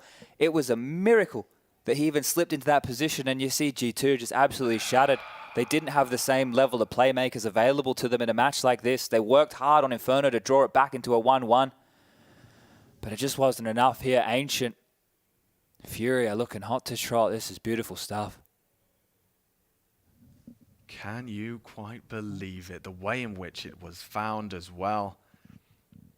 The full 3 maps, we find an end on Ancient, and it is some hijinks in the first half. The playmakers, I think that's my biggest takeaway. It has to be those 2 rounds. That's what it comes down to here. The Tech-9 in the first half on the T side, where they went out in the 2v3 post-plant on the A side. That got them into the T half. You think about it, it was a 10-5 first half. That got them 3 rounds. They got them 3 rounds of their 5. And then in the second half of play, Art. It's Art. He absolutely stopped G2. He's 3-14 at that point. 3-14, and then essentially wins them Ancient just from the future. What a play, what a frag. What a game. What a game. Yeah, that is the end of that. We do have more Counter-Strike around the corner, but first, let's try and screw our heads on tight with the analyst desk. Unbelievable scenes. Furia make it to the playoff stage over G2 Esports. We're going to get an interview with one of the players, I hope very soon. But yeah, I think Machine said it very well. This is what it is all about, or it was Sponge about, when you see those players on either side of the coin, right? You see how much that goes into it. Just seeing them breaking out in tears on the side of Furia as well, because this was by no means an easy game to win. You put your everything in the game. That's what this is about. I think game number 5 of the Legend stage is so special, so peculiar, right? You are one step away from greatness, one step away from disappointment and sorrow. Of course, both teams had aspirations, expectations to make it to the playoff, to that ever so crowded stage. But unfortunately for G2, that won't cut it. But you love to see the emotion from Furia. You absolutely love to see it. I love it. I mean, the fact that they were able to summon some crunch time magic, Furia, in that one. When it got down to the wire, I was shocked at how well they were just able to hold their nerve. There were a variety of plays that G2 was throwing at Furia in that game, but every single time it felt like Furia was just finding multi-frag after multi-frag. Everybody chimed in. Really, so many great moments from the individuals, and I think even some of the youngsters, they didn't have the best Ancient, but they still delivered it. Drop, he didn't get, there was this moment where Drop just had to stay alive forever and ever. He kept jiggling out m0NESY, jiggling it out, enabling KSCERATO. He doesn't get anything on the stat line for those moments, but they are massive in the context of the game and this victory. It's the calm. It's the calm that they showed in a moment that matters the most. As you're saying, Drop, not moving. How many times have we seen players just succumb to willing to peak, being impatient, being nervous? No, they stayed in it. The resilience, the mental fortitude that Furia showed, they were never, ever going to give up any round. Yeah, and I think we talk a lot about energy for teams and like expending of energy and doing it at the right times when you get to 3 maps. They were actually very calm, I think, for a Brazilian team in general throughout this, right? They kept it, and they kept it also in those crucial moments in the end where they had to be calm. And then at the end, it was just the explosion. It was all that hard work, all those, I want to say also a bit of disappointments in the last couple of weeks, right? Really needing to clean it up to book their ticket there. Before we get to the interview, Maui, G2, yeah, out of the major, m0NESY will not make it to the big stage. It's a hard one to swallow. It's a bitter disappointment for G2 and the fans of G2, because this gives fuel to the haters for that side of things. That T side, even though it was actually structured very well and there was a deep playbook there that was being exercised by Alexi B, he only was able to manage a single round on the offense. And for for their team, that is unacceptable. This is going out with a whimper in the final half of everything that just went down in what was such a hard-fought battle in that best of 3 to only get a single round, and you banned to get Ancient there. They banned Mirage in that second phase, Maniac. It's the map conversation. Yeah. No, it's the map conversation. No matter how brilliant a roster you have, if you don't have the map pool, you are not going to make it. But now, let's have a more positive note because we have the man coming over. GG's, man. How you doing? There you go. There you go. Talk to us. Congratulations. Unbelievable. Thank you. So intense. Talk to me about the final round and then about just the explosion of emotions and happiness as you made it. It's hard to say. We are feeling that we're gonna win when we win to Tarico on the city half. We're just hyping up as much as we can, and the pressure is just too high. But we keep it inside because we want to win so bad, and our emotions come out when we win. It's like everything, everything explodes. Yeah, it was lovely to see. And I think you had such a crucial role in what was a very difficult map, I feel like, for you. Because obviously, generally for an IGL, but also with the pressure. How do you think you did? And what do you think made the difference? Why were you stronger than G2 on Ancient? I think the CT and the individuals on my team was the difference. I actually didn't play that well. I got carried by my team on the Ancient. We did a lot of mistakes. That was team mistakes. But everybody did their job to win the game. I want to ask how prepared you felt going on Ancient. Did you know that there was going to be a little bit of chaos? Because I think it was one of the reasons why you won. I think you guys were able to stay calm in very critical moments. Is that also how you feel? Yeah, I felt we were prepared for Ancient. That's why we let it for the last map. I felt we were really prepared to play them. Do you think that there was maybe a weakness in their map pool? Were you happy with the veto, how it ended up for you guys, having Vertigo and Ancient in there? Yeah, of course that we are happy playing Vertigo always. It's our very strong map for us, and also Ancient. We are very confident. Inferno, that's a map that we are working on. That we can see that we have a lot of gaps still, but we are very confident we could win that. Art, tell me about Drop and Safe, their development. When they first came on this roster, I think there was a lot of questions. I think that people liked the move to get Safe. I think people were still confused about Drop, but we've seen their impact now in this. But what do you have to say about what they bring to your team? They are amazing people, not just players, but people. They have the heads in their shoulders. They're always trying to hype the team up. They're giving their best, and they love the game. They want to do their best to win, and that's what we need in the team. What do you think then about the stalwart duo of K Serato and Yuri? It feels like they're Mr. Dependables. Yeah, like they're the core of the team. Like the consistency comes out of them, so we always rely on them to close up hard rounds and just play consistent as always. Okay. One thing about your opponents, though, what did G2 do in this game, though, that made this such a difficult victory? I feel like our T side, we could have done a lot more, and I felt that they rotated very, very well. Like we never went into a site, and we managed to get a clear plant and play after plants. Every time we plant a bomb on A, they are always just pushing very fast and rotating very fast. We got caught off guard like 3 times playing A. Okay. Yeah, you said you had a rough game, but I believe we have a really good round for you on tape. I believe it's 18. Yes, here we go. So that's going to be you sneaking behind. And you have to tell us how you feel in this moment. How do you feel right there? I felt like, please God, I cannot miss the first shot in the head. Please God, make it go in the head. Even pros think that.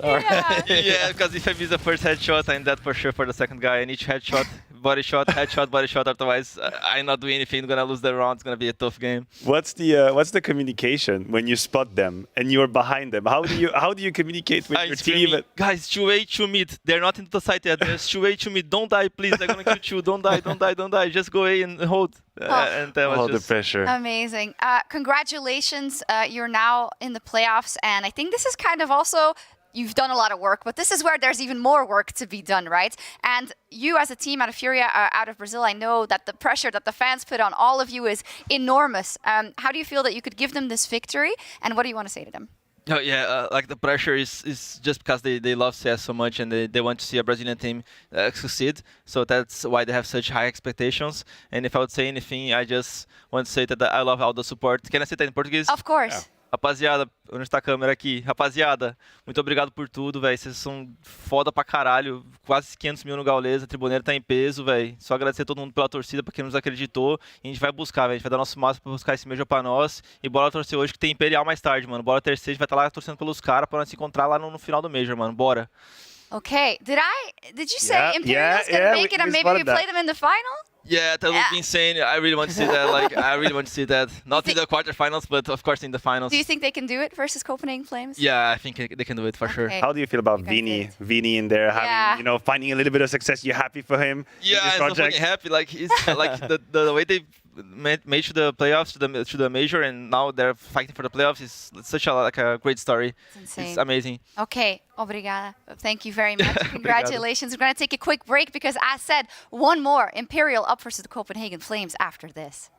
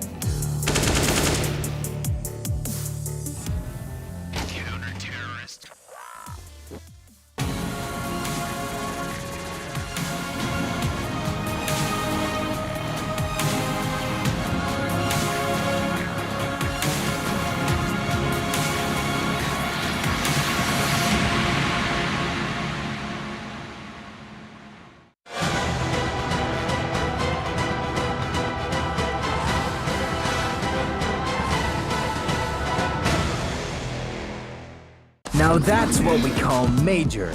14 days of high-octane action. 14 days of fierce battles. 14 days of special bonuses from GG Bet. Whoop, cheer, and make your fortune.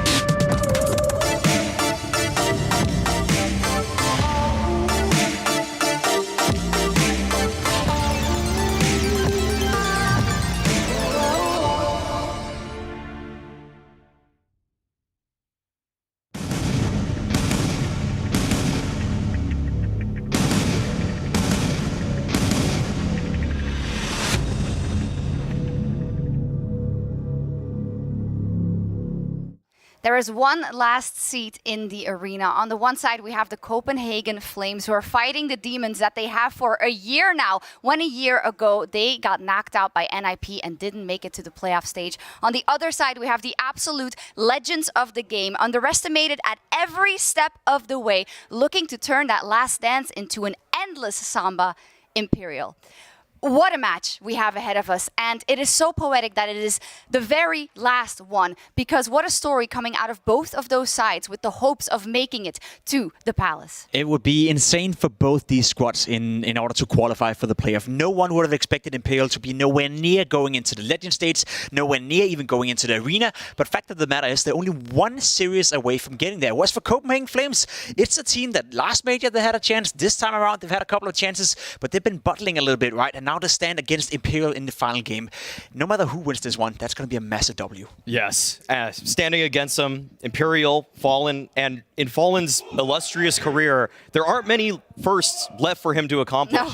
But this would be the first time that he comes all the way from down 0-2 to actually make it all the way. So there is history to be made here for Fallen and the rest of Imperial. And let's talk about how I think they finally convinced the masses that didn't believe in them yesterday versus Cloud9. I think a lot of people would say all the other games, okay, well, the resistance, maybe it wasn't that strong. You cannot deny it now. They are a force to be reckoned with because the way they set aside Cloud9, not just on Overpass, but on Mirage, timeless class is the only way I can describe it. Yeah, it's vintage performances again and again and again from Imperial. There's nothing you can doubt about the nerve that these guys hold and the championship blood that flows within them. These guys, in the crunch time moments, have no doubts about what they need to do, how they need to execute their game plans. And in 3v3s, it feels like they are always the coolest of the bunch. Listen, we constantly talk about experience, but what is it on the server that actually showcases that, right? I think we talked about it. We tried to quantify how is it Imperial are playing Counter-Strike. Very simple, you know, very, very simple, but they do it together. They master the fundamentals, always flashing for each other, always setting up for a trade frag, and they're playing the 5v4 situations to almost perfection. Imperial is a team that is not really coming out with any new strats or any new fundamentals in terms of how you play Counter-Strike. They go back to the old roots and they do it with quality. They do it with quality indeed. They are up against the Copenhagen Flames. We already introduced it. They were in this position a year ago. They couldn't make it in that last match, and I think that's what we always talk about in terms of the Swiss system, right? You get those chances, one goes to the wayside, the other goes to the wayside. This is the very last one. But I think we have to focus on a lot of the positives we've seen out of the Copenhagen Flames. For instance, that Inferno game versus FaZe, right? The fraggers on that team that can really make a mark. They're going to have to channel that all today. Those players like Yabby have shown that they are mechanically some of the toughest opposition for anybody here, even the big dogs like FaZe. And you know that Imperial isn't going to have an easy time dealing with them. People like Nikodas as well have put their name into the lexicon of the regular players, the average fans. They have made their mark, and it is time for them to secure their spot into the playoffs. They were so close last time around at the Stockholm Major. This time, they're looking to one-up themselves. I just want to point it out for the viewers at home. The history with the Stockholm Major, right? They go up against NIP in that matchup as well. They win the first map, lose the following two. Against Spirit in this tournament, they win the first map, lose the following two. Against FaZe, they win the first map, lose the following two. They've had 6 maps. They've had 6 match points in order to qualify for the players, and they failed at every single turn. Now against Imperial, they have to make it happen. Yeah, and it couldn't be better in terms of like also the matchups of the IGLs. I think Hooksy has actually had really good moments versus FaZe, you know, how he was finding the rotations and the ideas, but it isn't necessarily going to all come down to the ideas. It's going to be about first up playing your structural Counter-Strike to the highest level, and we know, Maui, that they are good at that, right? The Copenhagen Flames, the protocols and the setups and the whatnot, but I have a sneaking suspicion that with Fallen on the other side, Imperial's also going to be pretty good at that. Completely dependent on the map, of course. You can come into a game against Imperial and think you are the better team. You can think that you've produced the better results in recent history, that your form, everything is working in your favor. But it is when you are staring down against the barrel of players like Fallen and seeing the vintage and just retro performances of people like FNX coming into the server, people like Fur, that they just are there to disrupt. They are constantly going to make you second guess yourselves. Let's talk about Fur just a little bit, right? I think a lot of people, when this roster came together, thought, okay, Vinny after Furia, he's really going to be that heavy hitter. He hasn't been as much as Fur. Fur is ranked above people like Simple and Zaiwu when it comes to this point in the tournament. That is insanity. That is turning back the clock. The fact of the matter is that if Fur will win this game today, and if he will play well today, he's going to be an MVP candidate for the entire major. He's played some fantastic Counter-Strike, and the history of Fur is quite interesting, because we knew him back in the days to be a player that always would play well, wouldn't necessarily be the guy who played a lot of deathmatch, wouldn't necessarily be the guy who played a lot of individual Counter-Strike, but as long as he practiced with the team, and as long as he felt comfortable within the system, he would always perform. Then he takes a bit of a leave, he comes back, plays a couple of games for 0-0 Nation, they got absolutely nothing done, and I thought to myself, sure, Fur comes back, he's maybe going to be all right, but to see him back at his best, that is very, very impressive. On the other side, no slouches in terms of performance either. Nikodas, Roy, Hooksy, they all have their moments. Jabby, I mean, they have firepower. They definitely do. But what can they do, and on which map is it going to be? Dust2 out of the pool. Ancient also out of the pool. What's going to be the first map? I think that is a very solid pick already for Imperial to go for Inferno. Even though we just saw Copenhagen Flames win that one, it's still been a problem map for them in the past, so it's supposed to be a punish. Vertigo coming out from Copenhagen Flames, that is the biggest punish. We have seen Imperial have such difficulties on the map in so many different respects. It's very simple right here. Imperial, they have to win Inferno if they want to make this game competitive. Overpass being the third decider map, that is interesting because that's a map both teams like. But Imperial, as we spoke about yesterday, they're undefeated in 2022. They took down Cloud9 in a double overtime yesterday. So for Copenhagen Flames to get out to Overpass, all of a sudden, I would say this matchup is 50-50. Oh, okay. What would you have said before, just so we know? I mean, just looking at the map right now, I think Copenhagen Flames have a much higher chance of making an upset winning Inferno than Imperial would have to upset Copenhagen Flames from Vertigo. So I want to give Flames 2 chances sort of to end this series 2-0. I feel relatively comfortable that if Imperial were to win this series, they have to do it 2-1. Would a Vertigo ban have been better, actually, come to look at it? Ooh, I mean, I don't think that Imperial can really move away from banning Ancient in the first phase. It's just not something that they've worked with. That being said, I'm in a similar camp to Pimp. I think that for some reason, I think that this is going to go 3 maps. I really do. I think this is going to go the full distance. We're going to get the playoff setting up match that we deserve as fans here. And I really do think that when it comes down to holding your nerve, we've seen one team rise above everybody else, and it has been Imperial. Yeah, what a weight on the shoulders. We are not far away from getting into the server, Pimp, but lay out the lay of the land for us once again, one last time before we get into it. And what is at stake for these two? I mean, stylistically speaking, you're not going to see 2 more different teams going toe-to-toe. We talk about the happy nerds in Copenhagen Flames who always innovate the game, always come in with a new smoke, a new way of taking map control. And you talk about the old guards from Imperial who play the same brand of Counter-Strike right now as they did in 2015. They do it super, super well, but I can't help to think that both of these lineups are a little bit scared. You know, they know they're one series away. Copenhagen Flames, have been pissing in their pants a little bit, as you say, you know, throughout the tournament. I met them at the toilet just before, so you're not going to happen. Wow, what a setup. Not going to happen this time around. Some insight there. But I think both these lineups are feeling the nerves. Even Imperial being the most experienced guys, they can feel the pressure. Oh, absolutely. Everyone has been against them, but now they're starting to believe. And what are you going to do with that belief, Imperial? Are you going to bring it home, or is it going to be the Copenhagen Flames finally getting to those playoffs? Let's get into our first map.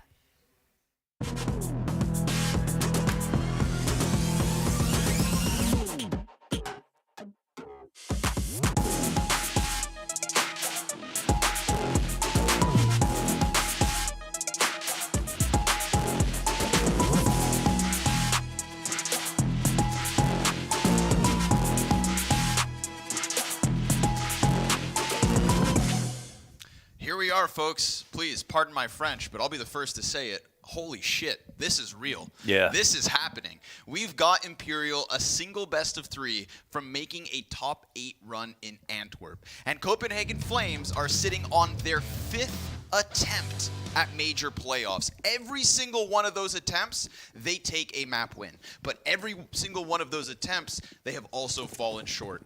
It is do or die for the Copenhagen Flames.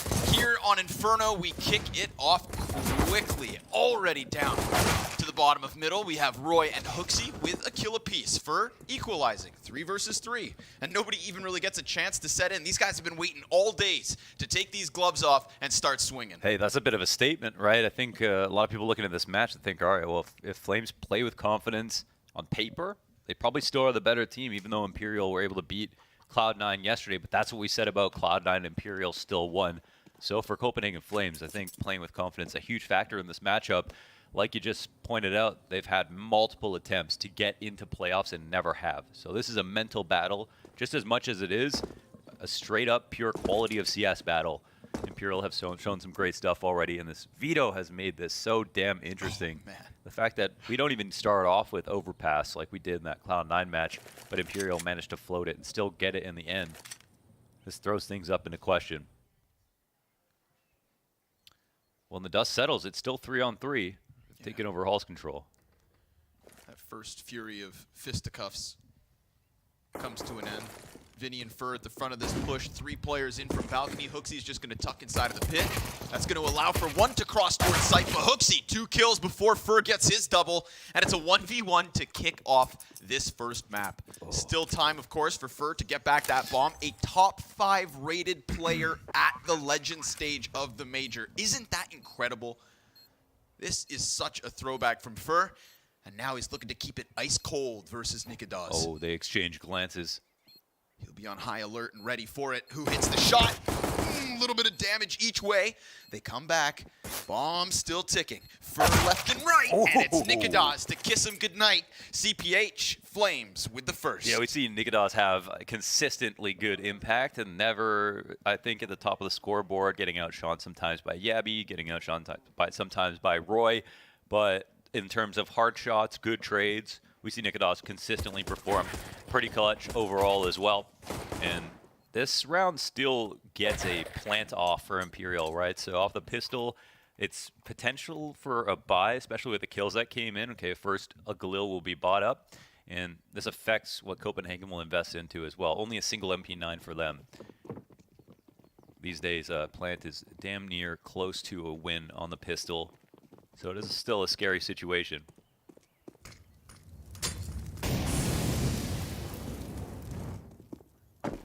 Oh, that's off the mark. And he's going to sit in that pocket. Yabby tries to come down, and he's the first to fall. Oh, nice nade, though. Hooksy, quick response. Utility usage looking good. And Imperial's still just going to lean back in the 4v4. They hold, they wait. Yeah, there's the gun retrievable here because, you know, we've got Fallen on just the Tech 9. They're still waiting for pushes, but now it would make sense to make it a priority to take these guns over. I think Yabby only had an MP9, right? Coming down Banana, so that's not really an upgrade. But the Galil will be something. Make sure that corner is clear. And it is picked up. Weapons amassed. Looking to move in on Hooksy. Has no support here.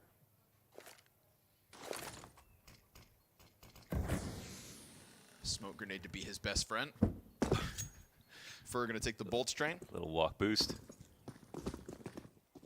I don't lead him in the wrong direction. That late smoke could have made the difference here. 2 CTs. Deddy to the site. Nikodas under balcony. He's got the M4. Look at these ones layered. Roy ready. Ooh, Nikodas the first kill. Roy, tons of damage here, and Zyphon gets that balcony frag. So this just goes perfectly for Copenhagen Flames until Fallen shows up with a double kill of his own. Now 36 health for him. Bolt's a measly 6. The clock only has 7, and for that reason, Bomb gets stopped by Zyphon. 3 kills for him. That first layer of defense towards balcony works, and then Zyphon does the rest of the heavy lifting. Yeah, 2 up on that spot, and it's a good initial setup. They trade out really well. It gets mildly scary with the 2 entries from Fallen. That's probably nice for the confidence. Takes the money down a little bit here for Copenhagen Flames. Keep it honest off the fact that they had 2 rifles and some pistols behind it. So half investment here as Fallen picks up a scout. And the Flames, though, they got to feel good. They've survived the first 2. It's relatively comfortable. And they know this is going to be the worst buy of the 3. It did feel with that victory over Cloud9 yesterday, Lunders, that the public, the general consensus, the emotion, the feeling, we all get swept away by it, and it kind of felt like, oh, they're going to make this happen. But I think to write off Copenhagen Flames has kind of become the narrative. I think that would be a huge mistake as well. This is a team, again, oh, nice kill from Hooksy.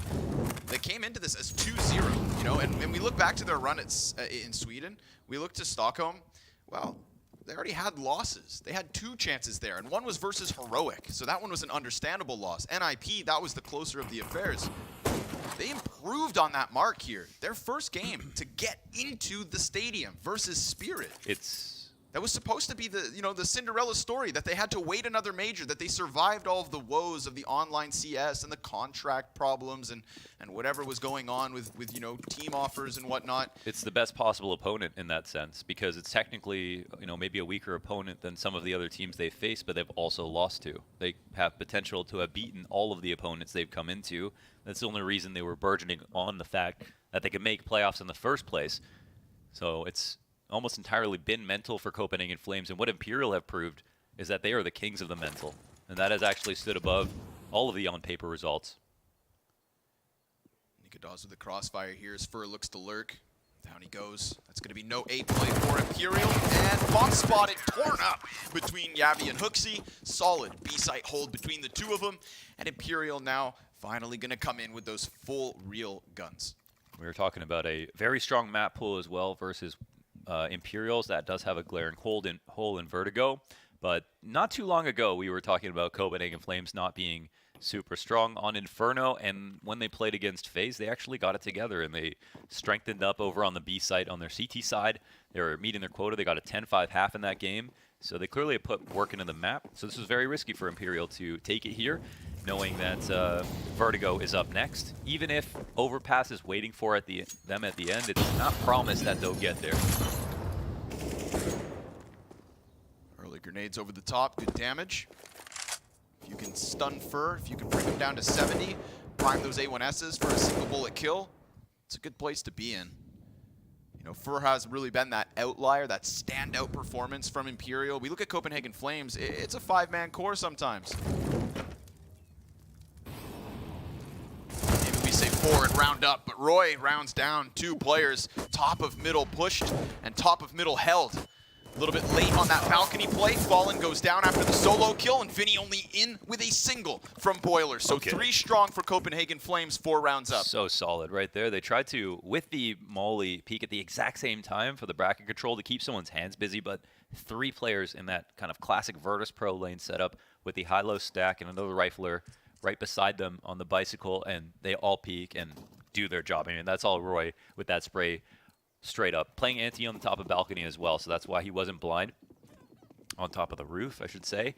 And Imperial now go back into a half-buy, defending against 5 here. It's going to be pressure towards Banana quick. Frags into the corners. The Flames unscathed for the most part. Oh, that one's good. Right to the chest of Yabby.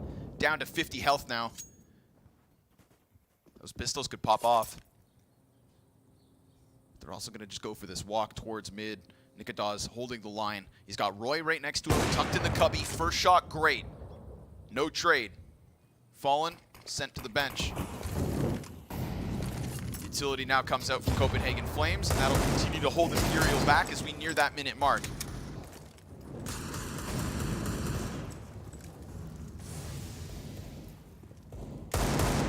They like to take it slow. But at the same time, the clock into a round, they're always working. Oh, Siphon peeks into it, down to a 3/4 health. Nikadaz looking to come around from Arch, misses this one. FNX gets his challenge, and sure enough, Roy's going to activate to clean up both of those. The op shot's not necessary if Roy's right there for support. Vinny and Fur, 65 health between the two. They don't even have the bomb, so they're going to get a little bit closer towards this B site. Great flashbang, great first kill, and confirmation that Yabby's in this back. Flash on his feet. Oh, Vinny. Wait, hold on. Nice couple of kills, but remember the bomb. That's the biggest issue. There's only 10 seconds. And for that reason, this one's going to come to a halt, but it is nice to see that Vinny's got a little spice to offer. Yeah, he was a little attack dog there. And Vinny yesterday was unbelievable. I had never seen him op, actually, in the matches I can remember on Furia, considering, you know, he played with Henny, with Junior for a bit. That was a situation where, you know, he was not going to get it, but he was opping yesterday versus Cloud9 on Mirage and hitting some actually really hard shots. As the secondary on the team, you know, that's new territory for Vinny. Played extremely well last night. Hell of a game to become an opper. Seriously. I actually can't think of a team that would be scarier to op against than Cloud9, but Imperial had no fear, and that's part of the reason that they won.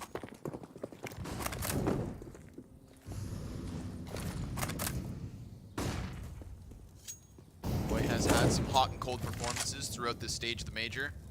Somebody that I think that the Flames really lean on. Had a, you know, bad series versus FaZe. Of course, one of the hardest opponents, but also one of the most important times to perform. So that was a question. Maybe we'll get a second chance at that fight. If they win this match here, of course, winner just goes on to playoffs. That's what this is all about. The last spot for the last dance. Or the last chance for Copenhagen Flames. Gets into the corner. Oh, there it is. Oh. We saw a flash of that in the last round. Vinny with 2 kills towards B again, but they know Hooksy's here because he's doing a ton of damage. Oh, 3 kills from Vinny. And we've all heard the tales of Inferno. If he gives us 5 frags in back-to-back rounds like that, just quick and easy towards that B site, then there is a little life here. 5 in a row for the Copenhagen Flames CT side, but Imperial have busted their way through, and Zyphon's gonna bust up FNX and Fur to at least rack up some cost here. Nothing's free in this one. Yeah, I think the hunt will be ended right there. That was an opportunity to stop the 2 CTs and in the next round, but Flames have enough money to buy anyways. Imperial know that. What's important is that they won this round without barely any trouble. I mean, they leaned completely on Vinny, and when we talk about Inferno, we talk about CT side when he's playing on Banana. Is it Vinny? He's committed to the cause. Okay. He did too much that round. You know, Vinny, he's so remorseful, right? He killed all these people. He felt awful about it. He felt awful about it. And yet he'll turn around and do it again if he has to. So it's a murder-suicide for Vinny. He gets out of there at the end. I think he even planted that bomb. Captain with his ship and whatnot.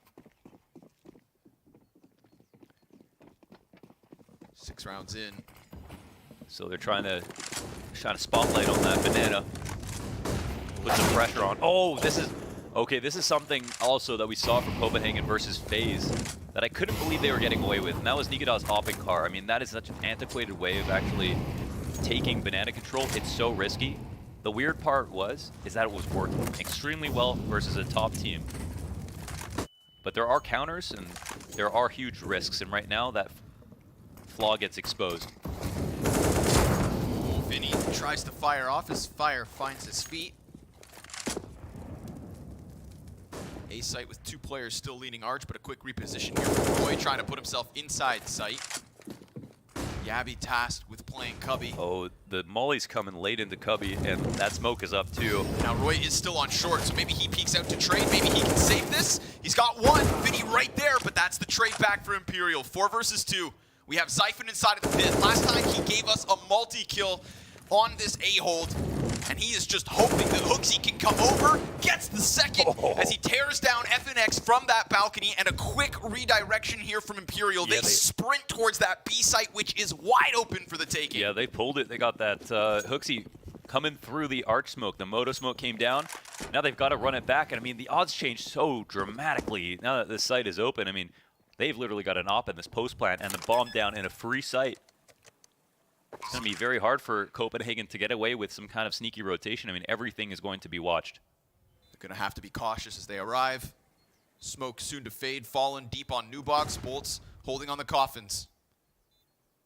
That one flash that the CTs had has been thrown. It's straight up guns in the 2v2 and a critical conversion for Imperial to close. This was very quickly moved over to the B site. Zyphon, oh, that's sharp, and Bolts, he goes down. Zyphon picks up the 4K with time for the defuse. A 12-1 start for Zyphon. Man, and that's the guy we talk about probably the least on this lineup, and he is stealing the show. That was crazy. The shots that he just hit right there, again, a huge advantage in a post-plant situation for Imperial. Running to the other side of the map is not something you do often. If it was a 2-on-3, they would have instantly saved. That had to be incredibly crispy, and look at the spacing by the time he gets the first kill. He's in the perfect spot to make sure that Bolts can't turn around. A huge win, even though the mid-round idea for Imperial was solid. And that was literally 4v2 as Zyphon was holding down Pit at the beginning of the round. Big one for the Copenhagen Flames. Nice grenade damage. Yabby falls back. He's going to ice out Vinny. Fire both ways. Hooksy's going to have to retreat through it, and he will escape. He's back into that bomb site, but both of the B players now half health. No rotation just yet. But when it comes, it will be Nikita's with that op. Imperial going to carve away some control towards Banana. That will draw the opper over. Crossfire set within sight. I think one thing we've seen from Imperial is they're so good at sensing danger. If they feel like they've done enough work, they are really good at avoiding the more heavily stacked site. There's so much noise being made at quad. I'm not sure if any of that can be heard. But it looks like they are gearing up to put in the full B hit. With a boost on quad, and Nikita's opens up. Already valuable on that rotate. Hooksy decides to play a position that leaves him smoked off, but rock solid hold here from the Flames. Man, I think they trust Siphon. You know, with what we just saw that last round over on A, they make a good stack here. They put Nikadaz in the perfect spot. Could have been in a rotator position at CT spawn. Fallen goes down. And dude, that was Imperial going right into what Copenhagen Flames wanted. Exactly. I mean, they were shuffling around for so long back there, but it was all in order to specifically stop any kind of full B attack. There was no Molly emo on that one, so a first tack timeout will be called here for Imperial to mull over things. They've got enough money to, you know, half buy. I don't know if a full investment comes in this situation because they're on full loss. There's actually not much incentive to fully invest.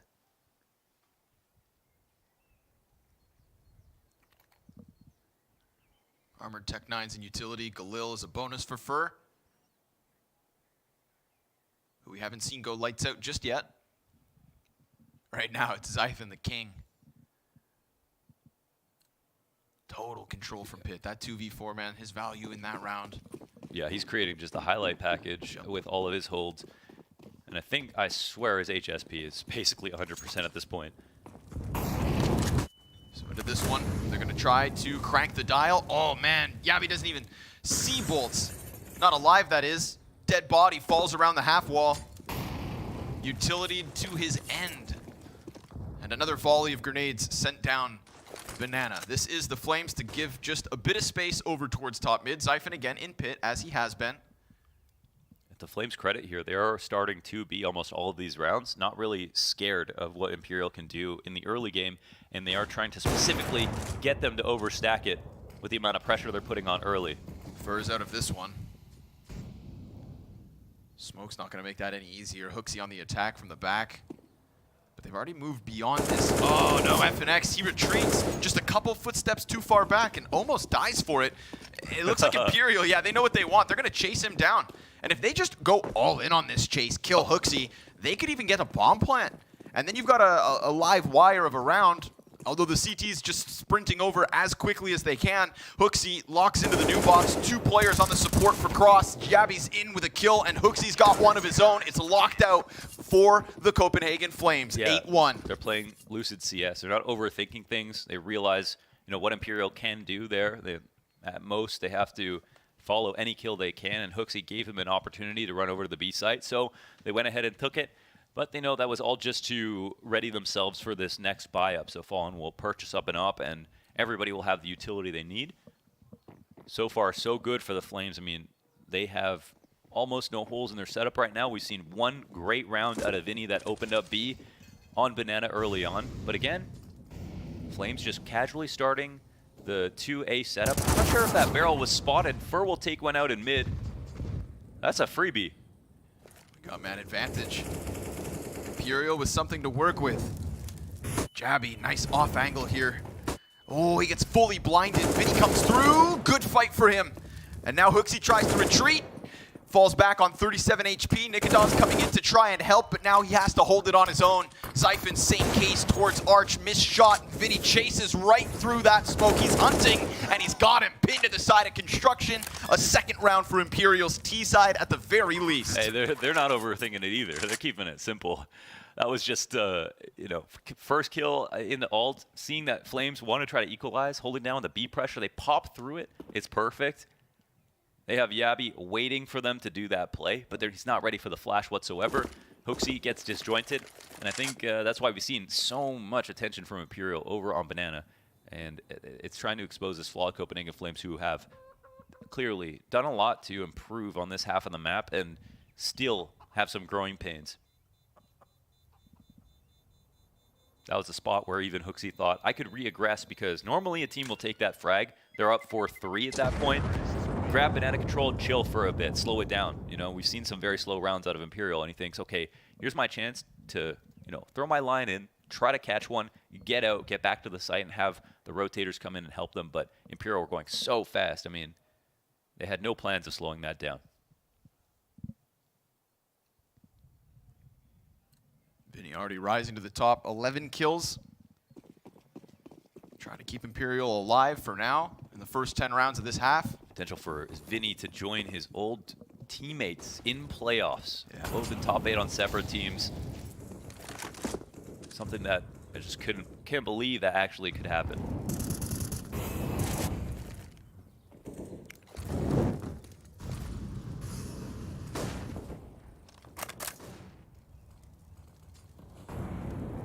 Brackets control has been a challenge. Nervous about the potential boost. Has been used from Flames. Roy, good nade. Fallen. That hits him hard. Down to 72. Trying to suss out this lane setup again. They don't see anything. Small risk here from Imperial to go low nades on this peak. But there is no punish from Nikadas. They're trying to find him, if possible. As we can see on the minimap, he's not even ready to peek into Boiler. He doesn't want his position to be known. He's sitting here waiting on this kind of fallback angle. But is this too much space for Imperial? Are they happy with that? They haven't got off. They're on 40 seconds. There's one player in the B site and an invitation to come in. I don't think this smoke is going to scare him at this point. You think they just pop right through it. We'll see if Jabby does the same. No, he actually flirts back within CT spawn.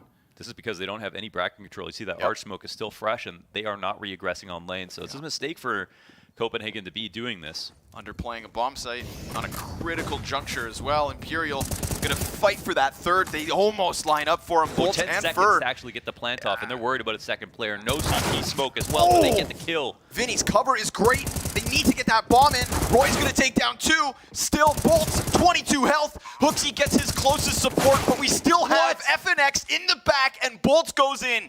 2 versus 2. Zyphon and Nikadas on the rotate.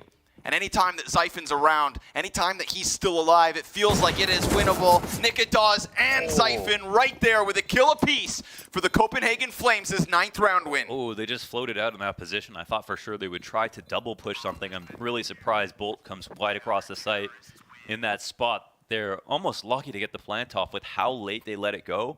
But at the same time, it was Copenhagen with the weakest setup possible to even allow that round to be able to be actualized, and they nearly made it happen. So Imperial had some chances that have just gone by, and they're about to, miss this train at some point. So only a few rounds left in this first half. Imperial can look back on all the close rounds, but this is the last series before we get into playoffs. There will be no more chances. Frag over Banana. 3 players behind it.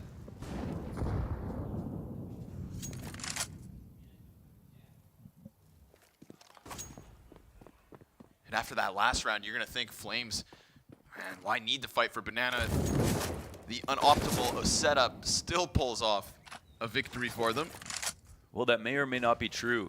For Imperial, they don't see anyone here. They've scared them.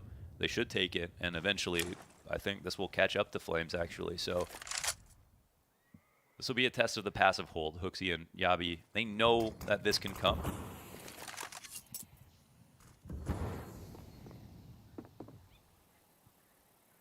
Very little unconfirmed damage between these two teams. Surprised that Copenhagen Flames are not trying to pretend to retake the top of Banana, throw some mollies, see if they can get footsteps. Right now, Arch is wide open for Nikadas. He is holding on to it. He'll smoke middle late and start to make his way over to B. This will be very problematic for Imperial, who are forced to make a decision. He's had a tendency to get here just in time, find impact with it. Front sight smoke, bolts down, deep smoke as well for the T side. So they're just trying to circumvent the threats of sight, get through construction, but are they doing this with enough time? There's 20 seconds, even less.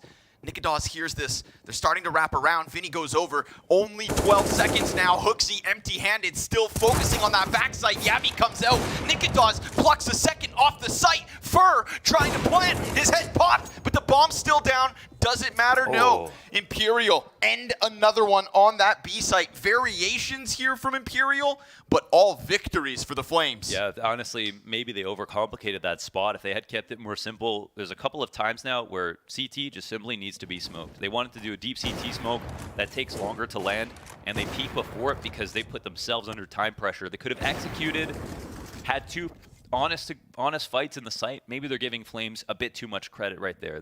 Flames did not do anything too interesting. They are in the power position. They're in the lead. They know they have Imperial scared, and they're just looking for new things to try. They've done a good job of applying deep banana pressure over and over again, and they haven't always won. But as we can see, we've only got 2 rounds that Imperial have been the victors of, and they'll call a second tack pause to talk about things. You can see the opportunities right now. This is still possible for Imperial to get back into it. And honestly, Fallen's calling, especially in that C9 match, showed that they are really good at building into halves and reading what their opponents have been doing and then turning that into a really viable strategy. But ultimately, they're lacking right now. That's for sure. If not for Vinny, there would be not much to talk about. And we're already stretching it thin.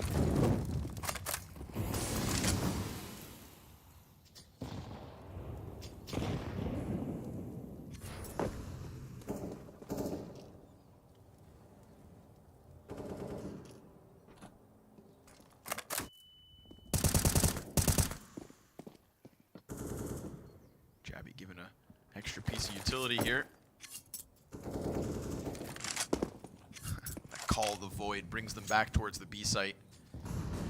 Again and again, they've tried to break through, and they have. But now they need to hold on to one. And Copenhagen Flames come back with the late nades. Excellent damage off those. Yeah, that's the thing. They have barely put any effort into throwing any of that late utility on the banana to finally catch him. They'll go for the flash retake on Hooksy. And Hooksy, he'll see 3-4 players. I mean, the plans are understood. They need to be doing more on the map when they're drawing out these CT re-smokes so that the retakers don't have utility left over, or they can keep A as an option. Yeah, this one looking good. Yeah, Imperial, they pulled it back. They've added a layer to it, and they've done it right after that consistency in Nikadaz's rotation. So they've got that mental picture, but again, it's such little time, and again, they still need to deal with Zyphon. He has only died once this entire half, and he is locked in this pit real deep with support in Roy towards the little pit. Arch's not a bad option. CT's already starting to come back around, though. Bolts kills Hooksy. That'll help. You've still got a player in Library. Nikadaz dumps his down on Bolts. Roy stops bomb in from the little pit. Nikadaz's support looking perfect, as it is just FNX 1v3, no time. This round is done.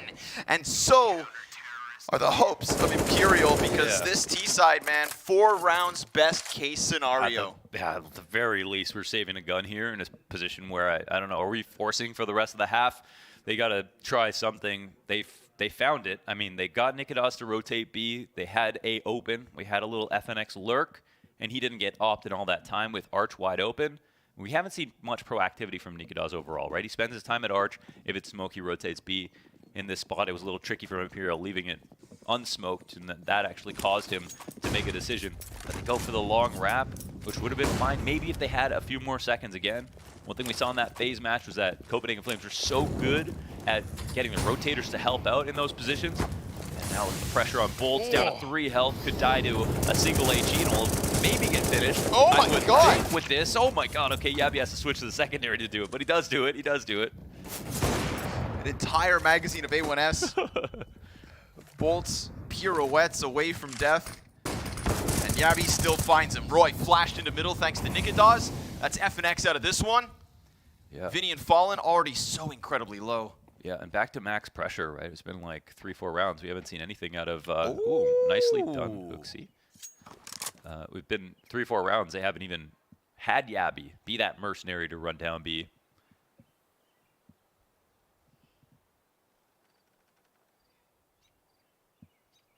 But man, the HE damage, Molly damage on Fallen and Vinny, that'll probably pay off. Look how high up these guys are. This is crazy because, you know, you can't do 2 of these boosts with only 2 players unless you get the self boost on quad. Which you don't see all too often. Respect where it has been earned. Hooksy. He's up here, he's waiting, and Fallen's about to come around the corner, sees him, clips his side, then the boost spot. Vinny gonna pick up that bomb. Remember, 45 health for him, and then Fur, 5th highest rated player in the Legend stage, but all now falls on him, and he is nowhere to be seen towards B. 12-2 in the first half for Copenhagen Flames. Yeah, it's crushing. I mean, they got Vertigo to look forward to. They started off super hot here on Inferno. I mean, literally ran down mid on the pistol as a statement. What a sign of things to come. They know they can win, and they had to prove it to themselves, and they put everything in place. I mean, we've seen a very wonderful CT side. There are clearly some holes. There are ways that Imperial could have gotten in, and there are some post plans that Imperial probably should have won. But they have no time to think about that. It is the final round of the first half. Imperial have 4 guns and a Tech 9 and a big dream.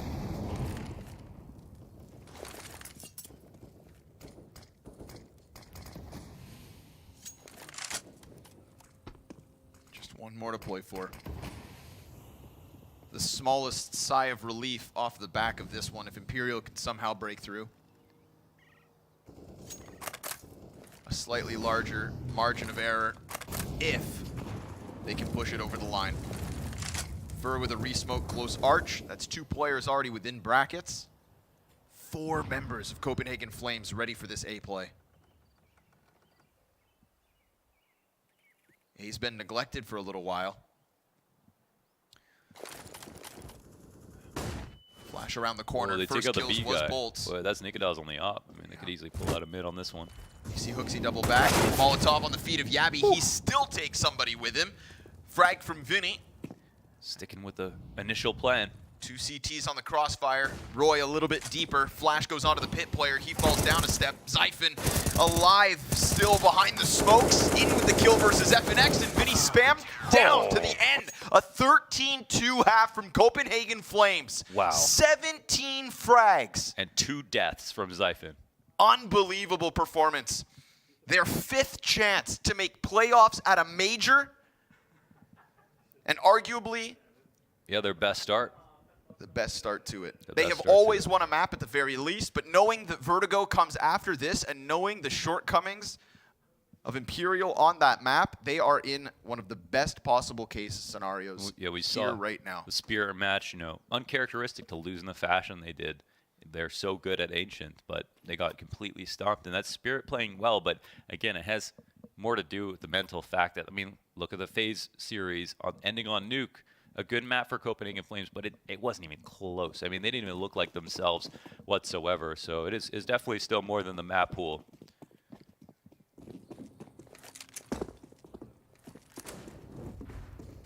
Another fight on Banana.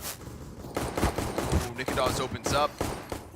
He's going to get himself a second kill. Clean entries towards that B site. We do still have Vinny within the bomb site. FNX confirmed to be at the base of mid. And the T side split 2-2. Yeah, bomb is going, towards one of the 2 CTs. Vinny's up to bat. He's playing fast. Nikodaz hops into the back of the site. A shot but no kill. Oh, the first one goes down. Nikodaz has been worked on, and there's a headshot in for Vinny. 2-on-2. And if there's been anybody here for Imperial to put up some sort of a fight, it is Vinny. He's got 2 more ahead of him. His support in FNX already wrapped back around the CT spawn. Roy just needs to hold this push up, and Vinny, no, nothing more. It falls to FNX. Looking for the clutch, but a double peek, and Roy will finish what the Flames had started 14 rounds already. Insurmountable, that 2-kill entry from Nikodaz. There were just too many chances to come back in with that. A 4v2 when the dust settles, and Vinny just has too much responsibility right now. He's got to get some help. Couldn't put that one together. But I can't help but feel like Imperial really need this map. And right now they're 2 rounds away from staring at one of their weakest in the map pool in Vertigo. They did get 12 rounds versus Cloud9, which was pretty insane considering Cloud9 have been the best Vertigo team for a long time. That's a little bit of hope. Yeah. I'm going to sell you whatever I got. Yeah. I appreciate the stretch. MP9 ready to go. For better late than never, brother. Turns from the flash, blind as a bat. Hooksy gets the opening. And now Bolts' Deagle has been peppered down to 59 HP as the bomb is planted. Nothing can stop it. Nothing can stop them. Already got Yabby pressed up close against the tree. Bolts, he's coming back towards this doorway. Oh, he's gonna see it and end at least that. It's just an exit. They're not even playing for the retake, Launders. They just want to go for the save. Oh man, just no nades, no time, and I don't even think we have a kit in this situation. So one of the final nails here, and even if Imperial have a CT side to show us, we might not get to see it. The guns are not going to be good. Copenhagen Flames look for a quick day in the office. 15-2 in all of maybe 30 minutes, basically. Some very fast rounds. They've got to be proud of themselves for the start they have now.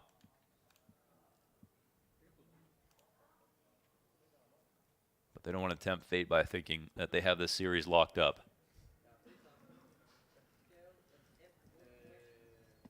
Could this be Flames' chance, finally, after all these tries, to actually qualify? 2-2 match, the pressure is its absolute maximum. Shot connects. Scout worth something. Oh, fallen with a nade as well. Gonna finish that one off. Then he falls on the short side of the A site.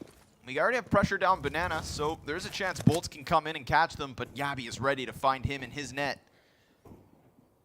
Zyphon with prying eyes through the balcony.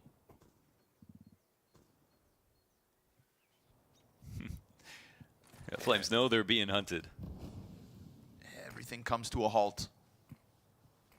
First nades come in, and honestly, if you look at the mini-map, you know, FNX joining now is really key, but he goes down. There's one in the site.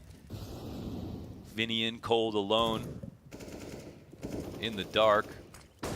At least has the element of surprise for just a second, but there might just be too many T's coming. Man, they're climbing out the windows. Bolts is getting ever closer. Yabby on the stairs, of course, so very safe, and everybody else just beyond this angle. Bolts about to make contact. Yabby ends him. Flank called. And the play halts, immediately going back the other direction. It's such a big find. Yeah, at that point, if there's no one else in mid, they're not going to have rotated separately through spawn.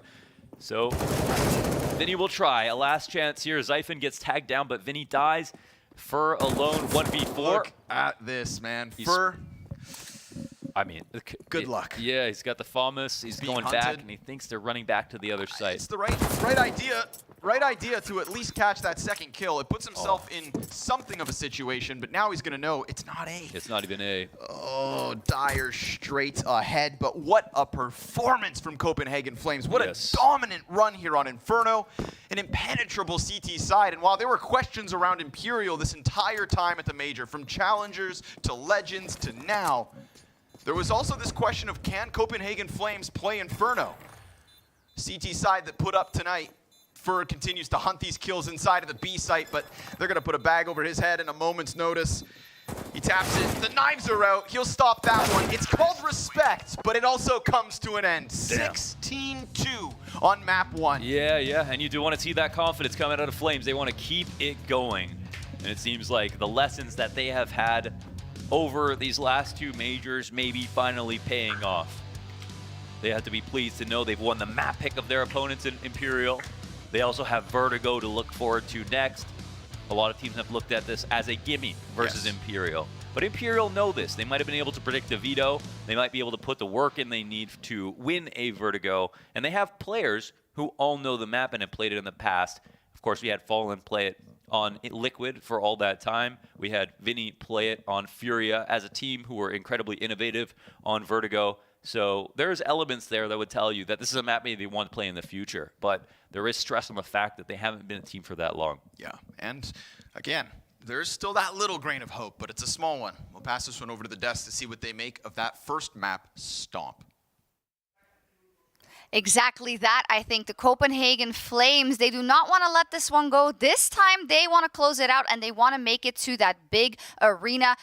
Statement win, I think that is the best word for this for the Copenhagen Flames. Unfortunately, Imperial could not make anything happen. No, that was very lopsided in the favor of Copenhagen Flames right here, to be completely honest. It's hard to hype up a game when there was no nerve in the game at all at any point. Came into it, we thought, okay, Imperial's map pick on Inferno, they've looked solid on it so far, especially the T side throughout this tournament. The least they've had in terms of T rounds have been 6. They averaged 7.5, in this tournament, and they only got away with 2. At that point, it's hard to believe that this game is going to be any competitive at all.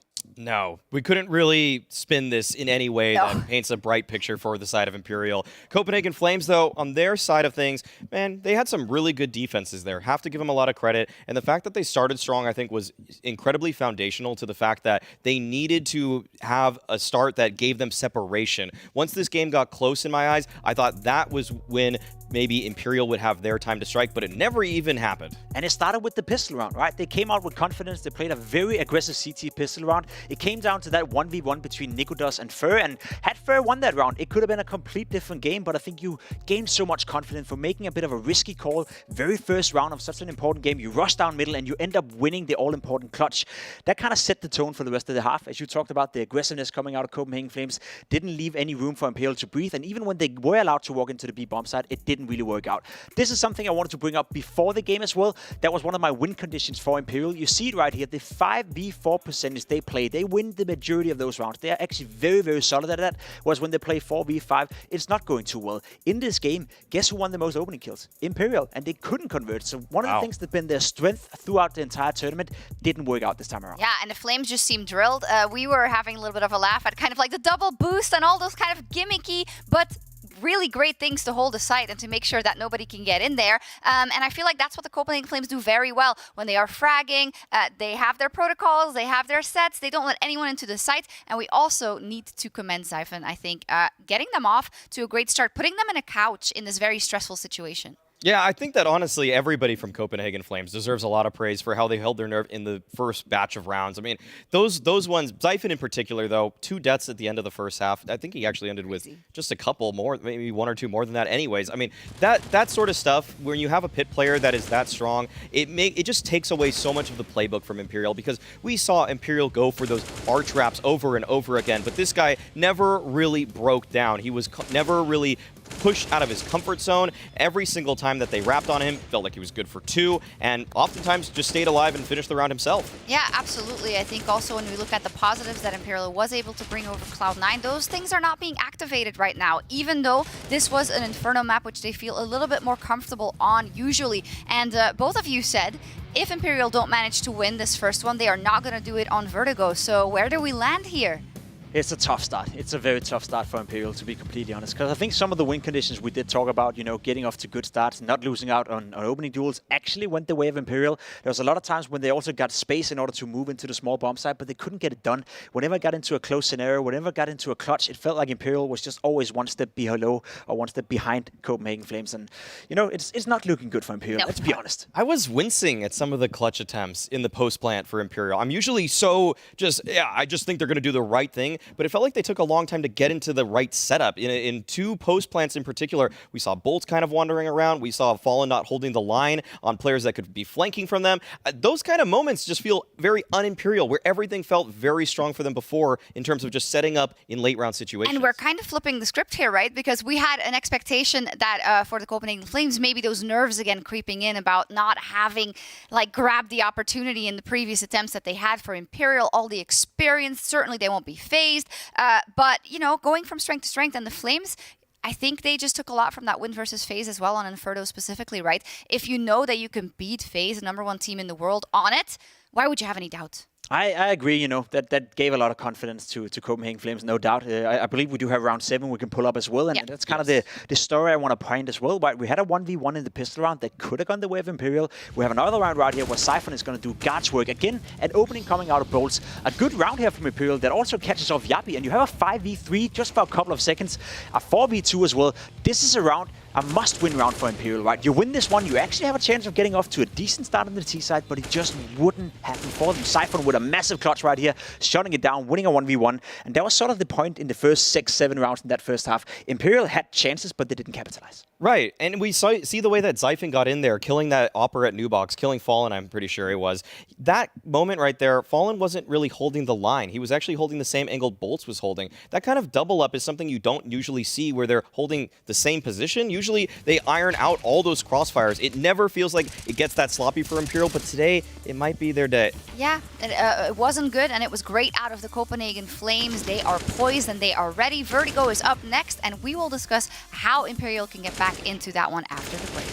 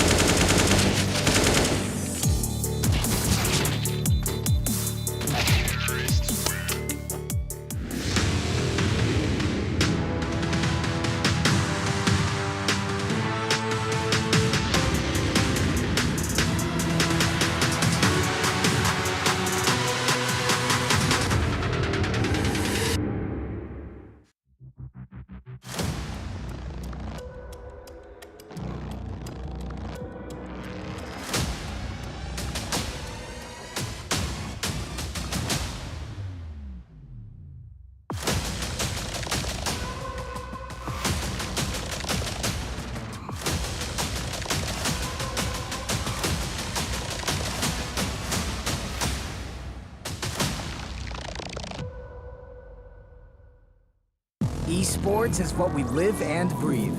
For us, it's more than a game. It's a reality, where a group of letters can mean everything. Where Mirage is a place for bombs, battles, and glory, not an illusion. Where the true heroes are those in front of the screen. GG Bet. This is real.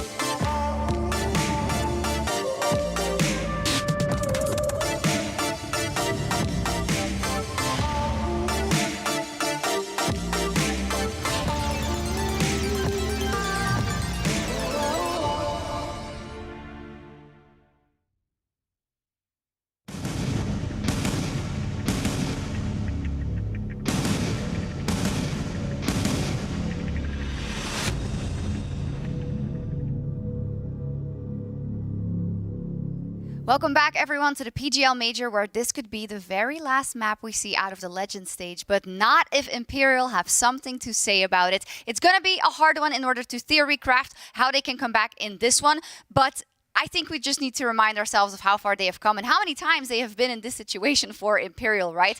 From the qualifiers on, they won't even make it to the Major, people said. From the Challenger stage, they won't even make it to the Legend stage, and now they could do it if they manage to beat the Copenhagen Flames, but the road starts here. Where are their chances? That is a fantastic question. And honestly, I don't know the answer to that, to be completely honest. We've seen them play Vertigo twice so far this tournament. They've played a total of 25 rounds on the T side, and they won a total of 4. Now, you're going up against Copenhagen Flames, who've been able to beat Team Spirit on this very same map in this tournament. One of the best playing teams we've had. And honestly speaking, there's absolutely nothing that points in a direction for Imperial to win this game if you just look at the tournament, the results, and how they played on this map, and specifically so far. In terms of logic, that is what Imperial has been defying for the entire run that they've had here. They, like you set up, Shocks, they have constantly defied expectations. They are constantly battling against a situation that feels like it is completely against their favor.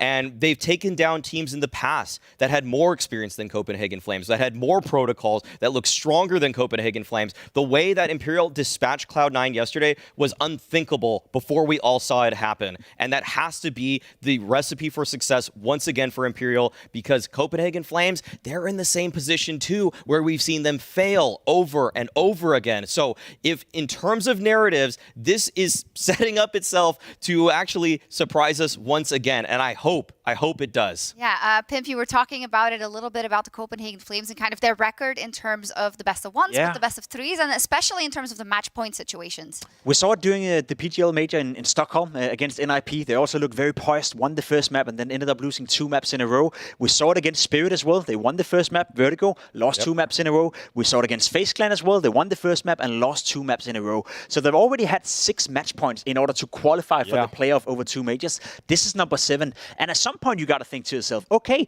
even though we're looking at Vertigo, even though we're looking at Copenhagen Flames right now playing by far the best Counter-Strike, they must play into the mindset, right? They must feel a little bit uncomfortable that this could be the 7th time in a row, maybe even 8 if they were to bottle the entire thing, where they're not going to make it. You think they're even thinking about it? They shouldn't. They shouldn't. They shouldn't. They shouldn't. If they were smart, they wouldn't think about it. If they're smart, they learn from the mistakes, continue with the experiences that they've had in the past, and just right the wrongs that we've seen. But this is one of the things, when you're a player, you're well aware this has happened before, right? So if you get off to a bad start, that will play a puzzle in your mind. You will have it in the back of your mind at all time, which is why I think it is ultra important for Copenhagen Flames to get in here and get off to a good start so you don't think about it at any point. Okay, we're going to be looking at that pistol round, of course, right? Because here are the building blocks if you want to see a possible Imperial comeback. Devilwalk has taught me the prep trap words that I didn't really know, right? But that you go off the information that you have available to you when you are the Copenhagen Flames, being Imperial, not very strong on Vertigo. Also, they have some members who are used to playing way back when this wasn't even in the map pool. So this is the opportunity. The other side of the coin in that one is Imperial know that they've been weak on this map, and they know that they've shown that to the world. So is there an inkling of you that says, all right, maybe Fallen has a game plan for us after all? The best way to learn is by losing. The best way to succeed is by failing. Every step that you falter on is one that you will come back up on, and that is what Fallen has been doing for his entire career, learning through all the trials and tribulations of coming from a scene that many would say is just doesn't have the same level of skill or the same resources that other ones have, but he has always come up in situations and subverted expectations, and that is how this team came to become world champions the first time around, coming from absolutely nothing and making the most of it. And that's what they have to do here once again. The man to your right on your screen right here, FNX, is going to be man of the hour. He is the weak point right now for Imperial when it comes to the CT side. He's the lowest rated player, averaging a rating of 0.84 on the specific map of Mirage, on Vertigo. And he plays that B bomb side a lot of the time by himself. One of the things that is very good about the Copenhagen Flames T side is the explosive executors they have. And especially Yappy moving up towards that B bomb side. You are going to see in this game 100% Yappy taking on FNX, and FNX will have to make a stand against Yappy, who are right now one of the best entries out there, and that's going to be the duel in the game for me, because if FNX can do that, maybe, just maybe, there's a chance. Yeah, when we talk about the Copenhagen Flames, and we often talk about how good they are at being by the book, we also have Huxi, who's like a really old school in-game leader. He really gives the place for the people around him to shine, and he has a deep strat book, but sometimes that may make you forget that we have some huge fraggers on this team, and when you need that, and when you need a good start, Maui, that's going to be really important, especially knowing that they've taken a lot of confidence from Inferno. Yes, yeah. I think the thing is that Copenhagen Flames, in this matchup, the way that they're feeling about the series, they've dealt with the hard part. They got off to that decent start. They were able to take away Imperial's map pick from them, and now they're on their home ground. This has to be the moment where Copenhagen Flames continue with the momentum that they built up from Inferno, and they need to finish it now. I really think they need to finish it now. If somehow Imperial are able to take this map away from Copenhagen Flames, I can expect a tremendous mental collapse for them. I cannot see them holding if that were to be the case. Completely echo that sentiment. They have to win right now. Overpass is a map where Imperial plays some damn solid Counter-Strike. We saw that yesterday. So Flames want to win. If they want to be secure of going into the playoff, this has to be the map. Yeah, Flames, they have to shut the door because they can't give Imperial a chance. But I know Imperial have a lot of believers out there, and I wonder what Scrawny and Lawners think. Let's get on to Vertigo. Shall we? Shall we move this to map 2? If we get to Overpass, I can be converted. If. I see what I saw at Overpass yesterday would that would inspire. I mean, who wasn't inspired? I mean, that was so surreal watching that game yesterday. But we got to get through Vertigo. Man. Yeah, I mean, they did a great job of analyzing. Yes. All right, but there is boring. There is also this extra little element of the Copenhagen Flames. They were map up versus Spirit. They were map up versus FaZe, and they are map up versus Imperial. Every single chance that they have had has always been a map up for the Copenhagen Flames. It always goes to the third. So if history repeats itself one more time for this team, we are destined for overpass. And that's not something you can analyze. Yeah. That is just the reality of the Copenhagen Flames. That's how it's always gone. Unless they finally just turn the tables, turn the tide, and upset history. Because there's a ton of history against them in this Imperial lineup. Bolts up close, 2 taps into the Copenhagen Flames. And we have Hooksy and Nikodas still trying to get this split underway. Patience is a virtue. And with the 2v4 turned back to the even keel, they try to tuck, they try to run, Chase they try his to ass sprint. down. And Fallen is going to go all the way around. Hooksy, he has to stop, he has to fight, and he gets 1 kill already in a second with what feels like that last shot. Copenhagen Flames win pistol 2v4. It was a reload after that. I mean, they had the right idea. He couldn't get away to in that position. He had to stand and fight. So, well done from Hooksy, leader of the team. And this is such a quick one from Yabi. I mean, FNX knew that he was about to have to click his mouse, but Yabi was just too quick. Too damn quick. And a nice lurk there from Nikodas as well. Believed there for a second. For a second. Yeah, I really believe there. They held on to B, and it was like, well, okay, maybe they can do it. All right. So, yeah. On the, you know, I'm not Brazilian. Okay, so it's harder for me to kind of just be like, this is gonna happen. And after watching the Vertigo, kind of my reasonable mind is like, all right, this map we know Copenhagen can play. This is a map that Imperial should lose. They did get 12 rounds yesterday, and the only upside again, after this quick kind of anti-eco, the only upside again is that Imperial will fully well be aware of the fact that this could have come into the veto. That's the main thing. You know, so it comes down to how much could Fallen have prepared for this game, and how much better are they going to get? I mean, there's a certain point where teams, if they keep picking it in officials versus you, you have no choice but to improve, right? You're coming off the loss. You're going to learn from that. You're getting more reps in. And as was talked about on the desk between FNX and Yabi, of course, Yabi's going to be a lot more comfortable. And this is very much a brand new map for FNX, right? Like, this is not one of the maps, legacy maps that have been in pool for a long time.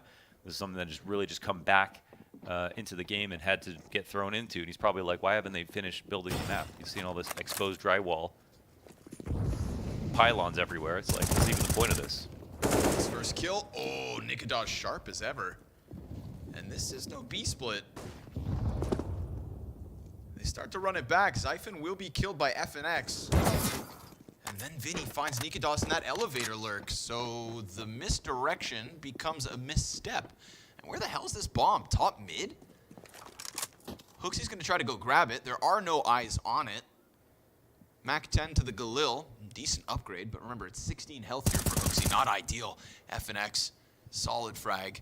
Cuts down any real hope at this one. Well, they continue searching into a snowball, and it's just Roy who, I mean, he can pick up a gun, but then he has to let everybody know where he is. Yeah, and then he's also got to save it. You know, you got to hang on to that bad boy. Fur going to confirm exactly where he's at. And now the rest of Imperial start to march over. There it is. Fur decides to go back at the battle and will pick up an early round win for Imperial. That was a very big round, a good round, a clean round. That's all I have to say. Those are all the adjectives? Solid. Ah, one more. For the road. A long road ahead of Imperial, of course, in this series. And the only thing that would make this run that much more magical would be if they took a 16-2 whooping on Inferno to start it off. Yeah. I mean, this is the only way to spur more disbelief than what we saw yesterday. It's the only way to do it. Yes. All right. Mid-fight. Oh, Bolt's pretty consistent in mid, but Fur goes down, traded on the ramp. Vinny in a spot where he would love to have a friend to help him out of this spot, but it might actually be good for him. No, it's not. But towards B, they will find another one. That's flashes on ramp and flashes at B steps. Man advantage still held on to for Copenhagen Flames. Nikodas down deep, Fallen in the open. Oh, Professor steps out to the plate, but Roy is right there under the grate by the sandbags. Impossible to see. And Bolts, who was their mid player, who got rattled up a little bit, 53 health down, is still stuck in mid, over towards B, looking to save the gun.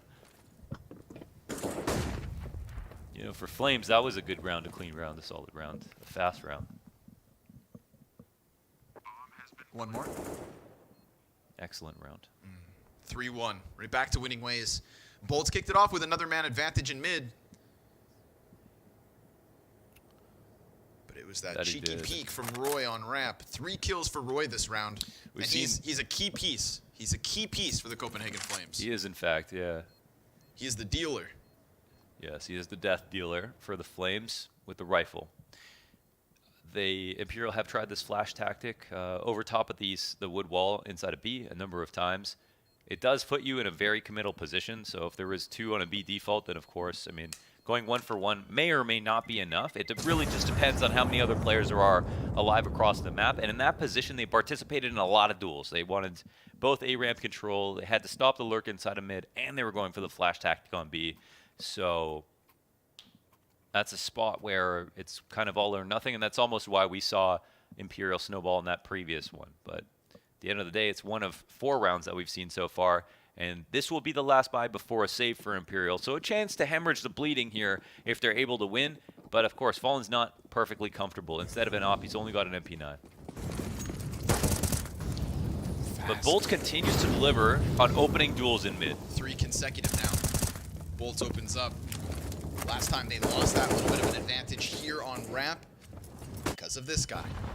Roy moving upwards, just like Hooksy. Quick little fights trying to be gained.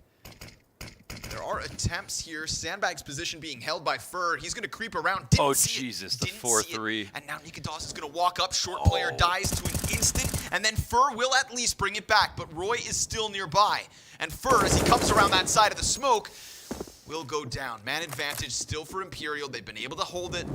Here comes Bolts. The key piece to the starts of these rounds could end one in the 5th, but Hooksy in the clutch. 5 kills already. Bomb on his back as he plants on A, and everybody's nearby for Imperial. Hooksy comes up with a gun, gets a quick headshot. Bolts incredibly low, and that's not going to matter. He's got it. With the SMG, Imperial take 2. Bolts goes for the MP9 just because he's playing too well. He had the M4 in his hand. He could have picked up another reloaded potentially. They wanted to get that over with. He ends the round 19 health, almost all his grenades left over. It's just him and his weapon, man. That's all he needs. A huge frag in that last moment because, of course, he was 1 bullet away from death. Felt like Hooksy was almost off for that clutch, but Imperial, they do hemorrhage the bleeding. We do have another position where there still isn't quite enough money to pick up an op, and they're actually looking at the buy from Copenhagen Flames. You know, maybe it's not time just yet. This is a round that could go fast. However, they've also got this op on Nikodas on the T side to indicate they might work a slow A ramp default. Might be hard to read the money here if you're Imperial. Fur, dangerous game. Hey, if there's a guy you won't push on the ramp, this is the man. Gets 1. Oh, a second! Fur, even with a little bit more damage.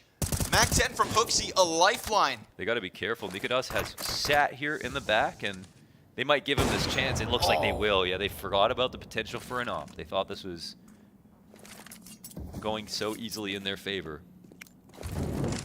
Small gap in the awareness. But Bolts is still making moves. Money moves here. Dropping down the ladder into mid. He's between them. Yeah, doesn't know. Well, yeah, he does have one on A side. Yeah, and he knows it. Hooksy walking it back. Will he clear this?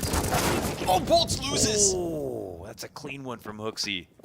Oh, it's scrappy, but I mean, he makes it happen, and they have no choice but to respect this. Look at the response. Hooksy's gonna die this time, you'd assume. Sure enough, goes down. Bomb plant on the B site confirms it. Fallen and FNX have a difficult task at hand if they want to try to take this chance. Yeah, it's a slow rotation from FNX to come back up through the ramp.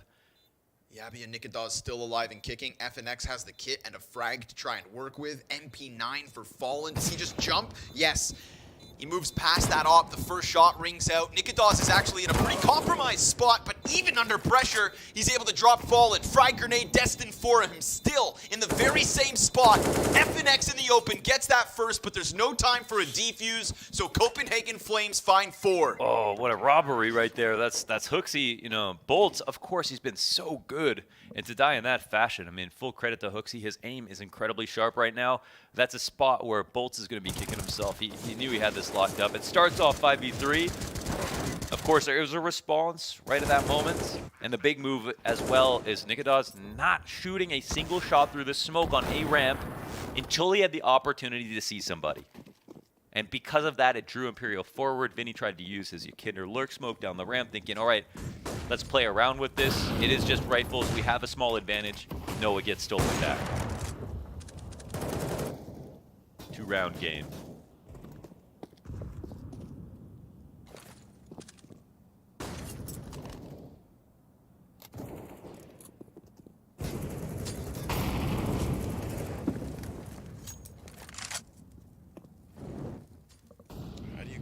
Out of these 2 weapons if you're Imperial?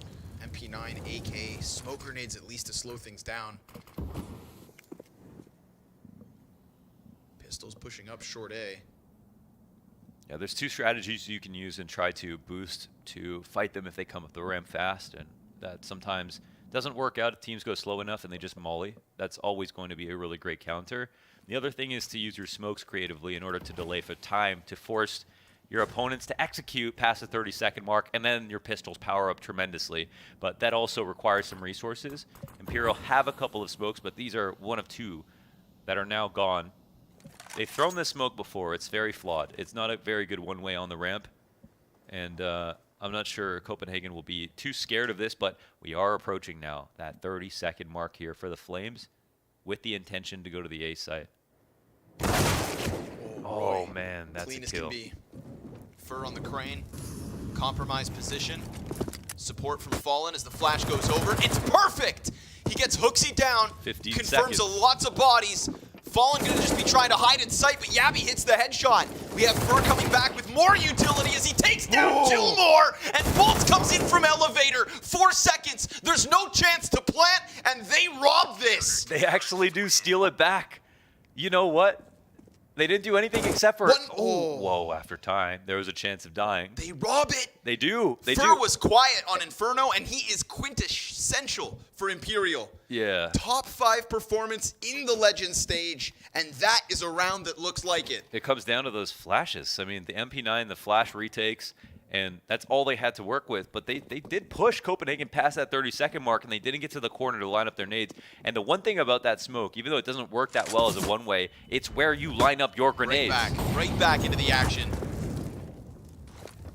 Yabby down to half. 3 of his teammates with just pistols, but Siphon senses Fur, going for a similar push as to what he'd offered last time he was there.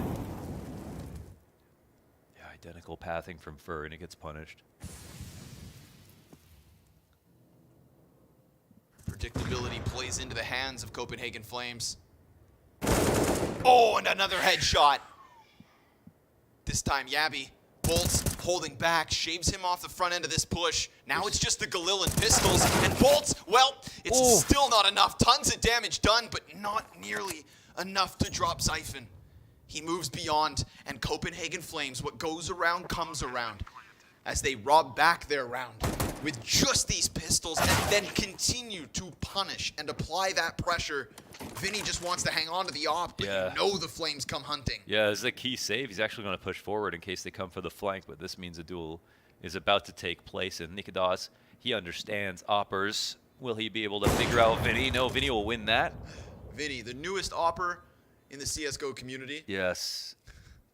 Looked ridiculous with this thing yesterday versus Cloud9. The adopted son of Furia here, hired guns to help Imperial through.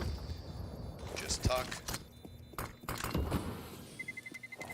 Around the outside. And Fallen literally didn't even get a chance to shoot this, and they don't even want to fight him. They're actually worried about their own economy. So this op could make a world of difference. Fallen, listen, maybe the team itself is not comfortable on Vertigo, but Fallen is. And he knows that there isn't going to be much behind this buy apart from his AWP. He has a crane spawn if you'd like to use it. But he needs to be pervasive. This has to be a round where he appears in 3 or 4 areas. And this is how Fallen has made his mark. Actually, that's Fur who's still holding on to it. So they give it to him off the spawn. He'll take this opportunity. Hell of a round for Zyphon to get his name back in the kill feed. He was the king on Inferno. Yeah, amazing stuff. Yeah, it's just a straight highlight reel from Zyphon. And here's a couple of boosts over towards B. It's a tricky site to hold. It's always completely open. And Copenhagen just, incorporated the right timings on very standard plays, but these are plays that work on every level. It's not a site where you can stand behind a box and wait. You do have to try to fight these boosts, sometimes spam the half wall. Oh, nearly. Oh, and it actually goes into Vinny's hands. All right, now that the spawn's been used. That's a safe pair of hands these days with the op. He's also got a helmet in case that Galil gets to the front of things, and Yabi and Fur 5-7 with Roy just right beneath him. They can sense it. Molotov jumps into them. They decide to sprint back. Frag destined for Fur. That's gonna hurt. Oh no, it goes through the window. Ooh. Into elevator somehow. All right. Well. Why not? Oh, we've got FNX trying something new. Big chance for FNX. And Yabi, that's the Galil of all things. Oh, the FOMS, nearly a second. Nikadaz connects to the head. Takes a ton of damage. Mid-play from Zyphon. Gonna find Fallen on that rotate. Bolt suddenly all alone on an island.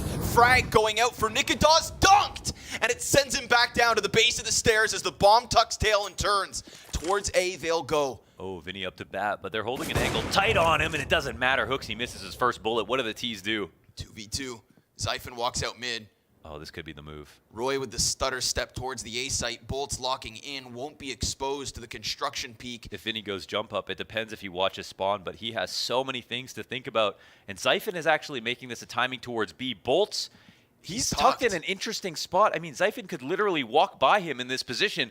This could be round winning for Bolts if Zyphon doesn't clear it. But he will. And in doing so, that opens up this B site. Vinny now on for the clutch if he wants to risk that op. But we saw the impact it's had, or could have, in the next one. He'll hold as Copenhagen Flames have squeezed a 6th round win out of this map already. Yeah, they had to work hard for that. That was a very nice lurk through mid.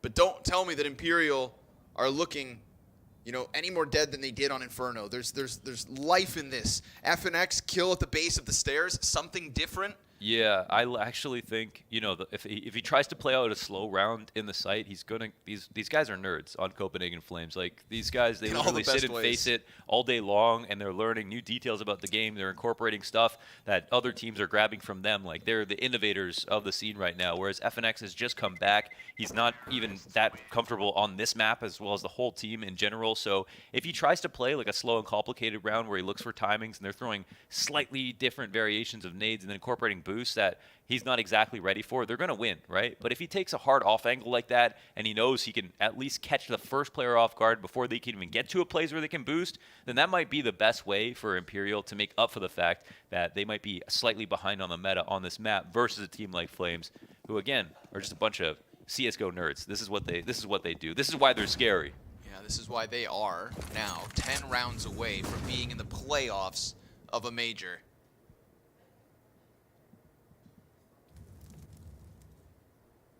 Missed their ticket in Stockholm, but one major later,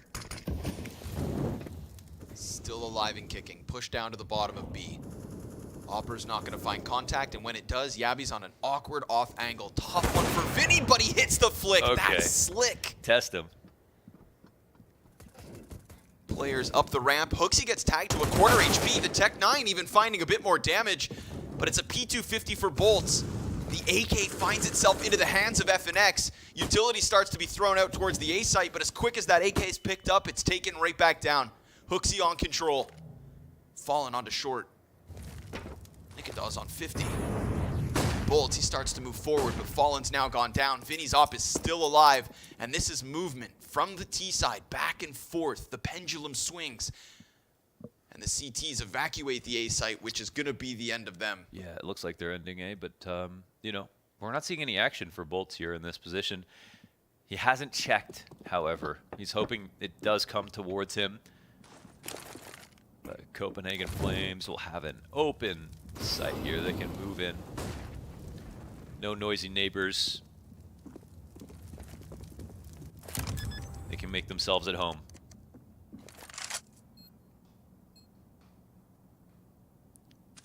Relatively clean go of it. The best points here for Imperial are the bolts, mid holds.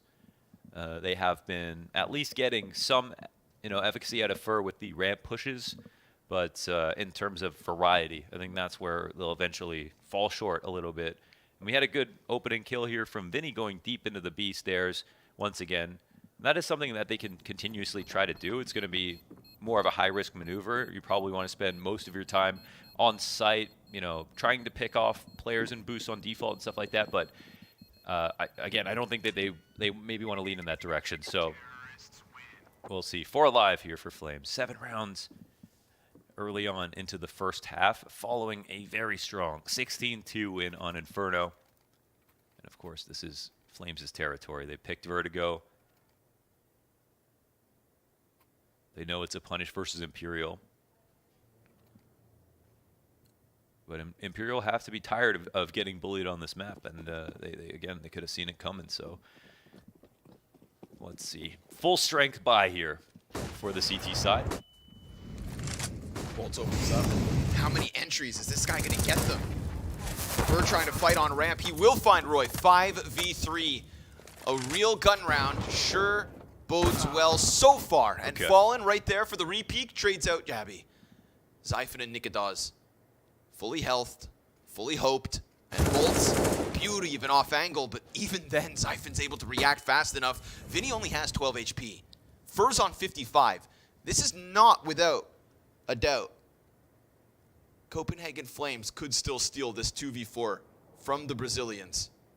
Fur's gonna round the corner. Smoke soon to fade. Nikadaz gets the better of him, and now it's even. If not, the advantage of the Flames as a low-health Vinny has to hope he can hang on. It's a good question.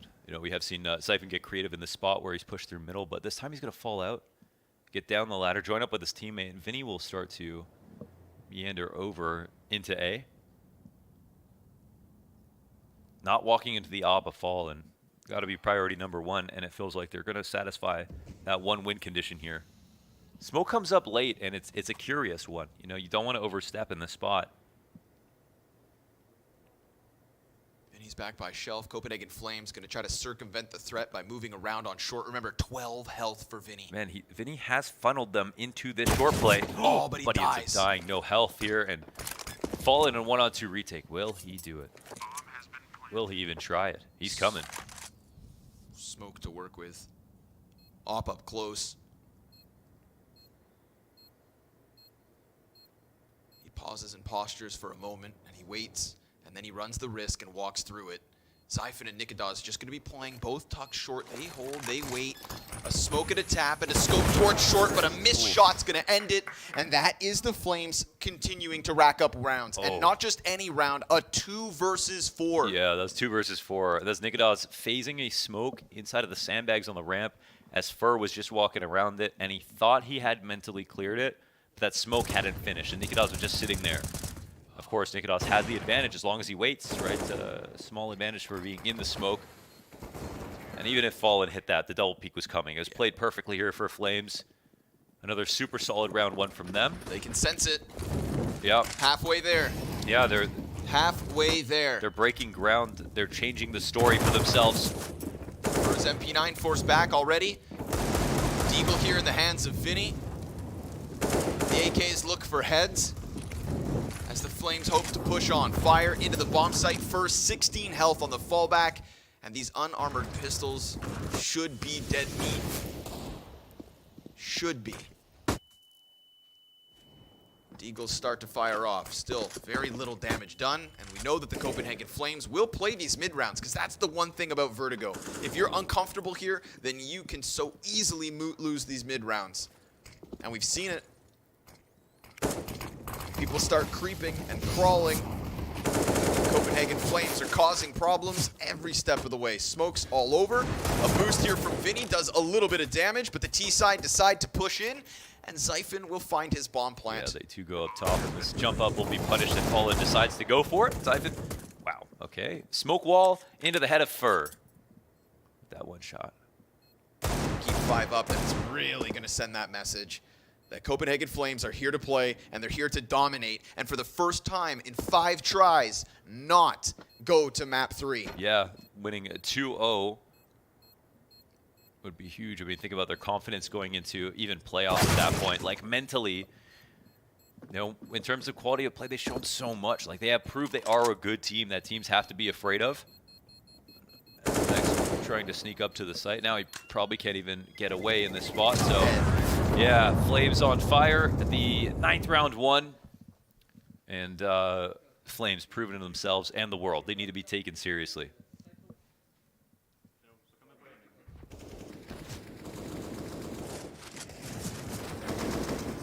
Monumental T side with a lot left to desire for Imperial. Unfortunately, if you're not closing your 4 versus 2s, if you can't capitalize on Bolts getting 5v4s, they're the highest win percentage at the Legend stage when it comes to 5v4s, but the 4v5s are where they lie. Yeah.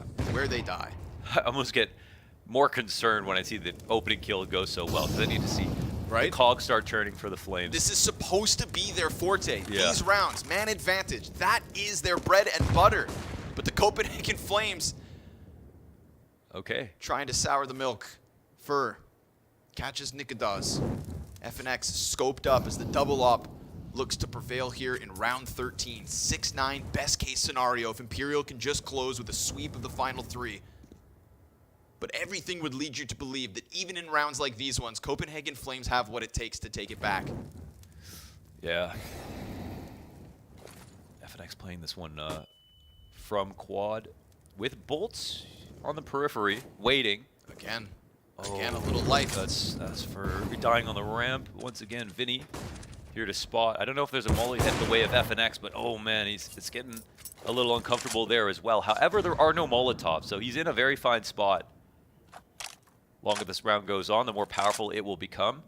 This means the defense can shift over towards A and reinforce.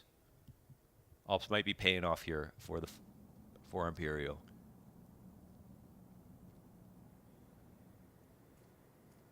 Bolt supports Vinny. If these 2 riflers die, it is a double op retake.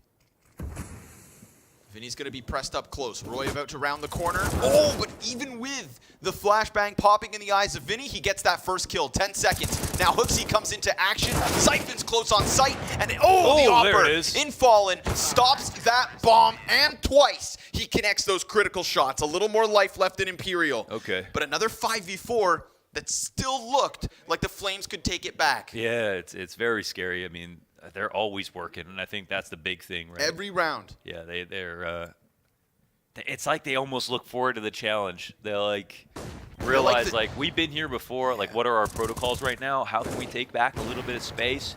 Is this insurmountable? And they always say no. They say, okay, stay focused. Let's pay attention. We've still got the round clock to our benefit. It's still very early where a lot of these kills are going. I mean, it's worrying for them that they lose these opening duels, but coming back is just adds so much to the confidence. My Vinny, God. Oh my God. well, I don't know if that was understood. Oh, it will be understood for Vinny. Easy first one. Lots of bullets going back and forth, and Vinny's just trying to escape. He gets out. V4 again and again, but Zyphon hits the headshot. Fur again, able to trade. So it seems Imperial can hang on. Well, that was a kind of a nice way to answer back. Like, if Vinny snuck into that spot, there was no one there, then Fur is fine. He doesn't have to do anything. But in that exact position, they can make sure they stay up. One extra player, and now Hooksy and Jabby are left alone. It's like an escape room for the T's that are left over every single time. Like you said, they like the challenge. Yeah, they're, I mean, quite an industrious bunch. I mean, we've seen them do a lot with very little. A shot from FNX. Twice now, that op misses its mark. Fallen is here to try and help, but no. 2 versus 4 bomb stopped. Fur into the mix. He needs to be. As Hooksy grabs back the bomb, Fur is inside of that smoke, in the center of it. This is risky. Obviously, Hooksy has the same Trying to phase him, play gets as it. him. Yeah, 1-on-2 bolts. Over construction he comes. Hooksy not yet playing bomb, instead trying to hunt that frag, looking back behind him in the open. He fakes the plant, comes around box, and that's where Bolts is going to end it. Another one for Imperial, but another chance for Flames. Again, they're freaks. They love the taste of their own blood. Give us the 4v5. Yeah, somebody kill us early so we can make this scary and weird for you. Yeah. Freaky CS. Freaky CS. Yes, they are. They are. They are. Man, that's terrifying what they're able to do. But that's 5. That's 5 for Imperial and 1 more to go. Man, okay. It is 5. That's all that matters.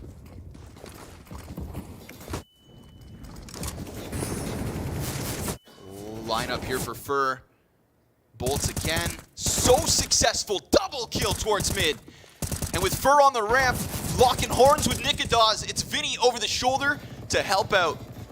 It seems like Imperial finally starting to figure this out. If you tally the amount of times that they had 5v4, but Copenhagen Flames still won the round. I'm sure the desk will. That is going to be a big thing to talk about. I mean, it's not going to happen. Like, okay, yeah. Shut them down. Shut them down. 6 rounds. I mean, we're at this point, Imperial just looking for this next map. Listen, right? They work back into that half. I mean, even though they can't be happy about the fact that they got that 5v4 so many times and lost, they still got 6 at the end of the day. They can analyze it later. Who really cares? Leave that to the nerds on the desk. Let's talk about the second half and how there is a chance for Imperial to get back into this game. It's alive. For now, it stays alive. And if this entire Cinderella story of Imperial has taught us anything, it's that it's never too late. It's not too late to come back from retirement. It's not too late to get back with your friends and push the absolute limits. Snacks was tweeting at Taz and Neo about trying it again after watching them play against Cloud9. It is never too late. Everybody saw that and thought, well, I can do anything. It really just proved that, basically. The 5v4s have been there. The openings. Give us a third. Come on. It was all taken back. Every time Copenhagen Flames have been on the cusp of a top 8, it goes to map 3. Will that continue? We got Nikadaz down. Fallen and Vinny. Couple of kills already. T-side looking to puncture through this A-hold. And as Zyphon rotates around through that smoke, we've gotten Fur inside of the bomb site. Won't be stopped. Plant is there for Imperial, but he jumps on top of it, and Vinny's dual Berettas answer back. Hey, it's at the cost of his life. It's got to be Jabby. 1 versus 3. Sees that contact towards short, looks over at the elevator, and Bolts, he could still give him this kill. He's toying with him. His worst decision. Vinny jumps over. Top. Wow. Ambitious plays. They're toying with Jabby, and you'd better not mess with this beast, as his 16 HP could still be enough. Fallen on the back, Vinny up close. USP misses its mark, and Imperial hit second pistol. It gets scary, but that's the confidence that they played with right there. Well, they got 7. I mean, they're at 7 rounds right now. Honestly, there was just so much tragedy in that first half. I feel like based on if you just heard us talk, it would feel like Imperial lost by an enormous margin. But with this pistol, they've actually almost tied up the game entirely. Let's see if they can stick the landing and convert to get the 8th. Let's put a little stress on Copenhagen Flames. This is their easiest possible 2-2 matchup. As much as Imperial have impressed, there was still a litany of teams that are way higher in the standings that they could have gone up against in this situation. And arguably the easiest map that they would have had to take off of Imperial. Yes. Which does make things very sexy to talk about. Very fun. Very interesting. Fur doesn't know it, but he is surrounded. USP taps him in the back of the head. Uh-oh. 5v4 from that. Double boost Fallen. He's going to get 1 kill. Jumps back down into the cover. He took a bullet to the head right there. He's a little delirious running back, but he's like, I got to get the bomb first. Bit of a headache. Teammates working on the rest of the map. Bolts and Vinny locking in middle. Kind of lucky to be alive. B site yet to be cleared, but you've got players so far forward that you'd think it should be enough. Bolts with the element of surprise. As 4 CTs double around this elevator, the MAC-10's looking for money, and he's going to land 3 kills with it. Roy tries to tuck to CT spawn, but you can't hide from the shark. Vinny swirls around this tie game, 8-9. Overall, Bolts has been the most consistent performer on this roster. Most reliable rifler, just the most up-to-date on everything, the most consistent when it comes to fragging, like multi-kill, absolute beast. And he's a guy who has just bounced around for so long. I mean, I've been casting Bolts play CS for over 5 years at this point, and always on teams that were flirting with becoming the very best Brazilian roster, but never actually were, and he wasn't offered the chance to play with them, and it always felt like he was going to be next up, or he had a chance to lead a team, because his stats were always so damn good, and it was very scary when it comes to anchoring, when it comes to just putting up massive multi-kill rounds, and so it's good to see him playing on a team like Imperial, who, again, I mean, at this point, we're at the precipice of getting into the top 8, the playoffs of a major, right? With some absolute legends, and Bolt has been invited to join the party. That flash nearly perfectly timed for Hooksy's peak. But Imperial just scattered into the corners. And Hooksy also opts to walk back. Minute on the clock. CT's down to a duo of smokes. One of them here on Roy. He's looking to tuck into the sandbags by the looks of things. Hooksy going in for the second servings towards top mid. He won't gather any kills. It's just information now. Bolts is hiding in the ladder room by the looks of it. Nikados, he tries to get aggressive down the ramp. That's a lot of bodies confirmed. Presence has been seen. It has been heard. And Nikados still floating with this fight, flirting with death as he dances on FNX and then follows up onto Vinny. A clean 5v3 for Copenhagen Flames as they take barely any damage. Oh, and he goes right back for more. 3 frags for Nikados. Oh, a 4th! Everything he needs on this site. Nika does him dirty. The whole entire ramp is his, and that sends Bolts back to cower in fear. As double digits secured, Nikados will fall short of the ace, but so be it. The Flames take 10. Oh, a monster. I mean, that's the kind of presence you could only have if you had an AWP in your hands. And he does it as if he's swinging the big green, just with an M4, all by himself, off his timings. Pinpoint accuracy with the headshots. Clean. 2 to clock him, and 4 are gone. And that is before Imperial can even set up for their exec. I mean, we're looking at 38 seconds. He's working on him on the ramp. He wants to be here just to trade down. Even if he dies in this spot, as long as he can delay, that's good enough. He's looking for 58 damage, dying on the 3rd guy. Then it's just too late for Imperial to end up getting up the ramp. No. The ramp is shut down. There is no exec. They'll never see the bomb plant zone. The site is closed. He didn't even get a chance to fumble through the tarps. It's going to have to be a little more lively than that, Imperial, if you hope to take Vertigo away from the Copenhagen Flames. 3-player setup again towards A. Fur wants the challenge. Galil, nah, it's going to betray him here. Roy wins that fight with 10 HP left over. Vinny doesn't want to leave empty-handed, and neither does Fallen, but he's all the way back down there on just a Glock. Both these players... No. Fallen just has his pistol. Vinny still has his Galil. He gets blinded. Oh, and even then, despite being blind, he gets the dink. But that's 2 players. As Zyphon finds a nice clean kill on FNX at B, it's the double Galil contact that leaves Hooksy and Roy alive. Oof. And there's no longer incentive to keep fighting down. They keep throwing this smoke, and people might be wondering what this is. This is such a key smoke, first of all, because you can... One way to the feet, you can spam down that line. And the most dangerous thing about peeking on the ramp is somebody walking up towards the sandbags and you not having a vision of that while you're fighting down. Well, now they can't peek over top of it and attack you back. So that just allows you to see feet if they swing out from the sandbags, and they just have been refreshing this and consistently fighting, and Imperial do not have any response for it. 20 seconds. Both the short players very low, but Jabby's right here. He's going to peek out, should get the kill before the plant, and with it, a 3-round lead. Oof. Comfortable one here from the Copenhagen Flames because of the weaponry. Yes. If those are AKs, that's 2 players dead. That's true. Hardware makes the difference. Indeed.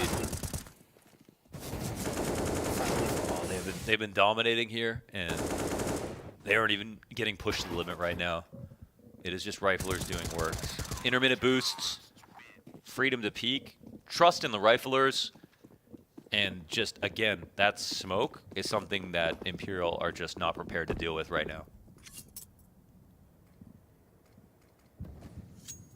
Unfortunately, the Remedy might be trying to go fast, but it's very hard to pull off a full-on rush up the ramp versus a team who's just going to expect it.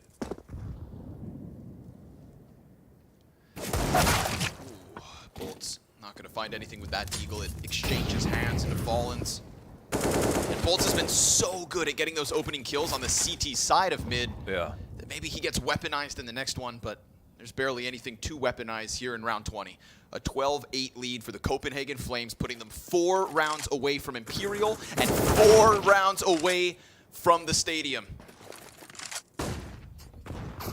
Frag grenade, a sign of things to come. Zyphon connects to the head of Fallen, and poor Vinny, 22 health, gets tapped away. Okay. Into 21 we go. So we can talk problems, right? That's easy. Let's talk solutions. Double nading the sandbags, getting the Molotov on the sandbags to take faster control.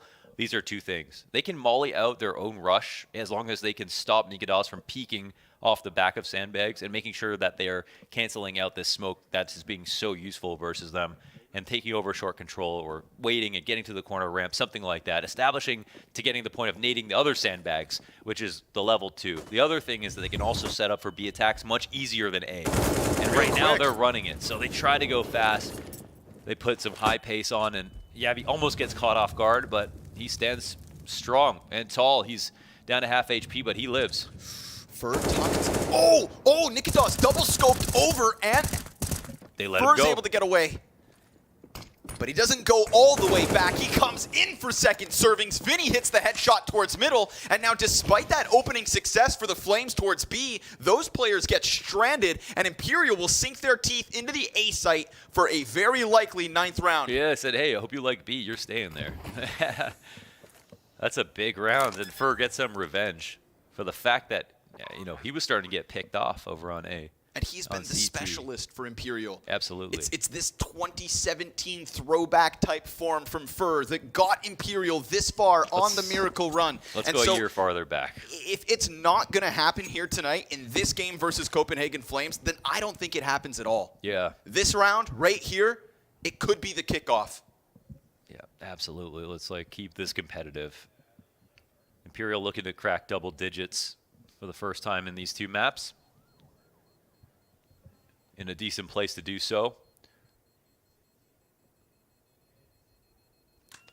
And the remedy of keeping it simple has to be the right play. I mean, it can make a lot of sense. Lurking can work at all levels, especially when you got individuals like Fur. They hate friends. You know, back in the day, Fallen, he kept getting beaten by Fur at lands over and over again. And Fur was like Vegeta. Okay, this is the story. He never wanted to play with Fallen. He only wanted to beat him. But he was so good that eventually Fallen convinced him to join the team. And that was part of forming the roster that went on to win the 2 majors with the SK and Luminosity lineups. And now Fur and Fallen have a long-standing friendship. And it built a legacy off the back of something that was once a rivalry for a player who wanted to prove that he could beat the best, not join the best.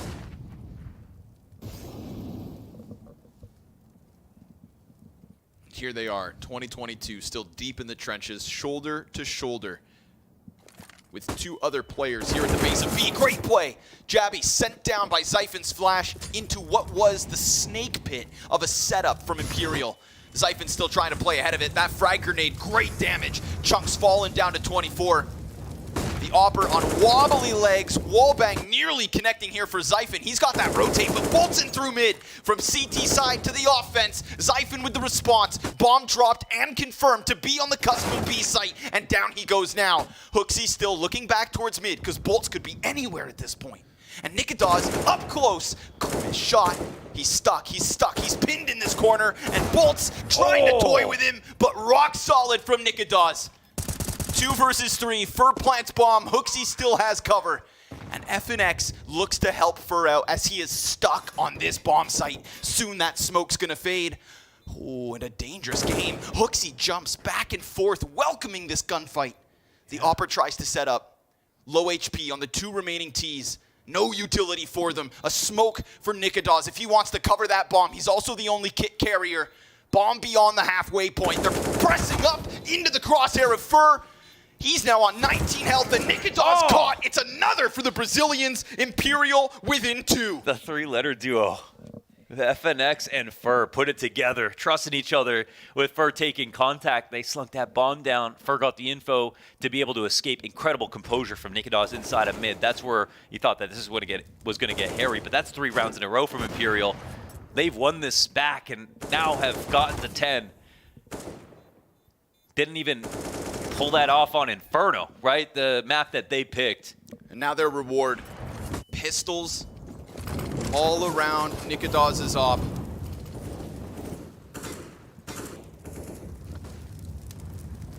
Roy and Siphon here on short. Vinny's going to press right into it. Deagle will get one. Hoping for the AK upgrade, but Utility still all over. And that flashbang versus Fallen could have been his end. Hooksy's still hoping to recover. Nikodaz still alive and kicking, but not yet in the equation. He's trying to find his footing, trying to find that position. And he is nearby. He is close. Death knocks on the door of Imperial. Nikodaz misses that flick and had a chance to recover, but Bolts is going to end him. Just the USPs left. They see one in the distance. Bolts now to the Glock shots, and Yabby minimizes on the cover, but he's done. There's nowhere for him to run. If it's not Nikodaz, then it's nothing, and Imperial 1 away. Oh my God. 1-point game. 1-point game. In the final quarter. Can't help but feel like this has very little to do with the map. We've got a series of entries. And as impressive as it was that Imperial got those 5v4s in the first half, they couldn't convert them. Now they are. And Copenhagen Flames continue to give them up. And FNX has started to wake up a little bit. Oh, and Vinny, sharp. That's Yabby out. Up front, 1 minute 42. The map is their canvas. This it takes the weight off of Fallen's shoulders when it comes to calling a way back into this game. Make no mistake, Copenhagen Flames still favored. They want to be on CT side. They have a lead right now.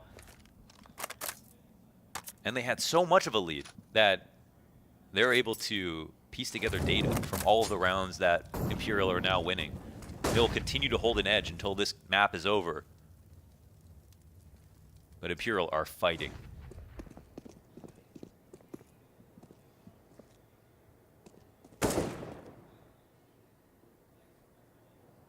Siphon not really able to run that risk. We saw him set up Yabby in the last round with that drop down. Tried to take an initiative again. A big thing here. They're giving Bolts the keys to finding timings in mid for himself. He's starting to fall back out of it. Maybe to join in to catch any lurks. We'll see for starting to search back towards A. It's just Nikodaz. Yeah, they're a bit slow to this, but if we look at the map, this is right for the taking. Nikodaz has a lot of pressure that will be applied on him in a second. You better believe that this is going to get mollied out. Vinny starts to encroach, waiting for the exec to come up, and Nikodaz, is he in a spot to even defend himself? No. He's got cover. They've left him this pocket to play. Roy looks to come over top. He's going to connect it to Bolts, and this hit, this man advantage comes to an end. They let Nikodaz just unravel this. With 30 seconds, no one goes short, and now Vinny, he just wants to save. All he wants to do is hang on, but Nikodaz is breathing down his neck. And somehow Vinny, oh my God, he's going to get away with that op, but will it even matter? Wow.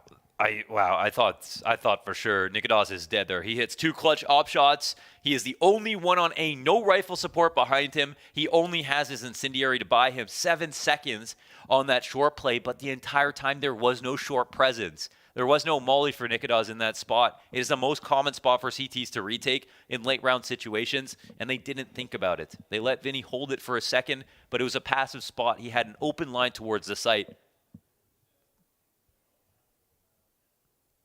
The first crucial error of this T-side. That was a huge gap, and Imperial probably won't let that happen again, but we're at the point of the game where one mistake could be the end. Imperial take 13 and maintain a lead. That lead was within arm's reach, but now the gap back to 2. The buy-in from Imperial is still good. It's not as though they're completely bottomed out and stuck in that save. The economy's not a problem. But with Flames being 3 away, Nikodaz landing critical shots. We'll see if they can hang on. We've got 3 bodies here for Copenhagen Flames off of the start. Roy is in the open, fighting versus Fur. Both players exchanging damage, and yet everyone's still alive and kicking. Oh, Fur knows that now they're going to overreact and start to throw too much utility because they're scared that he can get punished inside of sandbags as he tries to escape. But they don't get the kill, and Fur is also low. Vinny decides to take to the helm, full health, just like Hooksy. It's all the other players' liabilities on A.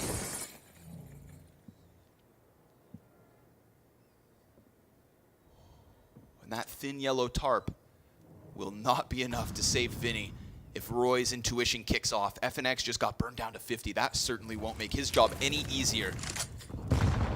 But he will exchange damage again versus Yabby. Yabby early to die last time. This is actually a better pace here from Imperial, struggling to get to this point by even, you know, and no problem on short. 30. Yeah. Oh, an interesting smoke to help them cross up the sandbags. Okay. Flames have given them space. Nikodaz, fallen on the edge of that one. Insta headshot. Remember, Roy, he's half health, and he gives us nothing. FNX locks in on it. Hooksy, who was once short, is now down to just nothing as well. It's fallen to just crack it open. 100 HP, 2 kills, and that is from the bottom of the scoreboard. Okay. From the very bottom. The last thing I expected to see was innovation from Imperial. I haven't seen anybody use that smoke to connect the sandbags to the ramp, and he uses that to one-way into the site and get a kill. And at that point, jump up is completely useless. If someone sandbags, you don't jump up. And then they get mollied out of that position and lose all of those entries.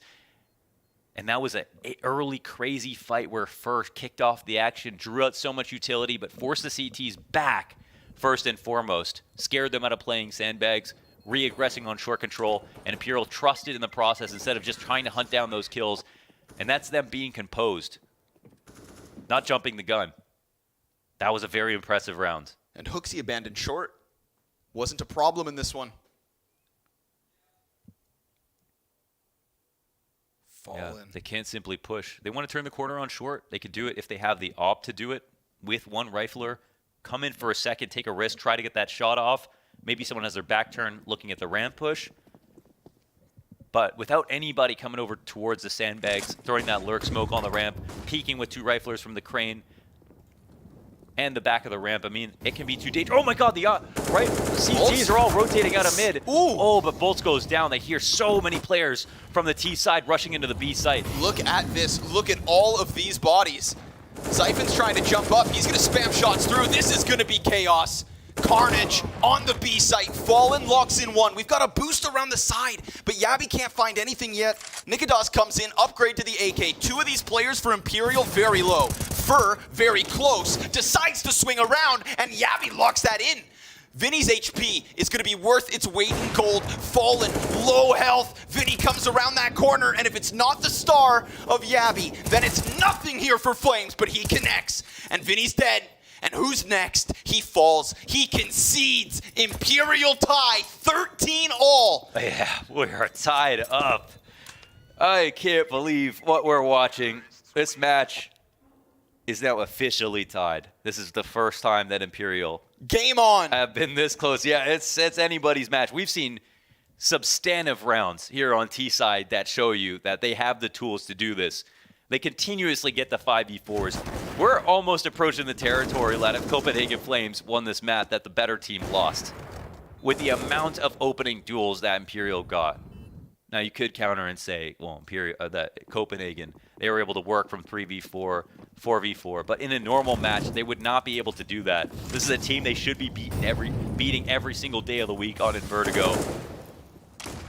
And now they can absolutely see themselves losing. 4 rounds to play in regulation. Yeah. This would say a lot, I think, at this point. If Copenhagen Flames can close this map out, clearly pressure is playing a factor. To finally get over that barrier. Yes. They have had the first map win of all 3 series they need here in Antwerp to get into those playoffs. Over Spirit, over FaZe, over Imperial. Applying a ton of pressure here. Underneath the B steps. And they've got the CTs to fall back. But will they read it is the question. And with that pressure, they're trying to elicit a reaction. You can see Fallen's posted up on this alpha angle, waiting for a push. Not anything else. Not looking to start the fight. Slow contact. Looks to cook Zyphon, who's boosted, sees the advantage. That's a big pickup for him, but he gets stuck on an island in mid. Nades being thrown, flash connects, Fur can't get the second, but Bolts' grenade sure can. And as Yabby comes back to construction, Bolts is just keeping this so occupied. We've got 2 players up the ramp. All that's left of Imperial here is inside of the B site. Yabby's close on green, looks to gun down FNX, bomb plant non-stop, Vinny looking to be killed, as sure enough, Roy comes wide. Oof. And the Copenhagen Flames hope to survive a test here from Imperial. Yeah, and there will be no lead. The trades come through. It gets a little bit racy. They decide to flash retake into mid, throwing bodies the problem, saying, okay, we can't trust our B hold right now. Let's make sure that they can't get into a post-plant position safely. Rushing the plant was the right idea. If Vinny covered that, that would have been a free frag. These players coming down in mid, I mean, they were literally throwing everything in the kitchen sink to make sure that they ended the problem before it started. And the key thing here is they have not given up a lead. They tied the game, but they bring it to 14, 1 away from match point. But Imperial have earned a way to be able to buy 2 rounds in a row. Now it's Roy's turn at the front face of this push, and he's gonna get real close. Dancing with death as Fur rounds the side of that smoke. He sees Nikodos, but he doesn't know about Roy. Roy's position could work out perfectly, but Fur falls back. Oh, he he's ready it. for that. He gets half of the health shaved off. Roy's gonna jump into the coverage. Him and Fur locking horns, but remember this whole time, Nikodos is still back there, and that op is deadly. And he's not scared. We saw him. Oh my god, the run boost. Oh, that almost catches Hooksy. Frag onto Zyphon. He'll be taken down to 80. Oof, they're calling out their spots right now. Yeah, Imperial, they have the idea, but they don't yet have the opening. Yeah, and they did miss a chance. They let Nikodos live, and we've seen how clutch he's been in these late moments.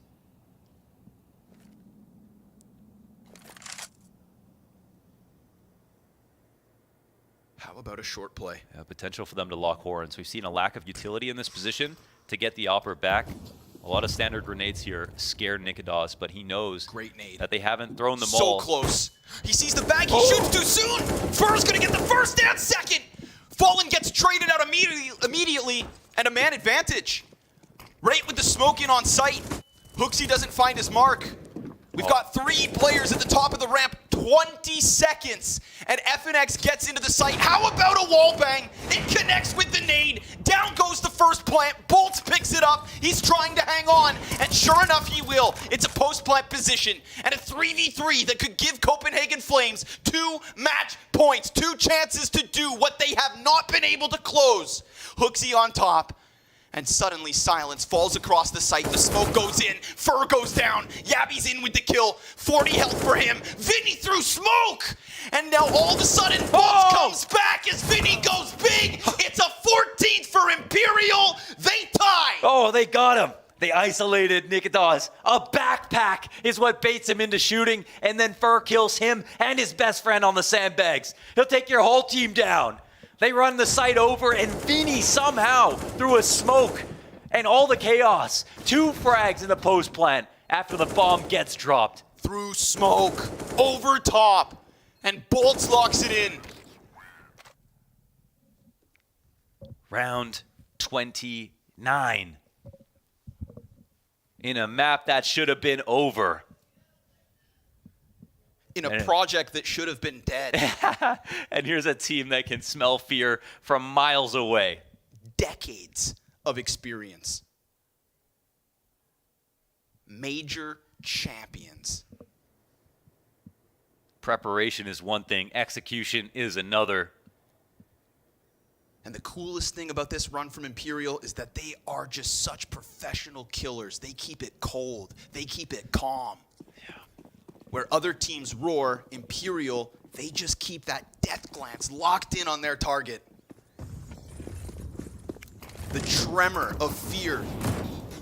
The shiver down the Flames' spine. Oh, and as they think to themselves, please, God, not again.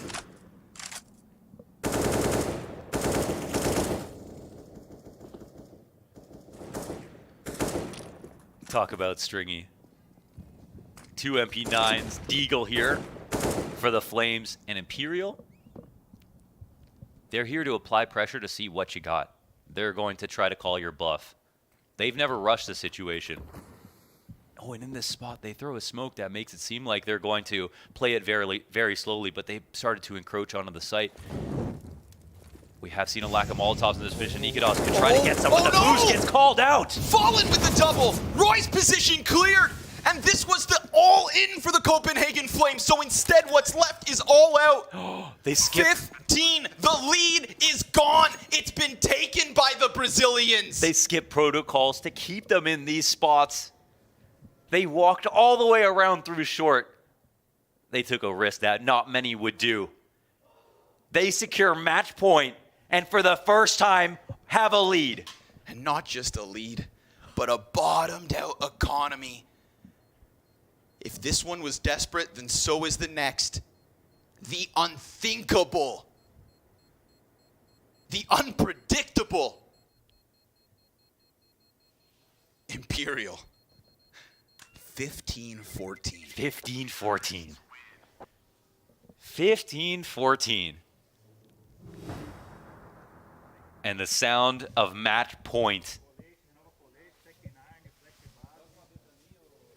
Copenhagen Flames will have to listen to that eerie tone and absorb it.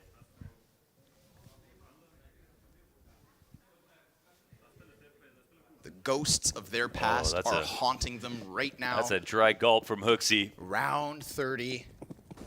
A horrifying feeling for the Copenhagen Flames, but a powerful place to be in for Imperial. Double FAMAS. No, 3 at least. No op here for Nikodas. Just the Deagle. He's provided the clutch for the team when they need it. They can't rely on it this time.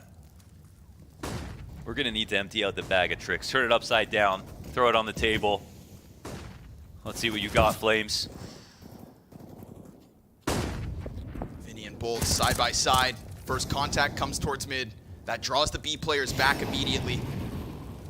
2 Molotovs thrown, then smokes to follow suit. Frag. Oh. Nice damage. Right on, Jabby. Right underneath the heaven.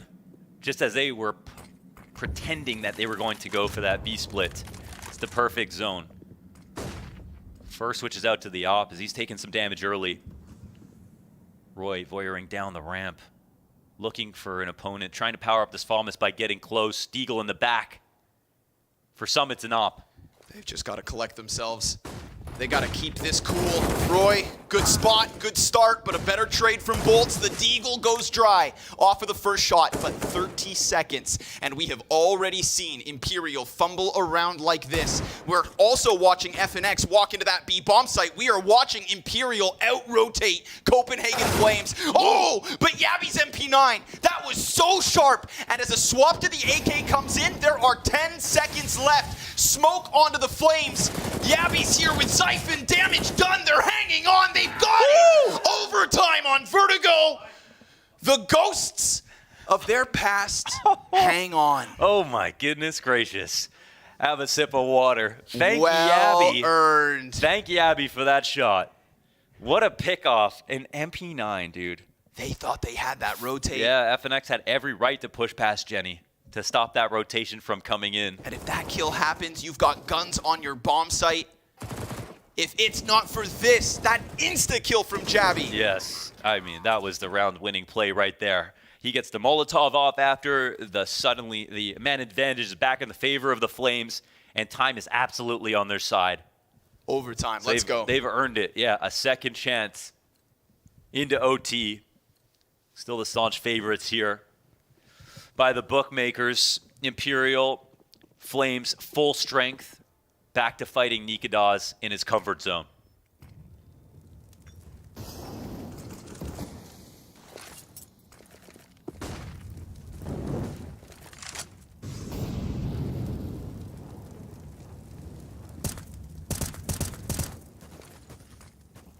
Looks to just pepper through the smoke, hunting damage at this point. Frag goes in. Nah, barely anything really. Follow-up smoke. Hits the lip on the ceiling. Oh, Roy tagged. Yeah, he got spotted through that. Fallen's waiting for the specific push. Vinny keeps himself alive. Ooh, careful not to waste an extra smoke there. The shot. Oh, wow. Nikodas. Whoa, just swings on the ramp. He wants to fight. And Fallen says, come get some. Nikodas holding for that smoke push, but by the looks of things, it's not going to happen. Imperial, they still have plenty of time. Vinny's getting ever closer, but there's also a push on the other side of this. Nikodas has to be careful. He is standing in the no man's land, and that smoke fades. He brings down Vinny, and Fallen hits that headshot, but Roy's not far off from this setup. First starts to jump, and that sound's been heard. That's a warning sign for Roy. He decides to peek, but doesn't get an engagement. Yeah, just support, just a helping hand. 2 sets of them, in fact. They're conceding space. 30 seconds. Try to push up, but right now the CTs, they're on the back foot slightly. Comes down to the rifle work. Siphon off the corner of the Molotov. Fallen, looking for the trade. FNX, looking for the spam. Bolts is here to try to help, and he will get that one connected. Bomb jumps into the site, 15 seconds. Won't be able to manage the one in the back as Copenhagen Flames open an OT with a 1-point lead. Oh, yeah. They hold on. They hold on. That's the 1-for-1 from Nikodas. It looked like a risk not worth taking right there. The CTs started to get up into really comfortable spots, but the delay was very good overall past this point. They adjust for the kill, and Zyphon, I can't help but feel like this is the key one. Before the second smoke on the wall pops up, he wins his duel versus the ramp. If he dies in that spot, you better believe that bomb is going down. 2 players on short with no support. That's not where you want to be. But even less so is the retake, and that's why Flames are fighting. Well, what if you just pop B? A pragmatic move for them. All the close positions getting cleared out, and the question is, will this be predictable? We haven't seen this much pressure this early. Oh, Vinny thinking about a lurk. They run out of mid entirely. This will speed Vinny up a little bit. Playing close now. They've actually pushed this one forward through the wood wall. FNX goes down. Siphon takes damage. But Jabby, we've seen this. He jumps and he swoops into Bolts. A second versus Fallen. That's bomb. And Copenhagen Flames, the CT side goes on. What a play from Jabby. The madman to do it. The guy to save them in round 30 to bring them to overtime. To have the finesse to jump down after there was so much pressure from the T's, and this flash from Hooksy to pair with it. Turns into that off angle that FNX was using to kill Fallen. Limitations, at the Tech step. 9. The money plays a problem here for Imperial. They're a gun down. 2 rounds deep in OT and still empty-handed. Nikodas gets naded out of his initial position. And that could just serve as a trigger for Imperial. They find Hooksy hopping inside bomb site. Roy doubles back, insta-kill V-Fur. And he's got a little pocket of action. He's also got support. Vinny's looking for the duel. Damage being done. They bring it back inside of the site. If it's not Yabby, then it's 1 for Imperial here in OT. And there's an eventual late lurk from FNX from mid. And Yabby, he's not going to see that coming. A lifeline for the Brazilians. Oh, they run away to bait him into going through spawn, and FNX finally gets his lurk kill and revenge on Yabby. And that was a tactic, actually, right there, off of those pushes that they kept trying to pull off the sandbags. There were so many plays where Nikodas just felt like he could take liberties. Swinging on the sandbags, they just double-naded it for once. It's the right call, the exact amount of pressure, the leverage they needed to get back into the game. And instead of a 3-round half straight up for Copenhagen Flames, Imperial do win a T round. In the first half, we already know that they can get CT openings. Double ops. And now it's literally about not fumbling the ball after that point. FNX will pick up an op, which is one of the adjustments they made on the B site to give them better odds. Takes the pressure off. Of course, you don't understand exactly how to be comfortable versus certain teams on a site. Pick up an op. That can make things a lot easier. Copenhagen Flames, they have the full buy as well.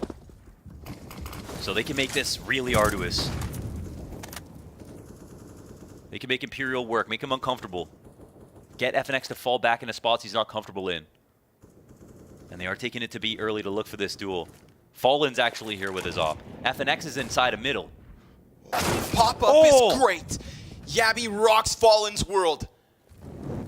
Sends a tremor through this B site. Oh, and they have so much time just to work on things slowly. So they Molotov out all the positions. They confirm that Bolts is here and they smoke off his vision. Roy gets a kill elsewhere on the map, and that is critical. Oh, nice nade though at the very least. The Copenhagen They just plant bomb as they please. Bolts looking for the angle, looking for the opening, but is there even one? They start to back up. Mohan, they're gonna concede. Yeah, they're gonna give this up, and the Copenhagen Flames are gonna have 2 chances, 2 rounds to close on Vertigo. They'll need a repeat of what we saw in Overpass yesterday to go to double, triple overtime just to close out the win. I mean, they have the nerve. They have the nerve, but right now, Jabby. He just drop kicks Fallen off that bomb site. The impact that he's having on these T-side entries, his CT play he made earlier, his 1 MP9 kill he got to get them to overtime. These are clutch plays that he's making consistently. He has been a T-side beast. After a quiet start. After a quiet start, absolutely. Now 23-20.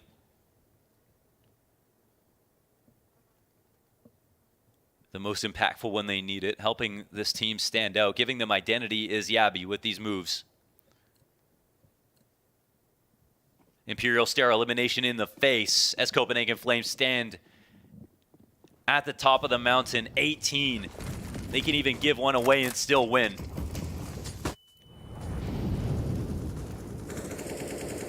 Can they plant a flag and put one up for the future of Denmark, qualifying to the playoffs of Antwerp? The nade misses the mark. Yabby is a killer, and he falls back, but there's still a 5v4. FNX, the first victim. Fallen tries to press up. Hooksy's gonna jump right into it. Bullets back and forth, but remember, Yabby, he's still here, and Fallen doesn't give a damn.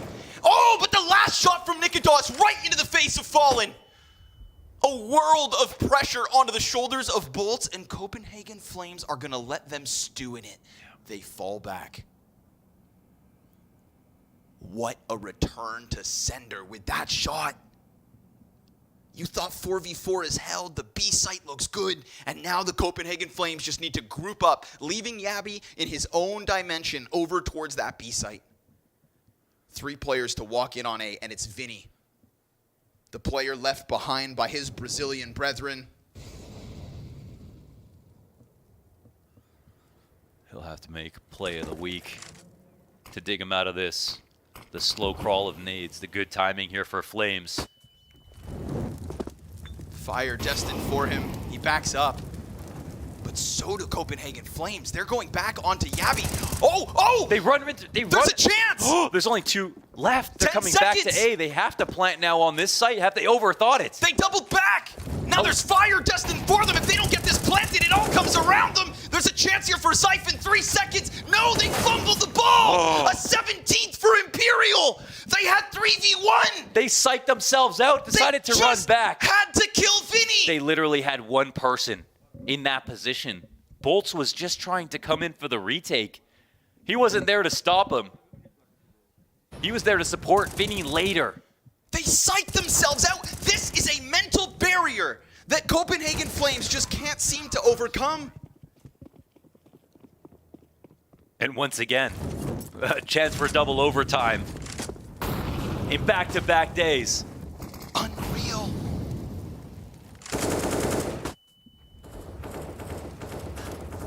Roy's gonna try to press up. Fur ready. Oh my god, the dink. Instant. Wow, okay. He falls back. This boost again. It's been very fruitful. Missed Oh, volley. volley misses, yeah. But it does relay the intention, you know, to try to punish this. They can come up for it. Fallen knows that it's missed too. He's starting to crawl up. Oh my god, he's gonna be able to see them. They missed the timing. No. Not like this. 5v4. Roy low. No way. The T's back up. They just can't break through. Not yet. They have Vinny out here. I mean, this is a great position when supported. Fur takes a peek. Vinny activates. Doesn't win his duel. Gets some damage off. Damage isn't enough. Fur's able to trade it, but all the while, Hooksy, he's trying to sprint around from short. He gets Fur with his head turned. But he doesn't kill Fur. Then the mid play. Roy, such little HP. 100 health for both the other T's. Copenhagen Flames, their second chance to end this. And Fallen, he's going to tuck on that B site. Can you hear them in Jenny? He's got a support to come over. 25 seconds. And that bomb, where is it? Fallen's waiting. He doesn't expect to get approached upon. And Siphon's bringing it up from the bottom of the stairs. 15 9 seconds left to try and get themselves in playoffs. And Fallen, if he looks away, he's done. Siphon comes up, the bomb goes down, and Imperial, they just need to get these last 2 kills. It's over. Another overtime. Hooksy, there's just no time. They fumble the ball because not even kills can make the difference. We go again. And that's Fallen sneaking into that spot early on to take out the boost, the one boost that got the B site compromised back to back. He just stacked there. He stacked there on his pile of books, the librarian. And Roy made so much noise within the site, he didn't feel like he could get back out to help them. They were disjointed. And that accurately describes the place that Copenhagen Flames have found themselves in. They have to be tilted at this point. The rounds and the way that they're losing them, they couldn't find that trade on Defer. They lose the opening duel. The boost they've been using that's granted them so much success ends up costing them the rounds. And it's a reset. We are into double overtime now. Let's go. Yeah, let's go. I mean, they're collecting data as they go. But can they synthesize it? That's the question. They just don't die. Smokes back and forth. 2 rounds each CT side so far.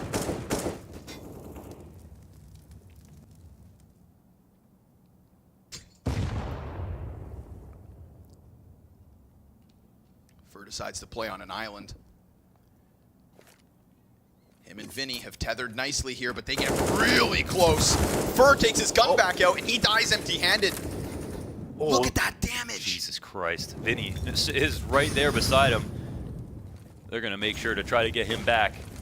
They can't afford to lose in that spot. And this is a spot where I don't know who I'd rather be. I mean, that amount of damage is actually massive. He could power up the sight hold, but Jabby, he's Weapon X.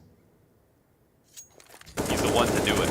I don't even know if you want him on the bottom of this boost. He's got to call a friend over to try this. And he goes again. And here's the chance. Fallen alive. Oh, they're going to see him jumping out. Fallen. Jabby gets up. Oh, he's blinded. Fallen inside of the cover, hit by another flash. And that quad hold from Jabby, good for the opening. Frag grenade nearly kills him. Here comes Bolts. Player in the background. Siphon gives cover. 5 alive as the Copenhagen Flames barely hang on. Oh, that move from Jabby. That move, once again, it's not even with a kill. He performs the boost, gets Fallen to shoot a shot, fall back to Jenny. He jumps up and immediately scurries to quad, creating so much space for his teammates to get inside the site. Don't fall. Nikadaz goes down easy. We're not in a position to even go for this. The amount of health bars low is going to be crystal clear for Imperial, but that doesn't mean they have the chance. Too many spots are being covered, and it's Jabby once again. This time, without even having the frag. The reason they get in the site. And it's that same boost that's caused the problem. They tried to molly it in the past. So many times. I don't know if they don't have the lineup, or if they don't feel comfortable throwing it. But if Copenhagen Flames think that, then of course they're going to try it over and over again. But we're at the point where if it gets pre-aimed, he's dead. They just don't believe he's going to do it over and over again. This one play has caused nightmares for Imperial. But what's a nightmare when you're living in one? Imperial are comfortable being Freddy Krueger in this position. They're the ones up the tails of Copenhagen Flames. They're the ones with less to prove on this map. They're the ones who have exceeded expectations already at this major. Bolt so many times has been able to pick up kills in mid, but not here. Not in this one. Frag goes back. That's excellent damage into Hooksy. Still fully flashed. Fallen regains vision as Xiphon gives it up. Yeah, oh, it looks like they didn't want to, yeah. Looks like he wanted to maybe stand on the edge there. Let's walk up. Viddy's getting approached upon. Yeah, he knows! Spotted, but he wins his first duel. That's huge. Xiphon gets another. That's the construction player down and Fallen. Flash in assists. Fur on site. Locks in the kill versus Roy. Happy to aim map. Nikadaz low. Hooksy half. But still, he cuts through elevator and then gets around the back of the CT shelf. There are layers. Will this be calmed? And where does Fur go? What's his itinerary here? Pushing towards short. He wants the tuck. 2 He's coming up the ramp. They'll be able to spot him. He just needs to get the frag. Xiphon's waiting. Ice cold. Xiphon, he gets the first chance at the fight. FNX trying to come over, but remember, there's that deep play from Hooksy, and the op shot from Nikodas connects. And if it's not FNX with a 1 versus 3, then Copenhagen Flames take 20. Oh, he's playing it knowing that there's an op holding this position. Zyphon's trying to escape. Nikodas hits the shot. He's so low, but he gets the final 2 kills.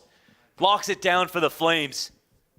And they're back in the power position. Two terrorist round wins for the first time in any of these OTs. New territory for the Copenhagen Flames. This is one they can't bungle. Surely. Silver platter. You can see the excitement, understanding of the opportunity. End this in 2. Copenhagen Flames need 2 to close.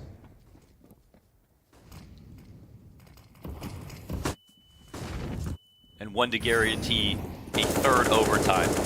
Oh, and already 5v4. Fur barely alive. Nikodas with the op shot of all things, and another. They can smell blood. And they've got this one wrapped up on the T side. A flawless T side in double OT. What more can you ask for? How could that not spell the end of Imperial? Yeah, well, maybe we'll jinx it. We'll see. Fallen and Bolts in the 2-on-5.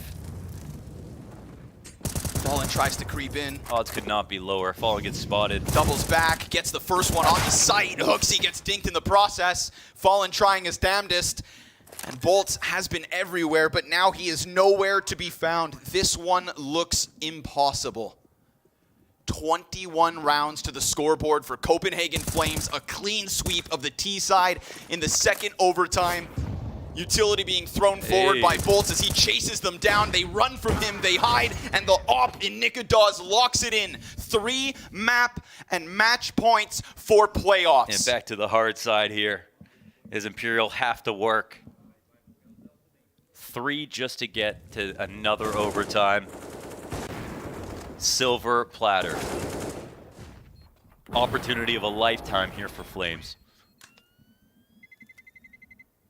An opportunity that they have had 4 times before and failed to hold on to.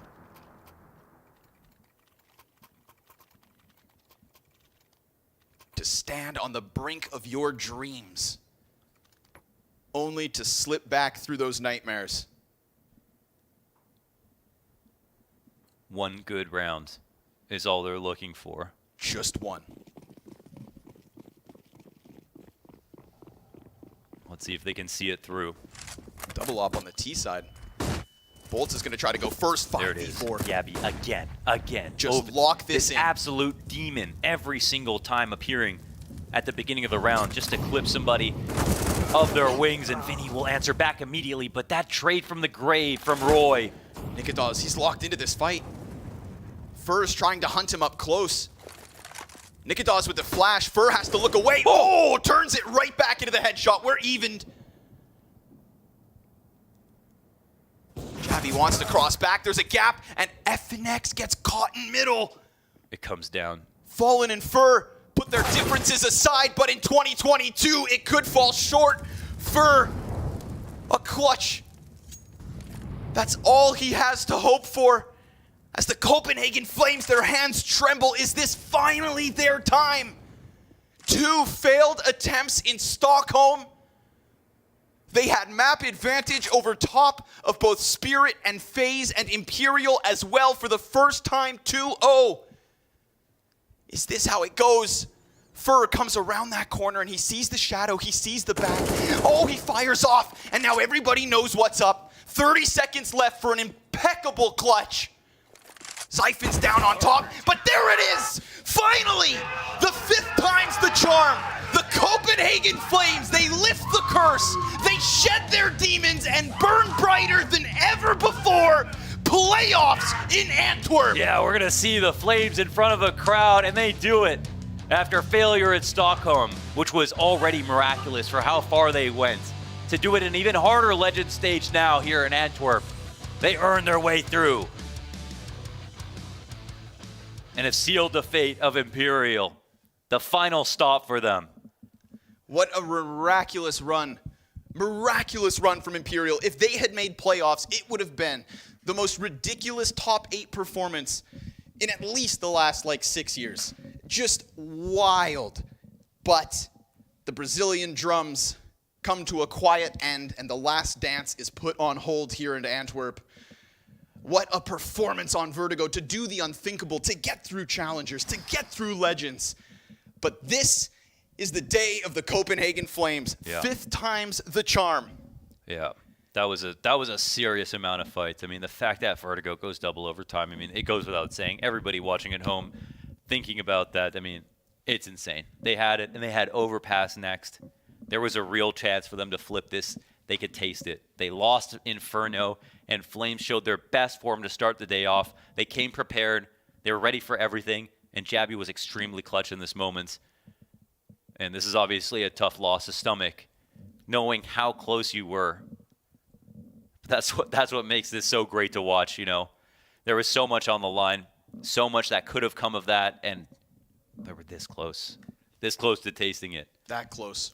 But for that defeat, Flames. you get Copenhagen Flames. Yeah, who gets you. another diamond in the rough here in Antwerp, moving on into the playoffs where who knows what happens. Because once more, if Imperial have taught us anything, is that it's never too late and anything seems possible. They put their name on this event and will not be forgotten, but for now they are sidelined. Congratulations, Copenhagen Flames. What do you guys make of that? I think it is unbelievable what we've seen here today, that Imperial even got back into Vertigo, how close they made it, the OTs. And at the end of the day, the Copenhagen Flames, who had that flame, I'm going to say, of doubt, that little bit of doubt from back in Stockholm, going into those OTs, missing that first one, and you got to give it to them. They overcame those demons, they slayed them, and they booked their tickets to the big stage, to the 12,000 people that are now going to be chanting for them, and that is incredible. I think we all need to take a deep breath. I mean, honestly speaking, I have goosebumps all over my body. This game was insane, entertaining. Counter-Strike! Counter-Strike, right? There's a reason why we all love to watch this game. These games delivered, and we can talk about the quality of the Counter-Strike. I don't give a damn. This game had everything it needed to have. Nerve, Imperial almost coming back, doing the unthinkable. But Copenhagen Flames, when it mattered the most in the second overtime, they got the job done. It looked so dire for them. They were up 8-3. Imperial make the massive comeback, doing what they have never done before on the T side of things, making the impossible possible. That is why Counter-Strike is the most exciting esport. F it, dude. It is crazy just how intense this game can get, how you're never out until the last round is played. Imperial made us all believers in those moments that they could actually defeat a team. Statistically, no reason they should have been in this match at all, but they held their nerve, and boy, did they fight to the last breath. It's such a great story. It's really, really wonderful, but it just goes to show that you have to play your best CS until that final round is won, and that's where the Copenhagen Flames made it. What an insane performance by some of these guys, by the way, on both sides, but I want to call out Jabby. I want to call out Zyphon as well. Sometimes in these holds, turning these situations around as well.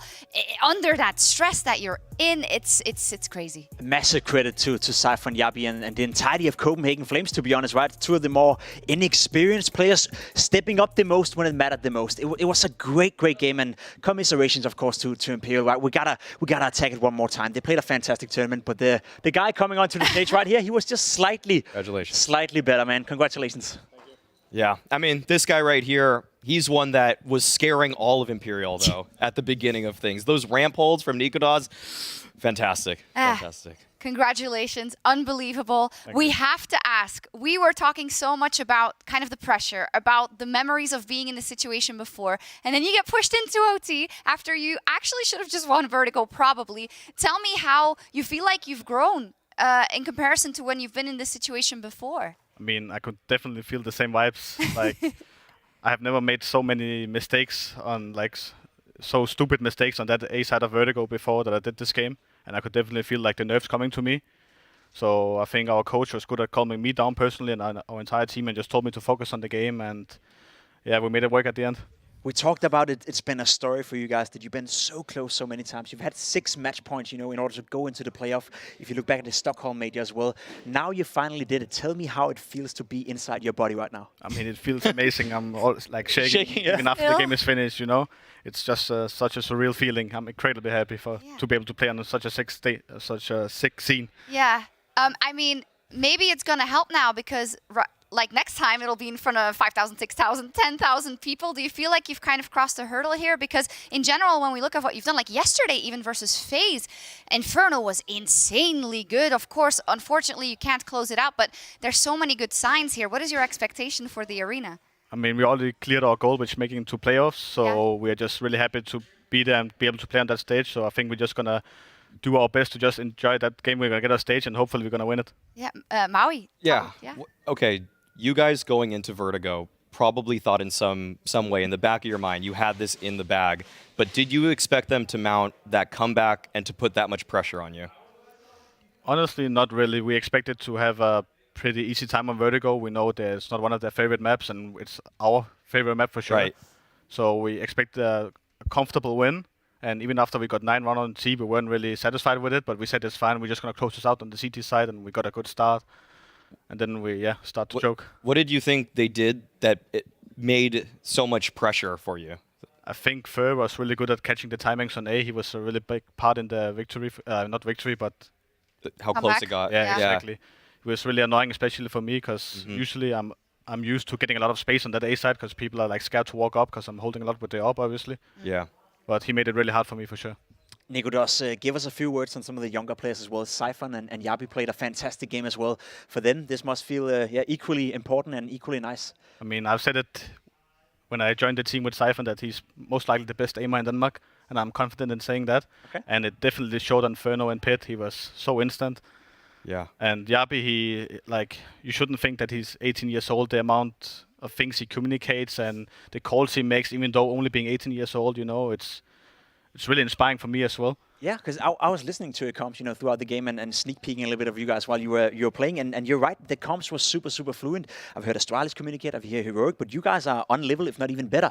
Is that something you guys have, as one of your strengths, you'd say, or is that just normal for you guys to have that crisp communication? Yeah, definitely. I mean, we have had coaches come in and talk to us and say that that's the best communication they've ever heard, even playing in Tier 1, I agree. Wow. I definitely think it's one of our strengths, for sure. Okay. Any other questions, or shall we proceed?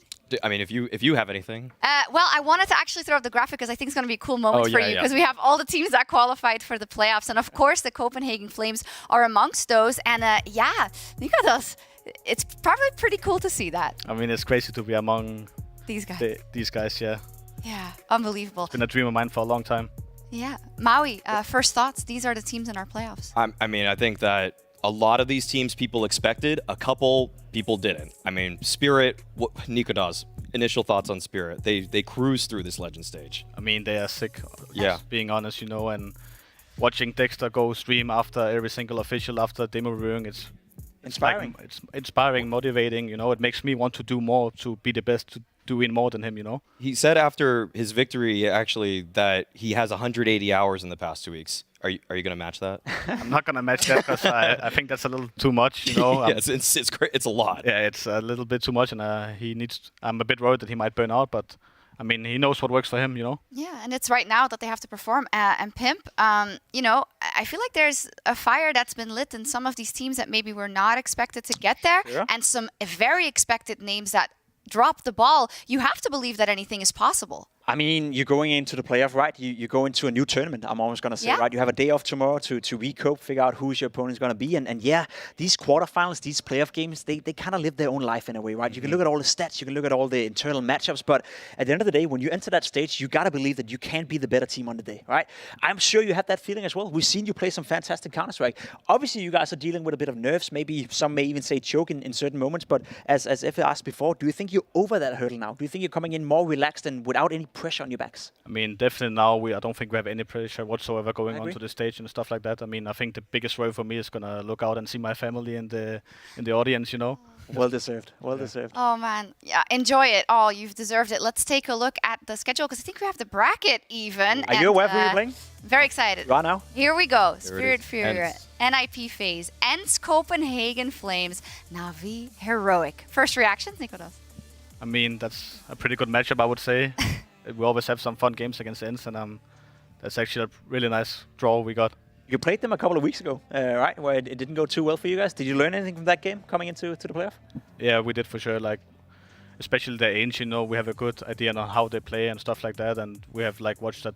I watched a few of their demos before because I've seen they have a really good Mirage and stuff like that. So I'm pretty confident in this matchup. Hey, you've seen the bracket. Who can make the run? Some of these quarterfinal matchups are incredible. Na'Vi Heroic is one that those teams both had a shot at this championship, and one of them is going to be gone on the first day of playoffs. That one is insane to me. On top of that, FaZe NIP, that's not a match that they can sleep on at all. NIP has been playing incredible Counter-Strike. Esatag has lifted his abilities with the op and in terms of what he's doing to support that roster too. I mean, Nikodas, do you think that we're going to be seeing many upsets in this first round? I mean, I think so for sure. I mean, if you take a look at this Legend stage, there's been Yes. so many upsets and stuff like that, So I would say that anyone can win in these quarterfinals. Yeah. I just want to echo that sentiment as well. You have NIP FaZe. NIP to me has probably been one of the bigger surprises, the fact they're playing so well. And then the Heroic Na'Vi game 3 weeks ago during the RMR qualifier, Heroic for the first time ever beat Na'Vi in a best of 3. And I'm pretty sure if I know Simple right, he has something to say about that in a potential quarterfinal in front of 10,000 people. That's going to be a banger. Spirit, speaking of Spirit, up versus Furia, I think both of them are going to think, all right, good, give us that matchup, let's go. And that means we'll see one of Spirit or Furia in the semifinal as well. So in terms of aggressive IGLs, Chopper and Art, I mean, they want to just fly at you. It's Patsy versus Art. Oh my goodness, man. It's going to be fireworks. It's going to be fireworks. Every matchup is so good for this quarterfinals. I can love Counter-Strike. In any case, this has been fantastic. Thank you so much and congratulations, Nikolas. Super impressive run so far out of the Flames. And every team that has made it. Also, of course, commiserations to the teams that have just fallen short. But you have given us an unbelievable show. But now it is time for us to gear up for those playoffs in Sportpaleis with thousands and thousands of Counter-Strike fans. I cannot wait. Want to thank production. Want to thank everyone watching for your support over the Challenger stage, the Legend stage, all of my wonderful analysts and the casters as well. We're going to have a little bit of a rest, but we will be back on Thursday from the arena with our first quarterfinals. Can't wait to see you there. Bye.